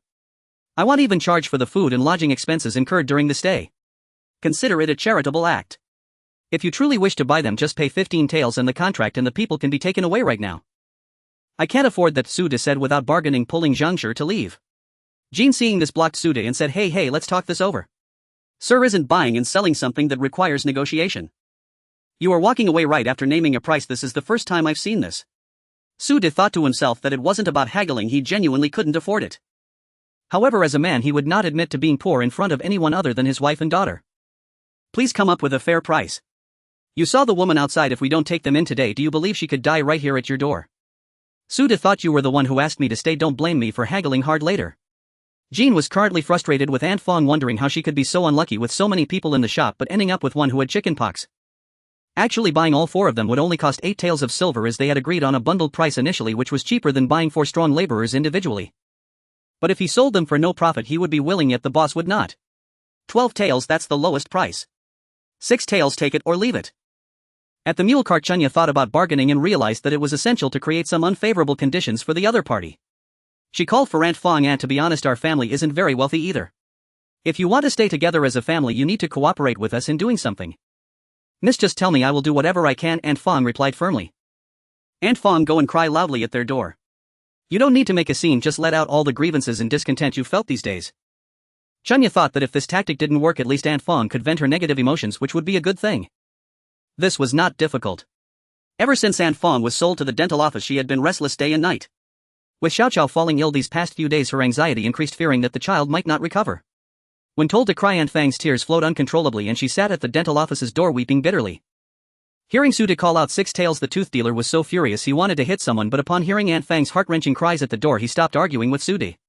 He turned back into the inner courtyard and soon came out again, walking up to Su De. The very obvious flaring of his nostrils betrayed his emotions. "Dear customer, let me be frank with you, 8 tails, not a penny less. If you don't want it, sure, I'll take it. Bring the contract and let's get the people out." Su De was just that straightforward. The tooth dealer gritted his teeth and said, "Please wait a moment. I'll take care of it right away." He had so many harsh words he wanted to say, yet he had already agreed. How could that be? The tooth dealer, lost in his thoughts, worked quickly. In no time he brought back the contracts and led 2 people who were tightly bound. With the money and goods exchanged, Su De handed over the contracts for the family of 4 to Zhangshi, helped Zhang Xuanfu and Zhang Xia untie their bindings and took them out of the dental office. The family of 4 held each other tightly and cried. After hearing Zhangshi say that Xiaoqiao only had a rash and would be fine, Zhang Xuanfu and Zhang Xia knelt down and fervently knocked their heads on the ground. Zhangshi was startled. The child was fine, but with the way these 2 were knocking they might end up with a concussion, so she hurriedly asked Su De to help them up. Once their emotions calmed down, Su De led them toward the shop. Originally Chunya wanted Aunt Fong to sit in the carriage with her, but Aunt Fong stubbornly refused, choosing to walk alongside her husband and son by the mule cart. Zhangshi sighed and said, "Forget it. Let her do as she wishes. If you force her to sit in the carriage, she won't be comfortable either." The problem was, if she didn't get in the carriage and walked beside them, it made me uncomfortable too. Chunya lamented inwardly. She originally envisioned living in a luxurious mansion with thousands of servants, but the psychological burden of it was unexpectedly heavy. Returning to the shop, Wu Fong knocked on the door and saw Su De bringing in a family of 4, causing him to feel a surge of anxiety. What to do? Are they the new servants bought by Sister Chunya? With both a man and a woman present, Wu Fang's face turned anxious. Would they replace him and his grandmother? Chunya, knowing that Wu Fong was a thoughtful little boy, introduced him without waiting for questions. "Wu Fong, this is Zhang Xia, whom we just brought back from the dental shop. You will be working together here from now on." She then turned to Zhang Xia and said, "Wu Fong has grown up in this area and is very familiar with it. Don't be fooled by his young age, he knows quite a lot. If you have any questions about this place, you can ask Wu Fong." After finishing her introduction, she winked at Wu Fong. He quietly exhaled, relieved that they weren't being sent away. He warmly began to introduce Zhang Xia to the layout and rules of the shop. Holding the little grass in her arms, Fangshi and Zhang Xuanfu were taken to the backyard by Su De. Although they had been bought, their accommodations had yet to be arranged. "For now, let's use a private room. Just tidy up the one in the middle, we probably won't have time today. Well, buy a bed tomorrow. For tonight you can sleep at the front and push the tables together to make do for now." Zhangshi looked around and could only sacrifice one private room. After all, it was their opening day and they weren't exactly welcoming any officials or merchants yet. When Fangshi heard Zhangshi mention making do, she quickly responded, "No making do. We cannot repay the kindness of the master and lady. Saying anything about making do would be too much for us." "That's right, if the master and lady have any requests, just let us know," Zhang Xuanfu added. Su De chuckled. "Currently there's nothing much. Starting tomorrow morning you 2 should practice running the shop, and Fangshi, you can assist Wu Nai. Also, don't call us anything like master or lady, we're just common folk. You can call me Su De. Go and call Zhang Jia the head of the house." Zhangshi shot him a glance. He was starting to babble again. Fangshi and Zhang Xuanfu exchanged glances, wondering how Zhangshi could be the head of the house. However, every family has its own ways and the master's words are final. But calling them anything like brother or sister would be absolutely impossible. Seeing Fangshi and Zhang Xuanfu repeatedly refuse to change their address, Zhangshi let them be thinking it was just a title anyway. Could calling her the Queen Mother make her into the Queen Mother? Just waking up, Tai Tu, sitting in a corner of the yard, looked at everything and suddenly asked what happened. "Nothing much, just hired a few helpers. Let's go home now, De Jean. Where have you run off to? De Jean." As Chunya called out and moved ahead, there was nothing much happening in the shop anymore. After giving a few instructions to Wu Nai and Wu Fong, Su De prepared to take his family home. Before leaving, Zhangshi handed Fangshi 200 yuan in copper coins, saying, "Since we are in the food business, personal hygiene is very important. You should change your clothes. There are wooden basins in the storage room, you should wash yourselves well. We aren't a wealthy family. You can use this 200 yuan for yourself and your husband, and also get Zhang Xia a clean outfit. Also, the little grass seems to have a low fever now. As long as it doesn't rise again, everything will be fine. This rash isn't serious, it will go away in a few days. Today, watch if her temperature fluctuates. If it rises, wipe her with warm water, don't wrap her up too tightly. If there's an emergency, go find Wu Nai." Fangshi accepted the copper coins, her eyes glistening with tears as she expressed her deep gratitude, first praising Zhangshi's kind heart for saving their lives and assuring her that they would definitely dress cleanly tomorrow, putting Zhangshi's mind at ease. Zhang Shi waved her hand asking them to watch over the shop and then got onto the mule cart. Fang Shi's family watched as Su Da's family's mule cart receded into the distance. The journey home was long and bumpy. However, the family chatted about the day's events, mundane yet novel. As they talked, Shi too fell into deep thought. Watching his older brother across from him, Chunya thought, if you ask and I tell the truth, I'll lose. Unexpectedly, Shi too did not ask her today but instead turned to Zhang Shi and asked, Mother, how did you know that the child didn't have chickenpox but rather some sort of rash? Because you had it when you were little too. You had a fever for 3 days when you were just over a year old, which worried me greatly. Then you broke out in a rash and got better in a few days, Zhang Shi replied, adding, you were quite prone to illness when you were young. A passing doctor said it was a childhood rash, it would come out and then get better. Zhang Shi concluded with a reminder, you were quite sickly back then. Tisk tisk tisk, such acting. Shi too instantly believed her, saying, my grandmother also said I was weak and sickly when I was little, costing quite a bit of money. Exactly. In the future, eat more meat and exercise more, understand? A good constitution is fundamental to everything. Zhang Shi spoke her fabrications with such fluidity that it flowed naturally. Hearing this, Su De, who was driving in front, couldn't help but give his wife 2 thumbs up in admiration. Just as Chunya was about to lean on her mother's lap and fall asleep, they finally arrived home. The home was cold and empty. Tai Tu complained of hunger while Zhang Shi rummaged through the kitchen and thankfully found a piece of salted meat. Calling Su De to the backyard to pick some leaf stems, Zhang Shi diced the salted meat, rinsed the rice and vegetables, chopped the leaf stems finely and threw them in the pot with the salted meat and rice, then covered it and let it simmer on low heat for a moment. Zhang Shi was determined to make a pot of stew with 800 methods. While waiting for the meal, Chunya suddenly remembered a question. I feel like we're done for. Pa, that's unlucky. Speak properly, how could we be done for? Su De spat out the rough tea he had swallowed. Mother, how much money do we have left? Chunya asked. Zhang Shi took out her purse and emptied the small change onto the table, counting, not quite 5 taels, I suppose. Haha, we're in the red, comrades. Chunya was truly exasperated with this bunch of people, including herself. Other people farm and do business, making hundreds of taels a month. Their family was still in debt. While washing his face, Shi too wiped the water off his face and asked, what does being in the red mean? Oh, being in the red means spending more money than we have, that's all. As Su De finished answering Shi too, he turned to Chunya, we're not in the red, right? We still have 5 taels, don't we? Have you forgotten about the people clearing the land on the mountain? Chunya rested her chin on the table, letting out a long sigh. Ah. I really forgot. Zhang Shi panicked, how can you forget, Su De? How did you manage before? She wanted to ask Su De how his chain supermarket managed to stay in business for so long without going bankrupt. How did it not go bankrupt? Because there's accounting and a store manager. He is the boss, only needs to grasp the big picture and major clients. Who has time to manage all the details? Even with 3 heads and 6 arms it wouldn't be enough. But he also wanted to ask, wasn't Zhang Shi in charge of the family finances? How could the economic budget lead to such a deficit? Zhang Shi retorted angrily, in our family is there anything we do that goes as planned? It's all haphazard. I don't want to manage the economy anymore, whoever wants to manage can do so. Let Chunya handle it. That won't do. I can't do it. No way. They can't let my sister manage. Chunya can't do it. Woof woof. Although Chunya herself also shouted that she couldn't do it, was it possible that the public sentiment was so unanimous? No, mother, please don't be angry. If you let me manage the money, we'll be left to drink the north wind. I promise. Next time I spend a lot of money, I will report it a month in advance. Although Chunya doesn't really care for the voices of the crowd, she truly cannot manage the money. With her monthly income, it would be a death sentence to let her handle the finances. Seeing Zhang's frustration, Su De wasted no time admitting his fault. I was wrong, my wife, it's all my fault. You should still manage the money. I'm in the wrong for questioning your abilities. Though we may argue, we cannot abandon this responsibility as our family relies on you. Shi Tu and Tai Tu sat nearby, picking at their feet. They wisely kept their distance from financial matters. Get lost. Zhang kicked Su De, you are involved in every single expense and now you dare to turn the tables on me. Go somewhere cool and stay there. After saying this, she got up to leave, but Su De begged her to stay, managing to calm Zhang down. To ease the tension, Chunya suggested, let's take stock. Let's settle today's accounts today. Let's see how much we've earned today. Who knows, if we make 10 or 8 taels we won't have to worry. Yes, count the money.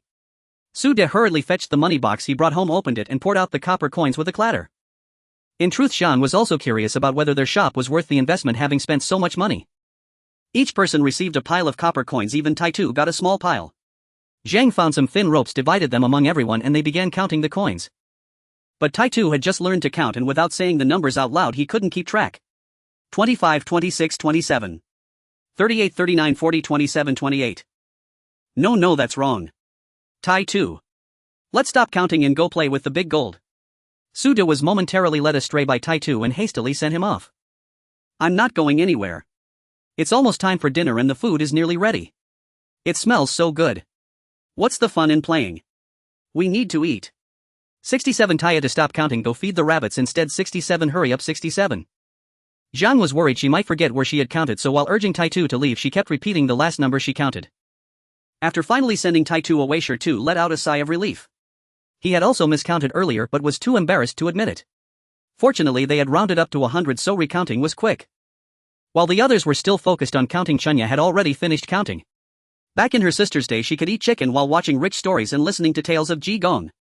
Taitu was nothing compared to that. Once everyone finished counting, Chunya tallied up the total 1256 copper coins. Not bad.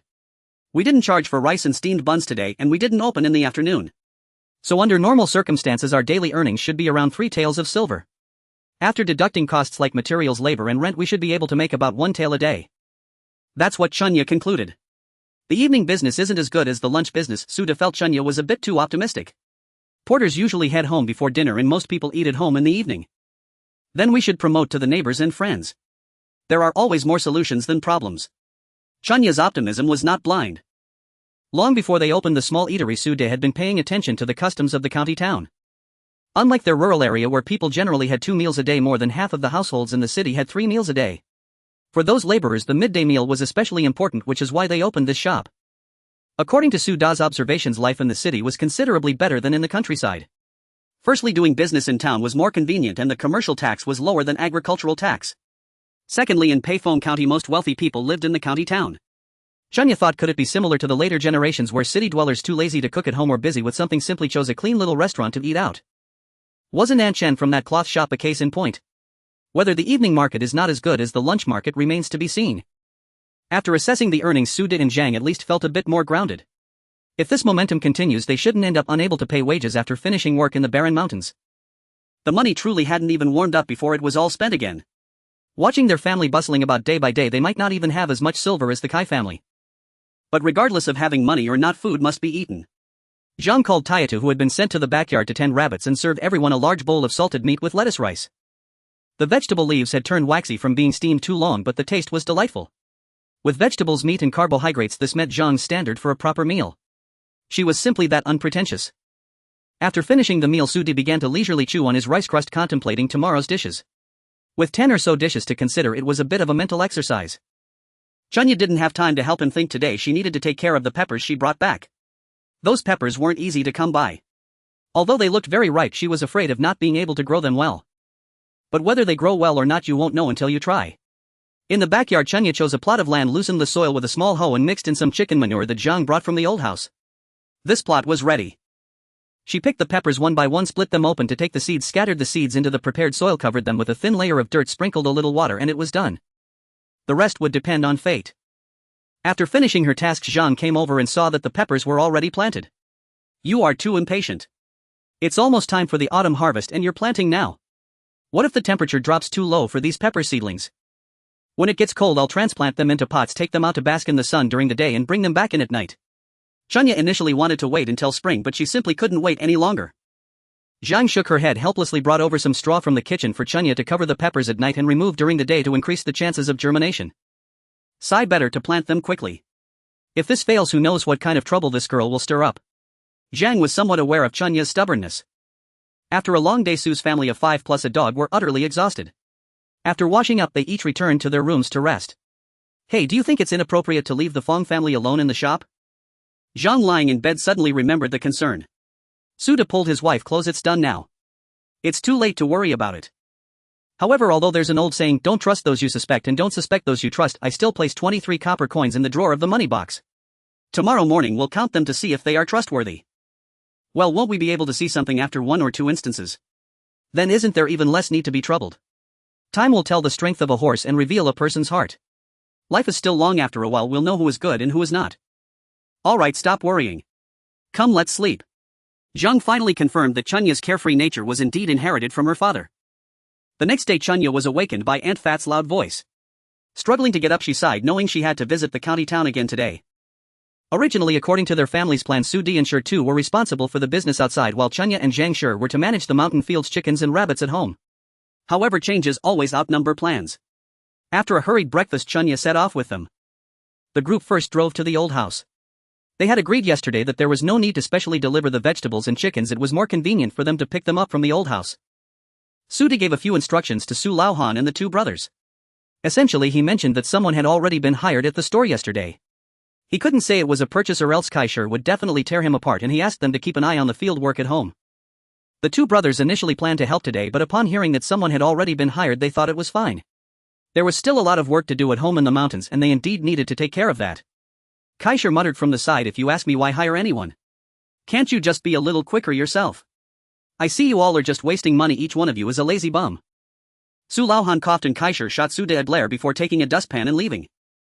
Chunya also spoke with the younger ones, letting them know that she had to go to the county town today, but they still needed to hold classes at Wei Shi Chao Tang tomorrow. She left Tai Tu at the old house. This kid was too much of a people person, they had seen his antics yesterday, so it was best for him to stay home today. Tai Tu was naturally unwilling, but Chunya promised that if he practiced his writing well she would take him and Dijin up the mountain to dig for treasures another day. For a boy, the temptation of fishing in the river and digging for treasure in the mountains was irresistible. Tai Tu no longer hesitated and told his sister, you go ahead. I will definitely write well. I am a big kid now. After bidding farewell to the family at the old house, the group set off for the county town. When they arrived at the store's entrance, Wu Fang was already waiting, and Zhang Shanfu and Fangshi, who were cleaning inside, hurried out to greet the owner. You all keep busy, no need to welcome us. Wu Fang go open the back door. Sude, having been in business for so many years, still held a bit of an authoritative demeanor. Wu Fang, called upon, answered affirmatively and ran towards the backyard. Zhang Shi and Chunya jumped off the cart. The smell from the ride was quite something. Riding in a cart with 30 chickens for an hour brought an indescribable aroma. Once inside the store, the tables and chairs were already tidied up, showing no signs that someone had slept there the previous night. When they entered, they saw Fangshi had cleaned everything very well. Madam, please have a seat. Fangshi pulled out a stool for Zhang Shi. Here is the 89 one left over from yesterday. Please check it. Zhang Shi was surprised to see the coins Fangshi placed on the table. How is there still money left? That shouldn't be the case. The cheapest ready-made clothes cost at least 70 to 80 won each. What is this? Seeing Zhang Shi's question, Fangshi lowered her head and replied, Madam, yesterday I bought a bolt of coarse cloth for 101 and some needles and threads which cost some more. So this 89 one is what's left. A bolt of cloth. But today, except for Fangshi, everyone else was wearing quite new clothes. Could it be that she made them all overnight? Zhang Shi found it a bit hard to believe. The clothes you were all wearing, did you make them all last night? Not all of them.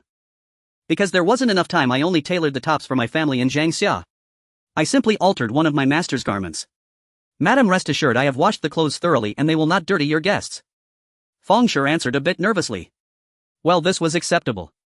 Zhang Shi put the 89 one into her pocket, thinking that this family seemed to be trustworthy, but how it would turn out needed to be seen over time.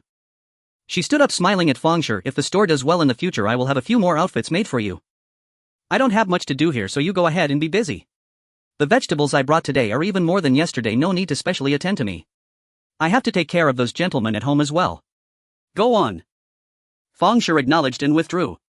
Chunya leaned closer to Zhang Shi's ear and said, the money in that drawer hasn't been touched. I think this family is quite decent. Indeed, this morning Zhang Shi had told Chunya about Sude placing money in the drawer, so she had secretly checked it when she came in. It wasn't that she didn't trust them, but she felt that this family wouldn't take the store's things recklessly. She just wanted to verify her assumption. Feeling quite satisfied, Zhang Shi nodded and coldly remarked, let's observe a bit more, before heading towards the backyard. At this moment, Sude had already unloaded the vegetables and was preparing to head to Yixianju. After delivering the chickens, he still needed to buy meat and vegetables. Chunya suddenly remembered the fish shop owner from yesterday and called out to her father, mentioning the shop's location. Sude didn't mind buying from any shop was the same, so he thought they might as well check it out. The kitchen was already bustling, sorting and cleaning the vegetables. Seeing everyone busy, Chunya realized she had nothing to do, so she decided to make some tea eggs, especially since they had brought over the clay stove and pot. She hadn't had time to prepare yesterday, but today she had brought over 50 or 60 eggs from the old house. They had also been continuously buying tofu from Uncle Yi. How should I put it? The legs of mosquitoes are also a kind of meat, right? They had started their business selling tea eggs, and not only was it about making money, but it also carried a sense of family legacy. How amusing.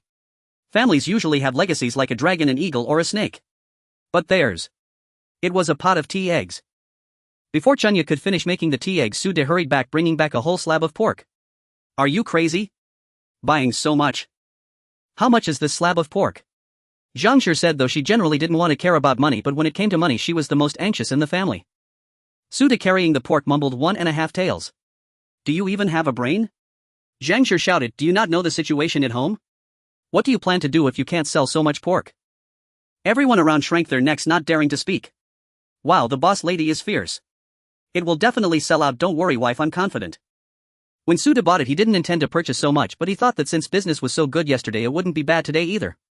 Plus he still had to prepare for dinner tonight, so a slab of pork should sell out. Before he crossed over, Suda had always been somewhat impulsive in his actions. Zhang Shi felt that the good business yesterday was partly due to people wanting to join in the fun and partly because they came for the free rice. Today they shouldn't be preparing too much food. If they needed to increase it they should observe for a few days first. She had forgotten to remind him about this and he had fallen back into his old habit. Telling herself to stay calm and not to scold him, Zhang Shi kept reminding herself not to be angry, that the thyroid was innocent and to stay calm. She had to remain calm. Seeing his wife's face dark as a bottom of a pot, Suda finally felt a sense of crisis. Chunya, where's the flyer? Where are you? Chunya. As Chunya was busy preparing tea egg she heard her father calling her and immediately ran over only to see a slab of pork lying on the kitchen counter, exclaiming, "Mother, how did you buy so much?" Suda, who had just been scolded by his wife, made a shoe gesture at Chunya and said, "Don't say anything, your mother is angry." "I'm not saying this to you father, but this really is too much. We are just a small dining hall, selling one hind leg a day would be good enough. What are we going to do with this much? Although the weather has cooled down it won't last long if left out. I really don't understand him. Before I came here there was one time when I went out to buy vegetables with him. He told the butcher to cut 30 yuan worth of pork and the butcher ended up slicing 70 pieces. My father just said, alright, 70 it is." At that moment she finally understood why they needed 2 refrigerators at home and still had to buy a freezer. But now that it's already bought, Suda regretting it is pointless. There's no use in talking about this, think about how to sell it. You and Wu Fong go to the dock in the morning and then to the nearby alleys in the afternoon to shout out. Fine, let me think. Look at you causing trouble. After saying this, Chunya gleefully ran away. Zhang Shi, who was in the yard sorting vegetables, heard every word exchanged between the father and daughter. These two were truly cut from the same mold. They clearly knew the family was in deficit, yet one dared to buy while the other laughed it off. Amatba, don't get angry, anger harms the body. Although Chunya felt a bit gleeful, this pork still needed to be dealt with. Who would want to go against money? She thought for a moment she would first cut off the hind leg, and if it couldn't be used today she would salt it for preservation. The tenderloin would be sliced into strips for stir-frying, then there would be braised ribs, sweet and sour spare ribs, and braised pork. The front leg meat would be diced for a treasure sauce, and the spicy flavor would come from the chili brought yesterday. Ah, this truly feels like divine assistance. As for the front elbow and pig's trotters, they would be used for the marinade of the tea eggs which she planned to prepare for herself. So let's get to work. Sude quickly sorted the pork into different parts. The ribs would be tenderized with the back of a knife, marinated with eggs, a bit of flour, salt, pepper, green onions, ginger, and cooking wine for a while the ribs and pork belly were blanched. Since she had to prepare 2 meals today, the meat dishes would be cooked separately. A portion would be boiled in the afternoon while the morning's meat dishes were stewed. After slicing, washing, stir-frying and cooking 3 vegetable dishes, 3 small meat dishes plus 3 large meat dishes and a large pot of vegetable egg flour soup were finally all prepared.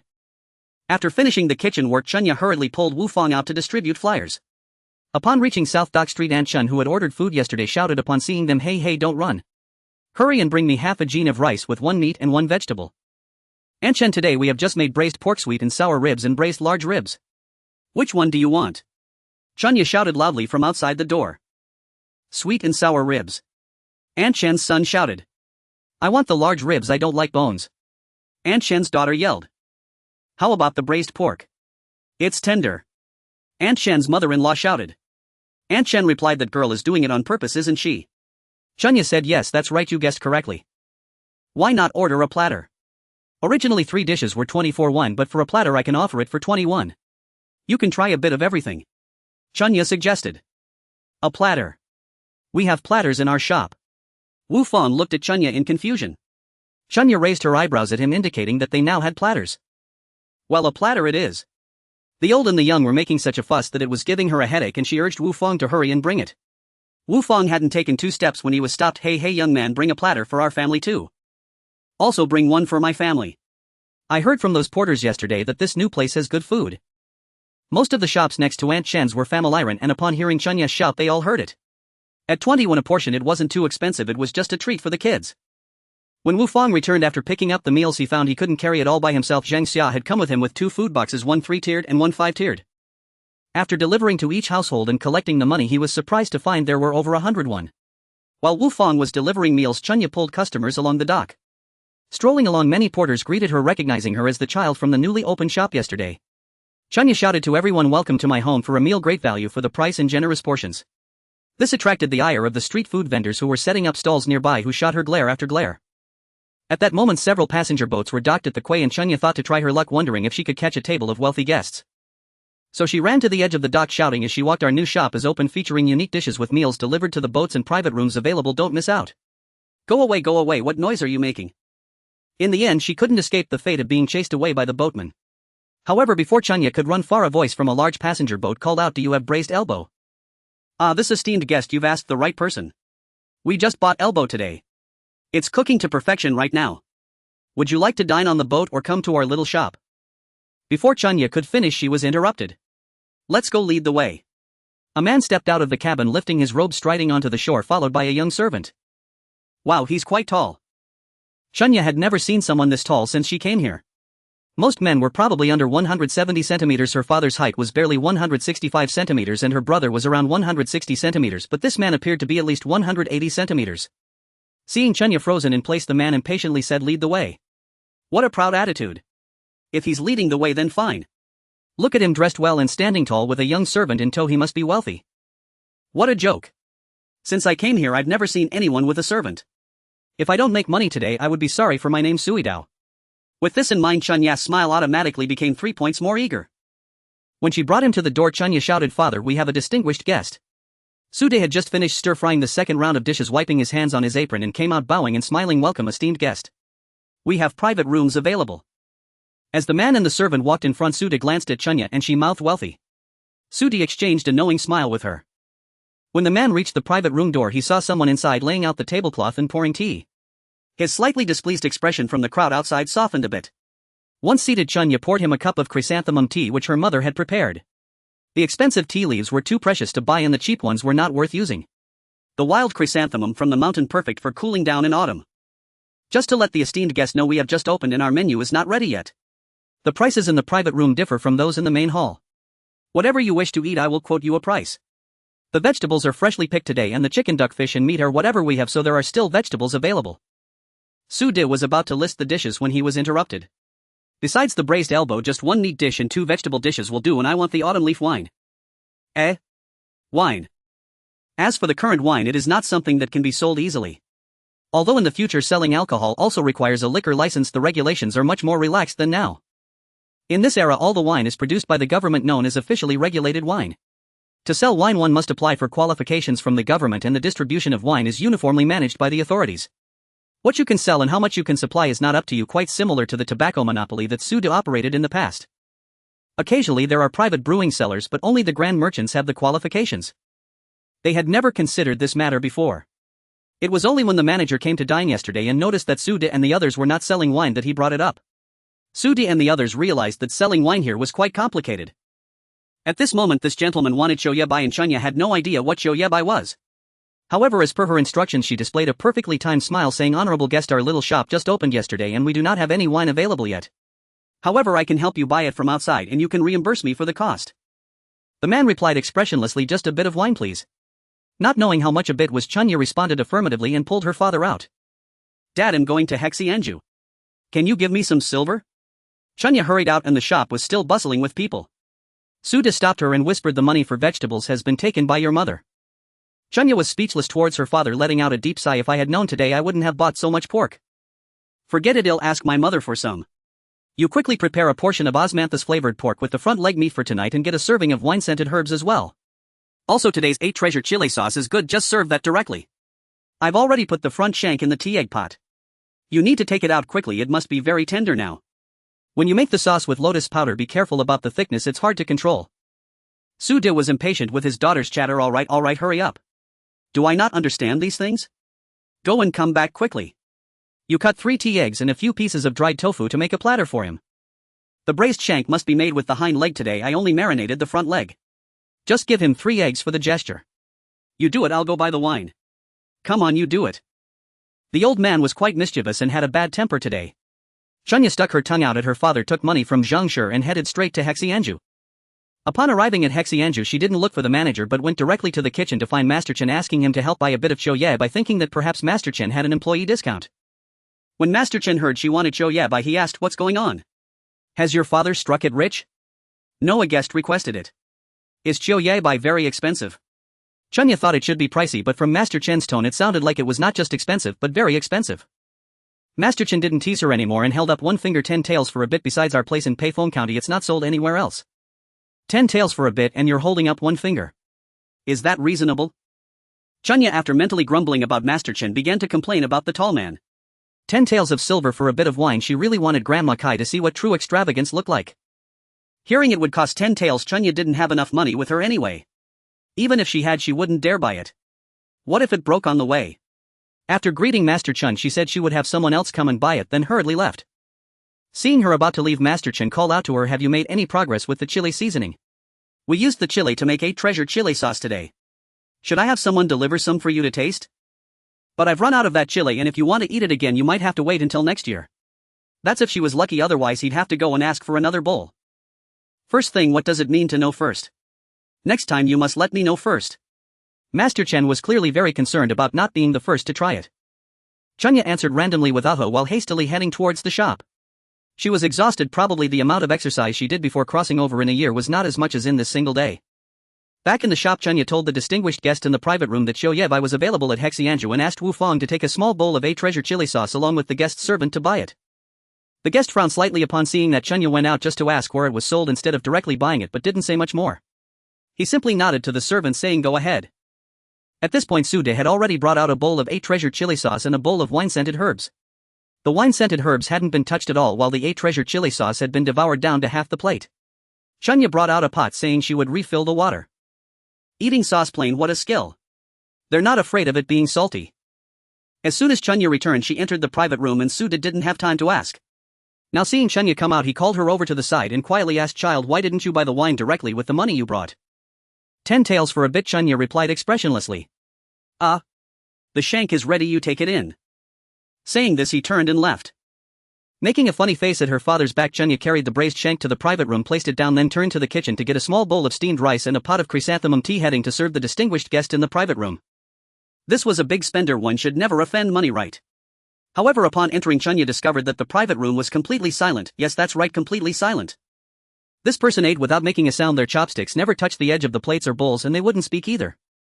After standing there for a short while, Chunya felt so awkward that she wanted to leave after saying "please enjoy," but the person spoke up asking, "Where did you learn how to make this braised shank?" Where did I learn? From the kitchen app. Where else could I learn from? Of course she wouldn't dare say that. Chunya casually found an excuse. My grandfather used to run a single-man operation and he taught my father the recipe.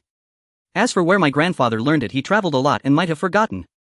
Su Leiahan, I've acquired a lot of knowledge I don't even know about. After hearing this, the distinguished guest no longer asked anything further. Chunya said "enjoy your meal" and stepped out. At this time, Sude just wanted her to bring the last dish of osmanthus pork inside. Chunya didn't like the suffocating atmosphere, so she let her father go in by himself. By the way, the braised shank was taught by her grandfather. Sude. Ha! What does that have to do with my father?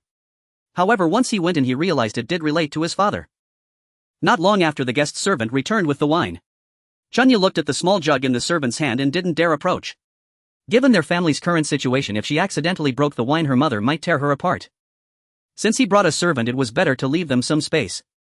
After a moment, a voice from the private room called out, "Shopkeeper, it's time to settle the bill." Chunya and Sude exchanged smiles and rubbed their hands together before heading in. "Gentlemen, thank you for your patronage. Let me calculate the price for you." Sude was just about to state the price when he was interrupted again. Endure it, he's the gold master. This person really likes to interrupt others. Chunya thought to herself, though her commercial smile deepened a few degrees. After all, she was an adult child. The man interrupted Sude, asking, "How much in total?" "A total of 5 taels. You asked for it, so don't blame me for being rude," Sude thought. "Sorry, whether I can avoid kneeling on the washboard when I return home today depends on you. Don't take it personally, next time I'll give you a discount." The attendant nearby couldn't help but glance at Sude and Chunya upon hearing the price, but since the master hadn't spoken, he dared not say much. The man remained expressionless and said, "The pork knuckle is well done, Wang Sun, reward him." After saying that, he stepped out.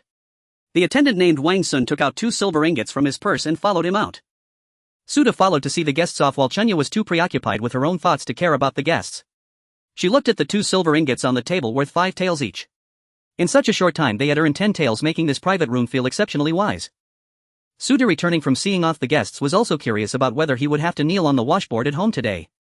Seeing Chunya come out from the private room, he rubbed his hands and asked, "How was it?" 10 taels, all good.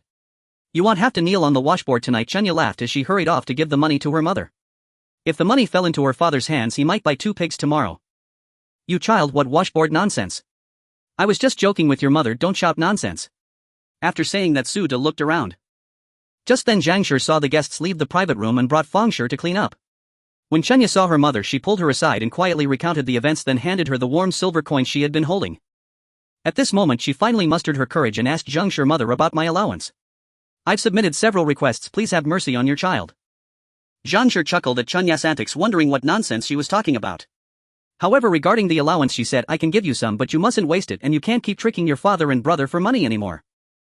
Then please give me a bit more. If you give me more, I won't trick them anymore. Chunya thought to take advantage of the moment. 51 a month, just like your brother. No more than that, take it or leave it. After saying that, she didn't waste any more words with Chunya and began to change the tablecloth with Aunt Feng. Forget it, she thought, better not to argue with those older folks. 50 is fine, better than nothing at all. Ah, the days without financial freedom are truly miserable. It seems I need to work a side hustle in addition to managing the family. Although she currently had no pressing financial needs, she occasionally wanted to buy things. Before Chunya came here, she was an only child. Although she had cousins, they had their own jobs, families and studies. Usually they only gathered for festivals, and aside from that they basically only chatted occasionally on WeChat. Now however, she had to see Suing, Su Min and Yin Zi almost every day. Once familiar, she found every young girl soft and adorable. 51 coins. Better to buy flowers for everyone to wear.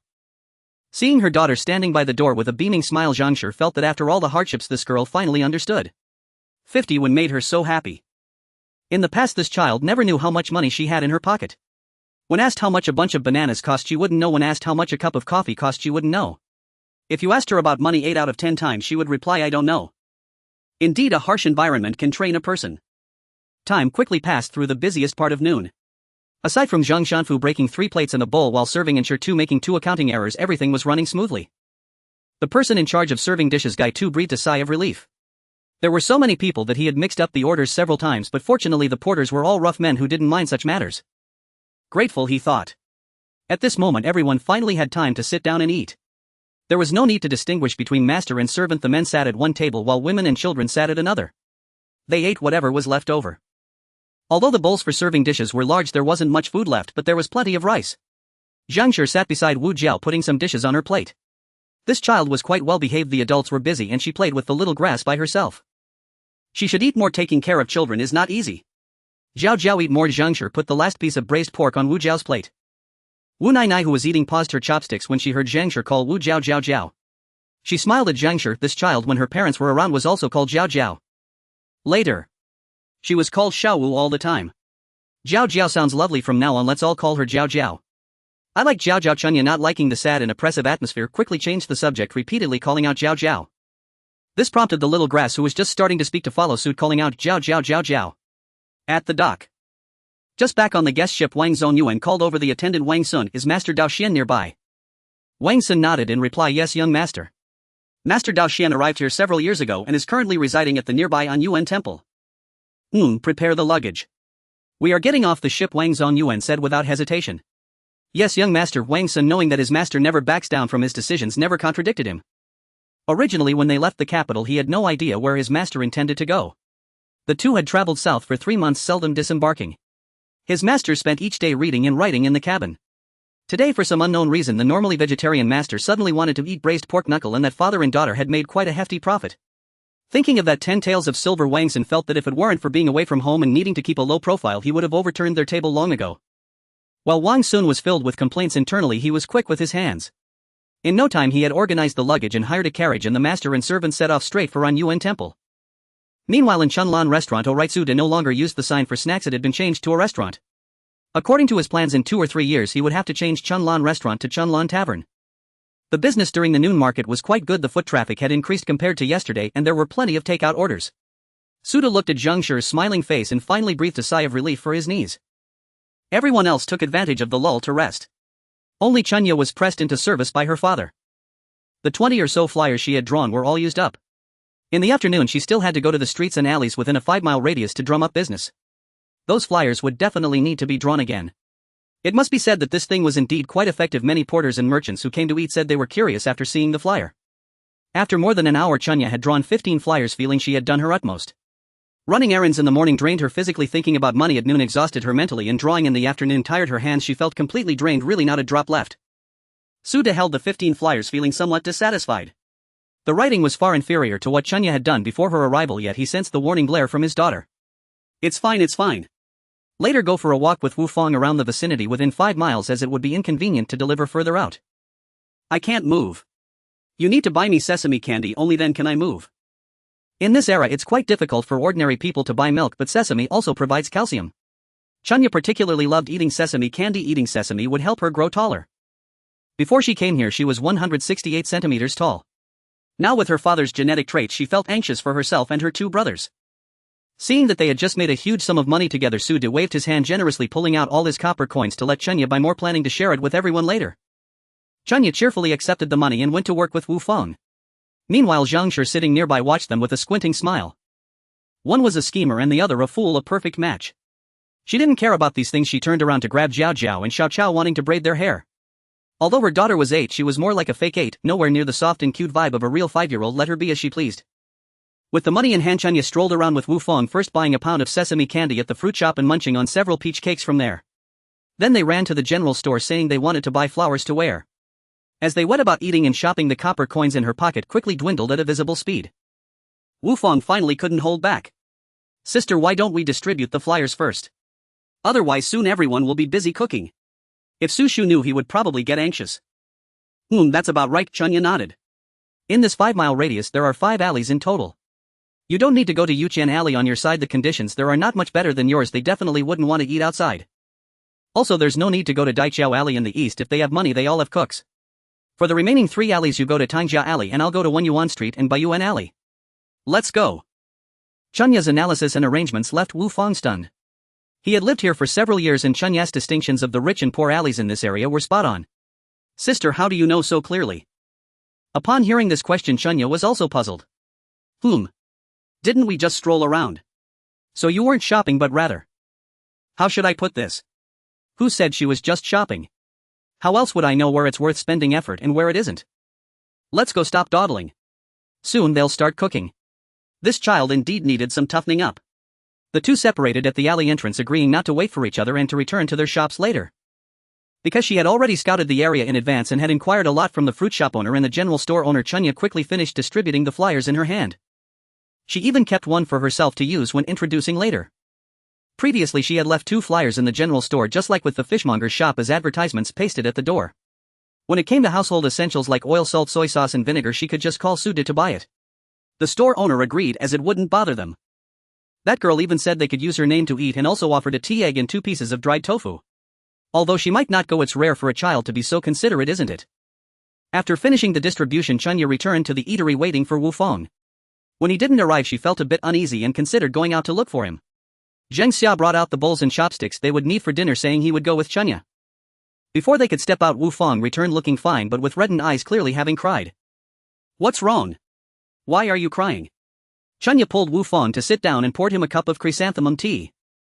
Wu Fong lowered his head and muttered that nothing was wrong, his voice thick with nasal congestion.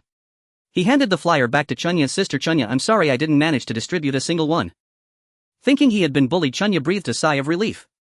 Oh, I thought something serious happened. If you didn't distribute them, then you didn't. What's there to cry about? Alright, stop crying. Tell me, how did it go? Let's summarize the experiences and lessons learned, and next time we'll be able to distribute them right. Well, just like when we were at the dock, when I saw people walking by I'd say a few words and show them the flyers. But they didn't look at them and some even scolded me for being blind. Were they men or women? Chunya asked. Wu Fong thought for a moment. Mostly men. Chunya smiled and patiently explained to Wu Fong at this hour most people were finishing work, and since they were in residential areas it was mostly the women at home responsible for preparing meals. So when he went to persuade the men, most of them didn't care about such matters.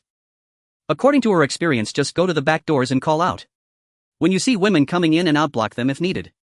Although it might seem a bit abrupt, they are still children and generally women wouldn't hold it against them. Even if someone scolds them, so what? It's business, who doesn't get scolded? If scolded, just silently recite, I'm not listening, the tortoise is chanting scriptures. Wu Fong chuckled at the tortoise chanting scriptures. The stoneworkers preparing for the evening market also shook their heads and smiled at Chunya. This girl truly was clever for her age. Chunya said, you still need to practice running. What do you mean?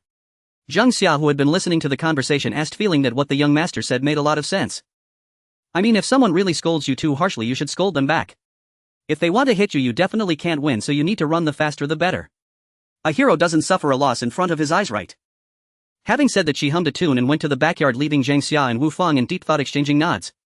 Sister Chunya had truly thought it through. She even considered the possibility of fighting, already planning for them. Good person. Chunya deemed a good person was in the backyard distributing sesame candy to Jiao Jiao, but she was quite worried. Her month's allowance had nearly been spent this afternoon. What to do? Good person. Chunya deemed a good person was in the backyard distributing sesame candy to Jiao Jiao, but she was quite worried. Her month's allowance had nearly been spent this afternoon. What to do? However, before Chunya could worry about her pocket money, the evening customers began to arrive one after another. There were a few scattered laborers who had come during the noon, mostly single men, as they had no wives at home to prepare for them, so they preferred to eat out before returning. There were also neighbors who had received flyers from Chunya before. Some young wives came with food boxes and some men brought their children. Among the many diners, the most eye-catching were the families that came together, as Chunya always added a line to her promotions mentioning that they had private rooms. However, the biggest surprise was that several students from the Sanshan Academy came today. Upon seeing Su De and Shur Tu, they looked particularly delighted, saying, "Master Su, we are here to support you." Su De was naturally happy as well, warmly inviting them in to sit, and like during the noon, he cut a few tea, eggs and dried tofu to make a platter for them. This caused the students to shout, "Su Boss is so generous," and they added, "Su Boss, you don't know, Lin Boss has opened a small food shop, but the taste is incomparable to yours. We would rather walk a few extra steps to eat here." Although he felt that the Chin family deserved it, the hypocritical middle-aged man Su De still pretended to be indifferent, saying, "Every family has its own merits. Thank you for your kind support, enjoy your meal and drinks. If there's anything you want to eat, just let me know." After greeting them, he returned to the backyard but was eager to gossip with Zhang Shi about Lin Boss news. The evening business was naturally not as bustling as the noon, but the sales were still decent, with a few people asking for wine. Su De apologized one by one, saying it would be available soon, urging everyone to drink a few extra cups later. By the time the last customer left, the moon had risen above the willow branches. If they were to run the evening business every day, returning home would become a problem. Cleaning up or waiting for customers to finish eating could be handled by Zhang Shanfu and the others, but how to deal with the cash box? Su De, feeling overwhelmed, intended to pass this problem to Chunya and Zhang Shi. Today had truly been a long day and his mind was aching, so he decided to head home first.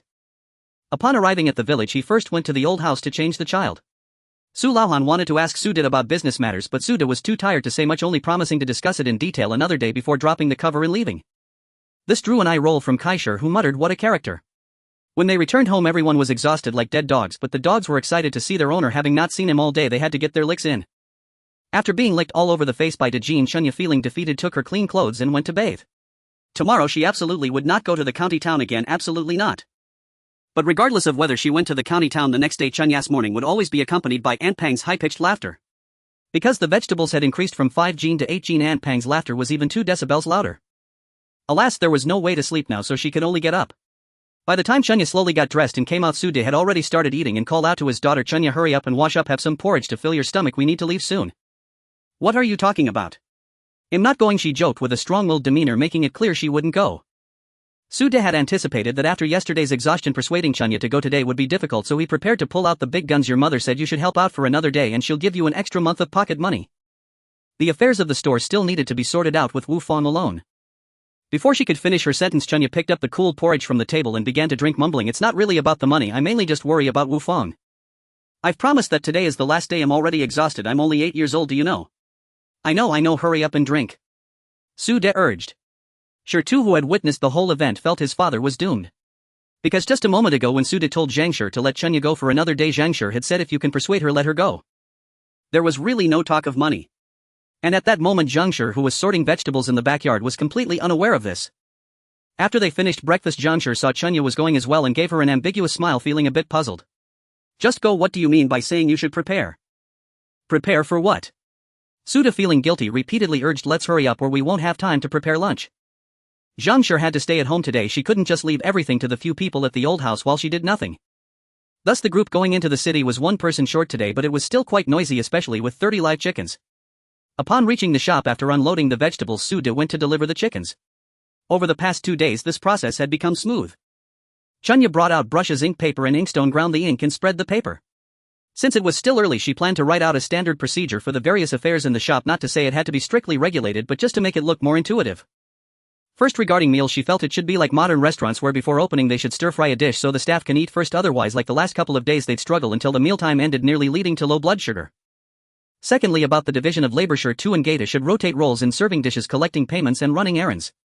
Suda had mentioned several times he needed to return to farming, so it was probable that he would hand over the shop to Sure in the future.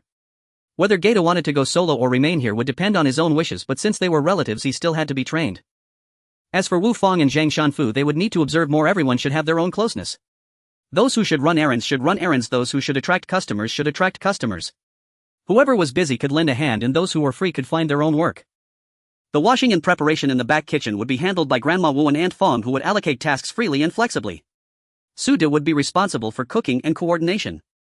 Additionally, regarding returning home late, Chunya felt that one should not be completely obsessed with making money. Making money is for a better life, but if making money prevents one from living well, then it is completely counterproductive. Thus she believed that after the evening business had basically concluded, if there were still a few lingering customers, her father and the others could head home first, leaving this matter to Zhang Shanfu and Zhang Xia. After all, both of them were considered young and strong, so having them close the shop should not be an issue. As for the money collected, Suda would take the cash box, and if there were any loose coins to settle, they could just be placed in the drawer at the cash register. As the saying goes, trust those who work, don't doubt those you employ. Now these simple matters should be entrusted to those who should handle them. Otherwise, if they were to hit the jackpot and become big, he would have to manage everything himself, which could lead to complications. Finally, the accounts of the shop still needed to be standardized. Initially, they had a small notebook to record daily expenses, which was simple due to the few people and minimal purchases. However, now it was different. They had to account for the labor expenses of 6 or 7 people, the costs of oil, salt, sauce and vinegar, and daily purchases and losses. This was to lay a foundation for better development in the future, so Chunya decided to keep a manual account. For now they did not need the 3 major statements, so they only needed to list and summarize all income and expenses according to basic accounting principles, creating daily, monthly and yearly accounts. Including future accounts after opening the wasteland, they would also need to keep records. She just liked this clear and straightforward feeling. Chunya, absorbed in her writing, glanced up when she felt the noise increase and saw customers arriving one after another. She hurriedly packed her things and headed to the backyard, mumbling to herself, why am I so dedicated? At this moment Suda was busy in the kitchen while Wu Fong had already gone out to solicit customers. Due to the wealthy guests from the previous day's arrival, which brought Suda and his team a substantial profit, he specifically instructed Wu Fong today to call out a bit more at the dock. Since Suda was too busy to check her shop's details, Chunya decided to head to the dock because she wasn't very reassured about Wu Fong. However, before Chunya could reach the dock, she saw Wu Fong sitting in front of a cart directing the driver. Upon seeing Chunya, he called out to her sister, Chunya, there are esteemed guests. Oh dear, how should I say this? Esteemed guests are wonderful. That's what we've been hoping for. Chunya replied to Wu Fong, just head to the backyard. And then she ran off. Luckily she had not gone far, it would take her less than 2 minutes to run back. Chunya arrived at the kitchen panting and called out to her father, the esteemed guests have arrived. She hurriedly opened the door. Yesterday's 10 taels of silver had given Sudi a peculiar fondness for the term esteemed guests. Hearing Chunya say this, he called out to Aunt Fong to help check the fire, then went to welcome the guests. Just as Chunya opened the back door, the cart arrived. Wu Fong jumped down and shouted, welcome honored guests, please come in. However, no one came down from the cart. Chunya was a bit puzzled and was about to step forward when she heard someone in the cart say, our young lady wishes to disembark, please gentlemen step aside. The enthusiastic Suda was doused with cold water, feeling a pang of disappointment. He rubbed his hands together and walked away. With the cart entering directly and the men stepping aside, it was clear that only a noble family would go through such trouble. If not for their hands, whose hands would they rub? Chunya understood and gave her father a knowing glance, then turned to the cart and said, Miss, my father has stepped aside. I and another aunt will serve you shortly, please disembark. Finally, a young woman dressed in an autumn-colored silk shirt and wearing her hair in double braids stepped down from the cart. She held a footstool and extended a hand, waiting for the one inside the cart. At this moment a hand emerged from the cart covered by a veil. Chunya was taken aback. What kind of style was this? The young lady disembarking could hardly be seen as she was wrapped from head to toe in a veil. Another maid followed behind carrying a small package. The maid whispered a few words to the driver, who nodded but did not follow them, instead sitting down on a bench in the backyard. During Chunya's few days in the county, she had seen young girls wearing veils, but since they were in the south far from the capital, local customs were relatively open. Those who wore veils usually only had them covering to their necks. This full body wrap was something she had never seen before. At that moment Chunya was extremely curious about what the young lady looked like under the veil. Therefore she diligently led the young lady to a private room where Aunt Fong was already setting the table and brewing tea as instructed by Suda. The girl in the autumn-colored silk shirt said to Aunt Fong, could you please bring a pot of boiling water and a large bowl? Aunt Fong, not understanding the reason, complied and left. Chunya thought maybe they needed to disinfect the dishes, but since she had some free time she decided to take orders. She approached eagerly and said, just so the young lady knows, our private room doesn't have a fixed menu. We prepare whatever is freshly picked from the family each day. However, the dishes vary and the prices in the front hall differ as well. What would you like to eat? I will tell you the price. Seeing the young lady's extraordinary demeanor, she asked, would you like to try our specialty dishes? The voice from within the veil replied softly, "What do you have? Please tell me." "Lotus pond, moonlight, double pearls, winged lovebirds, and a crystal jelly for dessert." "How does that sound?" As Chunya spoke, the two maids happened to remove the veil from their young lady's head, causing Chunya to blush unexpectedly. Such smooth skin and bright eyes with white teeth were truly remarkable. Chunya was momentarily stunned and missed the young lattice's response, which was to accept the dishes. "Hey, did you hear that? Our young lady said yes, you can bring out the dishes." Seeing Chunya in a daze, one of the maids called out to her. Once Chunya came back to her senses, she responded, but just as she was about to mention the price, the maid interrupted her, saying, "Don't worry about those few taels of silver. You can go now." Thus Chunya awkwardly exited just as Aunt Fong returned with a pot of boiling water and the large bowl they requested. The two maids took it and asked Aunt Fong to leave. The maid carrying the package took out a set of silver dishes and a small purple clay tea set. She brewed a small pot of tea for the young lady, saying, "Miss, it's a bit inconvenient to drink out here, but please make do with this." She then skillfully began to disinfect the dishes. The young lady picked up the small cup of Bai Luo Chun brewed by the maid, but she didn't drink it. Instead, she stared blankly at the cup in her hand. After a moment, she sighed softly and said, "I wonder if my persistence this time is worthwhile." The two maids didn't dare to respond, as they had no way of knowing whether their mistress' actions were worth it. They had no idea if it was worth it, but it was undoubtedly quite risky. Ever since the young lady heard that the young master of the Wang family had left the capital, she frequently sent her maid Wu out to gather information. Taking advantage of the elderly gentleman from her mother's family in Hangzhou who was celebrating his birthday, she traveled south. Finally, yesterday Wu reported that the young master had gone to Xuanhuan temple, prompting the young lady to arrive today and immediately rent a cart to head there. As soon as they landed, they saw Wu Fong trying to solicit customers. There were many people doing so at the dock, but Wu Fong was still just a child. To avoid suspicion, they chose him. The young lady hadn't eaten properly since boarding the boat, and if she didn't eat soon she might collapse. Thus they boldly insisted on bringing her here. As for what the young lady was thinking, the maids had no idea. However, the two maids just hoped that the young lady could meet the young master of the Wang family and safely return to Hangzhou. That would be a blessing for them. Regardless of the thoughts of those in the private room, Chunya and the others in the kitchen were quite busy. Su De was left puzzled by Chunya's mention of dishes like lotus pond, moonlight, double pearls, and winged lovebirds. "Oh, it's just lotus slices stir-fried with black fungus with some carrots and chicken head rice stir-fried with peas plus stewed pigeon," Chunya said as she fished the pigeon out from her tea egg and asked Su De to hand her a plate. She had asked her mother for those pigeons the night before. After all, her hands had hurt from drawing too many flyers these days, and she had requested two to replenish her strength. Ironhead had heard about it and agreed to one for each. But now she didn't even have one left. These past few days had truly been unlucky. Every time she secretly stashed away something to eat, it ended up being offered up. There were several vegetables missing in the shop. When Chunya listed the dishes, she figured the young lady would like such items. She thought the name sounded nice and she didn't consider what vegetables were available. However, she had already asked Wu Fong to hurry and buy some, since the South Pier Street was the most convenient for fresh produce. After preparing the squab, Chunya began to make the dessert, calling for Aunt Fong to help with the dough. She took some red dates, pitted them, and stuffed the glutinous rice flour strips she had rolled into the mixture. After steaming them for a few minutes, she poured the melted rock candy water over them and sprinkled some roasted white sesame seeds on top, and it was done. The crystal jelly had already been made and left in the shop overnight, ready to be sold today. The boiled pork skin, seasoned and set, only needed to be sliced and served in a bowl. When Wu Fong returned with the groceries, Su De hurriedly began chopping and frying the dishes, which would be ready in no time. Chunya called Aunt Fong to help serve the dishes, but the three in the private room didn't need them to attend. They simply instructed them to wait outside. However, Chunya, who was waiting outside, did not feel as excited as she had the day before, perhaps because they hadn't ordered the autumn leaf white dish and it didn't feel extravagant enough. After less than half an hour, they called for the bill. Chunya no longer wanted to rub her hands together, and without calling for Chiu Yi Bai, she felt it pointless to do so. Miss 4 dishes and a light snack, a total of 3 taels of silver. Although they didn't order Chiu Yi Bai, considering the situation, they should really be asking for more to do justice to these ingredients. "That's not cheap," the girl in the autumn-colored silk shirt mumbled. Chunya explained with a smile, "Just so the miss knows, the pearls in this double pearl dish are rare. It takes 10 pounds to yield just 1 pound, and they are only available during this month. Though they seem ordinary, their price is anything but ordinary. We generally do not recommend them because most families cannot afford them, and only someone as ethereal as you, miss, would not be wasting them." "That's nonsense. I've eaten it countless times since autumn began, not to mention. However, the claim of 10 pounds yielding 1 pound is not entirely false.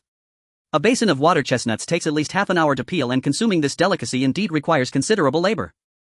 She primarily felt that this young lady likely did not come from their Jiangnan region and had not tasted these season-specific, region-specific fresh water chestnuts before.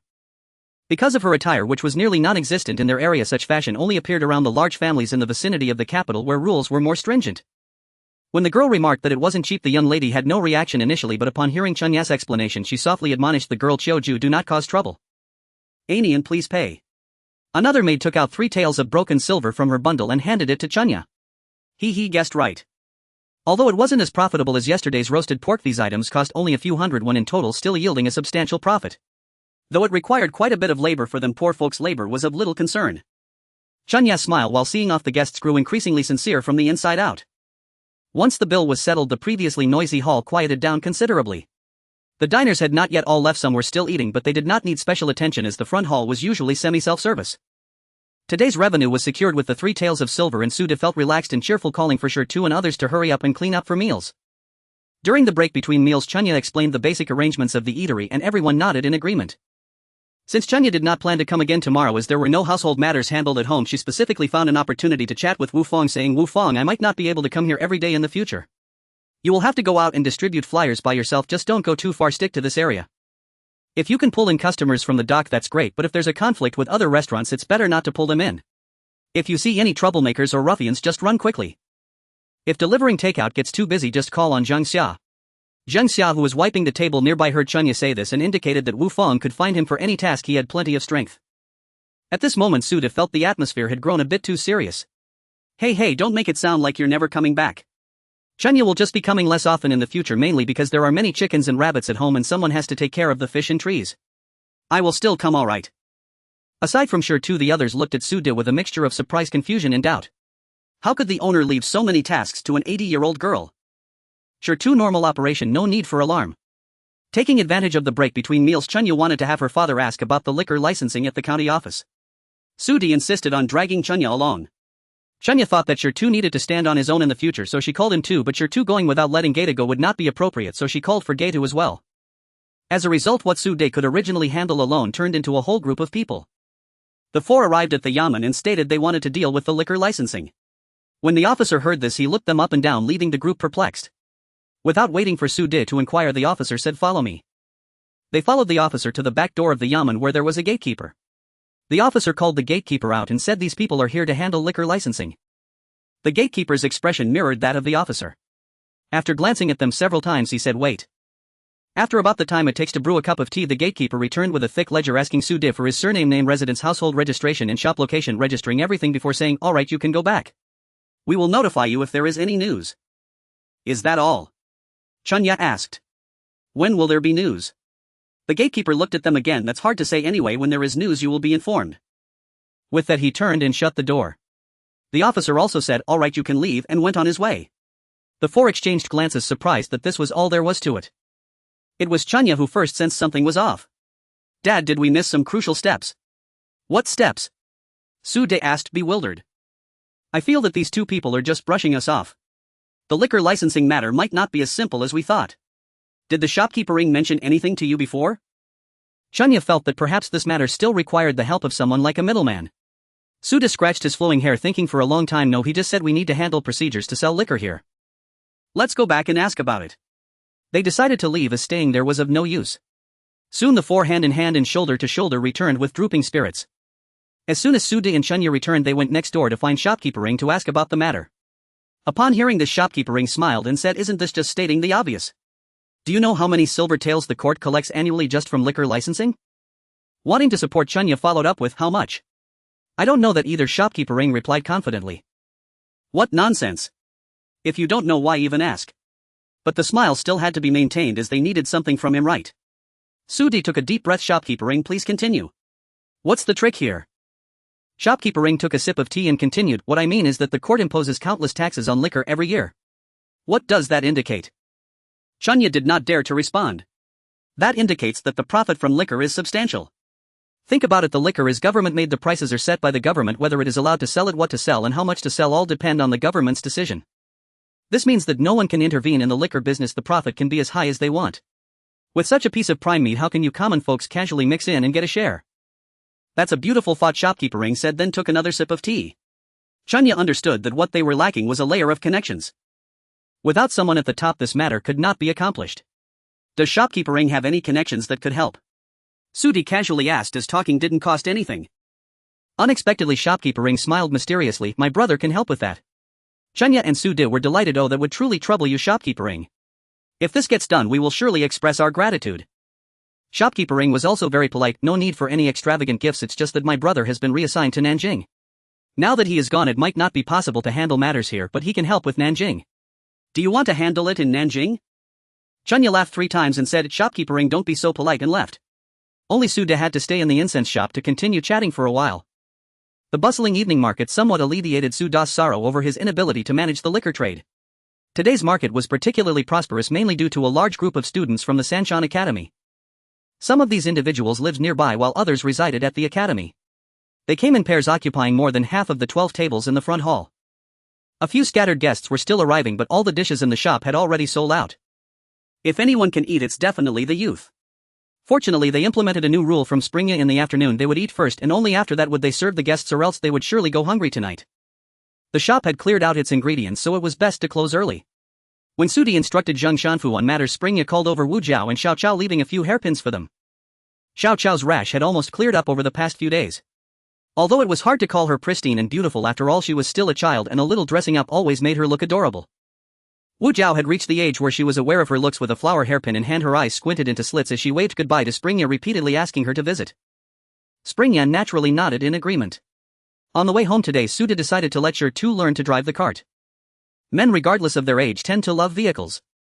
Upon hearing he could drive, Shu, excitement was palpable, and even Springya could sense his bubbling enthusiasm. Hey, that's right, just a flick of the whip, hey, right, go. Sude commanded from the cart's yoke. Shu took the whip and gently flicked it at the mule, which began to step forward slowly. After half an hour the speed had not increased at all. Sude urged Shu several times to make the mule go faster, but Shu looked alarmed, saying, no, that's too fast. If it goes too fast we might overturn. Brother, why don't we just call it a day and let Dad do it? Look, it's getting dark. A moment earlier Springya had lit a lantern in front of the cart. Just as Suda was about to agree, he was silenced by Shu's resolute statement, I believe I can do it. Shu was the eldest son, but his status in the family was not very high, often overlooked by them. Since he felt capable, Suda decided to let him have his way. It was rare for the child to express his thoughts. Thus the 80-year-old riding the mule continued to sway slowly along the road back to the village. This scene reminded Springya of when she learned to drive. Her instructor had told her to shift to second gear, but she stubbornly refused, believing that 20 miles per hour was her psychological limit. Shifting to second gear felt like a matter of life and death. Now, although it was too late to change anything, she still wanted to say to her instructor from afar, you've worked hard. However, one must admit at such a slow speed stability was guaranteed. As a result, Springya dozed off all the way to the village entrance, only to be awakened by a shout, brother, you don't need to see me off, I can go back by myself. Zhang Shi was still waiting at the village entrance with Tai Tu and Dejin. From a distance she saw the faint glow of the lantern flickering, but after waiting for a long time without seeing them approach, she wondered if she had mistaken it. She asked Tai Tu, Tai, can you see if that's a lantern? Or is it just my eyes playing tricks? Tai Tu was also unsure, replying, I think so. Until a figure approached, and upon seeing it was the one with the lantern, Zhang Shi felt relieved. Before she could ask, the child ran off, calling out, Auntie, I'm leaving now. Tomorrow don't let Shu come to pick me up, I can walk there myself. Zhang Shi thought to herself, wondering if there was some unpleasantness. That shouldn't be the case. All the children at home were quite agreeable, and Shu was the most honest child of all. It was unlikely he would have a disagreement with the one carrying the lantern. With these doubts, Zhang Shi, squatting on the ground digging a pit, and Tai Tu, who was ready to spring into action, finally saw Sudi and the others arriving just before her last bit of patience was exhausted. Shu was driving the cart while Sudi and Springya walked alongside. Zhang Shi couldn't quite figure out their arrangement, but seeing that Shu could drive, she felt quite pleased. Despite her eldest son being honest, he was truly capable. So she stepped forward to inquire, why are you so late today? Did something happen at the shop? Sudi replied, nothing happened, it's just that it was Shu's first time driving the cart and it was a bit slow. Sudi didn't want to dampen Shu's enthusiasm, but they still had a ways to go home, so he turned to Shu and said, Shu, you've driven a long way and must be tired. Why don't you get down and I can take over? Shu, who was sweating profusely, wiped his forehead and said, Dad, I'm not tired, let me do it. Heaven and earth, you all continue, I can't keep up. Springya lamented internally, pretending to play with Dejin as she ran home while Sudi chased after her, shouting, hey, be careful not to fall. You child, slow down, watch your step in the dark. Why do you always make me worry? I have to keep an eye on you, wait for me. And so the two of them ran off into the distance. Mom, come up and see if I'm driving steadily. Shu exclaimed excitedly to Zhang Shi. A bit bewildered, Zhang Shi climbed onto the cart, bringing Tai Tu along. After a moment she understood why the three who had run off were acting so oddly. Shu was indeed steady, but it was too steady. This mule was also a troublesome one. Seeing that Shu was a novice, it didn't budge, and rather than pulling the cart it was simply meandering aimlessly.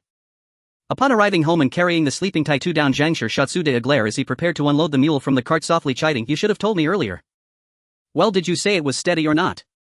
Sude replied with a mischievous grin. Hurry and feed your mule, Sure can't drive tomorrow or it might cause trouble. Although Zhang Sure felt that the child should mainly be encouraged, they also couldn't afford to delay making money, could they? Su Da's heart raced if Sure tried to snatch the whip from him again. That absolutely couldn't happen. After settling the sleeping Tai Tu, Zhang Sure was pulled by Springya to the kitchen's 8 immortals table where she said they needed to take stock. Since they had decided to keep accounts today, even though it was getting late, she had already gotten enough rest, so she resolved to finish today's task. Today yesterday had already been postponed for a day and it absolutely couldn't be delayed further. Hearing this, Zhang Sure went to the room to fetch the earnings from yesterday. She had been busy all day at the old house and on the mountain, and the earnings from yesterday had been tossed in a box on the bedside yet to be counted. Once Sure and Suda finished washing their hands and wiping their faces, the four of them began counting the copper coins together. Springya couldn't help but say to Sure, "Brother, thank you for your hard work." Suda was startled and immediately kicked her under the table. He feared that their eldest son would say it wasn't hard work as he would still have to drive tomorrow. Fortunately, Sure only replied, "It's nothing." And then he silently resumed counting the coins. At this moment, Suda most wanted Sure to forget about driving. When Sure replied that it was nothing, only one thought echoed in his mind: 78, 78, 78, 78, he must not count it wrong. The four of them quickly settled the accounts for the past 2 days. It was done in no time. After deducting the 10 taels from yesterday and the 3 taels from today, their total revenue for the past 2 days amounted to 8 taels and 6 coins plus 54 copper coins. The Zhang family had spent around 3 taels on purchases over the past 2 days, yielding a profit of roughly 5 taels or more, not including expenses for labor, rent, firewood, and the 15 dough of flour and 12 dough of white rice given away on the first day, which Chunya referred to as advertising costs. Thus she roughly calculated that their profit margin was about 50%. Based on the business volume of these 2 days, a monthly profit of 50 to 60 taels seemed feasible. As for the matter of the private room, Zhang had something to say. "You can't do this. Charging different prices for different people will deter repeat customers. Furthermore, in business, honesty is paramount. We cannot act so recklessly." She believed that they should have clear pricing, treating everyone fairly. It was already agreed that the prices for the private rooms would be different. The 2 people we encountered, I don't know if they are from the same family, but they both dislike having their words interrupted. What can we do? They won't even let you speak while eating the braised pork. I felt like offering a price for the braised pigeon would be looked down upon and they kick me out. The key is that what they are eating is not what was brought out earlier. It's all freshly cut and cooked by us. This is a private kitchen, so it's normal for it to be a bit more expensive. Chunya didn't know the 2 of them, so she simply named the dishes they ordered. Regardless of whether it's a private or public kitchen, there must be clear pricing. Zhang still felt it was inappropriate. Regarding this matter, Suda also had something to say. "Let me point out that fried dishes are more expensive than communal meals, which is normal. As the saying goes, there is no business without deceit, and we also cater to different clientele. The porters from the neighboring areas certainly expect some discounts while our dining hall offers no services, so it is only natural that wealthy young masters and ladies want their food cooked fresh and prefer private rooms, hence the higher prices." "But Chunya, if we continue like this, it's not good either. How about this? The communal dishes remain as they are and we put the prices for the stir-fried dishes on the wall of the private room. Each day we display what we have and list the prices. What do you all think?" Chunya had previously worked in business where each customer was given a different price and everyone would inquire individually, so she instinctively approached her new venture with the same mindset. She had never worked in the restaurant industry, and aside from being able to prepare some food, she relied on her own ideas for management. Suda, on the other hand, had a purely commercial mindset, coming from a very poor family, and thought that earning a bit more was better. His ambition was completely released like a kite in the wind. When Zhang Lan raised this issue, both father and daughter were outwardly stubborn, but internally they felt they were indeed not handling things appropriately. Since Suda's suggestion sounded reasonable, Chunya felt there was no point in opposing it and nodded in tacit agreement. "Oh, by the way, mother, the 2 pigeons I had were eaten by that woman today. I need to request a couple more." After discussing serious matters, Chunya remembered her pigeons having had their food stolen for 2 consecutive days and she felt aggrieved. Zhang was a particularly rule-abiding person and Suda's proposal seemed reasonable, so she nodded in agreement. As for Chunya's obsession with the pigeons, Zhang Lan completely ignored it. She figured that she would not interfere too much in the store's affairs and let the father and daughter figure things out. If it all fell apart, they would all just return home to farm. For the transparent person Stone, although he did not fully understand what his father and sister were discussing, he grasped the essential point that the price for the private room had to be different from that of the main hall. He was definitely going to support his father and sister, after all, who wouldn't want to make money. Though there were a few minor hiccups along the way, overall the results from the first 3 days of business were quite gratifying. After the accounting, the family felt quite cheerful knowing that the wages for their hard work were secure. Zhang collected all the money and Chunya felt something was off, asking Zhang, "Mother, what about my reward?" Zhang was puzzled by the question. What reward? Who was lying here? Chunya glared at Sudi, and when she saw him trying to escape, she grabbed his pant leg. "Father, you scam artist, you think you can escape?" Suda's pants were pulled down by Chunya. "Let's talk this over calmly. You are already a grown girl. Why are you pulling on someone's pants? Hurry up and get up. I don't care, as an adult you should act like one, and as a child I should still behave like a child. If you don't clarify things today, don't think about sleeping." Look at how hard it was for me to get a little pocket money. I am doing this for the benefit of the whole family. Realizing this, Zhang did not concern herself with the bickering between the father and daughter and took her private stash back to her room, thinking every day is like this, there's no peace. Stone, seeing that he couldn't join in or speak up, quietly retreated outside, reflecting on the experience of driving today. He had taken several turns somewhat unsteadily and vowed to try harder next time to become the most stable coachman in Peifeng County. The father and daughter had quite a chaotic time until the increasingly impatient Zhang came out to mediate, leading to an agreement that Suda would give Chunya 50 when his pocket money next month and also owe her 3 gene of sesame candy. The reason it's for next month is that Suda's allowance for this month has already been completely used up by Chunya. With the battle concluded, the small courtyard of Zh's family finally fell silent. The next day Chunya decided not to go to the county town anymore, and she was so happy that she couldn't sleep until late at night. Eventually she managed to doze off, but not long after she was awakened by Aunt Fat's laughter echoing like a magic sound, goose goose goose. Really, no amount of sesame candy can make me grow any taller. Chunya helplessly stepped out of the room and Aunt Fat asked her, "Oh Chunya, you're up. Why don't you sleep a bit longer? Guess what?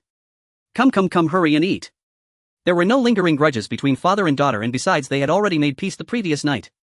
Suda called Chunya while holding a pancake made of egg noodles.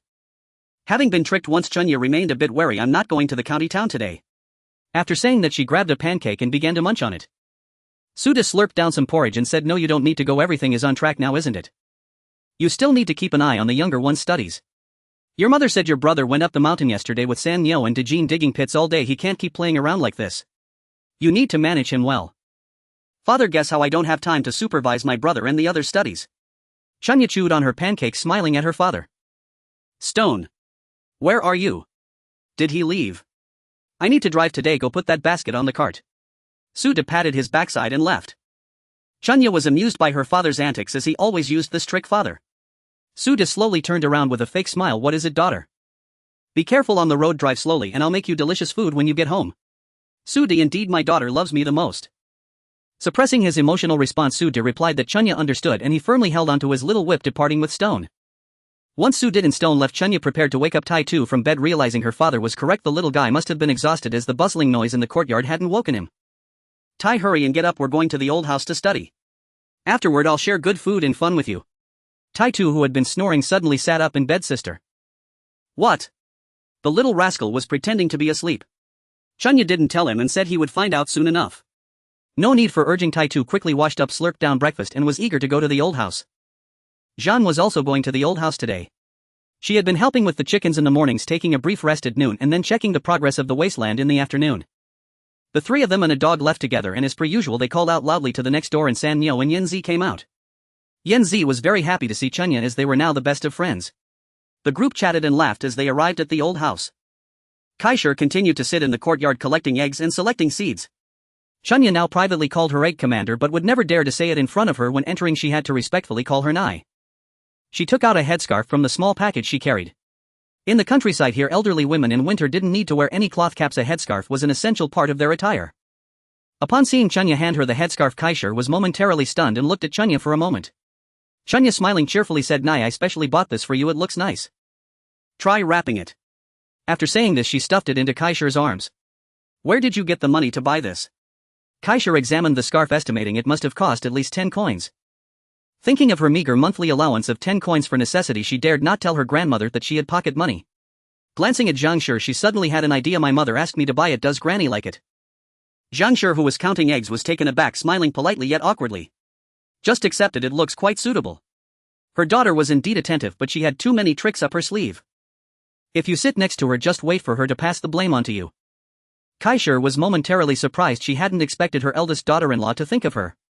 However, she was not the kind of elderly woman who would express herself openly, and for a moment she didn't know what to say. She simply told Zhangshir, "You don't need to worry about this, they are all behind you. You can go." After responding, Zhangshir tugged Chunya along to the back. "You sure know how to shift responsibility." Zhangshir lightly tapped Chunya's head. Chunya, being thick-skinned, didn't mind what her mother said. "I'm just trying to improve my grandmother's impression of me. Stop joking around, hurry up and go teach them. We still need to visit an Yuan temple later." Zhangshir said. "Why are we going to an Yuan temple? Is there another market to set up?" Zhangshir looked at her daughter curiously. "What nonsense. Why else would we go to the temple? It's for burning incense, of course." Chunya was even more astonished. "Didn't you say you are a Communist Party member and believe in communism?" "There's no party branch here," Zhangshir replied matter-of-factly. "Chunya, Why does that seem to make sense?" Your second aunt and third aunt said that today a high monk from the capital will publicly preach. It's said to be only the second time this monk has come here and many people are going. I thought we should go since we arrived like this, you understand, right? Zhang Shi finally revealed the real reason. After all, their family replaced another's soul. Originally she didn't believe in these things, but now she had no choice but to believe they still had to pay their respects. Oh. Okay, I'll hurry. Chunya said and then left. Zhang Shi also hurriedly joined Li Shi and Zhou Shi to tend to the big and small chickens.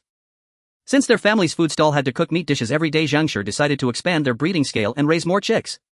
Yesterday she caught some ducklings. It seemed the old courtyard could hardly hold them all.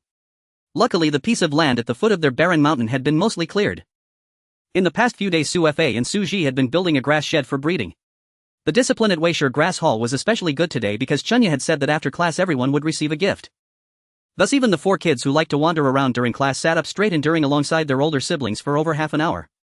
When Chunya announced the end of class, the big and small radishes rushed over. As Chunya opened the package she shouted, "Everyone gets one, no need to rush." For the girls she had prepared flower ornaments and silk flowers, while for the boys San Nyo and Tai Tu received 2 slingshots. For C2, who was still small, she gave him a bamboo dragonfly. Additionally there was a large bag of sesame candy for them to take themselves. The children were overjoyed and Yanzi and Su Min Suing each picked the silk flowers and flower ornaments they wanted. Then they felt that each other's choices were even better, and in no time the 3 had swapped 3 rounds. San Nyo and Tai Tu, holding their slingshots, were eager to try them out. Chunya told them not to use stones and promised to find their second uncle to get them clay pellets to play with. They were also not allowed to use them in crowded places, they could only play with them on the mountain. As Chunya said this, the 2 replied in agreement, and before she could finish they said they wanted to go to the back mountain to find their second uncle. C2, holding the bamboo dragonfly, was also anxious. He still didn't know how to play with it. Chunya was teaching him while also stopping Tai Tu and San Nyo, telling them not to run around, promising to take them over later. But Tai Tu and San Nyo couldn't wait any longer. They said it was fine, they wouldn't get lost, and insisted on going outside. Chunya was holding on to Tai Tu while C2 was pulling at her, creating a rather chaotic scene. It wasn't until Zhang Shi came to call Chunya that she managed to grab hold of Tai Tu. "What are you causing a ruckus for, you child? Hurry up and clean up your things, we need to leave soon." "Where to?" "I'm not going. I want to find my second uncle on the back mountain." At this moment Tai Tu had no thoughts of going anywhere, throwing a tantrum and refusing to go. Li Shi, who was following behind Zhang Shi, advised her, "If he doesn't want to go then don't force him. Today the great monk is preaching and there will definitely be a lot of people. We don't plan to take Su Min and Suing either." Hearing Suing is not going, Chunya immediately pleaded with her, "Please take Tai Tu to find my second uncle and have him roast some clay pellets for him." She didn't even call Suing's sister, just kept calling Ying, treating herself like an elder. As soon as she finished speaking, Zhang Shi slapped her lightly. "Are you trying to cause trouble? Your second uncle is busy, there are so many chickens and ducks at home that need to be taken care of." "Find my brother, he's also on the back mountain," said San Nyo, who was standing aside. Ever since the Su family started farming, his brother Daniel had been working alongside them. "Let's go, I'll take you to find my brother." Yanzi took her younger brother's hand and called Tai Tu along with Su Min and Suing following as well. Suddenly the whole world became quiet. However, before Chunya could enjoy the peace, Zhang Shi urged her to leave. "The master is giving a lecture today and many people rushed over early. If it weren't for the chores at home they would have left earlier." Chunya originally expressed that she didn't want to go. With so many people, what was the point? Zhang Shi was quite assertive about this matter. Today Chunya had to go whether she wanted to or not. She was different from Suing and Su Min. With no choice she grabbed the remaining sesame candy from the table and stuffed it into her large pouch, then set off with her 3 sisters-in-law. Fortunately, an Yuan temple wasn't far, just 2 miles east of Anping Market, and they'd arrive. These few people were very familiar with this road, after all they had set up stalls for quite some time. As soon as they arrived at Anping Market they found that there were particularly many people today. Zhang Shi found an old shop to buy the incense and candles they needed, not daring to delay any longer and quickening their pace towards an Yuan temple. However, they hadn't walked far when the road became congested and completely blocked. Chunya was quite curious. "Hey, there's traffic in ancient times too, it's really quite fresh." Zhang Shi didn't have the mood to find anything fresh, pulling Chunya forward. With so many people, would there still be space to listen to the lecture and burn incense? As they moved forward the crowd grew larger. The 4 of them managed to squeeze into the temple, only to find the open space outside the main hall already packed with people sitting on the ground, leaving no room for their feet. The 4 wanted to move ahead but couldn't. As soon as one of them stepped forward someone shouted, "What are you doing? You're stepping on me. What's wrong with this person? Stop pushing, just find a spot to sit down. There's no way through ahead, don't wander around." Well, they might as well find a place to sit right where they were. The 3 sisters-in-law spoke kind words and called out to the good people on either side, finally managing to create a small space. However, as soon as the 3 sat down they were tightly packed, with Chunya either sitting on Zhang's shoulders or not fitting at all. Zhang looked at Chunya with a face full of despair. Chunya wanted to laugh but she held it back. Mother, I won't listen anymore. You all can listen, I'm going to check at the back. Well, meet at the old spot in on UN Market later. Don't forget to pay your respects. Zhang did not forget her intention for bringing Chunya today. Chunya, eager to leave, readily agreed and squeezed back out. Zhou was somewhat worried. Sister-in-law, there are too many people, is it really okay for Chunya to go out alone? However, Zhang was very certain it's fine, she's clever. Well, listen to the sutra first and then look for her. She knows this area well. If she's not clever at 26, then we don't need her. Whoever wants to take her can take her. Li added, indeed Chunya is quite clever, I think she's much better than our Su Min. It's all thanks to the elder sister's teaching. The sisters-in-law chatted about family affairs while waiting for the Taoist master to begin his lecture. Successfully escaping from An Yuan Temple, Chunya prepared not to deceive her mother this time. After all, their arrival was somewhat irregular, but since they were here, why not pay their respects? It was impossible to enter through the front gate, hadn't she just exited from there? She planned to circle around to the back door to see if she could get in and pay her respects at a few side halls. Due to the arrival of the Taoist master, An Yuan Temple had gained great fame, attracting local gentry and wealthy patrons to donate money and goods. They had been expanding for years and at this time it had become quite grand. Chunya circled around for almost a moment before reaching the back door of An Yuan Temple. To say she was lucky would be an understatement. Normally the back door of An Yuan Temple was rarely opened, but today with the Taoist master lecturing, all those wealthy patrons who donated were coming alongside local officials and relatives. These people definitely could not be crammed in with the common folk. They were all arranged in the main hall, entering the temple directly by carriage. So today the back door was indeed open, but there were two young monks guarding it. Chunya adjusted her clothing, removed her pouch, took a deep breath and stepped forward. The two monks guarding the door called out to her, little benefactor, you can't just come in here. Which family are you from? Amatba master, I am the girl from the Dong family in Peifeng County. Our young lady just said she wanted to eat sesame candy and asked me to go to Wanping Market to buy some to bring back. After saying this, Chunya handed the small bag of sesame candy to the two monks to show them. Seeing she was unremarkable and that the Dong family had indeed come today, they let her in. Chunya thanked them and entered. Once inside, she couldn't help but smile silently. The Dong family lived in Daiqiao Alley. The day she was chatting with the grocery store owner, he told her that the Dong family was quite wealthy, donating over 1,000 taels of silver to An Yuan Temple in a year. With such generous donations, how could they not come on such an important day? As for their young lady, which family would go to worship without bringing their female relatives? How would the monks know which young lady or madam it was? If it turned out that only the Dong family came, then she could only consider herself unlucky, having bad luck. However, it proved that Chunya's luck was quite good. Entering through the back door was indeed a completely different experience than entering through the front. If it weren't for the occasional faint sounds coming from the front, Chunya would have doubted if she had come to the right place. The back courtyard had two side halls, one drum tower and one bell tower, each 2 stories high, and behind them were 2 small buildings for the nobles to rest and reside, with ancient trees and a Buddha pagoda in the western courtyard. After circling around, Chunya felt that this place was even larger than she had imagined, quiet and peaceful, truly a place of purity as the Buddhist teachings suggest. The clamor from the front was a world apart. She had bowed and paid her respects at both side halls. At this moment the lecture was about to begin and there weren't even any monks in the hall, let alone the audience. Chunya took this opportunity to stroll leisurely through the hall, taking in the sights. Feeling tired, she ran to sit under the ancient ginkgo tree to rest. After all, her mother would take a while at noon. Even though it was already autumn, the sun was still unbearable.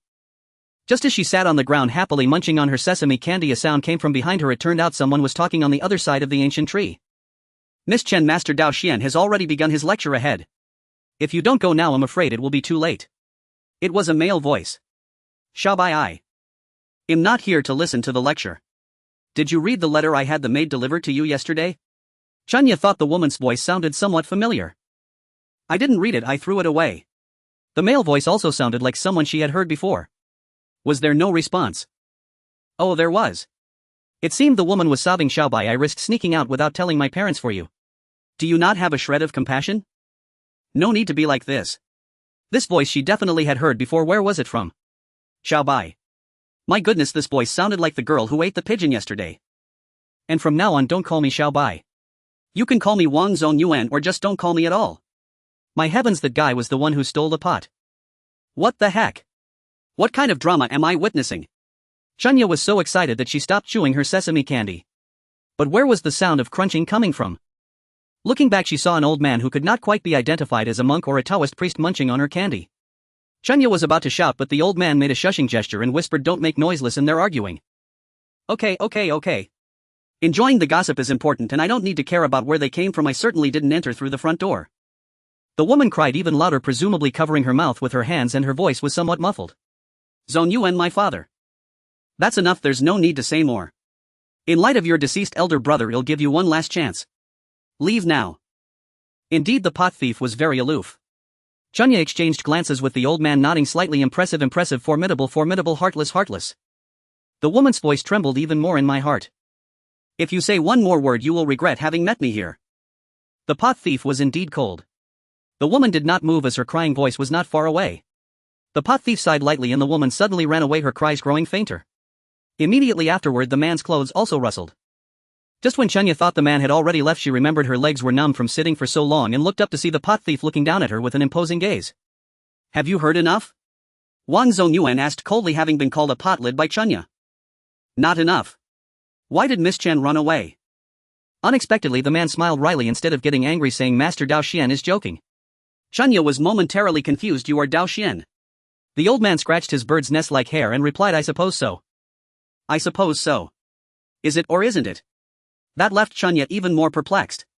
If you are Dao Xian, then who was the one giving the sermon earlier? Who cares? I am too impatient to talk about that. Ha! Is he really that willful? Before Chunya could ask anything else, the monk asked, they all went ahead to listen to the sermon. Why didn't you two go? I was hindered by mundane matters, Wang Xuanhuan said. I'm not patient enough to listen, Chunya replied. Wang Xuanhuan glanced at Chunya, who shrugged. If the supposed Dao Xian was impatient to speak, why could she not be impatient to listen? Dao Xian laughed heartily. If you're impatient to listen, then why come here? He asked Chunya. Why do people seek the divine and worship Buddha? Chunya countered. Dao Xian smiled and answered, it is because they seek something. But faith should not arise from what one seeks, but rather from oneself. Chunya stated. Dao Xian gradually lost his smile. Why from me? Chunya thought for a moment. I am the root of all things. Chunya slowly turned her head, looking at Wang Xuanhuan, wondering how he knew what she wanted to say. Wang Xuanhuan also looked at Chunya, his eyes filled with confusion. Was this child really as young as she appeared?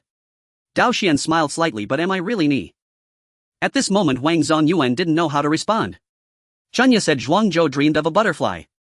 Dao Xian and Wang Xuanhuan looked at her together. Is this child even normal? Seeing them both looking at her, Chunya felt a surge of heat in her mind and decided to let it all out. After pretending to be eight for so long, it was quite suffocating. These two were just fleeting passers-by. Why should she care what they thought? Zhuangzhou dreamed of a butterfly. Life is vast, merely a dream in Nank. Since that's the case, why cling to what one seeks? Just do as you please and live freely. After saying that, she was about to leave. Dao Xian grabbed her. Who are you? Me. I can be me. I can also be a butterfly. Does it matter who I am? Chunya felt she had completely lost control of her mouth. Wang Xuanhuan was breaking out in a cold sweat. Indeed, what significance did seeking and obtaining hold? It was better to go with the flow. Just as he was about to ask something, they heard someone calling for help from the side. Help! Hurry, call a doctor. Save me. The three of them immediately stopped worrying about each other. Seeing Chunya about to go, the monk let go of his grip, confused about what was going on with the girl, and called out to Wang Xuanhuan, you go with her and take a look. Wang Xuanhuan picked up Chunya and strode towards the sound. It turned out that the voice came from a release pond in front of a side hall. Wang Xuanhuan pushed through the crowd with his left hand and guided Chunya through the encirclement with his right. In the circle, a woman who looked like a noble was pale, holding a 3 or 4-year-old boy who was breathing rapidly and making a hoarse sound, his face turning red. Chunya urgently asked what happened. Nearby, the maids and servants were crying, and a bold maid replied, the young master choked on a date. Is this someone who can help? I assent, but I know someone who can try. Chunya had no time to mind nearly being choked by Wang Xuanhuan. Quick, hold him and come with me. The noblewoman was unwilling to let go of the child. Chunya took a deep breath and shouted, if we delay any longer, this child will definitely die. There is still a glimmer of hope if we take him now. Are you prepared to watch him die? The noblewoman looked up at Chunya, her face streaked with tears. Please save him. She reached out and entrusted the child to Wang Xuanhuan. Chunya exhaled and said to Wang Xuanhuan, hurry, follow me. The two of them hurriedly ran towards the main hall with the maids and servants supporting the noblewoman, a large crowd following behind them. Chunya was almost out of breath. After they finally reached the main hall, it was packed with people and there were people everywhere outside. Chunya couldn't find her mother for a moment, so she grabbed the monk's begging bowl and pounded it loudly. The crowd was stunned. Was this monk giving a sermon or disrupting it? However, seeing the child in Wang Xuanhuan's arms and the crowd of servants that followed, everyone was confused about what was happening and fell silent watching. After pounding the bowl, Chunya took a deep breath, lowered her energy to her dantian and shouted, Zhang Lanji, come quickly to save the person. Suddenly Zhang stood up from the crowd and amidst everyone's gaze she kicked through the crowd and rushed towards the main hall. Li and Zhou were stunned what was going on. Was her sister's real name Zhanglanji? How did Chunya end up there? Could her sister really save someone? Forget it, they decided to follow for now, so Li and Zhou squeezed through the crowd and caught up. In just a moment Zhang had already reached the main hall and grabbed Chunya, asking what's going on. Chunya quickly pointed to the child in Wang Zongyuan's arms. He choked on a date. Zhang nodded. Got it, give him to me. At this moment an old noblewoman rushed out and blocked Zhang. Who are you? What do you want to do? This is an emergency. I will explain after saving him. Zhang was extremely anxious. The old noblewoman was relentless. Are you a doctor? Do you know who he is? If something happens to my grandson, can you bear the consequences? Zhang's anger surged and she pushed the old noblewoman's hand away. Who I am is not important.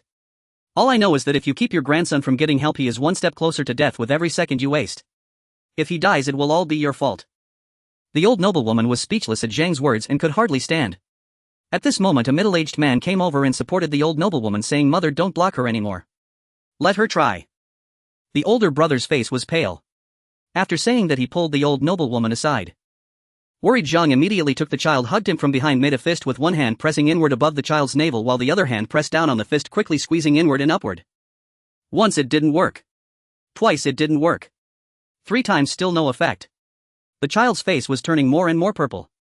The noblewoman over there had already fainted from crying. The middle-aged man was also struggling to control the old noblewoman, who was on the verge of madness. The 4th time it didn't work.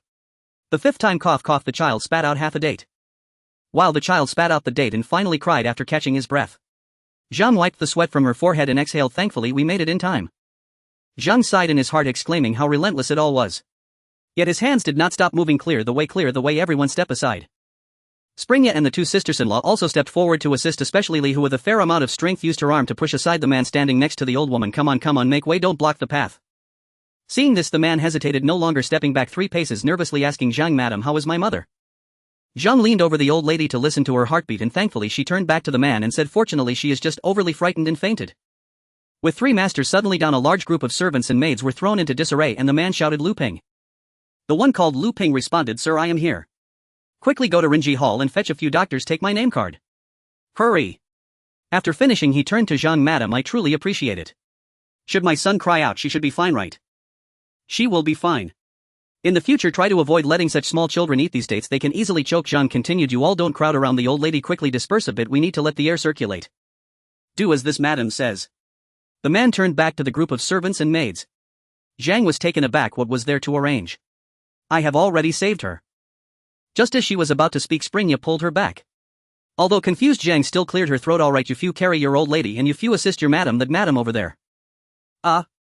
You few go as well, all of you head to the back to settle down, don't close the doors and windows tightly, leave a little gap. The young master should be fine. Is there a wet nurse? Madam, I am here. A tall thin maid stepped forward. Come, you go comfort the young master, when he stops crying feed him some warm water. After Zhang finished her instructions, she also comforted the pale-faced wet nurse. Everyone orderly exited the main hall as per Zhang's arrangements. At this moment the local gentry who had been observing in the hall finally stepped forward. Lord Lu, fortunately rest assured my family still has some medicinal materials that can be used. I'll send someone to bring them to you shortly. Lord Lu, if you need more hands, my few servants are older and can be of assistance, you need not hesitate to dispatch them. Lord Lu raised his hand in a salute. I appreciate everyone's goodwill. I have already dispatched someone to fetch the doctors, they should arrive soon. At this moment I do not wish to delay everyone from continuing to listen to the master's teachings, as there are still matters at home that need attending to. I shall take my leave first. Having finished, Lord Lu gestured to Springya and the others with a hint of insistence, Madam, please follow me. As Lord Lu said so, Zhang and the others felt it was inappropriate to refuse and could only follow him to the backyard. Wang Zongyuan, who had been observing from the side, also stepped forward to follow. Springya walked beside her mother, whispering, the county magistrate. How do you know? Zhang looked at Springya in surprise. Springya deliberately slowed her pace, keeping a distance of about 10 meters from the county magistrate. The grocery shop owner said that the county magistrate's wife weighs around 200 jin. Look, they all call in Lord Lu. The 4 madams can't support her, it's definitely the county magistrate. Don't talk nonsense, she definitely doesn't weigh 200 jin, at most 180 jin. Zhang's focus was indeed quite strange. Springya felt like rolling her eyes. Used to it, she suppressed the urge. You don't have to worry about how heavy she is, the important thing is this person is the county magistrate. So what if he is the county magistrate? Even the county magistrate's child can choke on dates. Zhang thought her daughter was not thinking straight. How could she have such a classist mindset? After holding back for a long time, Springya finally couldn't help but roll her eyes. Mother, have you forgotten about our shop's liquor business? Ha! Not forgotten, I just didn't take it to heart. Realizing that her mother hadn't remembered this matter at all, Springya had to remind her, if the county magistrate asks you what reward you want later, don't forget about this. Don't just do a good deed anonymously later. Springya's theory was, why can't doing good deeds come with a name? Isn't that taking advantage of honest people? Alright, no more nagging. We're almost there, Zhang also advised Li, who was excited, and Zhou, who was stunned. Don't be nervous, I'm here. Just stand by my side. Okay, sister-in-law, we are all listening to you. Since Li's throat had recovered, her speech was smoother than before. Zhou nodded as well, saying him. However, at this moment Springya slowed down a few steps as she had just caught a glimpse of Wang Zongyuan, who was following behind. Thinking back to her earlier bold words, she felt a bit anxious. Why are you following us? She asked. Wang Zongyuan did not stop, continuing forward. I live here. Misunderstanding. But Wang Zongyuan asked, who are you? Does that matter? Springya found this person quite strange, wondering what he was staring at them for. Not important, but I want to know. What nonsense are you talking about? Springya suddenly felt impatient. Do you have to know? I'm not telling you. Let's go, no need to see you off, goodbye. She then turned and caught up with Zhang and the others. Zhang noticed Springya lagging behind talking to someone, and it was not appropriate to pull her back. Just then, as Springya returned, she asked, who was that? It's that second-generation heir who spent 10 taels of silver on eating braised pork knuckles. Springya replied crossly. Glancing back a couple of times, Zhang seemed to indeed recognize him, but she did not dwell on it.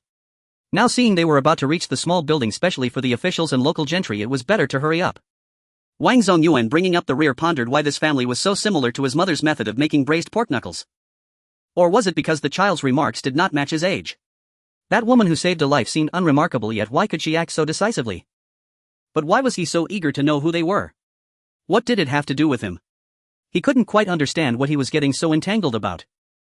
Perhaps it was because there were simply too many things he didn't understand. Fame and fortune, the prosperity of his family, all seemed to be within grasp, yet the countless bones of his mother's clan in the northern border gnawed him day and night. He was restless day and night. Most nights, whenever he closed his eyes, he could see his mother riding a horse with a red tasseled spear, leaving him behind. He didn't know whether he should obey his father and preserve the family's prosperity, or follow his heart and seek revenge for his mother's clan in the northern border. The snow in the northern border, his mother's smile, his grandfather's stubble, and his uncle's armor all felt like a fleeting dream of Nank. Yes, that child said life is like a dream of Nank. Wang Zongyuan called out, Wang Sun. Young master. Wang Sun seemed to emerge from thin air, appearing before Wang Zongyuan. Chunya felt a chill at the back of her head, but when she turned around, the person who had been following them was already gone. She tilted her head, muttering to herself that this place felt a bit eerie, and she hoped she wouldn't have to come back. After a moment, Magistrate Lu led them to his resting quarters. Madam, I sincerely apologize. Today's circumstances were indeed urgent, and I couldn't afford to observe formalities. Please check on my son, my wife, and my mother once more. Haven't we already seen them? Why do we need to go again? Although Zhang Shi felt a bit impatient, she recalled how busy she had been at work every day. When had she ever had to check on a patient so soon after the first visit? However, thinking about the matter of her family's alcohol business, her commercial smile returned. Your Excellency, you're too polite. I'll go check right away. Oh, and you don't need to call me madam, sir. My family are just farmers from this area. My husband's surname is Su and mine is Zhang. Just call me by my name. Before Zhang Shi could finish, Magistrate Lu interjected, Dr. Zhang, you need not be overly modest. I truly appreciate your help today. She thought, whatever, call me what you want. Mother, you and Auntie Air and Auntie San can go in. I won't go in, it's too crowded inside. Chunya suddenly declared that she wouldn't go in, eliciting a glare from Zhang Shi, but she still had to say, alright, just wait for me here. Chunya smiled and nodded in agreement. Zhang Shi took her two sisters-in-law into the inner room, leaving only a servant and Magistrate Lu in the outer hall. To avoid awkwardness, considering Chunya was just a 7 or 8-year-old child, he began to chat with her. Little girl, where do you live? In response, Your Excellency, my family lives not far from here in Sanshan village. My home is at the easternmost end of the village. My father recently bought a wasteland and he's currently clearing it up.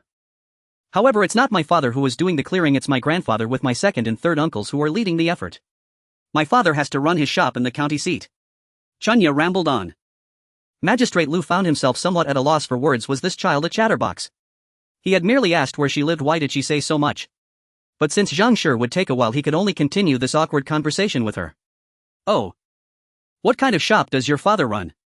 Here it comes, the bait is set. Chunya grinned wide. My family runs a restaurant on Tao Family Lane by the South Wharf called Xuanhuan Restaurant. My father said it was named after my mother and me. Your Excellency, do come and dine with us someday. My father's cooking is excellent. It's a pity that we don't have any wine, otherwise I could let my father share a few drinks with you. Magistrate Lu felt there was something odd about the child's words, but after thinking it over he concluded there was nothing wrong. How could a restaurant not have wine? He wondered. Well, that's what you asked me, don't blame me.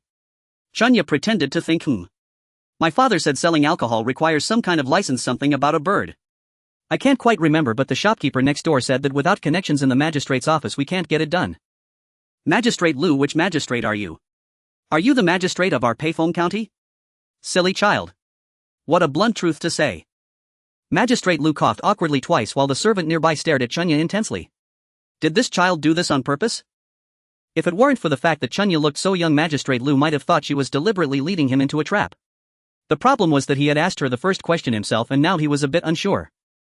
However, regarding the matter of the alcohol license, how should he put it? Usually he wouldn't bother with such matters, but he had to consider the human connection here. This alcohol license is like the official salt trade. Salt has its own transport history while alcohol has its own transport office. Although there are clerks from the Alcohol Transport Office in their magistrate's office, the higher authority is the Alcohol Transport Office of Yangzhou Prefecture, which is directly overseen by the provincial governor. They are merely auxiliary. Seeing that Magistrate Lu had not spoken for a long time, Chunya felt a bit anxious and tentatively asked Magistrate Lu, do you know our Payphone County's magistrate? My parents have been worried sick about this matter these past few days and I just wanted to find out if someone could help. Don't worry, I won't tell anyone that you said anything. After saying this, she obediently stood to the side, lowering her head. The servant nearby silently shouted, Your Excellency, don't listen to her. However, Magistrate Lu replied, I understand the situation. I am the magistrate of this county, I will look into it for you. After saying this, Zhang Shi happened to come out from the inner room. Chunya raised her head and smiled at her mother, saying, Mother, Magistrate Lu agreed to help us inquire about that license. Zhang Shi, confused, asked what license. Magistrate Lu then inquired, how are my son, my wife and the old lady? Concerning this, Zhang Shi readily replied, Your Excellency need not worry, your young master is out of danger. The wet nurse is currently coaxing him to sleep, so he should rest well. The lady is just anxious and restless since there are no medicines here, we just need to open a window for ventilation. The old lady has already woken up, the doctor said she should close her eyes and rest until he checks her pulse. Upon hearing this from Zhang Shi, Magistrate Lu felt considerably relieved and also wanted to engage in some small talk. Dr. Zhang, your medical skills are impressive. Where did you learn them? Zhang Shi smoothed her hair, saying, Oh, it's not that impressive. I just know a little bit. My maternal grandmother said that my great-grandfather once ran a medical clinic. My grandmother learned a bit and I often stayed at her house when I was young, so I naturally picked up some knowledge. But now I've forgotten most of it and I can only manage a few emergencies. This explanation was something she had concocted after diagnosing Xiao Chao's infant rash last time, having discussed it with Chunya. In this era, good luck trying to trace back 3 generations during a population census, it's hard enough to trace 2. So they exaggerated a bit about their ancestry, and if anyone really investigates they can consider it a win if they find something. After hearing Zhang Shi say this, Chunya silently gave her mother a thumbs up in her heart. Magistrate Lu received the answer he wanted. Regardless of its truth, it sounded plausible enough, so he asked, Dr. Zhang, I heard your family wants to sell alcohol. Yes, but we can't get it done all at once. Zhang Shi smiled helplessly. Since your child mentioned it, let's do this tomorrow. Let your husband come to the back door of the magistrate's office to find me. Magistrate Lu thought that this matter was not too difficult to handle. After all, Zhang's family had saved his son, hadn't they? He called the servant back, saying, Bring it over. The servant responded and went to get a tray covered with cloth from behind the screen in the hall. He lifted the cloth to reveal a silver note. This 50 TL silver note is to thank Madame Su for saving my son's life. You needn't be polite, just accept it. Magistrate Lu had directed the servant to prepare this before entering the room. He wouldn't spare more and less wouldn't do, considering it was for saving a life. 50 taels seemed appropriate. Zhang Shi quickly waved her hand, saying, Your Excellency, we are already very grateful for your help with the alcohol matter. We definitely cannot accept this silver now. Chunya nodded as long as the main issue was settled. As the few of them were in a deadlock, Lu Ping, who had run out to call the doctor, rushed back in. Your Excellency, the doctor from Renjin Hall has arrived. Upon hearing that the real doctor had come, Zhang Shi and the others felt it was inconvenient to stay any longer. They performed a bow and intended to take their leave, but Magistrate Lu also couldn't hold them back. He nodded, letting them go on their own. Before they left, he added, Don't forget to have your husband come find me tomorrow. Zhang Shi naturally agreed. Before they left, he added, Don't forget to have your husband come find me tomorrow. Zhang Shi naturally agreed. Although the Dharma assembly in the main hall had yet to conclude, the 4 of them decided not to proceed further. Originally, Zhang intended to burn incense after the assembly ended, but unfortunately the basket she carried was left ahead during the rescue. Forget it, they would pay their respects in the side hall instead. Before they finished their prayers, a sudden uproar arose from the front with faint cries of help. Chunya and her mother exchanged worried glances, wondering if this day would ever come to an end. How could they have been so careless as to ignore the auspicious calendar before going out? As the two hesitated whether to investigate, 2 figures rushed over from afar. It was Monk Daoxian and Wang Zongyuan. Quickly follow me. Wang Zongyuan grabbed Chunya by the collar and hurried forward. In truth, he was looking for Zhang, but since he could not drag her along, he resorted to pulling Chunya instead. This was the second time today that Chunya's fate was seized by the collar. Naturally, she was furious, yet at this moment she could not struggle for resistance, only suffocated her further. The three sisters-in-law quickened their pace to catch up upon seeing Chunya being pulled away. Zhang even called out, "Don't pull like that, she'll suffocate. Pull lower, pull lower." Hearing this, Wang Zongyuan switched hands, grabbing the back of Chunya's clothing and continued running forward. Chunya felt utterly hopeless. Surely this was not her real mother. They soon reached the front hall, where the square before it was littered with fallen bodies. The crowd pressed ceaselessly forward, their cries echoing throughout the great hall. Finally able to set foot on the ground, Chunya was stunned by the relentless trampling. A grave incident had occurred. This might result in multiple casualties. Standing at the front hall, they overlooked the chaos below. Due to the overwhelming number of attendees, the temple gates had been closed before the assembly began, forcing the crowd to move toward the main hall. The foundation of the main hall was raised quite high over a person's height, so access was only possible via the central stairs. However, the steps were jammed with people who had fallen amidst the pushing and shoving. Daoxian called upon the monks to rescue those trapped. Yuan Liang, take 10 men to clear the stairs and evacuate the crowd orderly. Yuan Fang, lead 10 men to break open the temple gate outside. Zone Yuan, prioritize rescuing the severely injured below. Everyone inside the hall proceed to the rear courtyard to clear the main hall. With Daoxuan's command, all followed him as their leader. The false Daoxian, who was preaching, led a group retreating backward. "Senior brother," he called out. "Go take these people away. Don't block the way here." Daoxian waved his hand impatiently, urging him to leave quickly. The monk did not hesitate. He immediately led a group of dignitaries away. Chunya, standing before the hall observing, suddenly pointed with her hand there. Everyone followed her gesture and saw it clearly. "There. That's where someone is deliberately pushing and shoving." Chunya shouted loudly. Daoxian shouted to Wang Zongyuan, "Hurry." Wang Zongyuan sprang into action, leaping swiftly to the spot Chunya had indicated. He grabbed a person from the crowd, used a bystander's shoulder to vault upward, and returned to the front hall. 2 more on the left. 3 on the right. Chunya had identified all the ringleaders causing chaos inside, pointing them out one by one to Wang Zongyuan. Wang Zongyuan nodded silently and went off again. Chunya could no longer concern herself with much else, as many wounded were being dragged up from the steps. Her mother enlisted several monks as carriers, and Chunya prepared to help. Chunya, quickly go to the rear courtyard and ask if there are any clean cloths. Also scissors and wine. Zhang thought this was a temple and there wouldn't be any wine, but before she could consider a substitute, Daoxian spoke up. "In the kitchen, the third cabinet on the left holds 2 jars of daku." Chunya glanced at him. "What are you looking at? Hurry." Daoxian waved impatiently.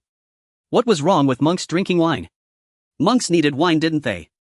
Deciding not to argue with this wine-loving monk, her mother assigned 2 carriers to Chunya, instructing her to fetch the supplies quickly and handle anything else as needed. Without delay, Chunya uttered a quick sound and dashed off. 2 monks led her to the kitchen, swiftly locating the daku. Chunya scanned the kitchen and saw a pile of firewood beside the stove. She had one monk carry 2 jars of daku, selected a few long straight sticks, and had the other monk hold them as they hurried away. She hurried to the office of County Magistrate Lu and happened to meet him walking forward with 2 doctors from Renji Hall. Seeing Chunya panting, Lu grasped her arm and asked, "How is it up ahead?" "Hurry, the doctors must go to the trampling. Many are injured." Chunya felt as if her lungs would explode. The 2 doctors responded promptly and followed Lu forward. Lu looked back and asked Chunya, "Where are you going?" "To get supplies, you lead the doctors quickly," Chunya said, then ran off without looking back. By the time Chunya gathered the supplies from the false Daoxian and summoned several monks, the chaos ahead had been mostly brought under control. The temple gate at the front had been broken open and monks were guiding the unharmed crowd to leave orderly. Those who had deliberately pushed others were tied up by Lu's order. Her mother and 2 doctors were treating the seriously injured. "Mother, the supplies have arrived." Chunya gathered the items to one side. Zhang instructed everyone to sort the supplies carefully. The cloth was all cut into strips, 4 fingers wide. Needles were sterilized over candle flames and arranged neatly. Thread was soaked in white wine. The wood sticks were also organized. Dr. Lin and Dr. Jean from Renji Hall took charge of stopping bleeding and treating internal injuries, while Zhang and her group handled suturing, bandaging, immobilizing, and treating external wounds. Meanwhile, Wang Zongyuan led people to organize the transport of patients. Daoxian coordinated the overall evacuation and calmed the crowd. Before long, the previously chaotic front hall became orderly, with everyone busy according to their assignments. Only after the crowd in the front hall square had completely evacuated and no new injured were brought in did Zhang and the others finally sit down exhausted. This incense burning was truly draining their strength. "Dr. Zhang, I have never seen such meticulous suturing and bandaging. May I ask under whom you studied?" Dr. Jean of Renji Hall was a medical enthusiast. Previously witnessing Zhang's decisive and skillful treatment of external wounds which differed from theirs, he had long wanted to ask but had been too occupied. Now with most patients settled and the magistrate repeatedly calling her Dr. Zhang, curiosity compelled him to inquire. Zhang brushed her loose hair aside with her elbow and smiled, "It's a family heirloom." Ah, so she preferred not to elaborate. Dr. Jean did not press further as secrets in medicine were common. Instead he began discussing with Zhang the treatment of several external injuries. Wang Zongyuan quietly observed the group nearby. Suddenly Chunya felt his gaze and turned to look at him. His eyes met hers without evasion. Chunya shrank back, forcing a sheepish smile, then stood to help her mother find a cup of water. Yet no matter how diligently they treated the wounded, this accident had ultimately claimed lives. "Report, my lord, there are a total of 45 injured with 15 severely injured and 3 dead." This is Lu Ping reporting to County Magistrate Lu the tally of casualties. Today they only came to listen to the sermons and offer incense, so County Magistrate Lu did not bring any officials, leaving these matters to Lu Ping. Alright, I understand. You hurry to the county office and have Captain Yu bring some people to escort these 6 back with me. County Magistrate Lu pinched the bridge of his nose, feeling that misfortune was compounding upon him. A few days ago he learned from his teacher that although his performance this year was commendable, there was only one position available for promotion and currently 3 or 4 individuals were vying for it, all from influential families. He had initially planned to leverage some connections, but now seeing the scene of death and injury he felt that there was no need for that. County Magistrate Lu let out a bitter smile, realizing that he might as well retire in this position. The cause of the stampede, he had just inquired with a few monks, was that the master had finished preaching and at the end there was a need to burn incense and pray. Everyone wanted to be first to light the incense, which led to some chaos. Suddenly someone screamed and then pushing and shoving began, resulting in turmoil. Thinking about it, these 6 must have been the instigators of the chaos and they would certainly have to be interrogated again later. There was no way to vent this anger without applying some form of punishment. County Magistrate Lu walked over to the 6 individuals and kicked each of them twice, which slightly alleviated his pent-up resentment. Over there the Zhang family had already handed over the patients to Doctors Lin and Jean. Each patient had a file created by Chunya according to Zhang's instructions, detailing their names, conditions, injuries and how they were treated, all clearly listed for the 2 doctors. The 2 elderly doctors glanced at the files and found them quite satisfactory. Although they had their own records, this one appeared to be more concise and clear.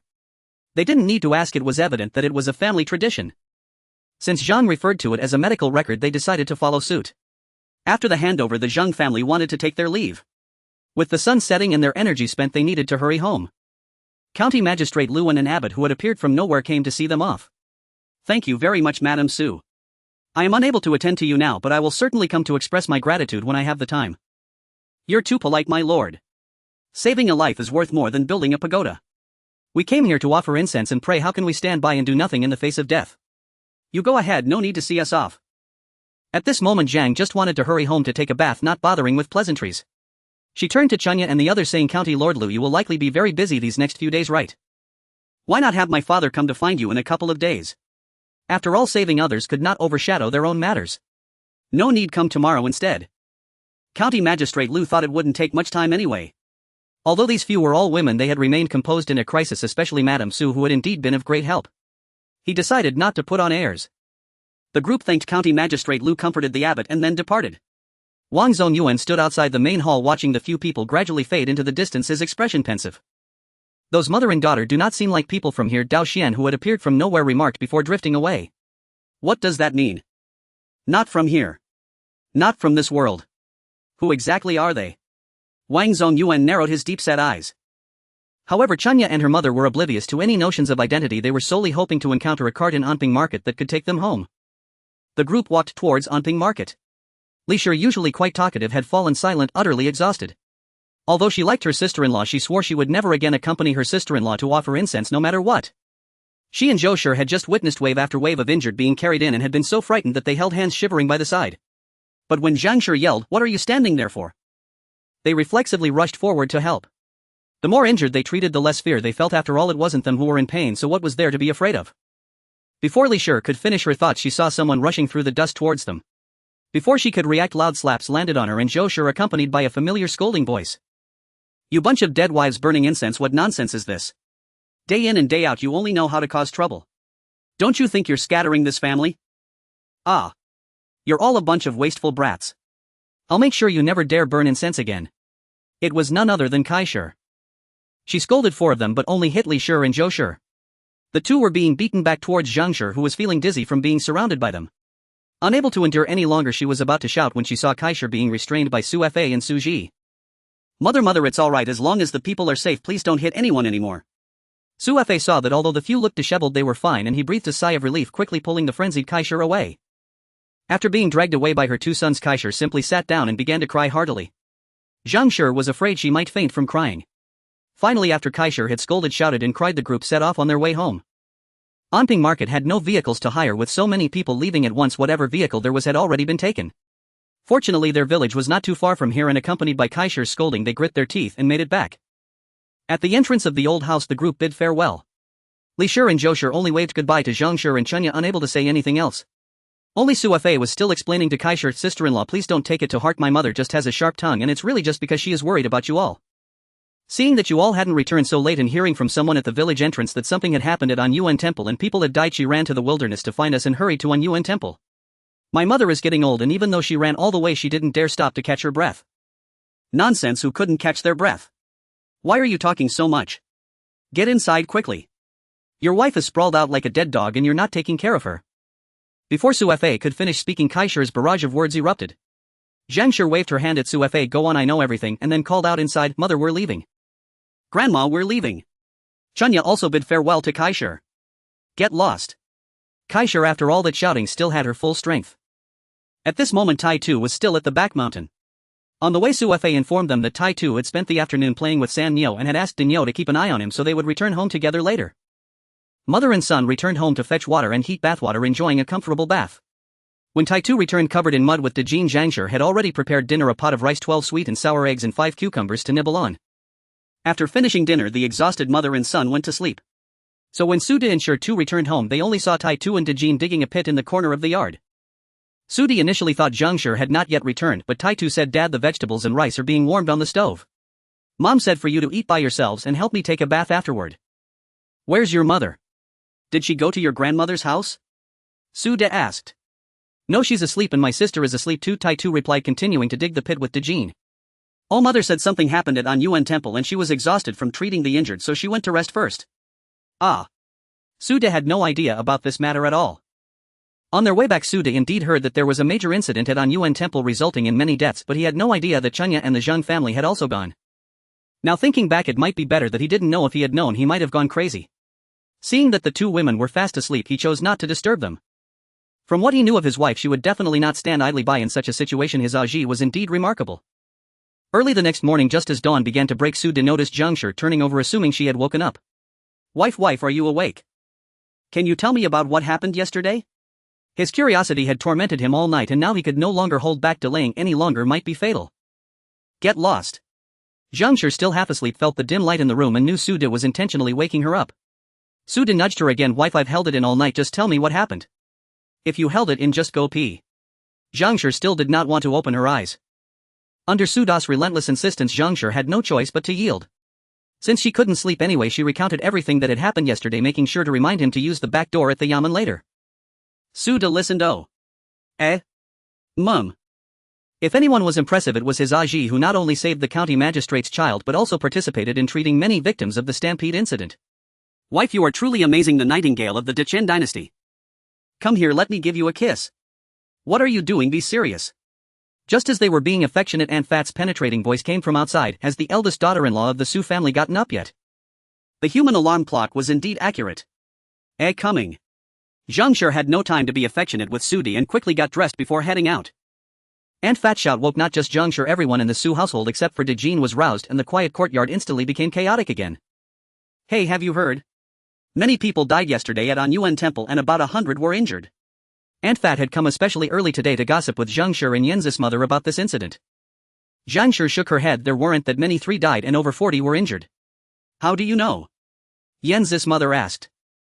I went there yesterday with my 2 sisters-in-law. Zhang Shi looked at the fiery gossip in Aunt Fat's and Yanzi's eyes and regretted mentioning that she had been at the temple yesterday. Chunya's mother, hurry and tell us what happened. Yeah, I heard it was due to upsetting some deity. After Zhang Shi insisted for the 8th time that it was just an accident, Aunt Fat and Yanzi's mother finally let her off after receiving first-hand gossip. Su De and the others had left early and Zhang Shi and Chunya were preparing to pack up their things to take to the old house. At that moment, their half-open courtyard door was pushed open. The visitors were Wang Zongyuan and Dao Xian the monk. Chunya and Zhang Shi were astonished. Why are you two here? Amitba, he has something to discuss with you. After Dao Xian finished speaking, he entered the house without hesitation. Dejin usually barked at strangers, but he followed Dao Xian like an old friend, circling around him. Upon hearing that Wang Zongyuan was looking for them, Chunya immediately became wary. What do you want with us? After yesterday's stampede, the nobles in the backyard each donated funds before leaving, totaling over 2,000 taels. Besides the 3 deceased who each received 50 taels for funeral expenses, the injured received 20 taels in addition to their medical expenses, along with rewards for the 2 doctors who participated in the treatment yesterday, as well as Zhang Shirlishir and Zhou Shir and all the other doctors who came later. In fact, Wang Zongyuan had come under the pretense of this matter to take a look. Because after Wang Sun returned yesterday, he had already informed him of the verified situation. The head of the Su family, Su De, was originally a ne'er-do-well, but he suddenly changed his ways recently and accomplished many things. All the changes stemmed from the 3 people falling into the well. Strangely enough, as he traveled south, he encountered many people and witnessed many events, yet it was this family that piqued his curiosity the most, not only the words of the child but also the female head of the household saving people and their families' turnaround in fortunes, including what Dao Xian had said, made him feel that perhaps he could find the answers he sought from them. However, at this moment the child was so wary of him that he feared that if he asked he wouldn't get the answers he desired. Just as he hesitated on how to begin, Chunya spoke first. Come with me. After saying this, Chunya stepped out. Chunya. Zhang Shi called after her. Even though they had saved people together with this young man yesterday, they weren't familiar enough. She wasn't too assured about Chunya casually taking him away. It's fine in taking him to the wilderness to have a look. What kind of heart knot could this person have that was so difficult to unravel? At this moment the best approach she could think of was to gain a broader perspective, ease her mind, and then guide him, encouraging him to open his heart. She had a bit of confidence in her ability to speak. Perhaps if he could think it through, he wouldn't keep asking them questions like, who are you? Who am I? Who is she? When Zhang Shi heard they were going there, she thought about it and decided it was fine to go. After all, there were about 20 to 30 people clearing land there, including Chunya's second and third uncles and grandfather, so safety shouldn't be a concern. Thus she only said, don't be gone too long. And then she let them go. When they arrived at the foot of the mountain, Su Laohan, who was overseeing the work in the shed, saw Chunya and asked her what she was doing. Chunya quickly fabricated a lie. Oh, my father is looking for someone who sells tree seeds, and I brought him to see what fruit trees can be planted on the mountain. Before Su Laohan could nod in permission, Chunya had already led the young man forward. Su Laohan thought to himself, go on, exhaust the money and then sell the land again. The two walked up in silence. Wang Zongyuan wanted to help Chunya, who was panting heavily, but Chunya directly refused. No need, I can walk by myself.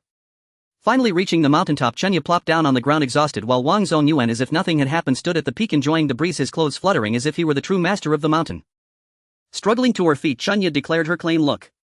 This mountaintop belongs to our family. Wang Zongyuan glanced at her. Not bad. I plan to plant peach and pear trees on this mountain and am not sure about the rest yet. At the foot of the mountain I want to raise rabbits, chicks, ducklings, piglets and lambs. Over there I want to plant watermelons, pumpkins, winter melons and various other melons, and in that pond I want to grow lotus roots and also raise fish and shrimp. Not bad. So I'm telling you, I'm very busy and don't have time to play guessing games about who you are and who I am. Please don't pester us anymore.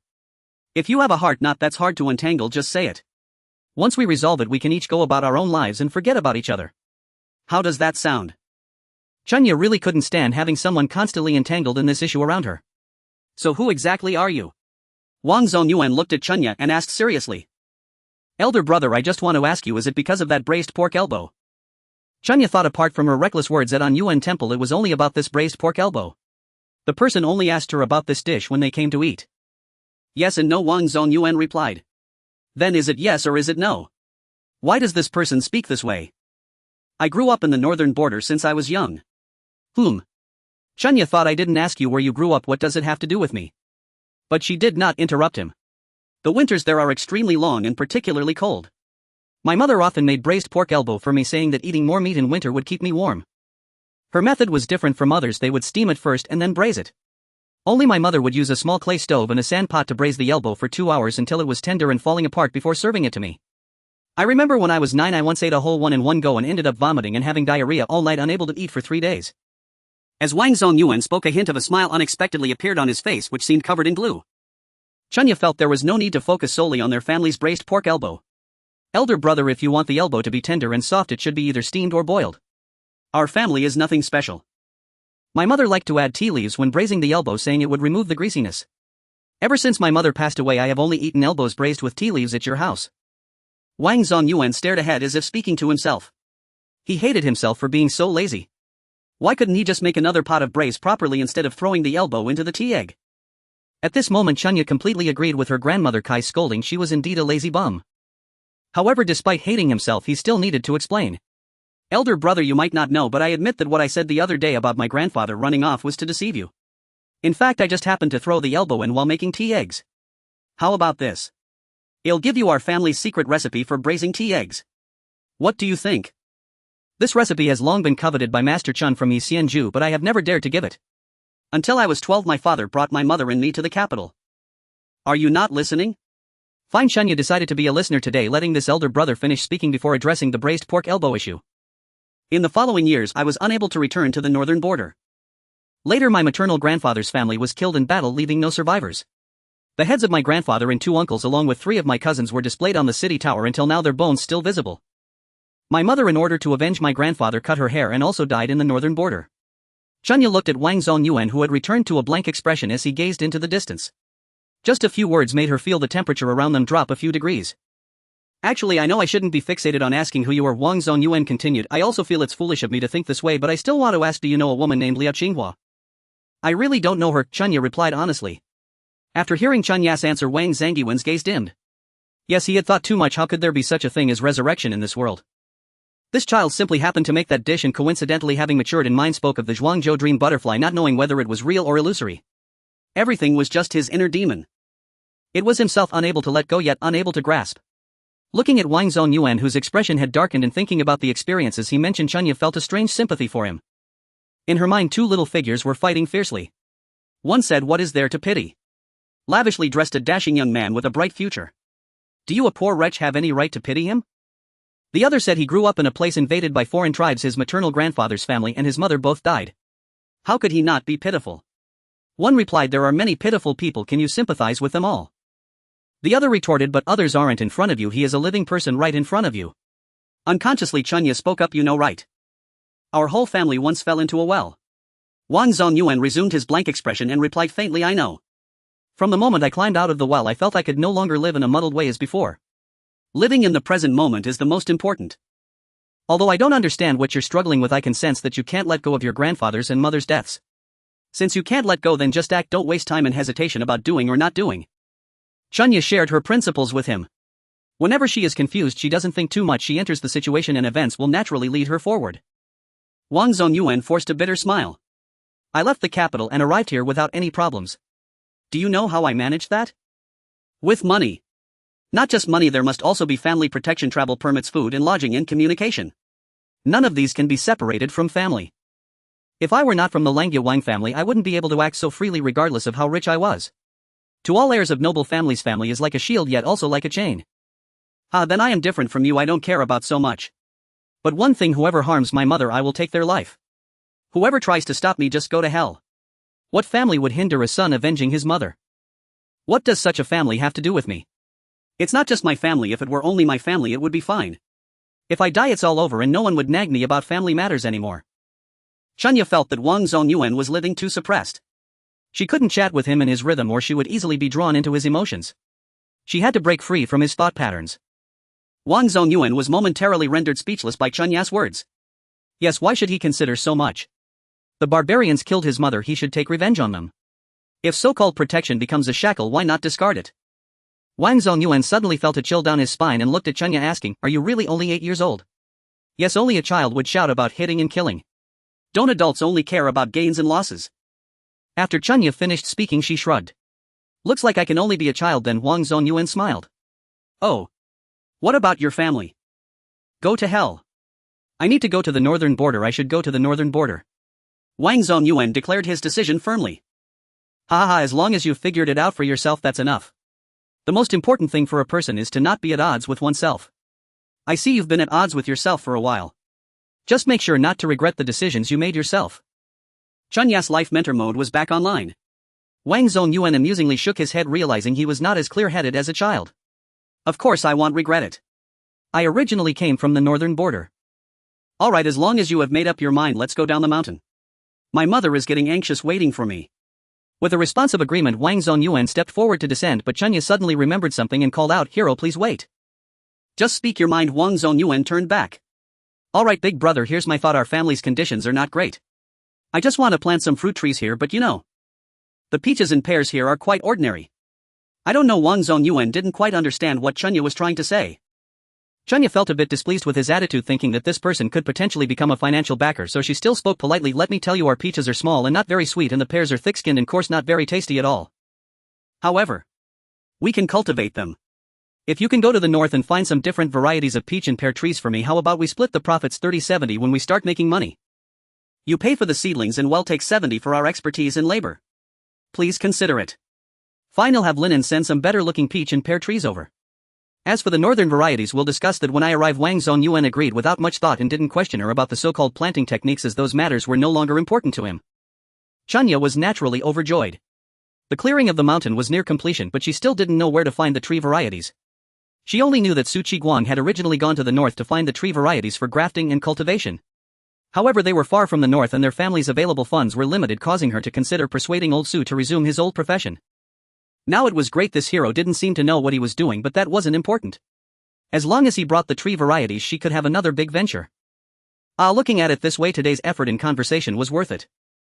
As they descended the mountain together, Chunya promoted her planting plan to Wang Zongyuan while recalling another matter. Adjusting her disheveled breath, she engaged in awkward small talk. Hero, do you have any enterprises in linen? The estate in linen was a wedding gift from my maternal grandfather to my mother.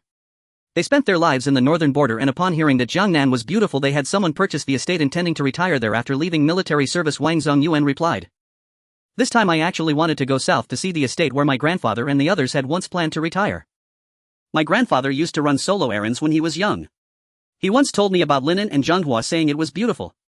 I wonder if there are any specialties there. For some reason Chunya felt her heart race a little. Specialties? Wang Zongyuan looked a bit puzzled. What exactly does this child want to ask? Nothing special. As for my mother's estate, I believe the land deed should be in Zhenghua. The head of the estate sends us things every year, but I haven't heard of anything particularly unique. What a coincidence. You don't know what's special, but I do. However, it's not the right time to discuss it. Chunya decided to hold off on that topic for now and take things one step at a time. Oh, I was just curious, asking randomly. Let's hurry down the mountain. Chunya said, quickening her pace and walking briskly to conceal her excitement. Passing by old Zuswart shed, old Su asked, so how did it go with the fruit trees? Chunya glanced at Wang Zongyuan, who unexpectedly answered solemnly, it will be taken care of soon. Seeing old Su's expression of uncertainty, Chunya mischievously raised her eyebrows at Wang Zongyuan, feeling utterly pleased. However, Chunya thought that her mother worrying about her was unnecessary.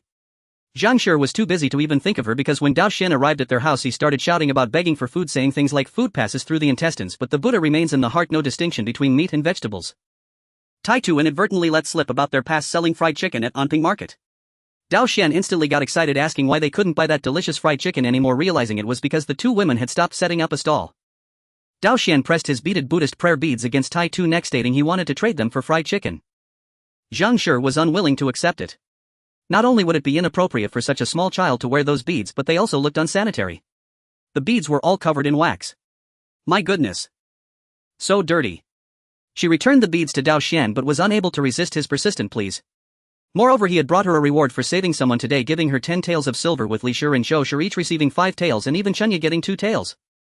Forget it. Considering that they had saved someone together yesterday, Zhang Shi went to the old house and grabbed 2 chickens, bringing the silver from her 2 sisters-in-law as well. Li Shi was overjoyed, repeatedly saying, sister-in-law, when are we going to burn incense again? Remember to invite me. It seemed as if the previous day's solemn oath had never happened. Although she had reminded Li Shi and Zhou Shi not to mention her medical skills to the family when leaving the temple yesterday, she specifically reiterated it today. Her reasoning was that if word got out in the village, people would come to her for help, which would be manageable. But she was mainly worried that if she didn't do well it would backfire on her. Li Shi and Zhou Shi had no reason to refuse. Sister-in-law is the best. They secretly accepted the 5 taels from her, and she told them she would give them more from their grandmother, allowing them to buy some good fabric to make new clothes for themselves and their children.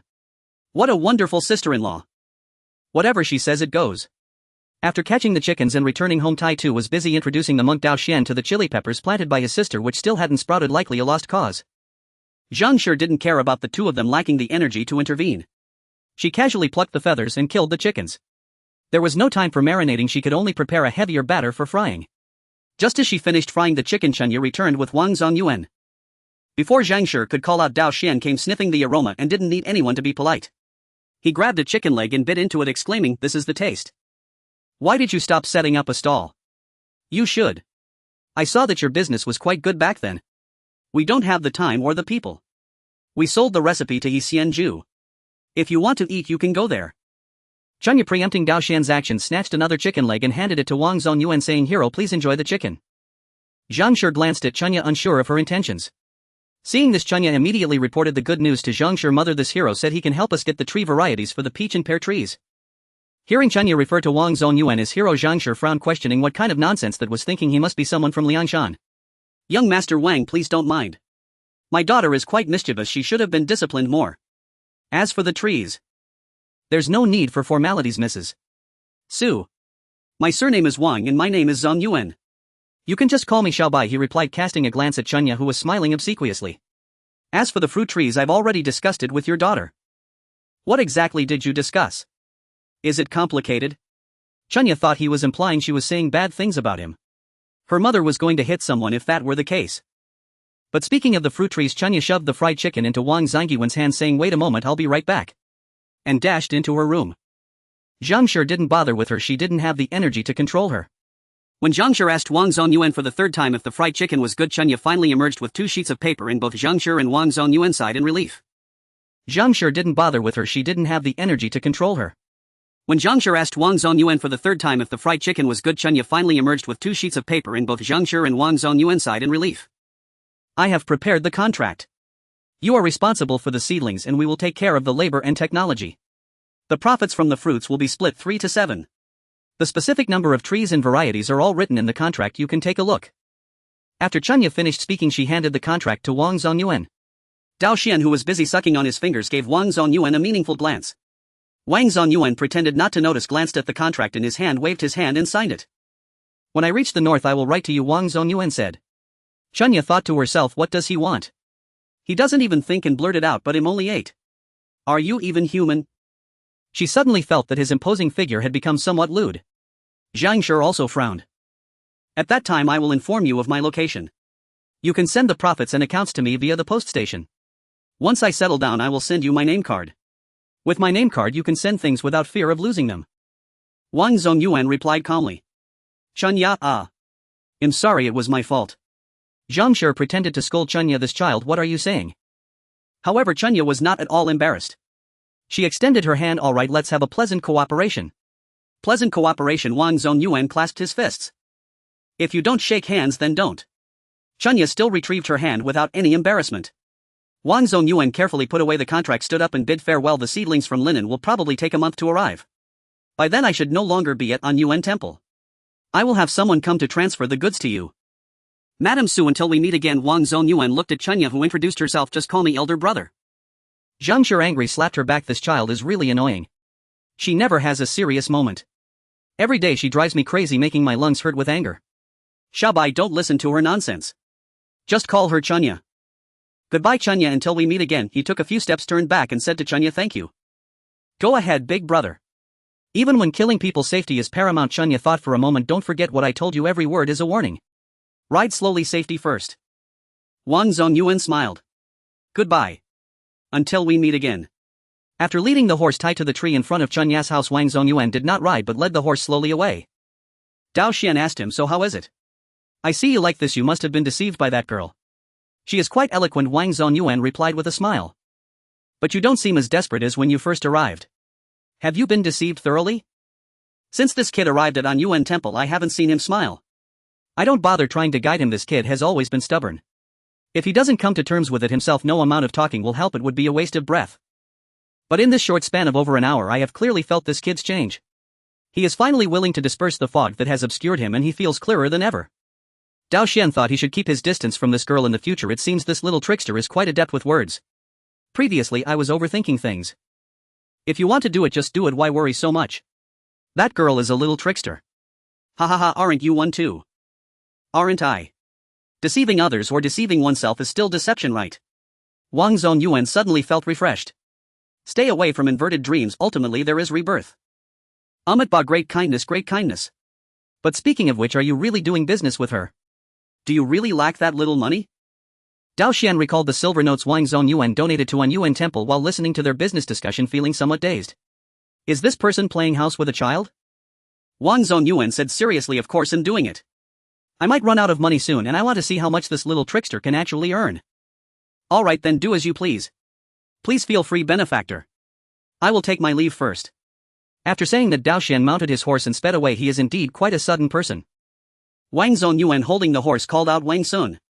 The seer Wang Sun emerged from the side. Young master, please give your orders. You let someone go to Linen. No, you should go yourself. Find some fruit trees and bring them back. Also check in Zhanghua. Wang Zongyuan suddenly remembered Chunya's eyes lighting up and her excited expression when she heard Zhanghua. What do you want to find, young master? Wang Sun was somewhat puzzled. Wang Zongyuan, feeling troubled, frowned and pondered. Actually, I don't even know what I'm looking for. Wang Sun, young master, don't be like this. You go to Zhanghua and ask around, bring my name card and visit the county magistrate in Linen. Just ask about the cultural landscapes and local specialties. I will stay here for about 10 more days. If you return and can't find me, go directly to Gansu Wei to find me. Hurry up. If I don't go now, I fear my name card will no longer be useful, and in the future my name card will have to be changed to the Liao family's military. Wang Sun responded affirmatively, took a few leaps and disappeared from sight. At this moment the little trickster Chunya was immersed in the happiness brought by the money. 2 taels of silver. A full 2 taels. Let's see how many pounds of sesame candy can that buy. Sister, should we go to the county town to find my father? Tai Tu saw Chunya holding a large sum of money and insisted they should go to the county town for some fun. Unexpectedly they were met with a flick on the head from Zhang Shi. Where are you going? It's time to go study. Chunya, hurry up, your younger siblings are all waiting. How long have we delayed already? At this moment Zhang Shi somewhat regretted giving all 2 taels to Chunya. She originally thought this child had it tough.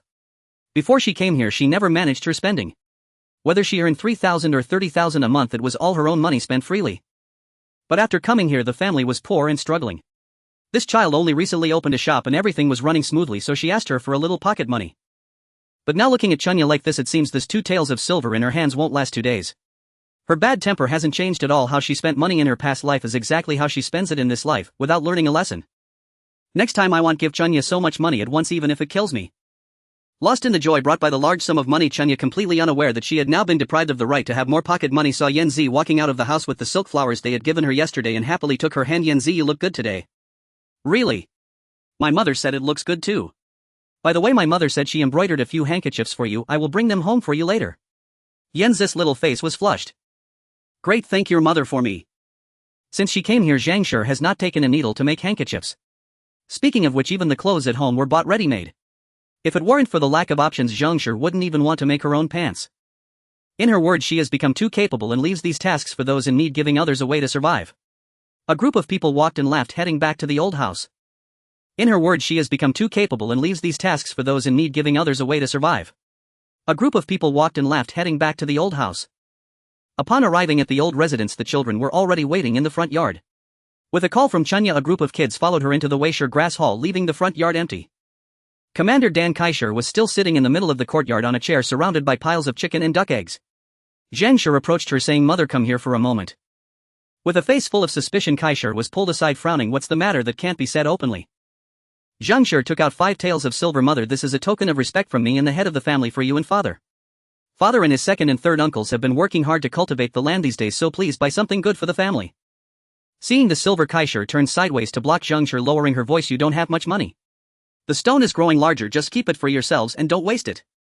The shop's business is doing fine, so don't worry," Zhang Shi said, shoving the money into Kaishir's hand. Just as Kaishir was about to argue with Zhang Shi, a seller appeared at the door. "Is it still possible to buy eggs from Su, old man, today?"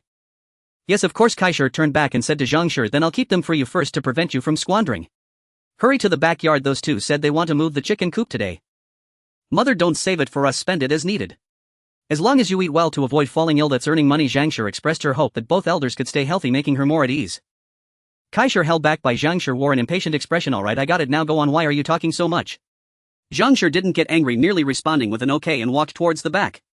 Passing by the small house that had the 4 characters Weishir grass hall on it, Zhang Shi peeked inside.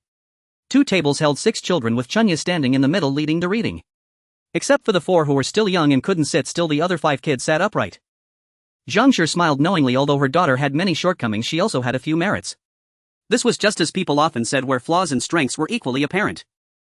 In the backyard things had become chaotic, with Li Shi and Zhou Shi busy packing the chickens into cages, as they would soon need to move them to the newly built straw shed. Originally Zhang Shi hadn't planned to move them so early, after all they hadn't finished everything yet. However, the crane immortal said that they were short on chickens to sell every day and needed to increase the quantity. Also, the grown hens had already been arranged with by Zhanggui to let them take a few directly every day. Coupled with the fact that their family needed about 4 or 5 each day, they would need to ship out dozens of chickens daily. Fortunately, they had agreed with Bai Zhanggui that the quantity would increase starting next month. However, they had also hatched some ducklings. With so many children in the old residence, cohabitation with livestock would definitely not work, so it was better to move over early. The three sisters-in-law spoke little and focused on their hard work mainly because it was dusty and full of feathers. Zhang Shi insisted on finding a cloth to cover her mouth and nose, otherwise Li Shi would gladly chat with her sister-in-law. Li Shi had already made plans of the 5 taels of silver. She would keep 3, give 1 to the men for some fabric to make 2 sets of clothes so they would have something nice to wear during the new year. With the remaining 1 tael, she planned to buy 2 pairs of silver earrings in the county town when she got the chance, 1 pair for the bride during her wedding and the other for her sister-in-law. She hoped that her sister-in-law's business would flourish so that she wouldn't have to worry about marrying off her 4 daughters. Su-Ying could recognize characters now, and with some savings for her dowry she would surely marry into a good family. The more Li Shi thought about it, the happier she became. Being strong by nature, she could easily carry the chicken cages with vigor. Zhou Shi was thinking similarly. She planned to make 2 sets of clothes for her Su-Ying and the 5 children who had always worn clothes left over from their older siblings. Making them 2 new sets would surely bring them joy during the new year.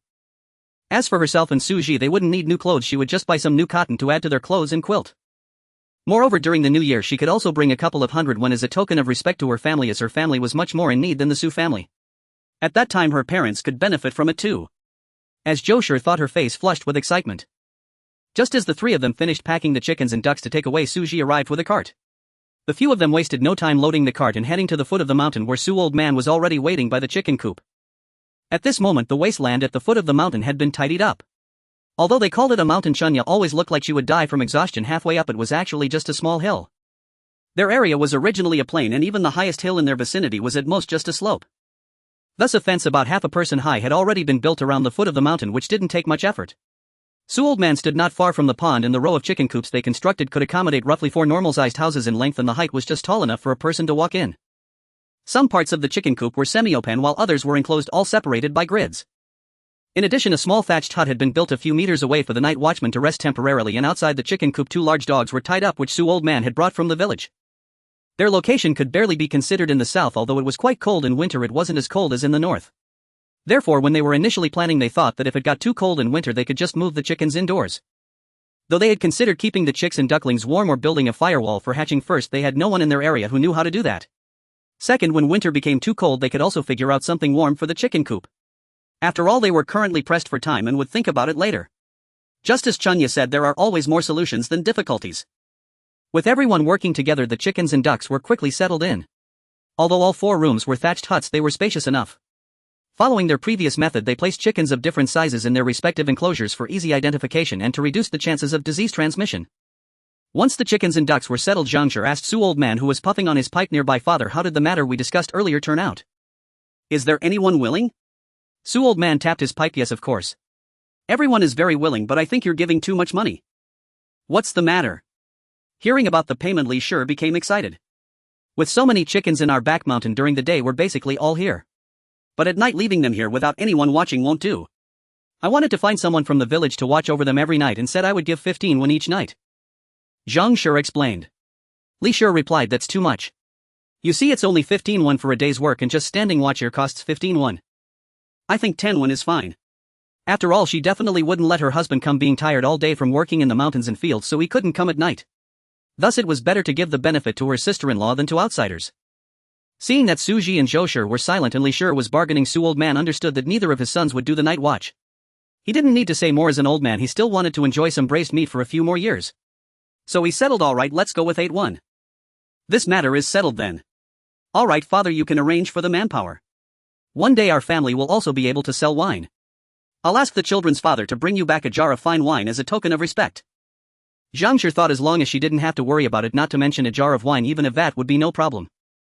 Zhang Shi and Chunya had quite a busy day today, and Su De was equally occupied. During the break between lunch and dinner, Su De changed his clothes, handed over the shop to Zhang Xuanfu and the others, and made his way to the yamen with Shi Tu and Gai Tu. Noticing that there weren't many people at the entrance, he guessed that the 6 individuals captured yesterday had likely been interrogated in the morning, so he circled around to the back door and knocked. The old man who opened the door recognized him. A couple of days ago this man had come with a few half-grown children. Oh yes, just these 2 plus a girl who had clumsily said they wanted to handle the liquor licensing matter. Having stayed at this door for over 10 years, he had seen plenty of clumsy individuals. He opened the door and impatiently said, "Didn't you come by a couple of days ago? Didn't I tell you? If there is news I will inform you." Su De cursed inwardly but maintained his composure, saying, "Esteemed elder, today I have come on behalf of Lord Lu to find him." "Lord Lu wants you to find him? Who are you?" The old man at the door thought that Lord Lu had returned yesterday in a foul mood, reportedly due to the incident involving the deaths at Xuanhuan Temple, and was furious. Now someone was coming to provoke him, truly a clumsy individual. Standing at the entrance, Su De replied, I am Su De. I run a restaurant called Xuanhuan Restaurant in Taojia Alley, and I am from Xuanhuan village under this county.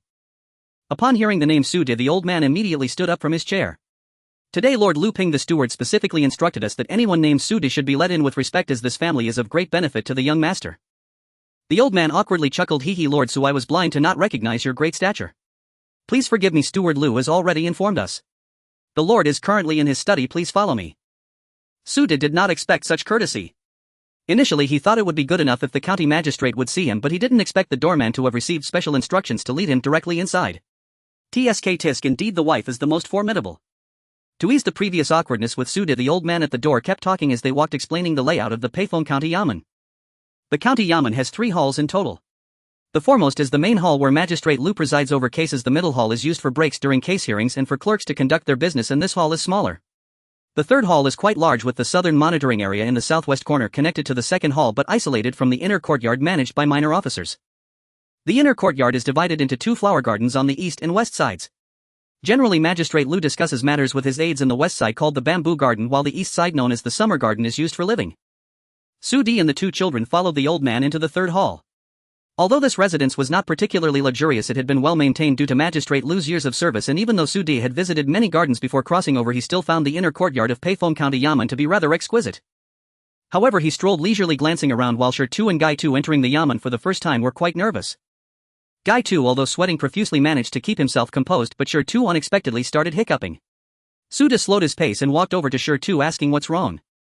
Dad, I got a bit of hiccups, Shi Tu said, striking his chest twice as he spoke. What is this? His daughter was a bold fool, while his son was easily nervous, lacking some courage. Just as Su De was about to comfort Shi Tu, the old man leading the way asked them to wait, saying he would go report. Su De was somewhat surprised that Magistrate Lu would receive them in the second hall. Although he did not know that the bamboo garden was generally used for discussions between Magistrate Lu and his aides, he was clear that they had not left the third hall since entering through the back courtyard. In no time the old man returned with a young servant. The servant bowed to Su De and said, Lord Su, please follow me. He led Su De onward. Entering the study, Magistrate Lu was already waiting for them. Before Magistrate Lu could speak, Su De with the 2 children intended to bow, saying, Commoner. Before he could finish, Magistrate Lu gently supported him, saying, Brother Su, there's no need for excessive formalities. I owe you thanks. If it weren't for your esteemed wife, my son might have been in serious trouble yesterday. Su De naturally expressed it was nothing, and the 2 exchanged pleasantries before sitting down for tea. Just as Su De was hesitating on how to broach the main topic, Magistrate Lu spoke first. I heard from Dr. Zhang that you wish to handle the liquor licensing matter. Su De, relieved, nodded and replied, yes, but I have heard that this matter seems quite difficult to handle. I wonder if Lord Lu could offer some guidance. Guidance is not something I can offer. I've already had someone prepare a detailed document for you. Take a look. If everything is correct, just sign and seal it. In about 10 days the clerks from the liquor distribution office will come to inform you of the details. After saying this, Magistrate Lu handed Su De the document. As Su De took the document handed over by Magistrate Lu, he secretly scoffed, so all the previous registration and notifications were just a ruse. This is the real standard procedure for applying for liquor sales, isn't it? In this era it is truly not easy for ordinary folks to handle matters. It all relies on connections. Seeing his eldest son struggling to suppress his hiccups, which only seemed to worsen the more he tried to hold them back, Su De made a silent decision. It seemed unlikely that he could have his eldest son study with him, but he must ensure that Tai Tu learning was prioritized. After signing and sealing the document, Su De returned it to Magistrate Lu. Noticing Shi Tu hiccups were quite severe, he asked, is it serious for the young master? Quickly drink some tea to ease it. Su De explained, this child is unruly, please forgive me, my son is fine, he just drank too fast. As long as he is fine, Magistrate Lu said, lifting his teacup for a sip. Although Su De had been using a jar to drink tea at home and in the shop since arriving, he still knew the etiquette of serving tea to guests. Seeing Magistrate Lu's demeanor, he said to the 2 children that it was time to take their leave. This morning Magistrate Lu had just finished examining the case at Xuanhuan Temple. It turned out it was merely because Xuanhuan Temple's incense was flourishing, stealing the offerings from the nearby Yunlu Temple. That day, seeing that Xuanhuan Temple was to hold a grand ceremony, the head monk of Yunlu Temple Jitong had sought out some ruffians, instructing them to cause trouble at Xuanhuan Temple, ideally to topple an incense burner or a supply table. Unexpectedly, this led to a murder case. What kind of sham monk is this, so profit-driven? He has ruined his own prospects for promotion, and Magistrate Lu in his anger had eaten 2 extra bowls of rice at noon. At this moment the officers had already set off for Yunlu Temple to apprehend the suspects, and he still had many case files to write. Su De said his farewells and was naturally polite, instructing the young servant to see them out properly. Before they had even reached the small door of the bamboo garden, a servant woman approached them with a maid. The maid was carrying a tray, and upon seeing Sude and the others, the servant woman asked, "Excuse me, is this the Zhang family?" Sude was taken aback, cupping his hands in a bow. "Dr. Zhang is indeed my wife." The servant woman nodded, instructing the maid to step forward, and unveiling the cloth covering the tray revealed it was neatly stacked with a considerable amount of silver. "This is a reward from Our Lady for Dr. Zhang, a total of 200 taels. Our Lady asked me to convey her thanks to your family." "This is absolutely unacceptable," Sude said, shaking his head repeatedly. Shertu was so surprised that his hiccups suddenly stopped. The servant woman smiled. "Lord Su, there's no need to be polite. This is the lattice heartfelt gesture. Won't you help Lord Su pack the silver properly and ensure that you see him off well," she said before bowing to Sude again, letting the maid hand the tray to the young servant named Wenju, and then she and the maid took their leave. Once Wenju had packed the silver and escorted the three out, Guy Tu, who had been silent for a long time, finally murmured, "Oh my, what a surprise." The three of them looked bewildered, and it was Sude who said, "Let's go back and talk later." Only then did they begin to walk back. The three of them walked in silence, with Shertu and Guy Tu surrounding Sude. Even when some people complained that their side-by-side walking was too obstructive, Shertu and Guy Tu acted as if they hadn't heard, not giving way at all. In fact, they truly didn't hear the complaints. Shertu was completely focused on the bundle in Sude's arms, fearing that someone might steal the silver hidden inside. Sude reassured him several times that everything was fine, but Shertu was unable to listen, unable to control his impulse to protect the silver. Guy Tu thought to himself, "My uncle's family is simply too impressive." He originally thought his uncle was the most formidable in the world, but unexpectedly his aunt could outperform him effortlessly. He suddenly felt that perhaps his uncle had indeed gambled in the past, but his aunt saved him. Yes, that must be it. With various thoughts in mind, the three of them hurriedly arrived at the store. Sude took the two children directly to the storage room, closed the door, and opened the bundle, revealing the shining silver, which made all three of them gasp in astonishment. Although Chunya said that their shop could earn 50 to 60 taels a month, they were only earning loose silver and copper coins. Moreover, it hadn't even been a month yet, and they hadn't seen 50 to 60 taels in scattered copper coins. However, this bundle contained bright silver. After staring at it for a while, Sude finally spoke up. "Guy Tu, your uncle tells you regarding this silver, don't mention it to your grandparents yet." He didn't mean to hide it from the elderly, he just wanted to clarify that the origin of this reward began with rescuing people at Anyuan Temple. The key was how the Zhang family learned to save people. Deceiving others might work, but deceiving Su Laohan and Kaisher would be quite difficult. Upon hearing his uncle say this, Guy Tu recalled how his mother hid money boxes here and there every day, and he nodded knowingly. "Uncle, I understand. I definitely won't tell my grandparents." "You understand," Sude thought, looking at Guy Tu, hand on his shoulder. He felt the boy didn't have a big head, but he certainly thought a lot. Regardless, as long as they didn't tell Su Laohan, that was what mattered. After wasting half a day outside, it was almost dinner time. Outside, Zheng Xuanfu and Feng Sa were already preparing the ingredients. Sude locked the silver in the storage room's cabinet and called for Shertu and Guy Tu to hurry up and get ready. He closed the storage room door and locked it. Still feeling uneasy, he called for Wu Jiao, who was helping Grandma Wu with the basket. "Jiao, you sit here at the door on a chair. I've put some newly acquired sauces inside, they must not be lost. You have to keep an eye on it for me." Wu Jiao, hearing this, moved a small stool over and sat down, looking up at Sude. "Uncle, so you can rest assured I will keep a good watch." Called Uncle Su, Sude patted Wu Jiao's head, muttering to himself, "This girl is quite sensible, but her eyesight isn't very good." He walked into the kitchen preparing to check what dishes Aunt Fong had cut and prepped in the afternoon when he saw Guy Tu waiting for him in the kitchen. "What's up, Guy Tu? Do you need something?" Sude asked while tying on an apron. Guy Tu stammered, "Uncle, can I learn to cook from you? I really can't do accounts as well as my brother Shertu." Sude picked up a knife ready to chop the chicken, which startled Guy Tu. "Uncle, no, we'll go handle the cash register instead." You go ahead, I'll be leaving now." After saying that, he tried to run out the door. Hey, what are you running for? Come here and tell me, why don't you want to do the accounts anymore? Did Shertu bully you?" Sude put down the knife and pulled out a long bench from beside the seasoning table, asking Guy Tu to sit down and talk. No, Guy Tu was rare to have a face-to-face chat with his uncle, so he felt a bit nervous. My brother Shertu treats me very well. It's just that I feel Sude, who was impatient, frowned as he listened. "You were quite articulate before. Why are you getting worse as you work in the shop?" With that, Guy Tu decided not to hold back anymore. He cleared his throat and boldly said, "Uncle, I don't want to learn to be an accountant or a shopkeeper, I just want to be like you." This left Sude baffled, thinking, what nonsense is this kid talking? Aren't I just a shopkeeper? He hesitantly asked Guy Tu, "You want to be a—" "Yes. Uncle, I just want to be a chef." Guy Tu said, looking at Sude with determination. "A chef? Isn't that just a chef? Dealing with accounts is not my concern, running errands is not my concern. At home I have to manage the accounts and inventory, and when it's inconvenient for my wife and daughter to go out, I just act as a front. This is really great." Sude never expected that after crossing over he'd become a middle-aged face in charge. Tsk, how blissful. Joy. Isn't it? However, the happy chef Suda did not immediately agree to his nephew's request. Although he and Zhangshur always thought that if the children didn't have their own ideas they would cultivate them according to what they thought was best. If the children had their own ideas they had to respect them first. No matter how impractical they ought to listen. But Guy too wasn't his child and he and Zhangshur's thinking was also modern.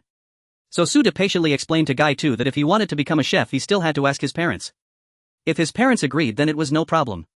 But if they disagreed the three of them would have to discuss it themselves. As an uncle he couldn't give too much advice in this regard. Upon hearing his uncle say this the account-impaired Guy too felt a surge of joy. From learning accounts until now he felt that accounting was simply too challenging. This restaurant hadn't been open for long and he estimated that his 200 won in wages was about used up. Sure too was so honest but when it came to accounts he was meticulous. He just couldn't manage it, always missing this or that. However, when it came to food he felt particularly skilled. As long as his uncle served the dishes whether meat or vegetables stir-fried or boiled, even if he hadn't tasted them he could guess the seasonings used just by smelling them while the dishes were being served. Every time he saw his uncle sweating it out in the kitchen he felt an immense envy. How could there be such an interesting job as being a chef in the world? Anyway, his mother listened to him, and as for his father, he generally didn't pay much attention to these matters. If his father didn't allow him to learn cooking from his uncle then he would throw a tantrum and make his uncle persuade his father. After all, his parents now both listened to his uncle and his aunt. With everything planned, Guy too left the kitchen happily preparing at the sales counter. Sure too watched Guy too, whose excitement was clearly excessive, and reminded him intentionally, Guy too, when it's your turn for the evening shift be sure to keep a close count. Wiping the table with a cloth, Guy too turned back with a smile, brother you can rest assured I will definitely count well. At the end of the day's business Guy too ended up owing the shop 15 won. Thinking to exchange the silver ingots for banknotes after closing, Suda found himself turned away at the door of the bank having to rush home with two nervous children. The mule seemed quite perceptive, probably aware of Suda's urgency to return home. Its legs moved at twice the usual speed. Thus when they arrived home Zhangshur had just started cooking a pot of stew. Today they were making mushroom chicken rice. After soaking the dried mushrooms Zhangshur didn't bother moving the chickens from the coop to the new chicken shed, so she slaughtered both chickens. In this pot of mushroom chicken rice there was more chicken than rice. At that moment, as the chicken rice was cooking at a critical point, Suda and Shur too caught a whiff of the irresistible aroma as soon as they entered the house. Wife, what are you cooking today? It smells amazing. As Sudi unloaded the cart he ran to the kitchen to find his wife. Zhangshur, who was adding firewood to the stove, was also surprised to see Suda back so early today. We're having mushroom chicken rice today. Remembering the silver ingots that Shur too was still holding, Suda called out, Shur too, come here quickly and show your mother what you've got. This shout not only summoned Shur too but also brought over Chunya, who was reading a novel, and Tai Tu, who was running around the yard with Dejin. Chunya tucked the novel under her arm, hurriedly putting on her shoes as she trotted to the stove, poking her head in the door. What is it, Dad? At this moment it was too late to regret calling out. The silver caught the eye of the unfortunate child and Suda wondered if they could still hide it from her. However, it was already too late. He could only grit his teeth and let Shur too place the wrapped package on the kitchen's 8 immortals table. When the package was opened, revealing the glistening silver ingots inside, Chunya and Tai Tu exclaimed, wow. However, Chunya quickly stifled the sound. Sure, our yard could fall apart with just one stump, so don't shout. Chunya covered Tai Tu's mouth and only released her hand after Tai Tu nodded vigorously several times. Seeing this large bundle of silver, Zhangshur furrowed her brow. Where did so much money come from? The magistrate's wife gave it as a reward, saying it was a gift for you. After Suda finished speaking he rushed to lift the pot lid, wondering why the meal wasn't ready yet. It smelled too good. Hearing this, Chunya picked up a silver ingot and silently examined it, turning it over in her hands. Seeing her daughter like this, Zhangshur felt an indescribable emotion. She had clearly rejected the magistrate's reward that day and he had only given her 50 taels. This wife of his certainly gave too much. After replacing the pot lid, Suda noticed the two women were silent and rubbed his nose, asking what's wrong. This silver can't be fake, can it? Dad, can you tell me about your visit to the magistrate's house today? When did you receive this silver? The silver was undoubtedly real, but the underlying meaning behind it needed to be explored further. Suda recounted the entire process of his visit to the magistrate's house, from entering to leaving, not even omitting Shur too hiccup. Shur too stood by, his face flushed. No, I wasn't nervous, it was just a hiccup. After Suda finished, Chunya stood up and remarked, the magistrate's wife and the magistrate are quite interesting. Zhangshur sensed something and asked, what do you mean? Think about it, the magistrate and his wife gave you rewards separately. Generally, if a household is giving out rewards, don't they discuss it together? Who gives separately? We are just gossiping as family. These two might not have a good relationship. Perhaps the magistrate's wife appreciates you as a female doctor. Look at that, she gave 200 taels, quite generous indeed. Listening to this, Shur too was taken aback. That can't be right, can it? I think the magistrate seems pretty decent. He should treat his wife well, right? We don't know how the magistrate is, but that's just idle talk. Let's not discuss this outside. Anyway, we've received the money, so we should keep quiet about it. Chunya, who enjoyed this kind of gossip, spoke with enthusiasm, but her curiosity was also quite strong. However, her speculations about the Lu family were mostly accurate. The magistrate gave Zhang Shi a reward of 50 taels, which the magistrate's wife did not know about. Meanwhile, the magistrate's wife rewarded Zhang Shi with 200 taels, which the magistrate was also unaware of. If he knew his wife had given out 200 taels, not to mention the magistrate, even the magistrate's mother would be the first to jump out and scold him. What kind of dirt farmer deserves 200 taels? Does it suit them? However, the magistrate's wife, who frequently dealt with doctors, held them in higher regard. Encountering Zhang Shi, a female doctor who saved the life of the magistrate's legitimate son, naturally made her think more highly of her. Giving more silver to her was for the magistrate's wife quite normal. Initially perplexed by the 200 taels, Zhang Shi thought it was acceptable to receive it. She said, well, whatever, it doesn't matter how their family is. They gave us this much silver, which is quite generous. But receiving so much money makes it inconvenient to ask them for favors in the future. Pat quickly spit it out. Upon hearing Zhang Shi proclaiming such a flag, Chunya felt a chill run down her spine. The family dreaded making such declarations; they would inevitably be proven wrong. In their household, whenever someone mentioned not having caught a cold for years, the speaker would invariably catch a cold the next day. Once Zhang Shi remarked about the quality of their shower room, saying it had never leaked for years, only for the tempered glass to shatter the next day. The most dramatic instance was when Sude claimed to have 30 years of accident-free driving, only to have their entire family end up in a well the very next second. So discussing seeking favors from the magistrate should definitely be avoided, otherwise one would fear being proven wrong the next day. Zhang Shi was unconcerned, thinking, what's wrong with saying it? Don't we all have to believe in science? Everything is a matter of probability. However, unable to withstand Chunya's incessant nagging, she finally had to spit twice to clear her ears. Just then the meal on the stove was ready. As Zhang Shi served the food, Chunya quietly moved closer to Sude and blinked at him. Dad, realizing something was amiss, Sude immediately jumped back several feet. Don't call me, I have no money. I can't manage this money. If you need something, go ask your mother. That's boring. I didn't mention money, I just wanted to ask if you were interested in investing in a pig farm. Chunya persisted. Isn't this still about money? Sude was baffled, wondering why this child couldn't go a day without causing trouble. You don't know. I took care of the matter regarding the tree seedlings this morning. The seedlings will be arriving soon. To plant the trees well, we need fertilizer, right? We can raise pigs for manure and then use that to fertilize the trees. Doesn't that sound perfect? How did you resolve the tree seedlings? Tell me about it. Sude wanted to change the subject. You first tell me if we should open a pig farm or not. Chunya was not one to hold back with her father. Zhang Shi, who had just come over with the food, immediately refused. No, I don't agree. First, we have no experience in pig farming. Starting a pig farm right away is definitely not feasible. Second, after the autumn harvest it will soon get cold. Raising piglets in winter is prone to fatalities. Enough of this, stop daydreaming and eat your meal. Hearing that Zhang Shi had denied it, Chunya stopped pushing, resigning herself to the fact that this matter would have to wait until spring next year. For now it was time to eat. As for how to spend the money, that could be thought about slowly after finishing the meal. When it was time to be cautious, she would be cautious. When it was time to be bold, she would be bold. Chunya was just that adaptable. As for how to spend the money, that could be thought about slowly after finishing the meal. When it was time to be cautious, she would be cautious. When it was time to be bold, she would be bold. Chunya was just that adaptable. While the Su family sat together enjoying their stewed chicken rice, the atmosphere in the old Su residence was rather tense. This was because Gaeta had returned home and told his mother that he wanted to be a chef, which Li was naturally opposed to. She joked that being a shopkeeper or a bookkeeper would be much better than being a chef.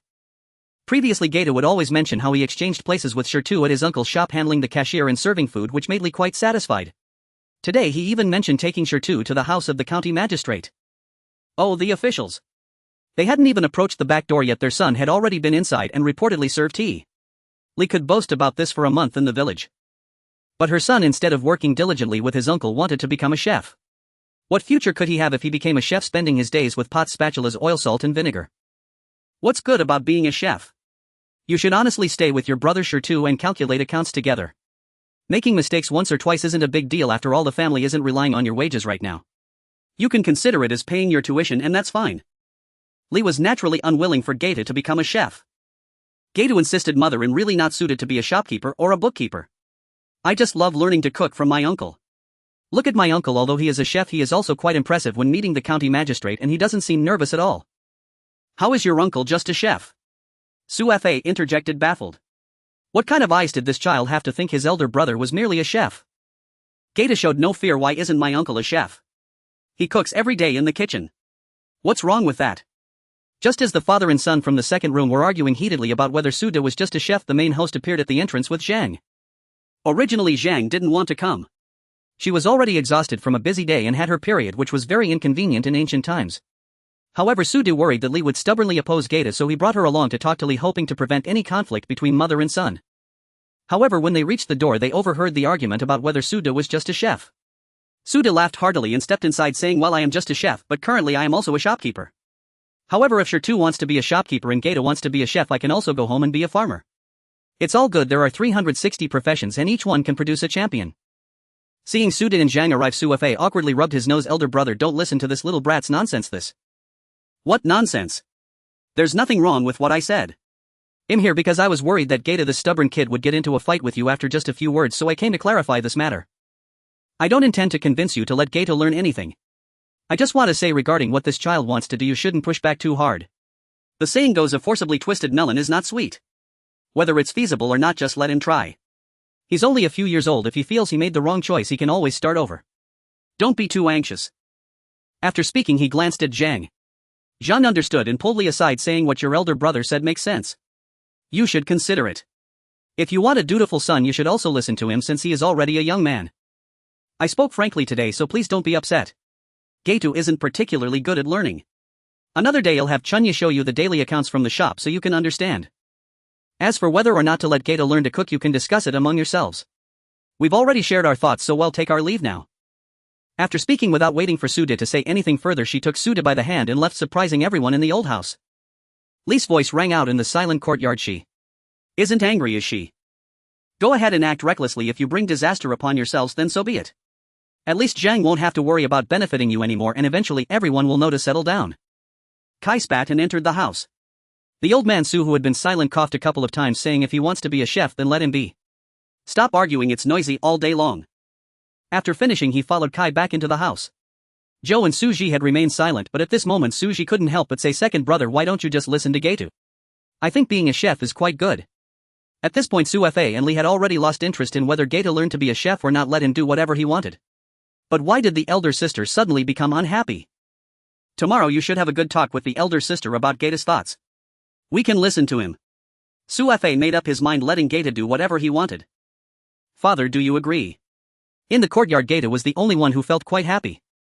"Do whatever you want, just get lost far away." Li looked at her foolish son, filled with anger.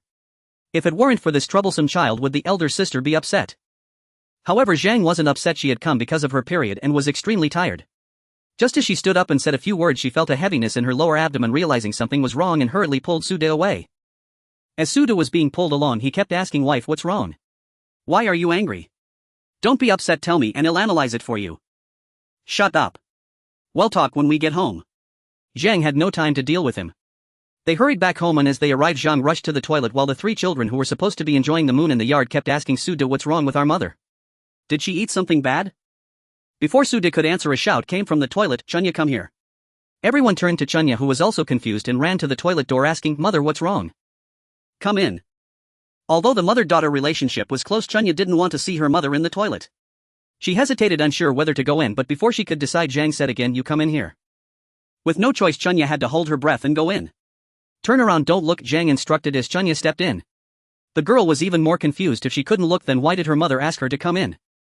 "Go to the cabinet in our room and bring me a small package from the bottom," Zhang instructed. Chunya, looking baffled, went to fetch the small package and waited outside. After a while, Zhang finished tidying up and came out. Chunya looked at her mother with confusion, asking, "Mother, what's wrong? Why are you acting so irritable?" "No, you want to raise pigs," Zhang said, not intending to let her off the hook. "If you want to raise pigs, I can agree to it." "Oh." Chunya was somewhat pleasantly surprised. "But there's one condition," Zhang said with a smile. "I can't do that, I want." Chunya rejected it without a second thought. Chunya was amused by her mother's anger, saying, "It's not like I can do it just because you say I can. I can't do it, goodbye, I'm leaving."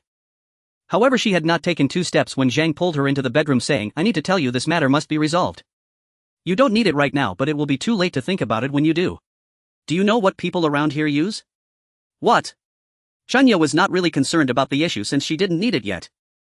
"Ash from plants and straw." Zhang took out her small bag. "Really, I can't stand it anymore. After using it twice, I felt like I was going crazy. Now I'm using your writing paper with strips of cloth, but this isn't very effective. You need to think of a solution."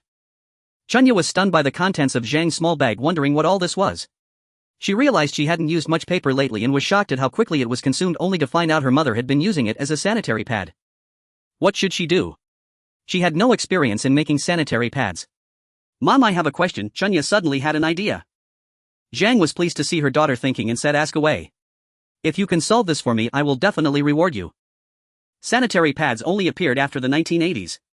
What did you use before that? Chunya tilted her head and asked. Zhang began to reminisce about her teenage years. Before they had sanitary pads, they used coarse paper with menstrual cloths, but it was an improvement compared to Chunya's grandmother's time when they used ash and dry straw. In other words, throughout history, the sanitary conditions for women in ordinary families have always been poor. I tell you, this matter isn't just about me needing it now. If you solve this, you will benefit too. Think about Ing Min and Yin, right? They are all girls and need it. The sanitary conditions in this regard directly affect women's health and longevity. Just think, if you succeed, wouldn't it be particularly meaningful? Seeing that Chunya was willing to seriously consider the issue, Zhang began to build her up.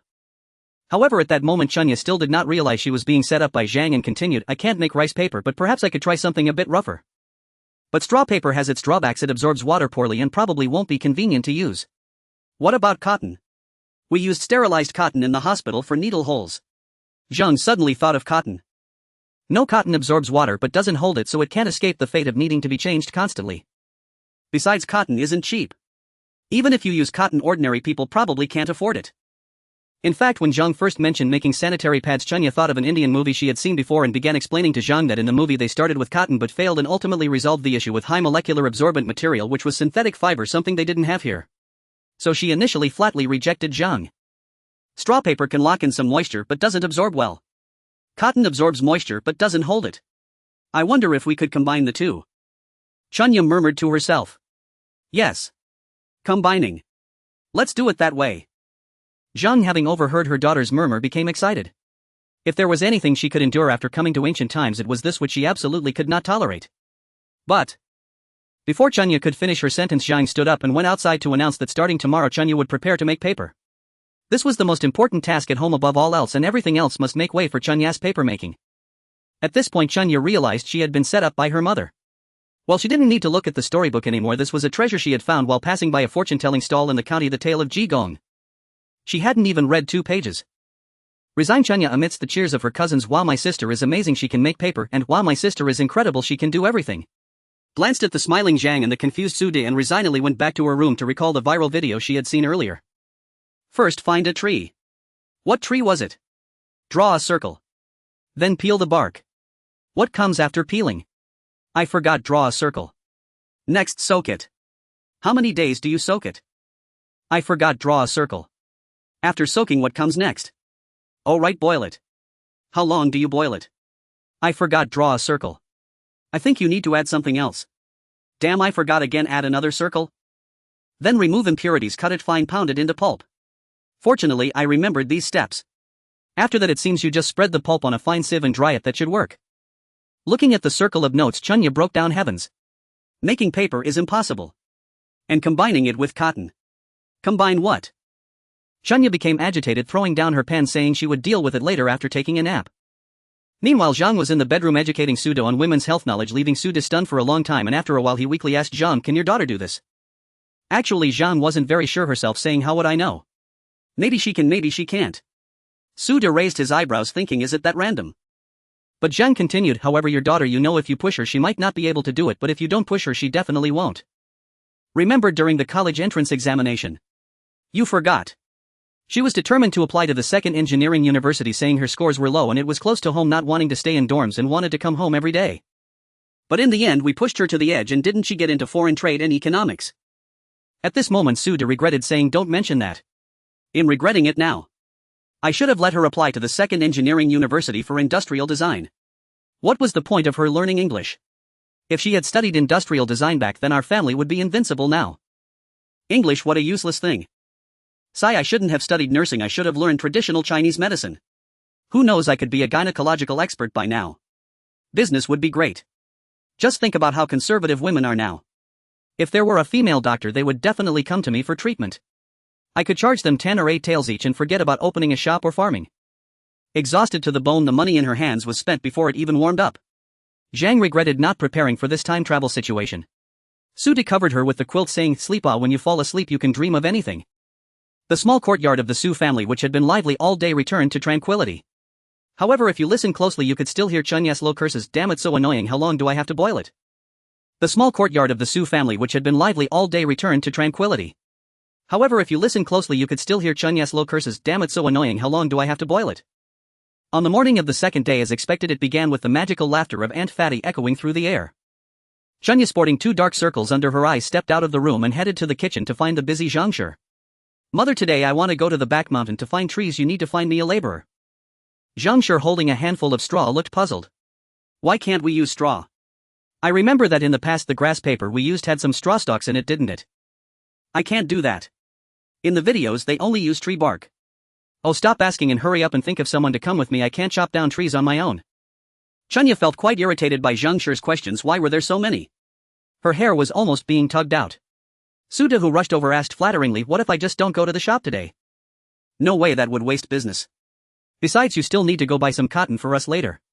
Why not leave Shi Tu here today? Zhangshi firmly refused Suda's request, asserting that nothing could interfere with making money. Chunya disagreed, saying then the shop will probably owe 51 for the cover today. For the sake of the cover I advise you to find someone else. The couple pondered deeply. Sudit and Suji were too busy with the mountains and fields, it would be troublesome to bother them. Then Zhangshi noticed the daughter of Yanzi walking in and suggested, how about we ask Dinyo? Sure, Dinyo is the same age as my brother and looks even stronger. He usually helps us in the wild mountains and we can pay him, he can just come with me to find trees. Chunya felt this was a reliable plan. Zhangshi said she could also go, but Chunya quickly refused. You should rest at home for the next couple of days. When I succeed you can go out and about later. Then I'll wait for your success. Zhangshi smiled gently, at that time I'll catch you 2 piglets. She realized she might have dug a pit for herself. Was it already too late? Chunya felt that her mother had also become corrupted, no longer the serious principled worker she used to be. After Zhangshi discussed this with Yenzi's daughter she readily agreed, saying she'd have Dinyo come over shortly. She wouldn't accept any payment, it would just be a helping hand. Zhangshi initially wanted to insist on paying but then thought that always calculating with money would lessen the sincerity, so she stopped insisting. After all, if Chunya happened to catch something by chance it wouldn't shortchange Yanzi and her child. So they agreed that after Chunya finished her lessons at the old house she would go find Dinyo. Although there was indeed the notion of gender segregation, Chunya was only 7 or 8 years old and this was in the countryside, so it wasn't that strict. After her lessons Tai Tu and the others learned that Chunya was going to the back mountain, so they clamored to go too. Chunya, overwhelmed by them, finally managed to escape after promising to make them soup bath balls when they returned. As they were going to chop trees, Dinyo brought a large machete and Chunya asked Zhangshi to find a small backpack for her which also contained a small machete. The two of them took Dejin and set off for the back mountain. Why did they bring Dejin? This was requested by Zhangshi. The big rabbit at home had escaped through a hole a few days ago and Zhangshi wanted Chunya to take Dejin along in hopes of catching it again. Even if they couldn't catch it, it didn't matter, after all Dejin could scare off snakes, insects and mice. Chunya, my mother said you can also make paper. Dinyo and Chunya hadn't exchanged many words, but to ease the awkwardness Dinyo bravely initiated a conversation. Having walked not even halfway, Chunya, feeling exhausted, glanced at Dinyo and thought for a moment before seriously replying, I can't do that. Dinyo, feeling awkward, gritted his teeth and continued the conversation. Then why are we coming to this back mountain? To find trees. Chunya began to pant. It wasn't that she didn't want to chat, but her strength wouldn't allow it. Dinyo didn't want to give up on the conversation. My mother said finding trees is for making paper. How can you say you can't do it? Come on Dinyo, let's sit for a moment. Chunya found a rock to sit on, caught her breath and continued, I just saw a book at the bookstall in the county town the other day that mentioned some methods for making paper, so I wanted to give it a try.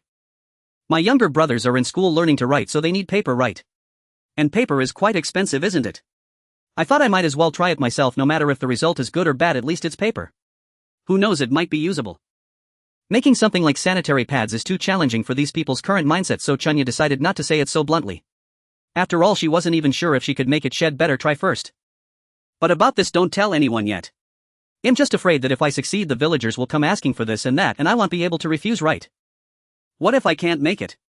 Wouldn't that be a source of ridicule? Chunya thought that even if she succeeded it would still be better to keep a low profile. However, she also felt obligated to share the benefits if they kept it a secret. If luck was on her side and she really succeeded, then Taitu and Sanyo's paper would have a solution. Dinyo readily agreed, alright, whether this works out or not I won't tell anyone. But Chunya, what was the name of that book you saw? Can you lend it to me to take a look? It's called Tiangong Kaiwu. I didn't buy it, the stall owner said it's a unique edition and not for sale. Why would he take it out if it's not for sale? To show off, of course. The young man, why do you have so many questions? Chunya inwardly complained how come she never noticed that Daniel was such a chatterbox. Just as Daniel was about to continue asking, Jean suddenly barked and dashed out, interrupting Daniel's plethora of questions. Chunya felt pleased. Indeed, he was a good dog, helping to ease his owner's worries. The two continued forward, having already crossed halfway up the mountain. Just when Chunya felt like she was about to die from panting, she finally spotted the tree they were looking for. "I found it, Daniel. This is the tree." "Oh, a mulberry tree. Why didn't you say so earlier? This tree is abundant at the foot of the north side of the back mountain." As Daniel spoke, he swiftly picked up the large machete and began chopping the tree. "Daniel, can I ask you something?" Chunya looked at Daniel, who was chopping the tree. "What?" "Go ahead." Daniel quickly chopped down a tree with just a few strokes. Chunya looked at the fallen tree and sighed, asking, "Since there are trees at the foot of the mountain, why are you chopping here?" Daniel scratched his head. "Oh, it's fine. I'll move it down later, I can carry it." "Alright then." Chunya decided not to say much more. She called out to Jean, who just barked a few times but didn't come. Chunya didn't mind, after all the dog belonged to the mountain and wouldn't get lost. The two dragged a tree back to the foot of the mountain. Daniel asked Chunya to wait there while he went north to chop 3 more trees and then returned with them. On the way, they encountered a few villagers heading into the mountains to gather firewood. Seeing Daniel pulling 4 trees, they asked, "Daniel, what are you doing?" "Chopping wood, can't you see I'm dragging trees?"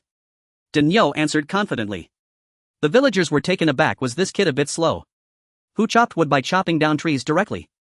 The two returned to Chunya's home, where Zhang Shi and Tai Tu were already waiting at the door, eagerly anticipating her arrival. One was longing for food while the other was eager to help. They brought the 4 trees into the yard and Daniel refused to leave, saying that since he had promised to help today, he would see it through. Chunya did not pretend to be polite with him, as stripping the bark from the trees would require effort. She called for Zhang Shi and asked Tai Tu to quickly find Sanyo to play while the 3 of them silently began to peel the bark. To be honest, this technical work shouldn't involve outsiders, but the problem was that Chunya herself didn't know if it would succeed. She was a carefree person and initially thought that this whole papermaking idea was just a cover, so she had no psychological barriers to letting Daniel join in. The 3 worked together diligently and soon the bark was completely stripped. Zhang Shi, seeing Chunya lost in thought, gently nudged her. "Stop daydreaming, what should we do next?" "Sure, let me think for a moment." Chunya began to tug at the little tufts of hair on her head. "Peel the bark, then soak it and the intermediate circle." It seemed that the outer layer of the bark had to be removed before soaking. "Let's first take off this outer layer of bark." "Chunya, can you really make paper?" Daniel began to doubt. "I mean, I don't know. If you force me to think, I can come up with this much, but let's first focus on peeling the bark." After all the bark was processed and the outer layers cleaned, Chunya still hadn't figured out how long to soak it. She decided not to overthink it and just threw everything into the large vat to soak. Seeing that there was nothing more to do, Daniel wanted to take his leave. Although Zhang Shi hadn't cooked, she still insisted on keeping him for a meal. Chunya couldn't help but laugh, saying, "Mother, it's fine. I'll make soup bath xuanhuan for my brothers later and prepare an extra portion for Daniel." Only then did Zhang Shi nod in agreement to let Daniel go. Back at their own home, Yan Xinyang pulled her eldest son aside and asked, "How is it? Can Chunya really make paper?" Daniel instinctively looked around and lowered his voice. "Mother, please don't tell anyone. I think Chunya has no idea what she's doing, it's all just a mess. There's a 99 chance it won't work, and if word gets out, people will think she's a fool dreaming of impossible things, which would ruin her reputation as a young lady." Uncle Su and Aunt were also good-natured, allowing Chunya to make a fuss. How had they become so accommodating towards her? They hadn't treated her this well before. Yan Xinyang nodded, saying, "Indeed, I go every morning to deliver vegetables and I've seen it with my own eyes. Su Laode and his wife are quite nice to this daughter. But it's not surprising the girl has been pulled into a pit by them once, so it's natural they feel some obligation to make amends." If Chunya had heard the conversation between this mother and son, she would certainly have protested her innocence. Was this what she wanted? She was also forced into this situation. Heaven bear witness, Chunya felt she was shouldering everything. However, the one in charge, Chunya, was now asking her mother for money. "Mother, give me some money, I want to buy meat at the market." "What meat are you buying?" "We're killing chickens to eat later." Zhang Shi was now quite skilled at killing chickens. After all, they had plenty at home, so why buy meat? "Oh, but I promised them I'd make soup bath xuanhuan. If I don't hurry to the market, all the good meat will be gone."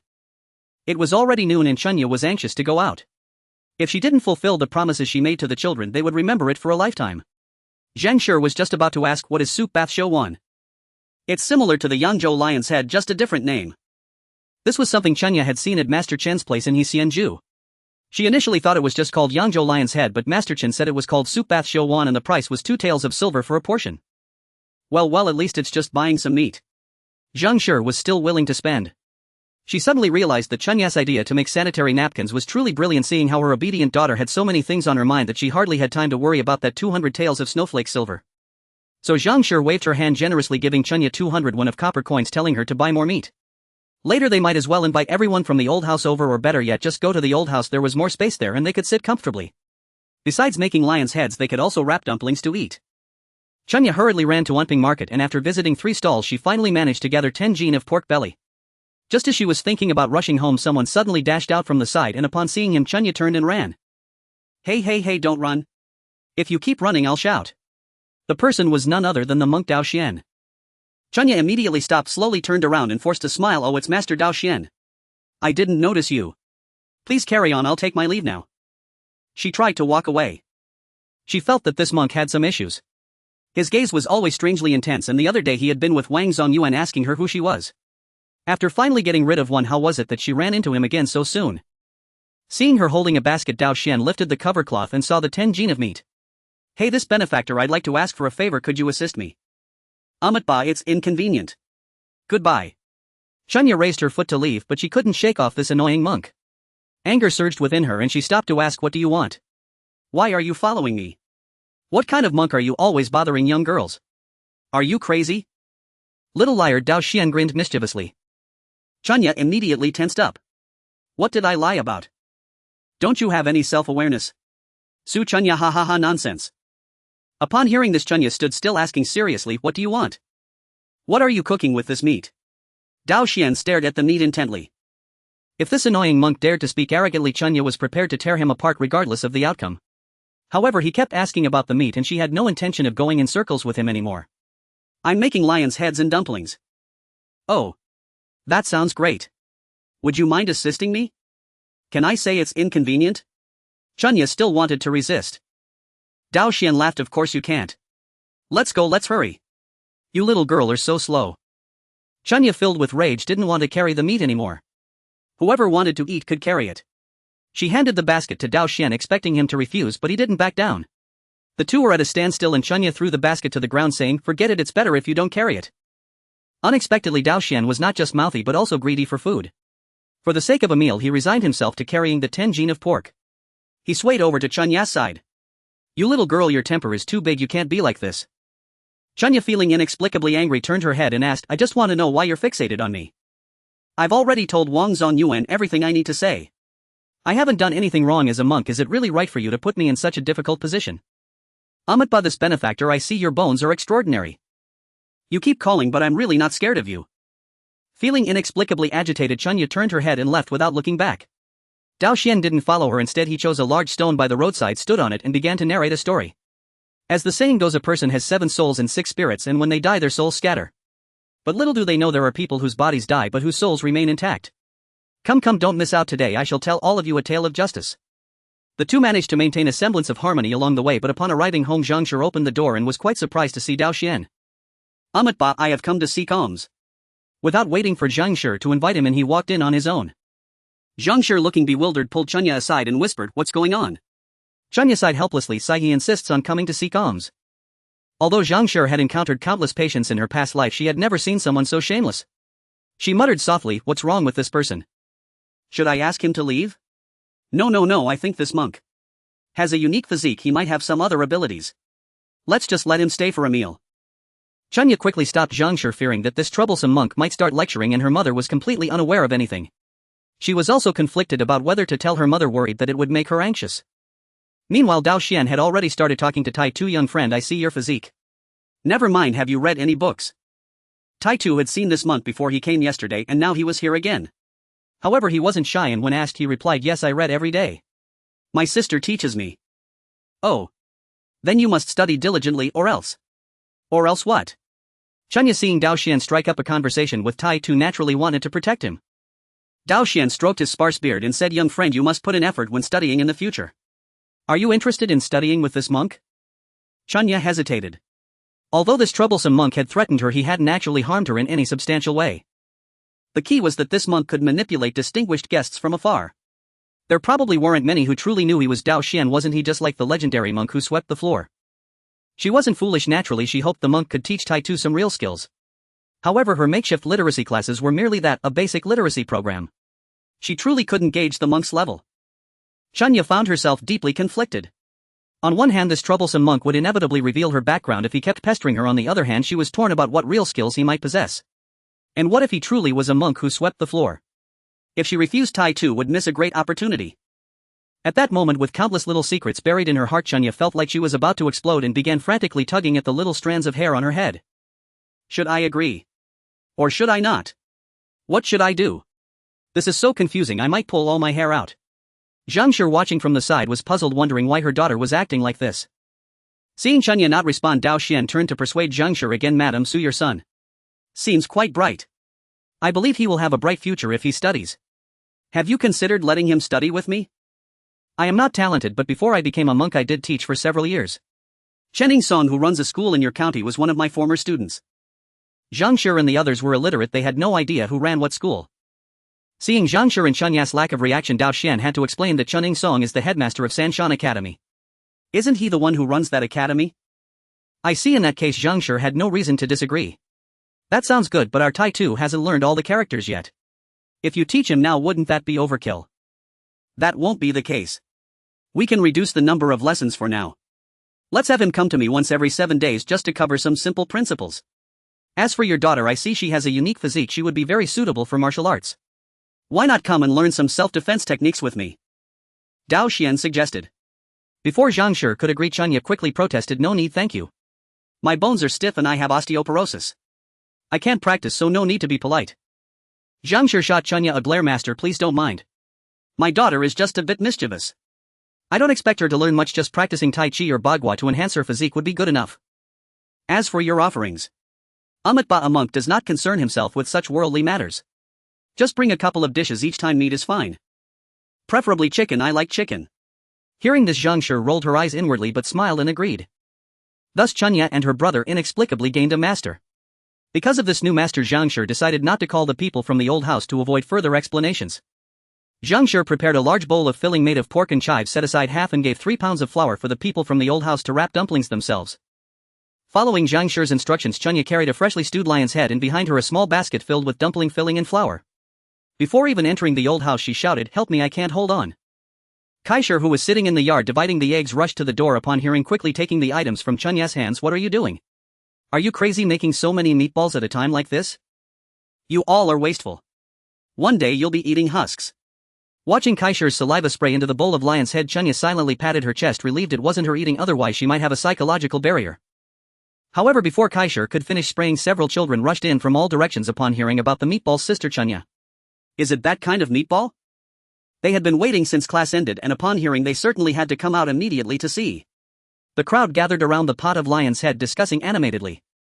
Chunya watched the tiny droplets of saliva reflected by the sunlight float into the bowl. Well, let's not complain about each other, you all can digest it yourselves. Before the children could finish marveling at the lion's head, Chunya took out the flour and filling from her small basket and handed it to Li Shi, who was coming from the backyard. Second aunt, this is what my mother asked me to bring for dumplings. Please wrap them yourselves, the filling is ready. I'm off now, my mother is boiling dumplings. Without waiting for Kaishir to scold her, she dashed away. Li Shi, holding 3 pounds of flour and a large bowl of filling, looked around bewildered at the equally puzzled crowd, wondering what her sister was truly up to such peculiar dumplings. Kaishir spat angrily, lazy woman. But immediately Su Laohan retaliated, if you're not lazy then go wrap them. Hurry up. After saying this, he hummed a little tune and went inside to fetch his long-stashed liquor. Dumplings paired with liquor only get better with each sip. Today he would definitely drink a few cups with his 2 sons. When Chunya returned home, she couldn't immediately eat dumplings. Zhang Shi boiled the dumplings while Chunya wrapped them. Dao Xian, as if bottomless, ate as much as he could until Tai Tu could no longer stand it and shouted, if you keep eating, my father and brother won't have anything left. Only then did Dao Xian put down his chopsticks. After finishing, he said they would let Chunya and Tai Tu come to find him in 7 days, and left without any hesitation or formality. Only then did Zhang Shi start to regret letting her 2 children find such a master. It seemed not very good. Back at the temple, Dao Xian was intercepted by his junior brother, the fake Dao Xian, the real Dao Xian, on his way to the dormitory. Where have you been? Did you go eat dumplings? Let me smell, is it the filling of pork and chives? What nonsense. I went to handle important matters. Dao Xian patted his bulging belly. Are you referring to that child? Isn't it necessary to keep an eye on him? It's reassuring to have him nearby. Come on, go chant your sutras. Didn't you say you were going to perform a ritual for the 3 deceased? Have you finished chanting the rebirth mantra? Stop loitering around outside, go on, go. After saying that, he brushed aside Dao Xin's hand and walked away proudly while picking his teeth. By the time Su De and the others returned, only 2 lions' heads were left, which were claimed by Chunya from De Jin's mouth. Before Su De and the others came back, De Jin returned with the escaping rabbit, easily recognizable as it had a tourniquet from De Jin's bite. When Zhang Shi saw that De Jin had indeed brought back the rabbit, she was very pleased, not because of the rabbit itself but because she felt that this dog was indeed clever, proving that her daily feeding of meat and bones was not in vain. In her joy, Zhang Shi fed De Jin 2 lions' heads. After finishing, De Jin still wanted more, but Chunya smacked it on the rear to chase it away. With a large jar of lions' heads, you had 2 for each person, and even the monk truly ate 8, so by the time Su De and the others returned, only 2 were left. However, the father and son did not mind each having a large plate of dumplings along with a lion's head, eating until they were quite full. While cleaning the bowls and chopsticks, Zhang Shi noticed Su De yawning repeatedly and said, if you feel that daily running around is too exhausting, why not rent a small courtyard in the county? This way, if you come back late one day, you can just stay in the county. There's me and Chunya at home. Besides, the old residence has a big family, it's not a problem. That won't do, I don't agree. I can't rest easy not seeing you 2 every day. Besides, Shirtu is learning accounting from Chunya, and I see Chunya. Su De glanced at the kitchen door where the children were quite far away and continued, teaching Shirtu is based on the principles of accounting from later generations, borrowing and lending. I can see it, but I don't quite understand how to keep accounts myself.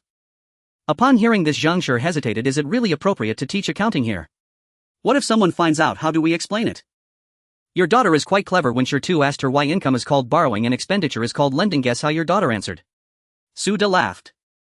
Zhang Shi was not interested in guessing. Who can guess the twists and turns in your daughter's mind? Hurry up and tell me. If you don't, I'm going to take a bath. Don't go, I'll tell you. Your daughter replied to her brother Shitu, asking why the sky is called sky and the earth is called earth. Urana's son just shook his head and the daughter said, exactly, there's no reason, it's just called that. What could the reason be? After that, don't ask such obvious questions anymore. After saying this, they exchanged a glance and both burst into laughter, foreseeing that Chunya would likely respond similarly to such questions in the future. There's no reason, just no reason, that's how it is. The couple chatted and laughed in the kitchen. Zhang Shi also mentioned to Su De about letting the 2 children acknowledge Dao Xian as their master, and Su De did not object. After all, he would definitely support his wife's decisions. Seeing Su De say this, Zhang Shi went on to complain about the Dao Xian monk's belly being as vast as the sea, which made Su De laugh heartily again. Shirtu wanted to peek into the kitchen to see what his parents were laughing about but was pulled back by Chunya. What are you doing? Your parents are sharing their feelings, they haven't had enough of being the third wheel yet. She took Shirtu to see the tree bark she was soaking, and Taitu came over to join in. Sister, is this how paper is made? I think so. How long does it need to soak? Shirtu asked. About 10 days or half a month. Chunya still wasn't very sure. What if it's soaked enough? Shirtu continued asking. Then you just boil it. And if it's boiled enough? Shirtu remained persistent. Brother, have you finished your accounts? Chunya, who wasn't very clear herself, was somewhat annoyed. And you, Taitu, did you practice writing today? I warn you, don't come near this jar. If you fall and it's over. The 2 brothers scurried away with their noses in the air. They were just asking, but this older sister is good at everything except for her temper that flares up at any moment. Brother, why is my sister so fierce now? She wasn't like this before. Taitu asked his older brother while chewing on the pen nib. He preferred to write with his brother rather than his sister, as her writing was too good and it was discouraging. Struggling with the concepts of borrowing and lending, Shirtu had no mind to pay attention to Taitu and casually replied, well, do you think it was better before or now? Definitely now, though her temper is quite big. My sister might actually be earning money and buying me good food and fun stuff. Then it's settled. Just focus on writing, why think so much? If you don't write well later, you'll have to write more and it'll just keep piling up. Taitu shivered, sat up straight, corrected his posture and began to write seriously. Shirtu glanced secretly at Taitu. Good, no strange behavior. He also flipped through the accounting guidelines that Chunya had written before. Tonight's dumplings not only filled the Su family's old house, but the entire family was also very satisfied. Though Kaisha often murmured that the old house wouldn't manage well and spent money recklessly, she didn't hold back while eating and even fought with C2 for food. C2, there's still milk, you eat less. Cough cough, alright, what are you fighting with the kids for? After speaking, Su Laohan glanced at the 2 dumplings left in his bowl and thought, well, the old lady had eaten enough, so he wouldn't give her any more. Now let's talk about the autumn harvest. Speaking of the autumn harvest, that is the last big event for the family this year. Everyone at the table put down their chopsticks. C2 and Wu2 were still fighting for the last dumpling, and Li Shi hurriedly asked Su Ying to take the little ones to play aside and not to make noise. Dad, I heard from Uncle Dashan that our village will start harvesting in 3 days. The mountain at Big Brother's house is almost cleared, so I need to tell my sister-in-law tomorrow to settle the wages. This matter will be over. Su Fei swallowed his last dumpling and said vaguely. Su Laohan took 2 puffs of smoke and nodded. I will talk to your sister-in-law about the mountain tomorrow. As for the harvesting, I've heard about it. This year is indeed a bit later than the previous 2 years. However, looking at the rice ears in the field, they seem to be no worse than last summer's harvest. I estimate that this autumn harvest will still be pretty good. Speaking of this, Suji became enthusiastic. I see that Uncle Tang Air and the Zhao family's ears aren't as heavy as ours. The fertilizer Chunya made seems to be truly useful.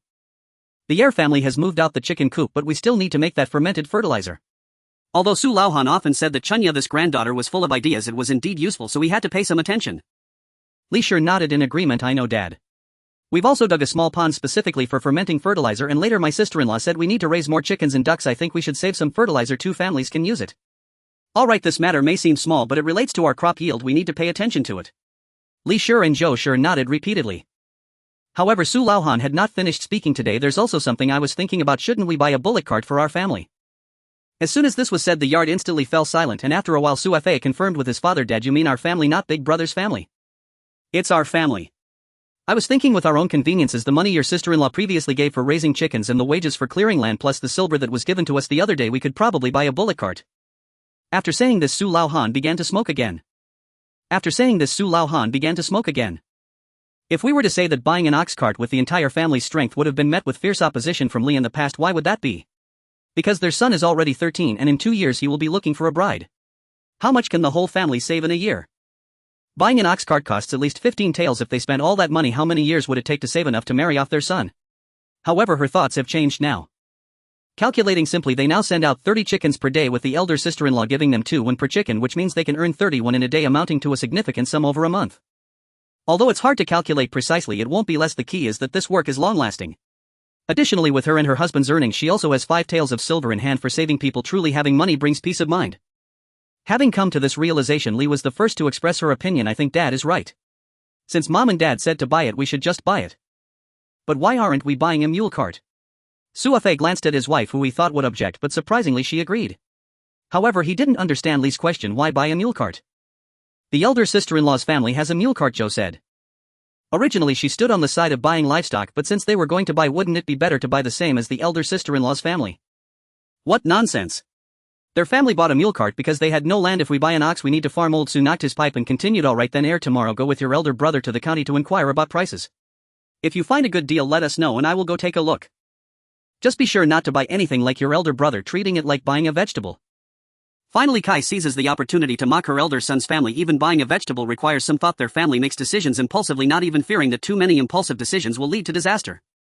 Alright, that's enough. Everyone disperse and rest early. We need to conserve our energy for the hard work coming up. After saying this, old Su turned and walked into the house. Since the head of the family had said so, Su Fei and Su Ji, the couple, could not say much more. Li and Zhou, the sisters-in-law, took advantage of the free days to clean up the messy backyard from raising chickens. They were still murmuring in the backyard. I think the mule from the elder sister-in-law's family is great for plowing and hauling grain, but Dad insists that the ox is better. I just feel that the mule is better and cheaper. Yeah, for going to the market, a mule cart is faster. Zhou agreed. Exactly.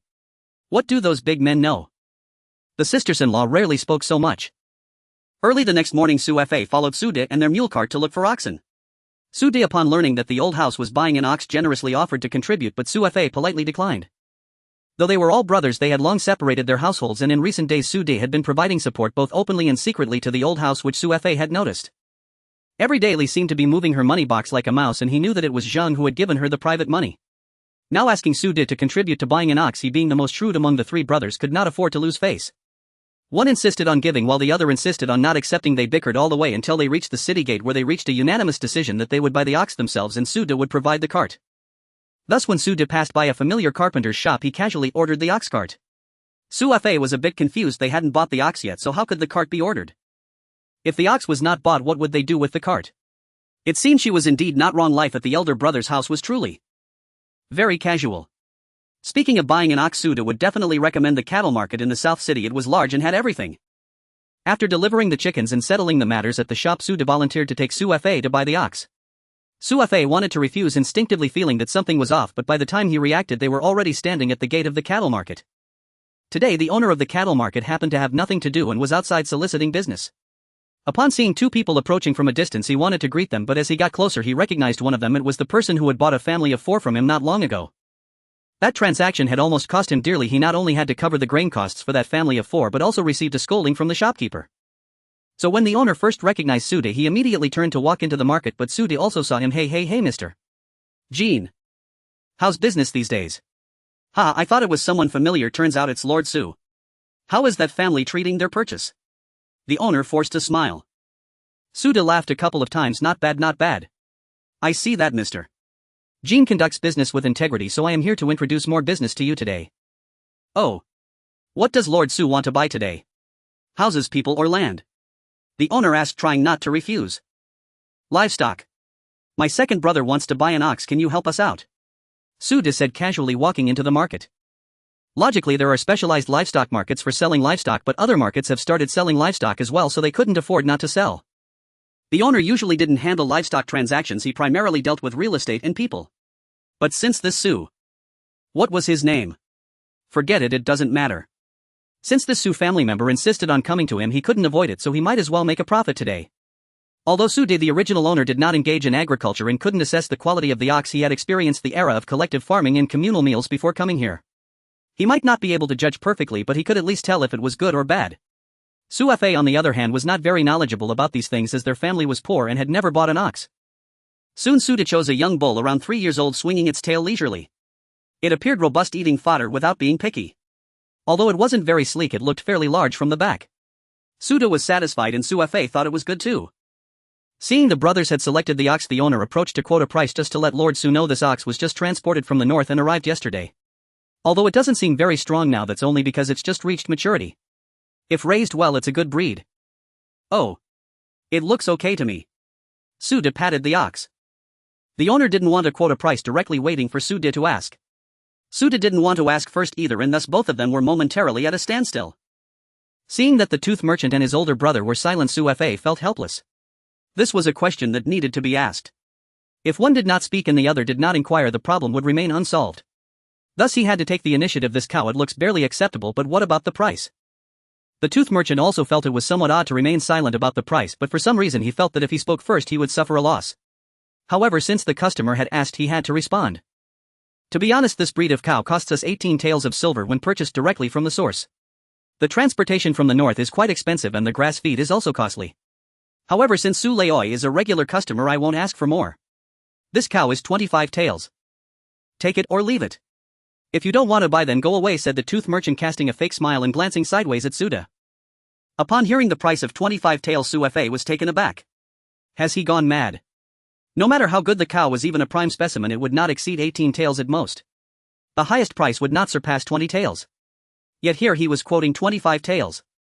Clearly this merchant was not serious about doing business with them. He tugged at Suda's clothing and said, "Let's go. Don't ask any more. With a price like this, what's the point of staying?" However, Sude acted as if he hadn't felt Su Fa's tug. Upon hearing the quote of 25 taels, he understood. If given a chance to conduct business properly and he chose not to, then he shouldn't blame me for being rude. Sude asked, "Can we negotiate the price here?" "Hee, we can negotiate, but once the price is settled you must buy it," the tooth merchant replied with a forced smile. Sude nodded and immediately stated 5 taels. "Come on. Let the storm come even fiercer." Both the tooth merchant and Su Fa looked at him, especially the tooth merchant, who was uncertain if he had misheard. He asked again, "You said how much?" 5 taels. "Please leave, sir." "Xiao Ba. Where are you? Show the guest out." The tooth merchant immediately called for the exit. Hey. You said earlier that we could set the price and I could haggle. A proper transaction involves back and forth. You can't just get angry at the slightest provocation, Suda said with a radiant smile. The tooth merchant thought to himself, if he wants to haggle, then let him. This cow, not counting transportation and feed, costs over 10 taels. Not making at least 10 taels today would be an insult to the significant loss he suffered last time. Thus the tooth merchant continued the negotiation. 24 taels, it can't be any less. 6 taels. 23 taels, take it or leave it. 7 taels. 22 taels, not selling for less. 8 taels. 21 taels, that's the bottom line. 10 taels. 20 taels, don't haggle anymore, this is the last offer. 11 taels. 12 taels. Suda shouted his price twice in succession. 13 taels. If you haggle again you can leave. Fine. I'll take it. Seeing this person looking dazed, Suda knew from the first time he laid eyes on the tooth merchant that he seemed shrewd but lacked real intelligence. His emotions were evident on his face, making him particularly susceptible to being swayed by his feelings. As long as the atmosphere was tense and intense, he would lose control. Thus, after careful consideration, Suda still felt that the tooth merchant was the most to his liking. As soon as the price of 13 taels was mentioned, the tooth merchant realized something was wrong. Just as he was about to change his words, Suda had already accepted the offer.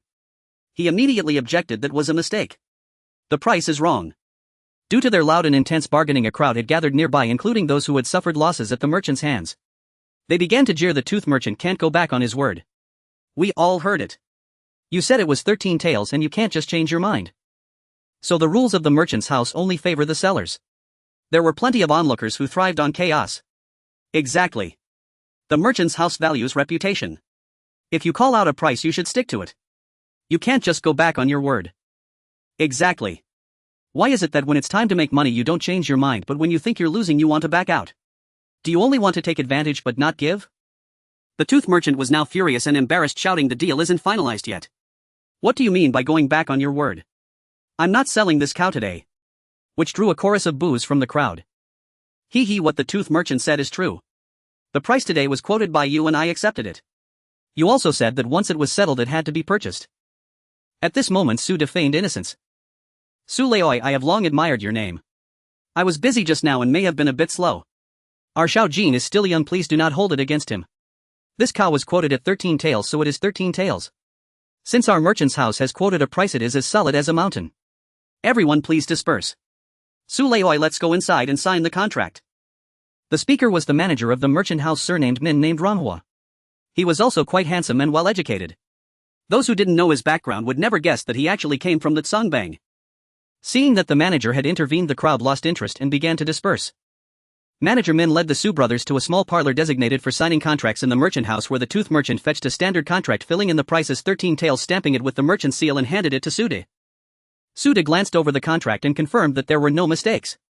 He then signed it with 2 copies made, one for each party. Once everything was settled, Manager Min engaged in casual conversation with Sude.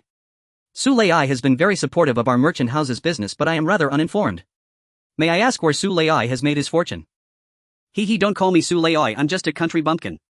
Last time I bought someone out of pity for that mother and daughter and brought them home just to do some heavy labor so they wouldn't starve. This cow is also for my brother. Our family has too many elderly and young ones. Without buying a beast of burden, we might not even be able to farm enough food. Manager Min, we won't take up any more of your time. It's getting late and we need to head back. The autumn harvest is approaching and there's still a lot of work to do in the fields. We'll take our leave now. Suda looked at Manager Min, who seemed like a smiling tiger. For a cow priced at 13 taels, it was clear that they wouldn't earn much profit. Therefore it was best not to delve too deeply into conversation and leave quickly. Manager Min did not keep them any longer. After exchanging polite farewells, Su Di and Su Fa led the cow away. The Su brothers had left, but Manager Min remained in the small parlor. The tooth merchant, not daring to leave, stood by. After sipping a couple of cups of tea, Manager Min spoke. Xiao Jin, you've fallen for this person's trick twice now, haven't you? Yes, manager, I will definitely avoid him from now on, the tooth merchant replied, trembling. This cow sold for 13 taels of silver. It's not a major loss, but there's hardly any profit. You will be fined 2 taels of silver. First, it's the rule of the shop that if a tooth merchant doesn't earn, he must cover the difference. Second, it's a lesson for you. You need to train your emotional control. This 2 taels will serve as a reminder. This is your second time. If there's a third, we won't have a place for you here. Now go attend to your duties. Manager Min finished speaking and waved for the tooth merchant to leave. The tooth merchant nodded in response and exited the small parlor. Xiao Ba. Manager Min called out. The summoned Xiao Ba entered through the side door of the small parlor and immediately responded, Manager, what do you need? Go find Xiao Jiaoqi from the Songbang and ask about Su Da's background. Manager Min said, placing his teacup down with a clatter. At this moment Su Di and Su Fa, unaware of their fate, were walking home with Su Fa leading a cow. He was bewildered.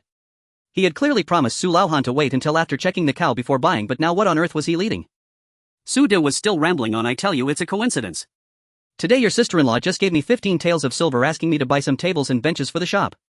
Your family's cover will be in the kitchen with me, and after discussing with your sister-in-law we'll need to invite 2 more people, whether to buy or hire them. The 3 rooms in the backyard also need to be cleared out to make private rooms, and we need to rent a small courtyard nearby. Although Suda said he couldn't stay outside and had to return home every day, after discussing with his wife they realized the shop was short-staffed. If they had to buy people, there was currently nowhere for them to stay. Furthermore, Zhang Shanfu and the others were living in the backyard, and with private rooms there it really didn't look very professional. If they were to do business it needed to be more proper. Lastly, as the weather would soon turn cold, if they encountered strong winds and rain or heavy snow, it would be quite hard for Su Di and Shirtu to rush back home, so renting a small courtyard for better weather accommodation became necessary. Thus when Zhang Shi left this morning she gave Su Di 15 taels of silver. She didn't dare give more, fearing Su Di might impulsively spend it all. Indeed, no one understands a husband better than his wife. Didn't he just get impulsive and buy the cow and cart? Although it was intended for the old house, he was still the one who handled it. As Suda saw Suefei out of the city, they passed by the carpenter's shop where Feng the carpenter called out to Suda saying someone had just returned a cow cart and it could be sold to them. Thus when Suefei returned to the old house with both the cow and cart, he was met with Su Laohan's furious scolding. "So now you think you're the head of the family, huh? Ha! Did I tell you to buy it? Where did you get the money?" Suefei was at a loss. He also wanted to know how this cow cart came back with him. He was involved every step of the way, yet each step seemed to have nothing to do with him. Nevertheless, he had to admit that his elder brother's purchase of the cow cart was indeed quite good, so he could only pinch his nose and accept it. "Well, father, this money was advanced by my brother 13 taels of silver. The price is quite reasonable. My brother probably feared missing out, hence he bought it. Please don't be angry, come and take a look at this cow, it's really quite good." Upon hearing that the cow was 13 taels, Su Laohan's grumbling quieted by half. Not bad, the price was reasonable, but he would never admit it, saying 13 taels isn't a small amount.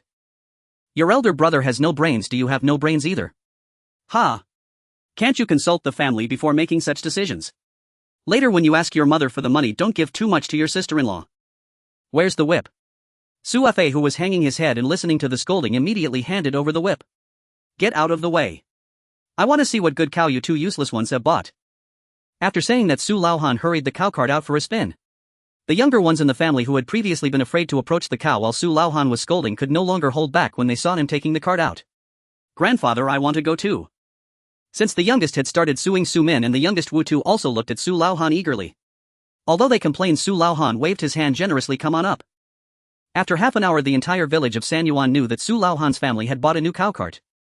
It was impossible not to know. Not to mention the cart carrying several children chattering endlessly. Su Laohan's voice boomed through the clouds. "Hey uncle, are you busy?" "Oh, this cow cart. Just bought it. I said not to buy, but those little brats insisted on it and wouldn't listen to me, right? Well, since we bought it, we might as well try it out. What do you think, uncle? How does this cow cart look? Is it decent?" Thus, after circling the village 3 times, Su Laohan only returned home reluctantly when the youngest could no longer hold back and needed to relieve themselves. The matter of Zu's family buying a cow cart after Su Laohan's self-promotion stirred a small wave in the village. Some said the Su family had struck it rich and Su Laohan was enjoying the fortune. Others claimed that the Su family was broke, unable to even afford a piece of land, only able to buy wasteland. That house only had a few rooms and they were all made of mud bricks. If they had money, why not build a new house? But some pointed out, didn't Zhang Shi just pay the workers for clearing the land this morning? She brought a whole basket of copper coins, paying each one in full without any delays, reportedly spending over 10,000 copper coins just on wages. For a time there was much speculation. However, it must be said that the purchase of this cow cart was timely. 2 days later, with the autumn harvest starting, the cow was indeed put to great use. As Su Di and the others started their new business and had only recently opened, it was inconvenient to close the shop and they were particularly short-staffed. Therefore they only allowed Geitu and Zhang Shanfu to return to help with the autumn harvest. Shenya, who stayed home, couldn't help much, so she went to the shop to keep accounts. Shitu was in charge of vegetables, Wu Feng handled deliveries, and Zhang Xia had to manage the hall alone. Aunt Feng could only fill in. The staff was barely enough, but fortunately since the opening everyone had adapted pretty well and things were running smoothly amid the busyness. On the other hand, although the autumn harvest team was short, Shitu and Su Di compared to the summer harvest, Zhang Shanfu, who had worked on the farm before, could match 1.5 Sudas in efficiency. As soon as the rice was cut in the field, they could use the cow cart to bring the grain back home for drying. The more Su Laohan looked, the more he felt that his decision to buy the cow cart was very wise. Zhang Shi was still responsible for cooking for everyone at the old house every day. Speaking of which, the sons who had already split from the family had no obligation to help the old house with meals, but Zhang Shi and Su Di were not people who cared much about money. Moreover, even though the clearing and farming had been compensated to the old house, they genuinely cared for them. Entrusting these matters to the old house made Zhang Shi very relieved, so while they were busy with the grain harvest, she felt she should contribute as well. Zhang Shi's specialty was stewing. She had recently discovered that adding mushrooms to her stew elevated the flavor, so she had Su Di buy back a bunch of mushrooms in advance. After soaking the mushrooms, she would either chop up some chicken or cut some pork ribs, add a bit of soy sauce, pour in some sesame oil, sprinkle a little salt, and simmer it together with rice for a quarter of an hour. When she lifted the lid, a wonderful aroma would waft out. Since they had already harvested a batch of grain during the summer, during the autumn harvest each family would generally have someone delivering meals. However, the food delivered from Su's family was simply too fragrant, making the neighboring Tang Laoer want to curse. Su Laohan also liked to hold his bowl and chat with Tang Laoer about the harvest, feigning politeness. "This meal that my eldest daughter-in-law made is so delicious, would you like a bowl, your second uncle?" "Well, since you asked, I might as well try the cooking of the daughter-in-law of the biggest layabout." However, when Su Laohan turned around, he said, "Oh, I'm sorry, your second uncle. Those little brats finished it all. I'm sorry. I'll definitely bring you an extra bowl next time. Tang Lao Air Pa. The autumn harvest in Xuanhuan village was bustling with activity while Su De faced the greatest crisis since the opening of his business.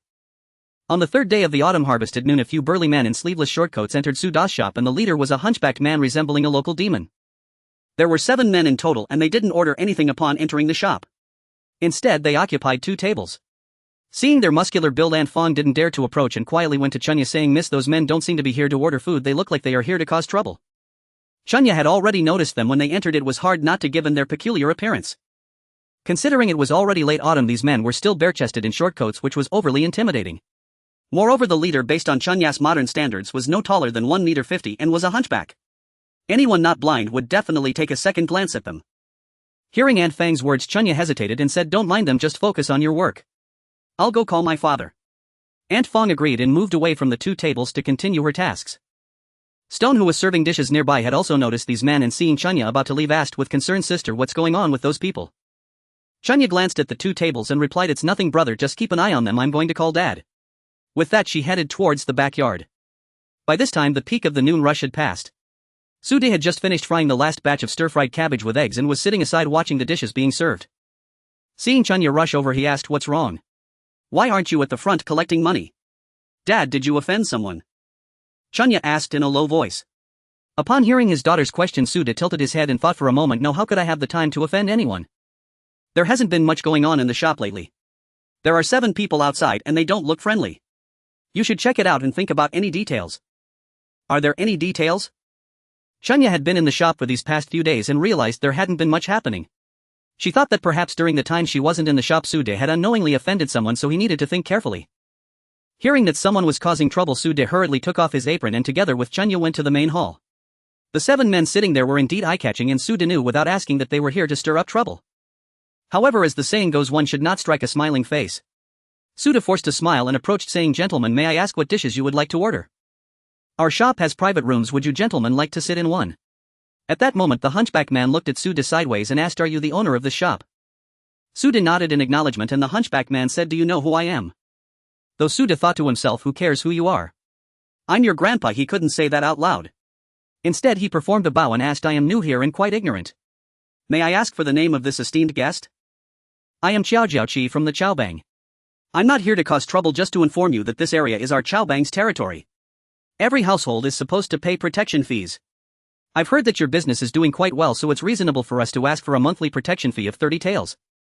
Su De and Chunya exchanged glances. Wasn't this extortion? "What about the law?" Seeing Su Da's silence, Xiao Jiaoqi continued, "The docks in this area, whether it's the coolies, fishermen, or the shops on South Dock Street, are all under our Chaobang's protection. Since you are doing business with these people, isn't it fair for us to take a share from you?" "Su De, don't overthink it. In this world, one has to give and take, right? We won't interfere with your business. I'll come back for the money in 3 days so you can prepare." With that, he waved his hand and left with his men. Although Su De had been in business for decades, that was before he traveled here. Back then, there were no gangs. You simply called the police for criminal matters and sued for civil cases. But now the Chaobang dared to come and demand protection fees so brazenly. Who knew if reporting to the authorities would even work? After the Chaobang members left, Su De was also disturbed and had no desire to continue his business. Chunya decided to close the shop, and the father and daughter sat down to discuss what to do about the money. Although they could make about 50 or 60 taels a month, if Xiao Jiaoqi were to demand 3 taels a month as protection fees, they might reluctantly accept. But 30 taels a month was definitely unacceptable. Should we report to the authorities? Stone, sitting nearby, also furrowed his brows. "Let's find out first. Ask Bossing if they are charging this much too. I think we should get more information first. After all, the payment is due in 3 days, so there's no rush at the moment." However, Su De had another idea. "Should I seek out County Magistrate Liu? I thought he was quite reasonable when we visited him before. Should I ask him?" Although Chunya had mentioned previously about not buying out, Su De felt that since the situation had come to this, it was worth a try. Perhaps they were worrying too much. Since Su De had already said so, Chunya had no objections.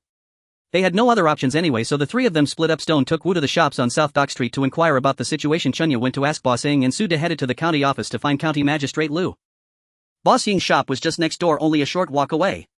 When Chunya arrived, she found Bossing dozing off. Upon learning that Chunya was inquiring about this matter, he immediately woke up, saying, "Xiao Jiaoqi is indeed a figure from the Chaobang. Don't be fooled by his appearance. He is said to have some skills, and his hunchback was caused when he saved the leader of their gang." "He does have some reputation in the Chaobang. Then do you pay the protection fee?" Chunya asked. I don't have to. My elder brother used to help them with matters, Bossing said while tapping his nose. Then can you help us? Before Chunya could finish her sentence, Bossing shook his head saying if you were asking for a normal fee of 1 or 2 taels I might have been able to say a word for you. But 30 taels a month. You must have offended someone and it's not necessarily about the money. You need to be cautious with your shop. My elder brother is no longer around and I can't help you with this matter. You need to figure out your own way. Bossing hoped they could keep their shop running for a long time and wanted to help, but upon hearing the price he felt something was off. He didn't want to get involved in this murky water. Noticing that Chunya was silent, Bossing couldn't do much else but asked, although the Chaobang does collect protection fees, it's usually just a few hundred won. 1 or 2 taels isn't too much. Think carefully, have you offended someone? To untie the bell one must find the bell ringer. You need to find the source to solve the problem. Chunya thought hard and realized that the only ones who had wronged them were Wang Zongyuan and the pigeon girl. But clearly they didn't do this. She couldn't think of anyone else. Hey, what about that Zheng Shanfu from your shop? Where did he buy it? Bossing suddenly recalled something. From the South City Tooth shop, Chunya answered truthfully. How much did you pay? Bossing seemed to grasp a clue. 8 taels. Did you buy anything else? A few days ago I paid 13 taels for a little bull. Alright, we have a breakthrough. The manager Min at South City Tooth shop is the milk brother of Wan Baichuan, the leader of the Chaobang. You guys of all people to offend, go and offend manager Min. Just to be clear, if you signed a 1-year lease for this shop I won't charge you a penalty fee for breaking it, but I won't refund the rent either. Hurry up and think of a way. Returning to the shop with a furrowed brow, Chunya found Stone even more worried. Su De had not yet returned, and when he did he would likely be even more distressed. This truly was like digging earwax and finding brain matter. It was not until half an hour before dinner that Su De hurried back, and as expected he did not see Magistrate Liu at all. Earlier Su De went to the county office to find Magistrate Liu and first checked the main entrance, seeing that the front hall was empty before knocking on the back door. However, the old man at the door was clearly not as enthusiastic as he had been the last time, only saying that Master Liu was currently busy and inconvenient to meet guests. After waiting for a long while, Su De was told to come back another day. Upon hearing the doorkeeper's words, Su De realized that his daughter might really be right. Forming connections with influential people could not be achieved through just one thing. According to the information from Shita, several large shops naturally had established owners behind them, which was not worth mentioning. However, small shops like Boss Zhong, who sold aquatic products and dried goods, and Anchen from the fabric shop, indeed paid protection fees to the Chao Gang every month. But those fees were only a few hundred won, at most 1 or 2 taels. Demanding 30 taels from them was truly unprecedented. Once both of them finished speaking, Chunya recounted the information she had just gathered from Manager Eng. The three in the shop fell into a long silence. Su De originally thought that haggling was quite normal, especially since he believed he hadn't bargained much. Wasn't haggling usually done on a 50-50 basis? To call for a price of 5 taels was not because the gold-tooth man offered 25 taels, he was clearly just trying to stir things up right. In the end, settling at 13 taels was not only more than half the price, but it was also exorbitant. Though he had played some tricks each time, the pawnshop would still earn a few taels more if they encountered someone simple-minded right. Sellers wanted to earn more while buyers sought bargains. Wasn't that just how it was? In fact, the situation arose mainly because they had just arrived and their thoughts were still stuck in their old ways. They still felt as though they were not out of place, believing that haggling was fine and challenging large shops was no issue. They completely forgot that it was the powerful who held the real say, and that it was fortunate for ordinary folks to even survive. As for Su De, although his body had traversed, his thoughts were only halfway there, leaving him stuck, which led to this trouble. However, according to what Zhang said yesterday, this issue was indeed caused by Su Da's actions. He had been told long ago to be genuine in his dealings, yet he preferred to play tricks. Now, having offended someone and created trouble, he was still being stubborn. How about we go talk to Manager Min? Shirtu suggested, noticing that his father and sister had been silent at the table for a long time. No way. No way. The father and daughter spoke in unison. Manager Min is very shrewd. The other day in the pawnshop he was chatty with us, but behind our backs he pulled such a trick. Since he has already contacted the Chao Gang and is planning to target our shop, he probably won't let go without taking a piece of flesh. This matter is unlikely to yield any fruitful results. This was Su Da's reason for refusing. However, Chunya's reasoning for saying no was rather absurd. She asserted, I absolutely refuse to bow down to the Black Gang collecting protection fees. Fortunately, Zhang was not present, or she would have certainly received a slap. Believing that no fruitful discussions could arise, Su De and Chunya, who was resolute in not submitting to evil forces, quickly reached an agreement to cease operations for 3 days. After all, they were not in the right mindset these days. Although both claimed to want to confront Manager Min, the problem was that he had the Chao Gang as his backing. Apart from boasting, they had yet to come up with a single viable plan. After closing the business for the evening, Chunya waved her hand and wrote busy with farming at home closed for 3 days and posted it at the door, which was a way to save face. They also did not plan to leave anyone in the shop during these days. Although they still did not know where they would stay, the father and daughter decided to take Aunt Fong and her two companions back home first. Wu Fong and the others had also agreed not to come to the shop for now. Once the matter was settled, they would naturally come to find them. Suda even settled Wu Fong and the others' wages in advance. After all, it was only a few days before the month of operation was up, and the next 3 days would be considered paid leave for them. After settling the wages, Suda secretly felt relieved. These days he was unable to find time to rent a courtyard. Otherwise, if this matter could not be resolved, he would incur another loss of silver. Before retreating, Suda also greeted Manager Ring, saying that if someone from the wine transport office came looking for him, he should help out and assure them that they would be back in 3 days. Manager Ring did not know that Suda and his group were preparing to confront directly. He thought that since they could handle the wine taxation issue, they likely had some connections in the government office. He presumed that Suda would have to socialize during these 3 days. In his opinion, Suda's business should be able to continue, so he nodded in agreement to Suda's instructions. Thus the few of them returned home in a dejected manner. Upon arriving home, Zhang was shocked and hurriedly asked why Aunt Fong and the others had also returned. After Chunya explained in detail as expected, Zhang slapped her hand again. Are you two out of your minds? Are you crazy? Still confronting them, still refusing to bow to the Black Gang. Do you think this is? Ha! Fortunately, Zhang managed to stop herself in time, otherwise the law-abiding society would have erupted. Mother, please listen to me. I think what my father said is right. Chunya quietly tried to argue for herself and Sude. However, Zhang was still furious, her words becoming more overbearing. Yes, what a load of nonsense. You both shut up. Suda.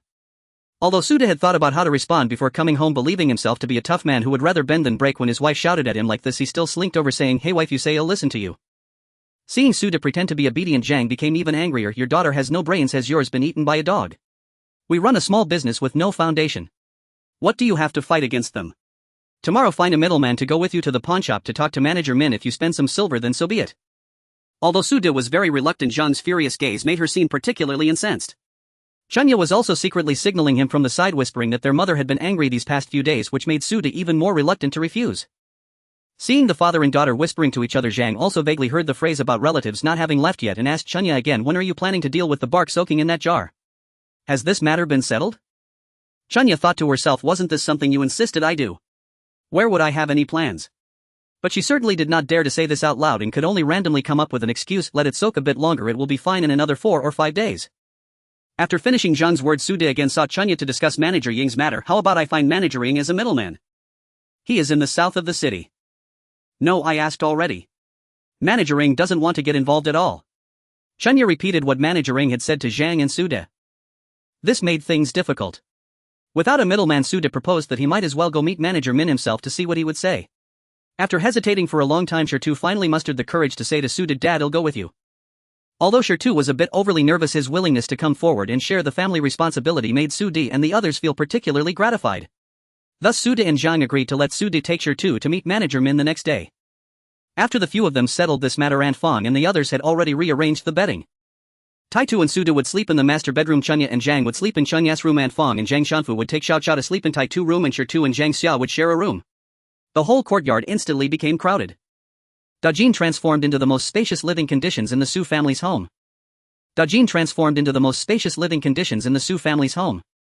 On the second day, when Aunt Pang and Yenz's mother came to deliver vegetables, both sides in the courtyard were momentarily stunned.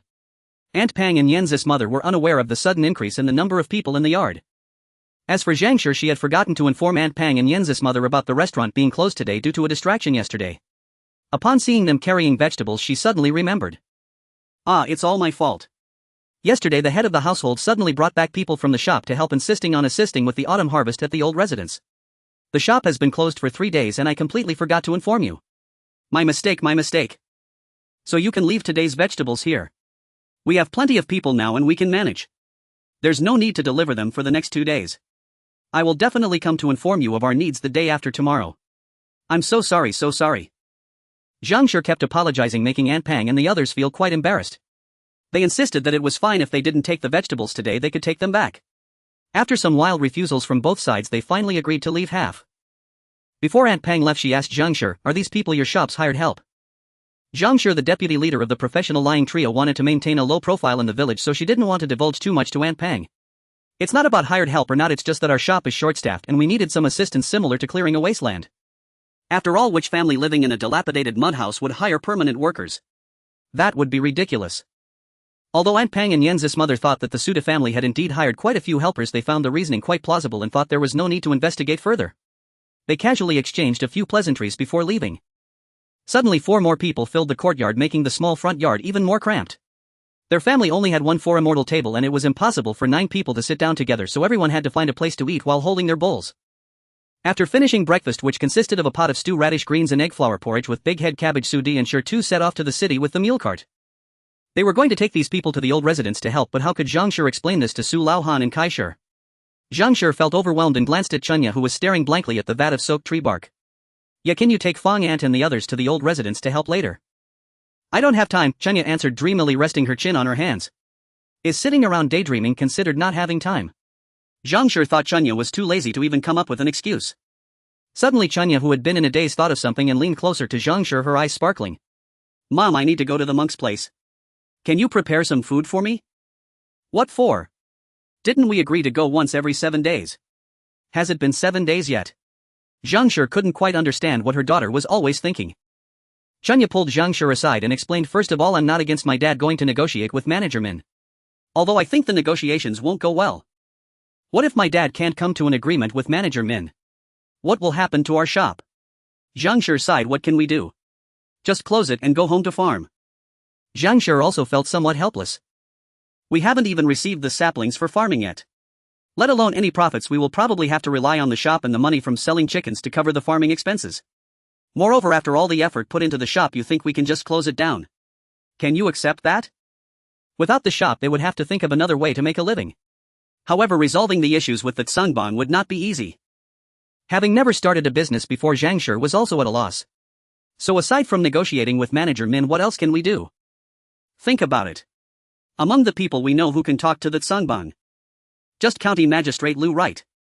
But doesn't County Magistrate Liu refuse to see your dad? That's because we have no value to him, so there's no need for him to see us. Zhang Shi lost her patience as Chunya spoke. Just say what you need to say quickly. Why are you talking like you're doing things, jumping from one thing to another? What exactly do you want to say? After a brief pause, Chunya organized her thoughts and said to Zhang Shi, I don't know if you've noticed, but that day when we visited County Magistrate Liu's residence, the room was quite large and the furnishings inside, from small tea plates to large vases, were not typical of what one would find in a temple. Zhang Shi recalled the exquisite curtains and cushions in the rooms of the lady and the old lady. Although she didn't know what Chunya was getting at, she nodded and prompted, go on. Most of those decorations should have been brought by County Magistrate Liu's family.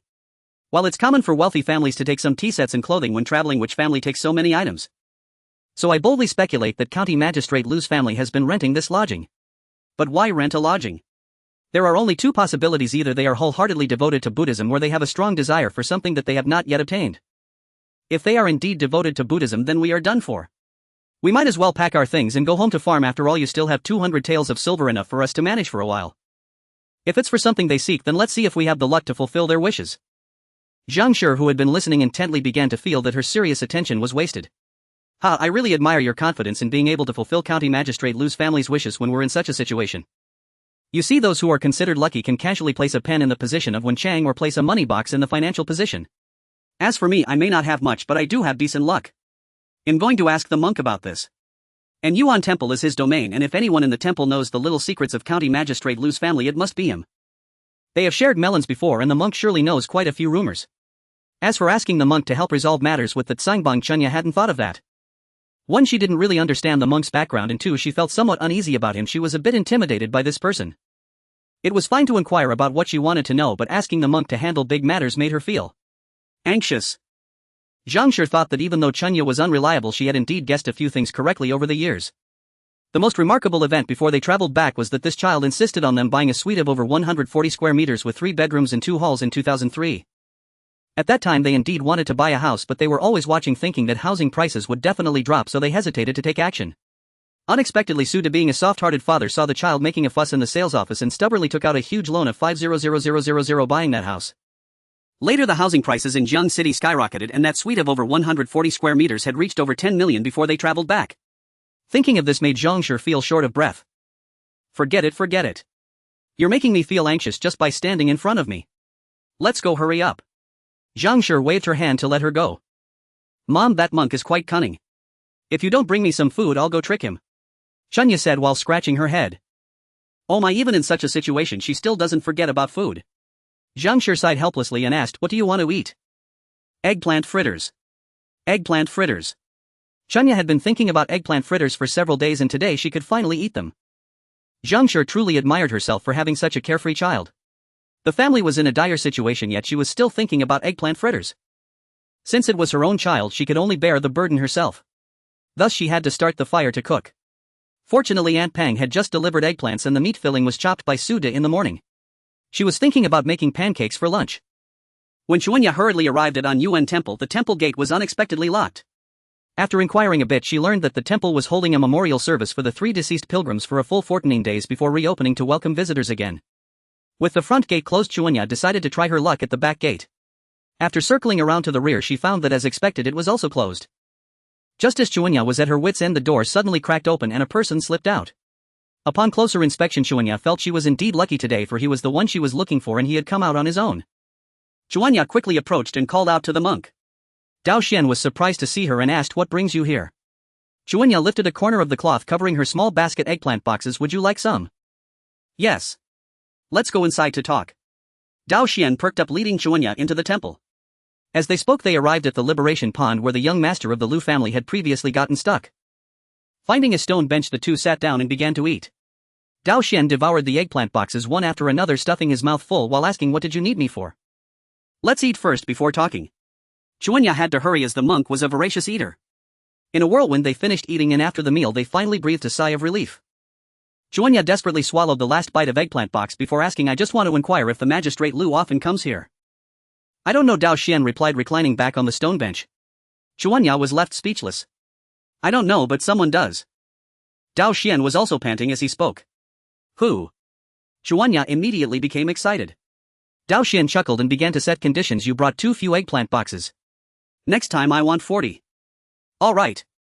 Xuanya agreed without hesitation. Seeing her quick response Dao Xian didn't hesitate either telling her to wait as he vanished in a flash. In a moment a plump monk appeared whom Xuanya recognized as the fake Dao Xian who had been preaching earlier. As the fake Dao Xian steadied himself he asked brother. Did you steal food again? He wrinkled his nose and asked what did you eat in this pure land of Buddhism? Was it eggplant boxes? No there's nothing. You have a problem with your nose. This child is looking for you I'll take my leave now. After saying that he disappeared without waiting for Dao Xian to call him. Amatba may I ask what this young benefactor seeks from the old monk? Since he couldn't chase after him Dao Xian turned to Xuanya to witness what his senior brother referred to as a remarkable person. Xuanya thought to herself that these two were indeed veterans in the art of deception so she didn't need to hide too much in front of them knowing she would eventually be seen through. She directly asked I want to know if the magistrate Lu often comes to your temple. The magistrate's wife does come frequently to listen to my teachings. What does she come here to seek? Chunya's inquiry became even more direct. Amatba what the pilgrims seek the Buddha Dharma will respond to the benefactor should not pry into these matters. Fake Dao Xian what is your true Dharma name? Xuanya sat on the stone bench swinging her legs as she looked at Dao Xian. I'm not afraid of your threats I just think Dr. Zhang is skilled in medicine and might be able to help Madame Lu which counts as a virtue. What Madame Lu seeks is only one thing offspring. Dao Xin's surrender came just as swiftly as Chunya's. Upon hearing the monk's words Xuanya was puzzled. Offspring. Doesn't she already have a son?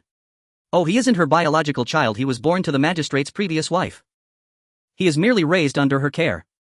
Ah you don't know Madame Lu and old lady Lu have been at odds over this child's upbringing. I heard from the attendant that they can even fight in our temple. This monk for some unknown reason suddenly unleashed his nature and began to talk non-stop. How long has Madame Lu been seeking help? 2 or 3 years. I can't recall exactly but she has been coming very frequently this year.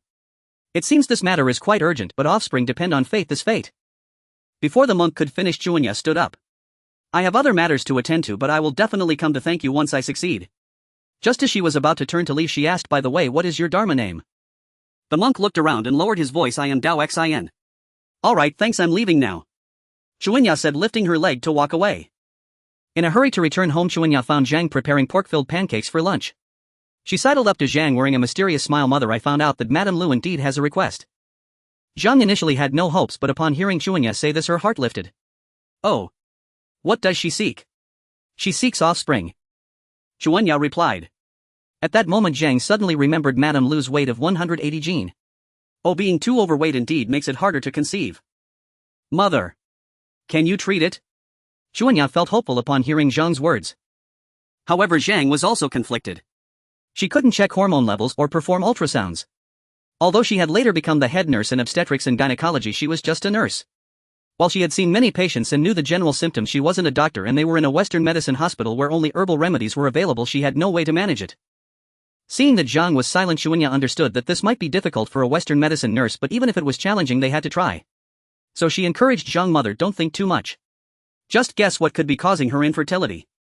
Then see if there's any way to address it." For Madame Lu's weight, infertility is likely due to polycystic ovary syndrome. Zhang thought for a moment. There's about a 70 to 80% chance. What? What is that problem? Seeing her daughter confused, Zhang explained this issue may stem from poor endocrine function, initially leading to obesity, and then due to obesity it worsens the endocrine function, creating a vicious cycle where the ovaries become filled with small follicles, but the follicles cannot mature, leading to infertility. Seeing her daughter still looking confused, Zhang simplified in simple terms, it's because she's too overweight so she can't conceive. If that's the case, wouldn't it just require losing weight? Xuanhuan finally grasped the key point. According to previous treatment standards, the first step is weight loss and the second involves monitoring ovulation and using hormones to stimulate ovulation. However, now we can't do the second, so we can only focus on weight loss. Speaking on these matters, Zhang was quite knowledgeable. If she successfully loses weight, what are the chances of her becoming pregnant? Xuanhuan, although not skilled in many areas, knew a lot about weight loss theories. If it's just weight loss, the chances of pregnancy might increase by around 60 to 70%. Zhang herself wasn't entirely certain. After all, in her past life, treatments combined weight loss with medication. With a slap of her thigh, Xuanhuan exclaimed, "Great! Let's help Madame Lu lose weight." "Ah, child, how could you come up with such an idea? Let's not even discuss how to implement it. Why would Madame Lu believe that we can help her conceive? Moreover, your father hasn't returned yet. Perhaps if we are willing to offer some silver, manager men might not make things difficult for us." "Let's wait until your father comes back to discuss this," Zhang said, handing a basket of freshly made pork-filled pastries to Xuanhuan. "Go deliver these to your grandparents first. Aunt Fong and the others are at the old house while your uncles are still in the fields. Make sure to visit both sides quickly." Indeed, as Zhang said, her father had not returned yet and it was unclear how the negotiations with manager Min were progressing.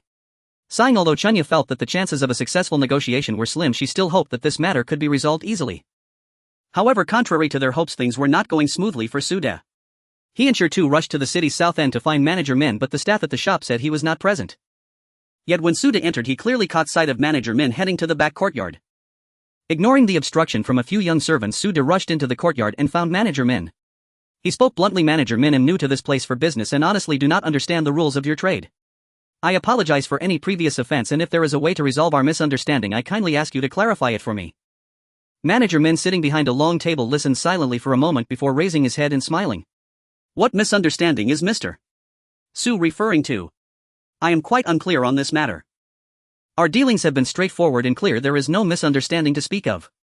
I cannot accept an apology, as in the future Mr. Su still needs to keep our business in mind. At this moment I have some official matters to attend to, so I cannot entertain you further. If there is another opportunity, I will certainly treat you to a drink.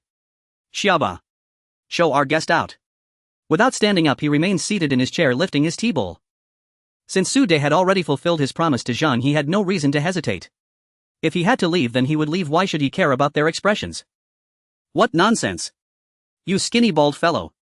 Exiting the shop with indignation, Su De walked briskly, stirring up a layer of yellow dust on the road. Shertu chased after him desperately, finally catching up.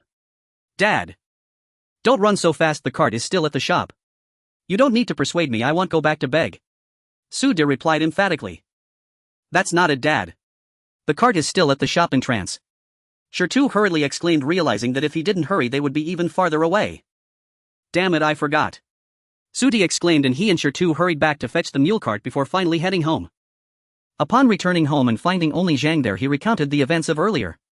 Zhang sighed after hearing the story. "It seems that reaching an agreement with the shop is unlikely. I truly don't understand why they are being so stubborn when we are willing to pay. If we are willing to pay, why does he still insist on making things difficult? So it must be more than just about those two transactions. Did you notice? At the South Dock there are either large influential shops or small family-run stores. A shop like ours, which has no roots but is profitable, simply does not exist, so I suspect their ulterior motives are not just about revenge." The more Su De thought about it, the more he felt that this matter was likely not merely due to their desire for revenge. Perhaps the initial cause was the matter of buying cattle and humans, but afterward they might have decided that seizing their shop would be even more profitable, leading them to cling to this issue. Zhang wasn't interested in such convoluted thoughts. Upon hearing Su De say that negotiations with manager Min had failed, she recounted what Xuanhuan had learned from a Yuan temple. After listening, Su De felt uncertain. He turned to Zhang and asked if this matter can be resolved, perhaps our crisis will be averted. But if it cannot be resolved, we might find it difficult to stay in the county.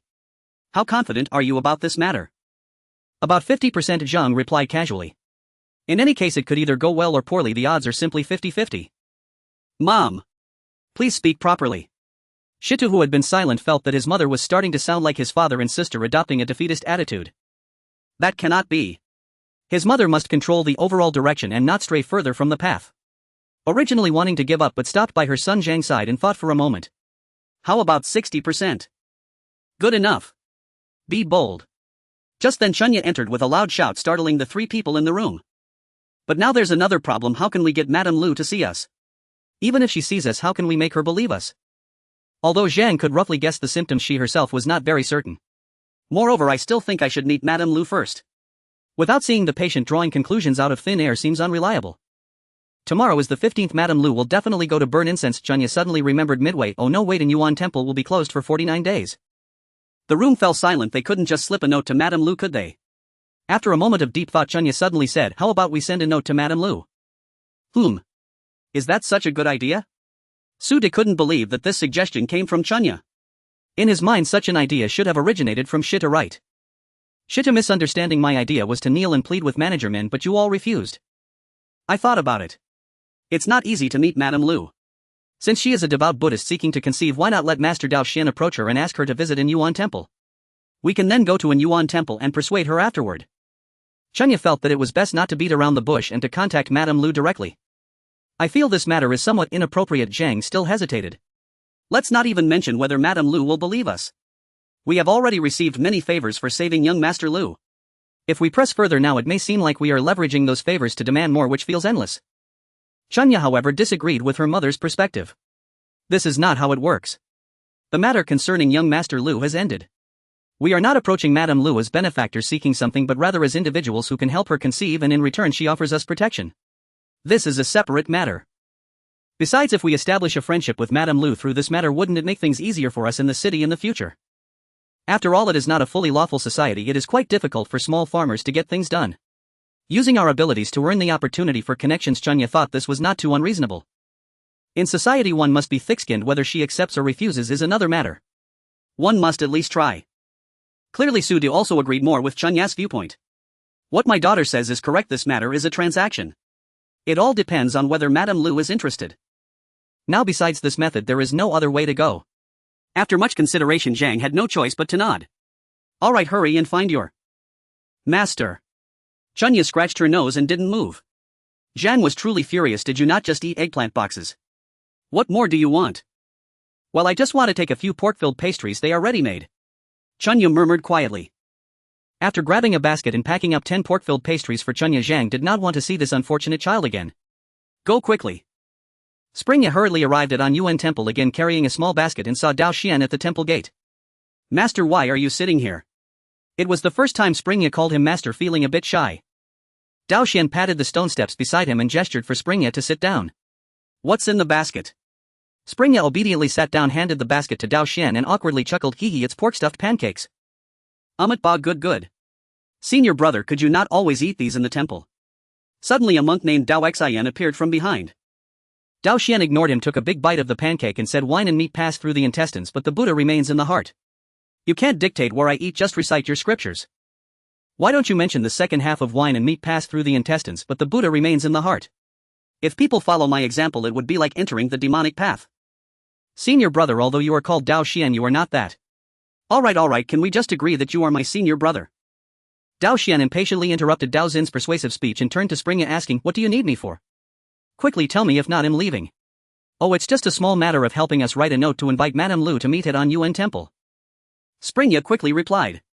Dao Xian picked up the basket, nodded and pointed at Dao Xian. All right, let him write it. Then in just a few steps he vanished from sight. Springya and Dao Xian were left looking at each other. Dao Xian, master, what do you think about this? Springya didn't know how to persuade the monk in front of her to help her fiddling with her bangs. Ba, the poor monk is a vegetarian and enjoys sweet foods. Dao Xian smiled at Springya. How about 8 treasure rice, would you eat it? Springya didn't even know why she asked this. Oh, I can eat it, just don't put lard in it. The red bean paste should be a bit sweeter. Dao Xian had some requirements. That's not too much trouble. If the little benefactor wants to help Madame Lu fulfill her wish, that would indeed be a virtuous deed. The poor monk can send a message to Madame Lu. Please wait for me a moment. Dao Xian turned and entered the temple. He turned out to be a greedy monk truly deserving of his title, but Springya could only complain silently. In her heart she had to remain polite, so she said, "No rush, take your time." Dao Xian didn't make Springya wait too long. In less than the time it takes to burn an incense stick, he brought out a little novice monk saying, "You just need to give this note to Madame Lu saying that what was requested last time has been answered, and ask Madame Lu to come find me tomorrow at the hour of the snake." "Yes, Uncle Master." The little novice monk took the note and left. Seeing that the matter was settled, Springya didn't plan to stay longer. She thanked Dao Xian, confirmed the time and took her leave. By the time Springya got home it was already past noon. After running back and forth all morning she was exhausted. She sat down on a small bamboo chair in the courtyard and drank half a jug of tea from a small table before having the leisure to glance at her little courtyard. To her surprise, there were so many people in the courtyard. Granny Kai, her second and third aunts, as well as the children from the old house and her own iron-head Dejin were all staring at her. "Cough, cough, cough, what are you all doing?" Springya was startled and began to cough. "Oh. It's nothing, just doing the accounts." The people from the old house were all there and Zhangshi didn't want to ask more about the shop, so she didn't inquire whether Springya had completed her task. Although Geta had already mentioned to the old house that someone seemed to be looking for trouble at the shop, he himself was just a half-grown child and didn't understand the whole situation. Su Laohan and the others had just come to ask Su De, who merely said they had come to an agreement. This matter could not be resolved by the old house telling them would only cause more worry among the people, and they would probably come to ask for updates several times a day. There was really no need to say so much. Now that Su De said everything had been settled, the men and half-grown children returned to the fields. Zhangshi thought that since Su De had settled the account with Xianzhu in the morning, they should also calculate the money for the old house, but little did she know that problems would arise with the calculations. Originally it was agreed that the two sisters-in-law would count the chickens individually, and it was clear that there were 30 chickens from Xianzhu each day. However, now Su Da's shop also needed 3 to 4 daily, and since Li Shi and Zhou Shi couldn't write the numbers, they just used marks. The problem was that sometimes both of them made marks and sometimes they didn't, leading to a mismatch between the counted chickens and those recorded as sold. Additionally, regarding the eggs that Granny Kai couldn't account for, how many were collected, how many were incubated, how many Su De took and how many went bad, Granny Kai had mentioned them, but the problem arose when the expenses for collecting the eggs and these losses didn't match up. The only thing the old house could clearly account for was the money for over 20 pounds of vegetables each day. Zhangshi sighed helplessly, wondering how to deal with this mess. They couldn't blame Granny Kai and the others too much, they were illiterate and usually very busy. It was good enough that they could help, and they really couldn't blame them further. Springya looked at the paper used for keeping accounts that Li Shi and the others were scribbling on and couldn't help but laugh. "Ha ha, this accounting is quite unique." Seeing Zhou Shi's face turn red, Zhangshi glared at Springya saying, "What are you laughing at? You think of a way to help your grandmother clear this account up." "This is easy. I can find an accountant for them," Springya said with a sly smile. Hearing that an accountant was to be found, Granny Kai was the first to object. "What nonsense are you talking about? You need an accountant just to sell some eggs. Why don't you pair pickled vegetables with tiger meat? It's free of charge, but I still suggest giving something. If you want the horse to run, you must feed it some grass, right?" Springya continued to promote her accountant. When Li Shi heard this, she thought maybe Springya was going to help them keep accounts. That would be great. She was overjoyed and didn't think too much, saying, "Springya, if you're going to keep accounts for a second aunt, will give you 21 as pocket money every month." "Where are you getting the money from?" Granny Kai was quick to grasp the point. Li Shi regretted speaking too soon, but it was too late. "Mother. You mean Suing?" Granny Kai's attention was finally drawn back. She only recognizes a few characters, will she be able to manage? Springya called over Suing, who had been silent beside her. Before she could speak, Su Min shouted, "Ing is amazing. The books Sister Springya teaches we still can't recite, but Ing has already learned them. Her writing is good too, she can write up to 10. The harmony of heaven, earth and humanity, the 5 grains of the 4 seasons, Zhao Qian Sun Li, Ing knows them all. I can only write heaven and human." The adults in the courtyard looked at Suing, who blushed and lifted her head. Seeing that her daughter did not address Suing as senior sister, Ing Zhou insisted reproachfully, "Why don't you call her sister?" Repeating Ing, Ing, what kind of manner is that? Senior sister Chunya said that calling like this feels warmer, so I just like it this way, Su Min replied stubbornly, a headstrong child. Noticing Suing was about to speak but was interrupted by Zhou and the others, Chunya felt this group was truly hard to manage. Clearing her throat, she said, "Ahem, let's put aside other matters for now and first hear what Suing has to say. Is she confident about managing the accounts?" At that moment Li tried to speak, but Zhang pulled her back. "Second aunt, let's listen to Ing first." Zhang loved calling girls by reduplicated nicknames like Zhao Zhao, Ing Min Min, yet she never called her own daughter Chun Chun, perhaps because she once was a top performer and did not want to break character. Suing, after glancing around at everyone, finally gathered courage and nodded. "Though I don't know yet, Sister Chunya said she would teach me in Yanzi. If she teaches me, I can learn." Hearing this, Chunya laughed brightly and hugged Suing, shouting playfully, "Our Ing is so amazing, our Ing is the best, a heroine among women, a red steed among horses." Her joy seemed to make her forget their predicament entirely. Even Kai and Lee, who initially doubted the matter, were infected by Chunya's enthusiasm and began to think this might actually work. Although the account keeper was settled, the messy debts remained unresolved. To ensure Suing could take over smoothly, Chunya waved her hand, grabbed a blank account book she had made herself and began to write. The old residence's remuneration was calculated at 35 chickens daily. Chunya and Zhang did not mind a small loss. Fortunately, the egg collection required only 150 when paid to Kai, no matter how many eggs, while Kai returned all remaining copper coins to Zhang, thus closing this bad debt. All existing chickens, ducks and eggs would be recounted. Previous accounts would be void and new accounts would start afresh. Suing would be responsible for daily shipments of poultry and egg purchases, including losses and hatching numbers. She would also record the purchase of feed, which Zhang would fund with 10 taels of silver replenished as needed. Suing would keep daily records of all expenses. All income from selling these chickens and ducks would be managed and settled by Suing. The old residence's monthly remuneration and Zhang's family earnings would all be accounted for by Suing. After Chunya finished her rapid explanation, everyone looked at Suing.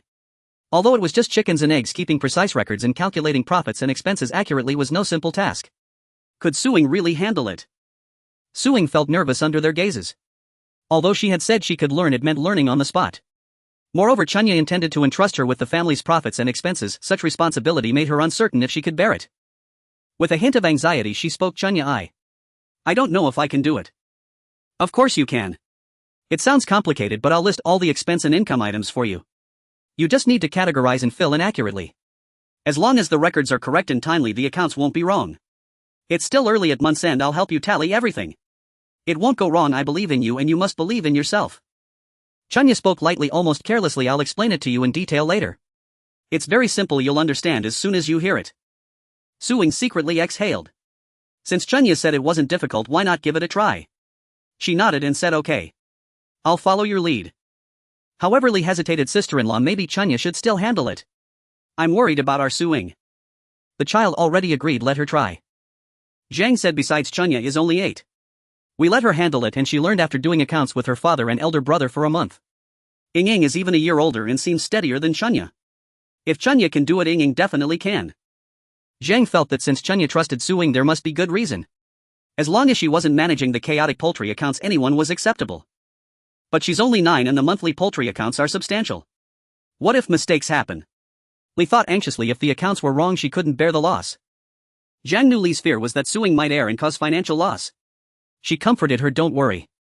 Suing seems very reliable, and besides, we agreed Chunya will help tally the accounts at month's end so there won't be mistakes." Regarding the workman's pay, they only pretended to deduct wages for mistakes to encourage him to be more attentive with the accounts, but they never truly deducted his pay. "Alright, it's settled then. Stop worrying. The elders aren't afraid of losing money, why should you? Let's settle the money and get back quickly, there's a lot to do." Kai was impatient with all the back and forth and wanted to move on quickly. Since Kai insisted, Lee had no objection. In the end, Zhang paid Kai over 5 taels of silver, which included daily vegetable costs. She also discreetly gave 1 tael each to Lee, and Shou paid the workman's wages to Lee and promised to start paying Suing 101 monthly from next month. Lee wanted to refuse again, but Kai simply said okay and left. Chunya said she would visit Suing at the old residence later, and the group there followed her away. After the old residence group left, Chunya suggested Zhang also tally her own family's accounts. The balance from Xianju was 28 taels. Though costs were somewhat chaotic, roughly half remained as profit, about 14 taels. The restaurant's accounts were clear, recorded daily by Sure too. Excluding 2 unexpected windfalls, the normal profit was 52 taels. Combined, their family earned 66 taels this month, a record high. If they increased poultry at Xianju next month, their monthly income could reach 70 taels. Yet Zhang, holding the money box, showed no joy. Seeing her mother so, Chunya asked, "Mother, why aren't you happy about making money?" "I'm conflicted. We can afford 30 taels a month, but do we need to confront the Chow Guild Heathen? I'm not afraid, but I worry about unforeseen consequences we cannot bear." Zhang sighed after speaking. Ancient times were truly hard. Lacking modern tools was one thing, but the absence of basic rule of law made life truly difficult. Chunya smiled wryly. "Don't dwell on it, it's too late now. The monk has already sent the invitation to Madame Lu. Tomorrow at the first watch of the Wei Hour, meet at An Yuan Temple." Although Zhang knew Madame Lu would surely attend, she felt uneasy inside. Child, you know, for someone as heavy as Madame Lu, losing weight to a normal level plus preparation and conception would take at least half a year. But the Chow Guild has only given us 3 days from today. Even if we persuade Madame Lu, waiting for her pregnancy would be too late. "Mother, have you heard of a gamble agreement?" Chunya changed the subject. Zhang shook her head. Chunya explains simply put, a gamble agreement means you first promise me an investment and I promise you a result. But if I fail to meet the agreed standards, I will offer my entire fortune and even my life. Shocked by Chunya's words, Zhang exclaimed, that's ruthless. Then why bother seeking Madame Lu? We might as well close up shop. Haha, that's just a way to put it. Besides, we have what we have, Madame Lu might not even be interested. Let's see what happens tomorrow. If it works, great, if not, we close. Only then did Zhang nod. It's just running a shop, why risk life and death over it? When Su De and the others finished their work and returned home, they mentioned that the grain at the old house had been harvested. Since Su De would not be able to make an appearance tomorrow, he took Jing Shanfu and the others to the barren mountain to prepare the land, planning to plant the saplings in the places they had already mapped out when they arrived. Upon hearing that the grain at the old house had been harvested, Chunya asked Su De about the yield per mu. Su De replied that it was quite good, basically on par with the summer harvest. Generally speaking, due to soil fertility, the yield in autumn is usually less than in summer, but since it was said to be basically equal, it indicated that the compost was indeed effective. The group discussed that when they went up the mountain tomorrow, they should first bring a few loads of fertilizer to lay down the base fertilizer. This might improve the quality of the fruit trees they plant in the future. After saying this, Zhang Shi announced that she would go prepare the meal with Aunt Fang helping her. With so many people working hard, they could easily consume 2 pots of stew in one meal. Today they had cut 2 heads of cabbage and saved some pork belly, making a pot of cabbage and pork stew. While Zhang Shi went to cook, Chunya pulled Su De aside and confided, Dad, I have something to discuss with you. Su De, rarely seeing Chunya so serious, instinctively straightened up. What is it? Speak up. Tomorrow my mother and I will meet with Madame Lu. What do you think is the maximum price we can bear? If Madame Lu believes us solely based on our word, that would be best. But what if she wants us to provide some kind of assurance? What should we do then? Su De furrowed his brow. This matter needs to be discussed with your mother. Later, when she... Chunya interrupted him. My mother seems to think that if any price is to be paid, she would prefer to close the shop. She has always worked within the system and is not fond of taking risks. There are both pros and cons to this situation. However, given our current level of productivity, relying solely on farming poses too great a risk. I once read a book that had statistics showing that natural disasters generally occur every 10 to 12 years. Think about it, excluding last year's locust plague. When was the last time we faced geological disasters like droughts and floods? What book did you read? Is it reliable? Su De asked, intrigued by her point. It was called The Death of the Wang Family. It's about how ancient natural disasters caused a sharp decline in the population, but that's not the main point. The key is, think about it, if disasters happen every 10 to 12 years, doesn't that mean we will likely face 4 or 5 such events in our lifetime here? Can we survive just by farming and face starvation 3 or 4 times? If a disaster occurs and we have to flee with our physical condition, we wouldn't even make it 100 miles before we collapsed. So do you understand what I'm trying to say? Chunya felt that Su De was disrupting her rhythm and she felt increasingly flustered. Finally, Su De grasped Chunya's main point. I understand what you mean, we must continue with this business. Let me think. The most recent major disaster was... Oh, it was the year you were born, during a severe drought. Our family managed to survive because your grandfather had saved some silver from running an errand, but since then we've never fully recovered. In the past, our village was actually dominated by the Su family, but many people fled during disasters, and after the drought ended, several waves of people with different surnames moved in, which mixed up the surnames. Now I understand, Chunya thought to herself.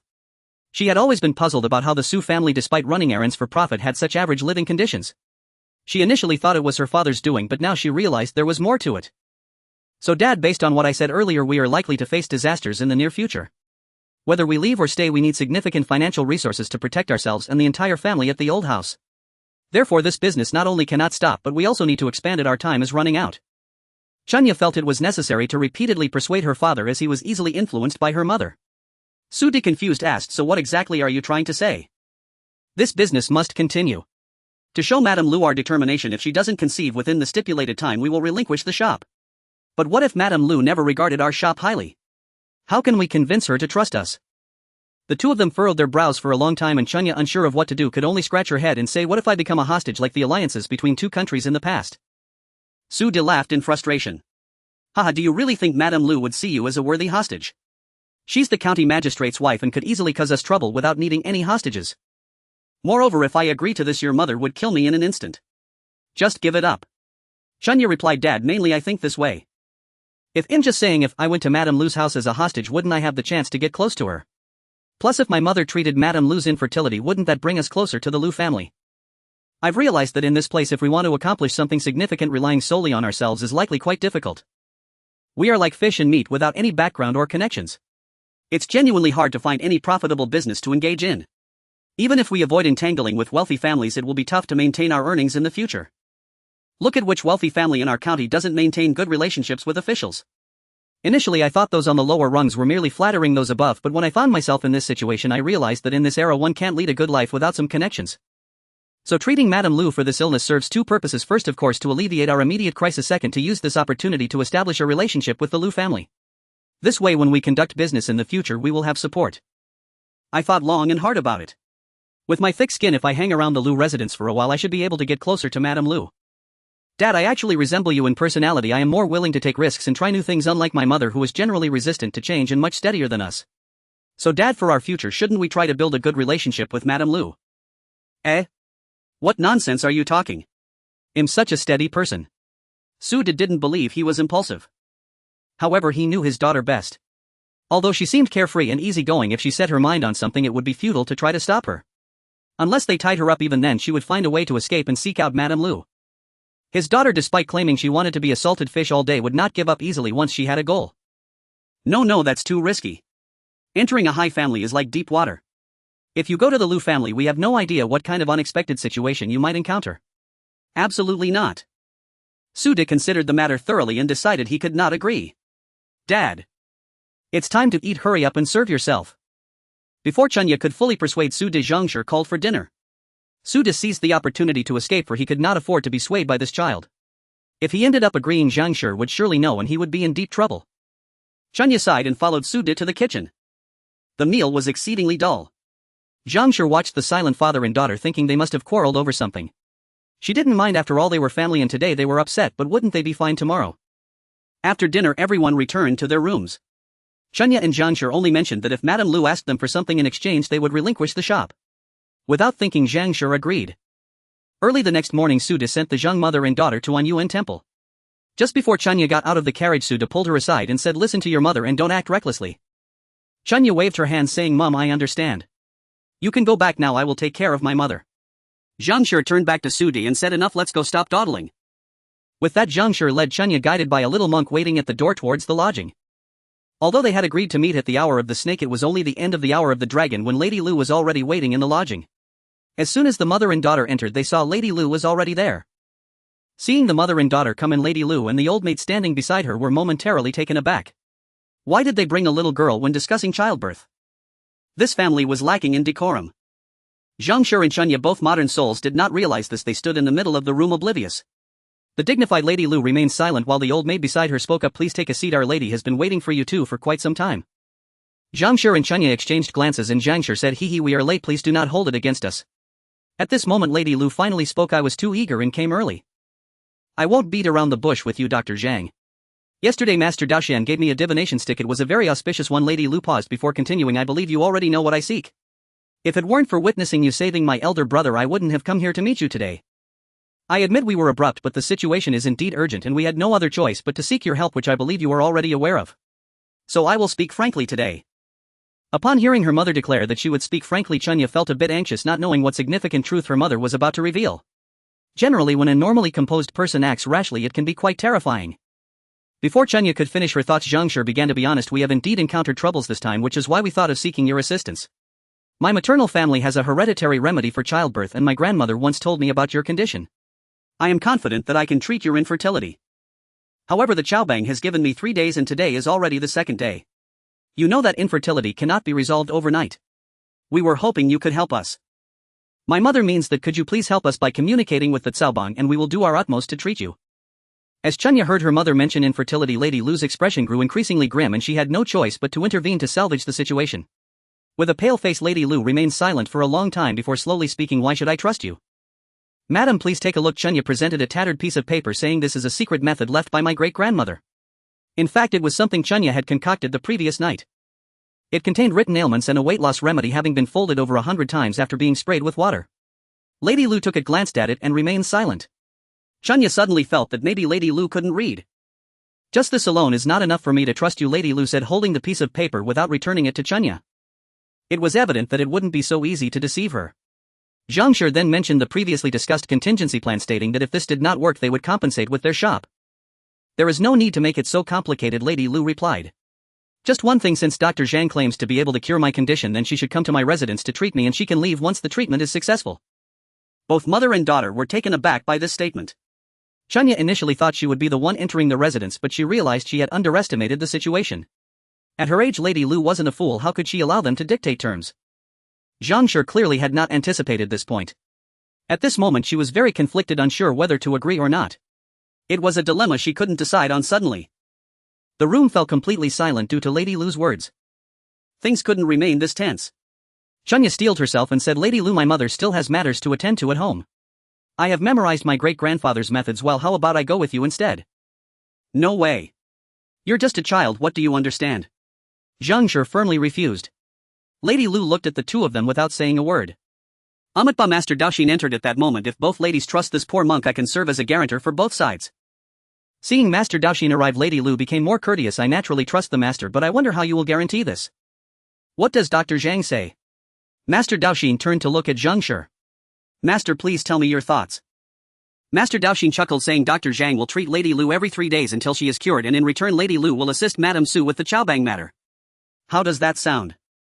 But what if Dr. Zhang is unable to cure my ailment?" Lady Lu still looked very conflicted. Zhang Shi was a straightforward person. Although she could understand Lady Lu's hesitation, she had no desire to repeat herself over trivial matters. Since it seemed that this issue was not going to work out with Lady Lu, she didn't want to linger any longer. Thus she stood up and respectfully said, "As the old saying goes, seeking medical advice and guidance relies on trust. We doctors are most afraid of patients who do not believe in us. Of course this situation is not Lady Lu's fault. It is only natural for you to have doubts about me since this is our first encounter. However, since it is like this, I cannot examine Lady Lu any further. We shall take our leave now, Lady Lu. I hope to see you again. Chunya, let's go." With that, Zhang Shi turned and pulled Chunya out without looking back. Chunya instinctively followed her mother out, her mind filled with thoughts of how her mother V5 had thrown all business and profit concerns out the window. But before they could step out, Lady Lu called out to them, "Dr. Zhang, wait. Lady Lu, do you have any further instructions?" Zhang Shi turned her head, her tone somewhat assertive. Lady Lu, feeling frustrated, thought, how could this person just leave? Wasn't it agreed that they had a request? However, if she let them go now, Lady Lu felt she might miss an opportunity. But how could she let Zhang Shi leave like this? Chunya at this moment did not want to mediate. She originally thought that regardless of the situation today, she would have to endure and ensure that their family business continued. But since her mother had already clarified their position, she didn't want to go against her mother's wishes, as her mother was indeed a doctor. The three of them froze in that moment. "Ahem, Mrs. Su, perhaps you should discuss this matter further." Master Daoxin, having witnessed the fierce exchange between the two women, regretted his decision to intervene. But now that it had come to this, someone had to say something. "I still say the same thing. If Lady Lu is willing to help us communicate with the Caobang, I can assist her with preparations for pregnancy with a 70% certainty. If the pregnancy does not succeed, we are willing to compensate with Xuanhuan restaurant. However, as for any guarantees Lady Lu may want, we truly have nothing else to offer." Zhang Shi finished speaking in one breath and looked at Lady Lu. Although Lady Lu was angry, she realized that if she did not agree, Dr. Zhang would likely leave without a trace. Thus she could only nod, "Fine, let's do it this way." Chunya felt she had overthought things. What hostage? How ridiculous. After hesitating for so long, her mother stepped in and resolved everything. Had she known, there was no need to worry? Seeing that the two ladies had finally reached a consensus, Dao Xian quickly said, "That's wonderful. Then tomorrow I would trouble Madame Lu to speak with Dr. Zhang about the matter with the cargo gang. The day after tomorrow Dr. Zhang will begin treating Madame Lu. How does that sound?" He just wanted to resolve this matter quickly. No wonder senior brother was unwilling to take on such affairs. These women either drove one crazy or scared one to death. "Alright, let's do it this way, Madame Lu, I entrust this to you." After saying this, Zhang did not linger further, performed a bow and left with Chunya. It must be said that Madame Lu was at least the wife of a county magistrate in Peifeng County who would not respect her a little except for her mother-in-law. Previously, when she was in her boudoir, her family was wealthy with numerous servants, and she had never endured such grievances. At that moment she felt utterly humiliated, her hand trembling with the teacup, but Zhang had already left, so she could only vent her anger on the nearby Mama Gu. "Don't you see how hot it is? Why are you still serving me such hot tea? Hurry up and change it for me." Dao Xian feared that Madame Lu's wrath would be directed at him, so he hurriedly took his leave. On the way he encountered Dao Xian and complained extensively. Dao Xian merely said, "Do you think that girls' 8 treasure rice is so easy to get?" "I haven't eaten yet." Dao Xian replied, feeling quite wronged. Regardless of how things were at Anyuan Temple, as Zhang and Chunya exited the temple, they saw Suda waiting at the entrance. Seeing the mother and daughter safe, he secretly breathed a sigh of relief. "Why are you still here?" Zhang asked. Didn't I tell you to go back first? Shouldn't that broken hill be divided into planting zones? Sudi asked tentatively. I'm worried about you. It didn't take long and you both seem to have had a smooth discussion. You have no idea. My mother's negotiation skills are not to be underestimated. Madame Lu was conflicted, but under my mother's strong offensive she had no choice but to agree, Chunya said animatedly. When we left I saw Madame Lu's face was pale, which indicates my mother must have impressed her. Zhang scolded lightly, stop talking nonsense, let's get in the carriage first. After the mother and daughter got into the carriage, Suda lightly cracked the whip and the mule cart slowly started moving. Zhang then continued, initially I wanted to have a good discussion with Madame Lu, but this lady is quite obstinate, going back and forth on that one question, what guarantee do you provide?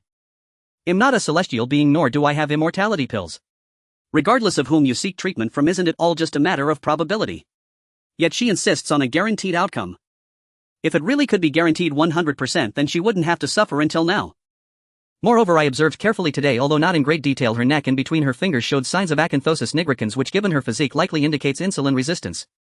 If not treated early, she could be looking at hypertension, diabetes and coronary heart disease in the future, which also carries a considerable probability. Clap clap clap. Chunya applauded from the side, admiring her mother's expertise.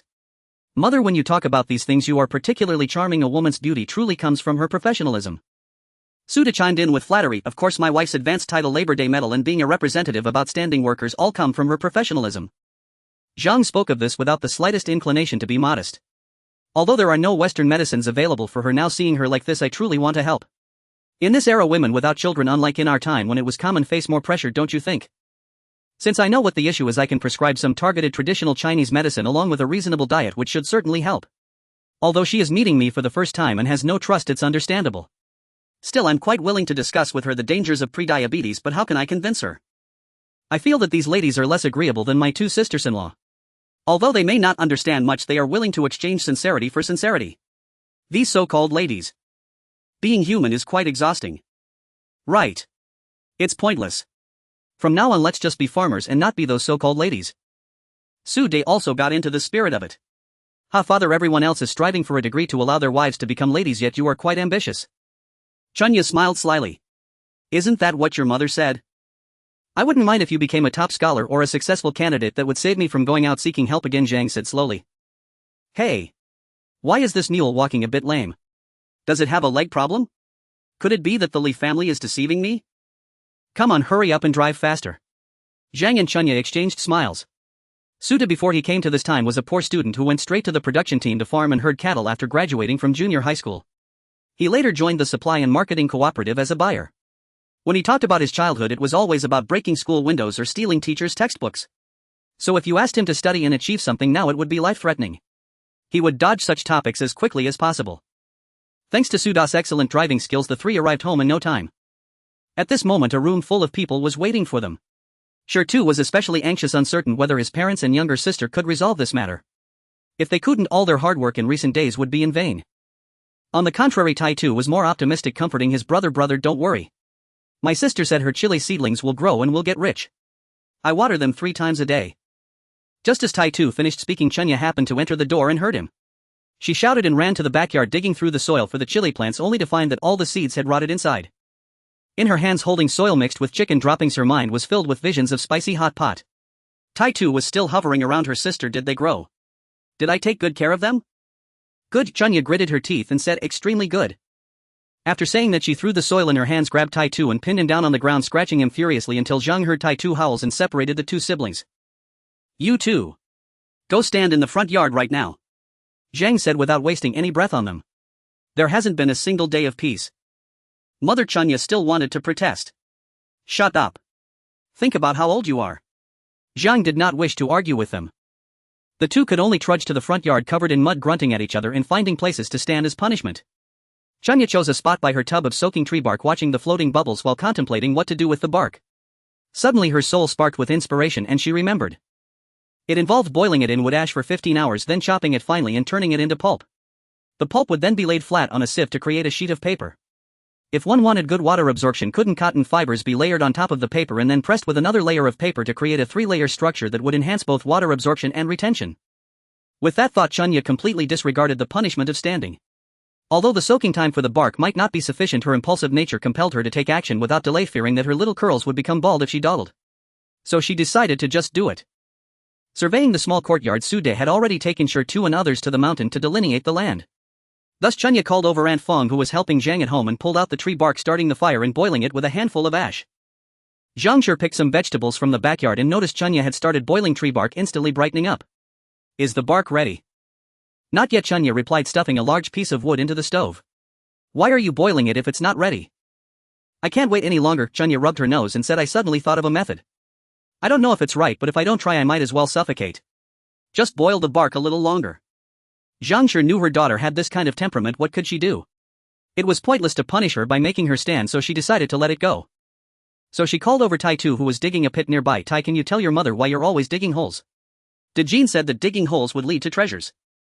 Tai Tu replied seriously. This statement startled Zhang Shi and she quickly asked, Dejin can still talk to you?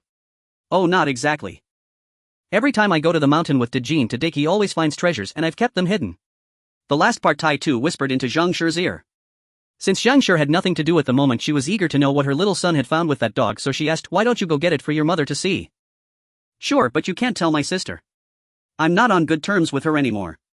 Tai Tu glanced sideways at the fire-making Chunya. Got it, don't worry. Hurry and bring it to me. Zhang Shi smiled. Tai Tu responded that he would be back soon and dashed into his bedroom, soon sneaking out with a small wooden box. Tai Tu stuffed the box into Zhang Shi's arms, saying, it's all in here. You mustn't tell my sister. Understood. Zhang Shi opened the box and found it filled with various disordered stones, large and small, black, white and coffee-colored. As she rummaged through, she picked up the bottom one and was stunned. Tai, did you both dig this? Zhang Shi's voice trembled slightly, filled with excitement. Dejin barked, woof woof woof. Tai Tu, seeing what his mother was holding, replied with pride, yes, isn't it beautiful? We dug this on that barren mountain. Look, there's even a big bug inside. This is my favorite piece, I haven't shown it to anyone. Mother, you're the first one. Mother really likes it too. How could she not like it? It was such a large piece of amber. Inside was a perfectly preserved scorpion. Purely natural, very complete, a piece of insect amber. My goodness. Zhang Shi instinctively exclaimed, Chunya. Mother. Tai Tu was unhappy, thinking, I already said I'm not on good terms with my sister, how can mother do this? Tai, I was just thinking. Before Zhang Shi could finish, Chunya was already standing beside her. The courtyard was so small that she had seen every move of the two. Upon seeing what her mother was holding, she exclaimed, Tai, I apologize to you. I'm sorry. Tomorrow I'll buy you 10 pounds of pine nut candy, okay? Upon hearing about the 10 pounds of pine nut candy, Tai Tu felt he hit the jackpot, but add 5 more pounds of sesame candy. Deal. Mother really likes the stone, why don't you give it to her? Okay. Tai Tu was also a straightforward kid. Having made this deal, Zhang Shi called Aunt Fong. Aunt Fong, since there's nothing going on at home right now, take Tai Tu and Dejin to the mountain to bring some water to their father. I'll keep an eye on Xiao Xiao here. There are still some cakes in the kitchen, you can take them to fill their stomachs. Tai Tu, go dig pits with Dejin. Tai Tu, hearing that he could go out to play, took Dejin and a slingshot with him. Zhang Shi called after them, play less with the slingshot, focus on digging pits. A bewildered Aunt Fawn led Tai Tu away and Zhang Shi finally let out a long breath. Xuanhuan, can you look at this and tell me if it's really amber? It must be. Although I haven't seen a real one, I know they don't fake these things. Chunya took the amber from Zhang Shi and examined it closely. If it were an ordinary insect amber with a mosquito or fly inside, that would be remarkable, but this had a whole intact scorpion inside. How much could it be worth? Mother, we've hit the jackpot, Chunya said after a long look, bursting out with those 3 words. Zhang Shi had never dealt with such things before and didn't know how to evaluate this supposed treasure. So how much is this really worth? According to the southern history, the amber bracelet of Lady Pan was valued at 1.7 million taels. Chunya appreciated her previous history lessons. Her history teacher especially liked to share interesting anecdotes, and she remembered some of these obscure facts. How much? Zhang Shi thought she misheard. 1.7 million taels. Chunya specifically emphasized the word million. Zhang Shi gasped, handing the amber back to Chunya. What should we do? Should we keep it or sell it? I'm not really clear on its exact value, but I know it's certainly not cheap. However, with our current status, we definitely shouldn't sell it. Haven't you heard the story about how a commoner suffers for possessing a precious item? For now we can only keep it and wait for a suitable opportunity in the future. Chunya returned the amber to Zhang Shi. Mother, please find a place to store it. I don't want it, you keep it. Zhang Shi felt what she held was not an amber but a hot potato. Why don't we bury it? Chunya also didn't know where to put it, their house was so small. How about burying it under our bed? Zhang Shi suggested. Since they couldn't find a more suitable place, Chunya nodded and said it was fine, but they should wait for her father to return to show him before burying it. As for whether to tell Shi too, If we say something Tai Tu already knows and if we treat them differently sure Tu would be too pitiful. Alright then let's show it to them before burying it. After Zhang Shi finished speaking she carefully tucked the amber away occasionally patting her chest fearing it might drop. The psychological burden was really heavy. The mother and daughter returned to the room. Zhang Shi washed and chopped vegetables in preparation for dinner since they had already sent water and cakes to the mountain for lunch. She didn't plan to cook anymore, feeling too excited to have any thoughts of cooking. Chunya continued to stoke the fire. The pot of tree bark needed to be boiled at least until midnight. The two chatted intermittently. Mother, do you think we should still go to Lady Lu's place? We should go. Didn't you say we can't sell this amber? We still need to rely on that shop, right? Zhang Shi didn't want to go either, but the situation wouldn't allow it. Today, since Chunya used the pot to boil tree bark, Zhang family couldn't cook 2 pots at once, so they simply made buns, steaming 2 trays of cabbage and pork buns, pouring water into the pot and tossing in a handful of millet, and there it was, still 1 pot. Chunya saw her father trying to slip away and quickly called out to him, Dad, come here and take a look at something good. Brother, you come too. Suda stiffened his back. Chunya usually spoke crisply without dragging on, but today her words twisted and turned and Sudi instinctively felt something was amiss. He wanted to slip away but couldn't resist the well-behaved Shirtu, who tugged on his father's arm and pulled him into the kitchen. Sister, what's the matter? Shirtu asked Chunya, who was boiling tree bark. How do you plan to eat this pot of tree bark? Oh no, I mean how do you plan to deal with it? Chunya didn't reply, pointing at her mother. Let's not talk about this first, let's hear what mother has to say. Zhang Shi glanced at the courtyard where Zhang Xuanhu and the others were washing their faces and Tai Tu was playing with his stones. She gently closed the kitchen door. The father and son looked at Zhang Shi and Suda asked, what's going on? Why so mysterious? Zhang Shi took out the already wrapped amber and handed it to Suda. Take a look. I don't know if it was Tai Tu or Dejin who dug it up. Receiving the item handed over by Zhang Shi, Suda's eyes widened while Shirtu was somewhat confused. He had never seen amber before and just thought the semi-transparent stone had a scorpion inside, which was quite peculiar. Dad, what is this? It's quite beautiful. This is amber. Sudi, excited, began to elaborate. Shirtu, lacking knowledge, looked at his father's twitching eyes and thought this might be worth a lot. He asked, is amber very valuable? Haven't heard of it. Is it worth more than the deer antler we sold before? Chunya, who had stood up from behind the stove, patted her brother's shoulder reluctantly. Yes, it's worth much more. Brother, you mustn't tell anyone. If anyone finds out our family. She made a gesture across her neck with her hand. Seeing her daughter scare Shirtu, Zhang Shi scolded, Chunya, don't scare your brother. But Shirtu, your sister is somewhat right. People like us without any background shouldn't flaunt wealth. We don't know exactly how much this can be worth, but we can be sure that our whole family combined might not be worth as much as this thing. So we really can't tell anyone, otherwise, not to mention our lives, we definitely can't keep this thing safe. Is it really that valuable? Shirtu looked at the amber in Suda's hand, thinking that such a small piece could be worth more than a life. He found it simply unbelievable. Suda saw he wanted to look and handed the amber to him, but Shirtu quickly waved his hands. I don't want it, Dad. Mom, you two hurry and hide this thing. We can't let anyone find out. Then let's hide it in. Before Zhang Shi could say anything, Shirtu repeatedly said he didn't want to hear it and ran out of the kitchen. He hoped not to let him know where this thing was hidden. Knowing himself, he would surely want to check it often and eventually expose it. The three in the room exchanged smiles. Chunya handed her small short hoe to Suda. Dad, you and Mom go find a place to bury it. Besides burying it, we have no other safe place. Suda and Zhang Shi responded in agreement, nodded, and went out, sneaking into their own room, locking the door, and after a while they came out with their hair all messy. In the yard, Zhang Xuanhu and Aunt Fong felt a bit awkward. Seeing the head of the family act like this, they exchanged glances, cleared their throats. One said he was going to feed the mule in the backyard, the other said he would help Chunya carry the rice bowl, and they each walked away. The courtyard of the head of the family is really too small. Everyone is an adult they can understand. The oblivious couple stepped out of the room. Zhang Shi saw Tai Tu was giving Dejin a flea bath, so she turned back into the room and took out her peachwood comb, handing it to Tai Tu. Tie this comb, you can use it to comb Dejin's fur from now on. Did you enjoy digging the pit today? It was okay, but unfortunately didn't find anything. Mom, if this comb is for Dejin, what will you use? Tai Tu was indifferent and used his hands to comb Dejin's fur. Zhang Shi smiled. It's fine, I'll use your sister's. Hurry and wash your hands for dinner. After dinner, you and your sister go to the old house to study. This past few days of autumn harvest has delayed a lot of lessons. Don't forget everything or your sister will make you write lines. After everyone finished dinner, Chunya was about to leave with Tai Tu and Dejin when Zhang Xia suddenly came to find Suda. Sir. Suda, who was drinking water, choked. Cough, cough, cough. Didn't I tell you not to call me that? You can call me whatever you want outside, but absolutely not in the village. Just call me uncle. Zhang Xia was a bit shy. Uncle. Can I also go with the young ladies to learn characters? As soon as he finished speaking, Zhang Xuanhu rushed over and slapped his son on the back. What are you talking about? Stop disturbing your uncle's rest. Hey, why hit him? Why can't he learn characters? Go ahead, it's getting late, I feel more at ease if you go with him. Su Did agreed without thinking but then realized that Su Min and Yan Zi were already quite grown up, they probably wouldn't mind, but who knew if those girls would mind. So he called Zhang Xia back and said, frankly, don't go, there are still a few girls over there. How about this, I'll finish the accounts with Sure 2 later and come teach you. I can't teach much else, but teaching a few characters is doable. The few dog scratch characters Sure 2 has are all taught by me.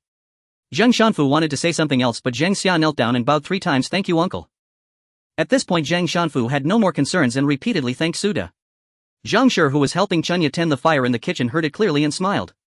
The less someone loves to read, the more they want to be a teacher. When Chunya finished today's teaching tasks and returned with Tai Tu and Dejin, the pot of tree bark was almost done boiling. Aunt Fong initially wanted to help Zhang Shi tend the fire, but Zhang Shi was particularly curious about how Chunya would handle it next, so she asked Aunt Fong to rest early. Tonight it felt like it would take quite a while and tomorrow morning's household chores and breakfast would probably still need Aunt Fong to prepare. Shi Tu and Su De had not gone to bed yet and were dragged in by Chunya and her mother to help out. According to Chunya, the few of them first lifted the tree bark, washed it clean, then reclaimed the impurities from the bark, chopped it into pieces, and using the stone mortar they had borrowed earlier pounded the chopped bark into a pulp, placing it into a prepared wooden trough. They added clean water and used the bamboo sieve that Su Ji nailed to evenly spread out the shredded bark fibers, waiting for the water to dry, then placed it on the rack beside, lit a small fire below and slowly dried it. The last few steps required care and patience. Seeing that Shi Tu and Su De were already yawning, Chunya let them go to sleep. Originally she wanted to do it slowly by herself, but Zhang Shi wouldn't agree, so the two of them stayed up until the second half of the night and the dried paper could gradually be lifted. This paper, I must say, might be hard to write on, but the texture is indeed very similar to the old grass paper, Zhang remarked, holding a sheet just peeled off from the sieve, her excitement palpable. As for the 3 layers being pressed, I wonder if it will work, we might only find out tomorrow.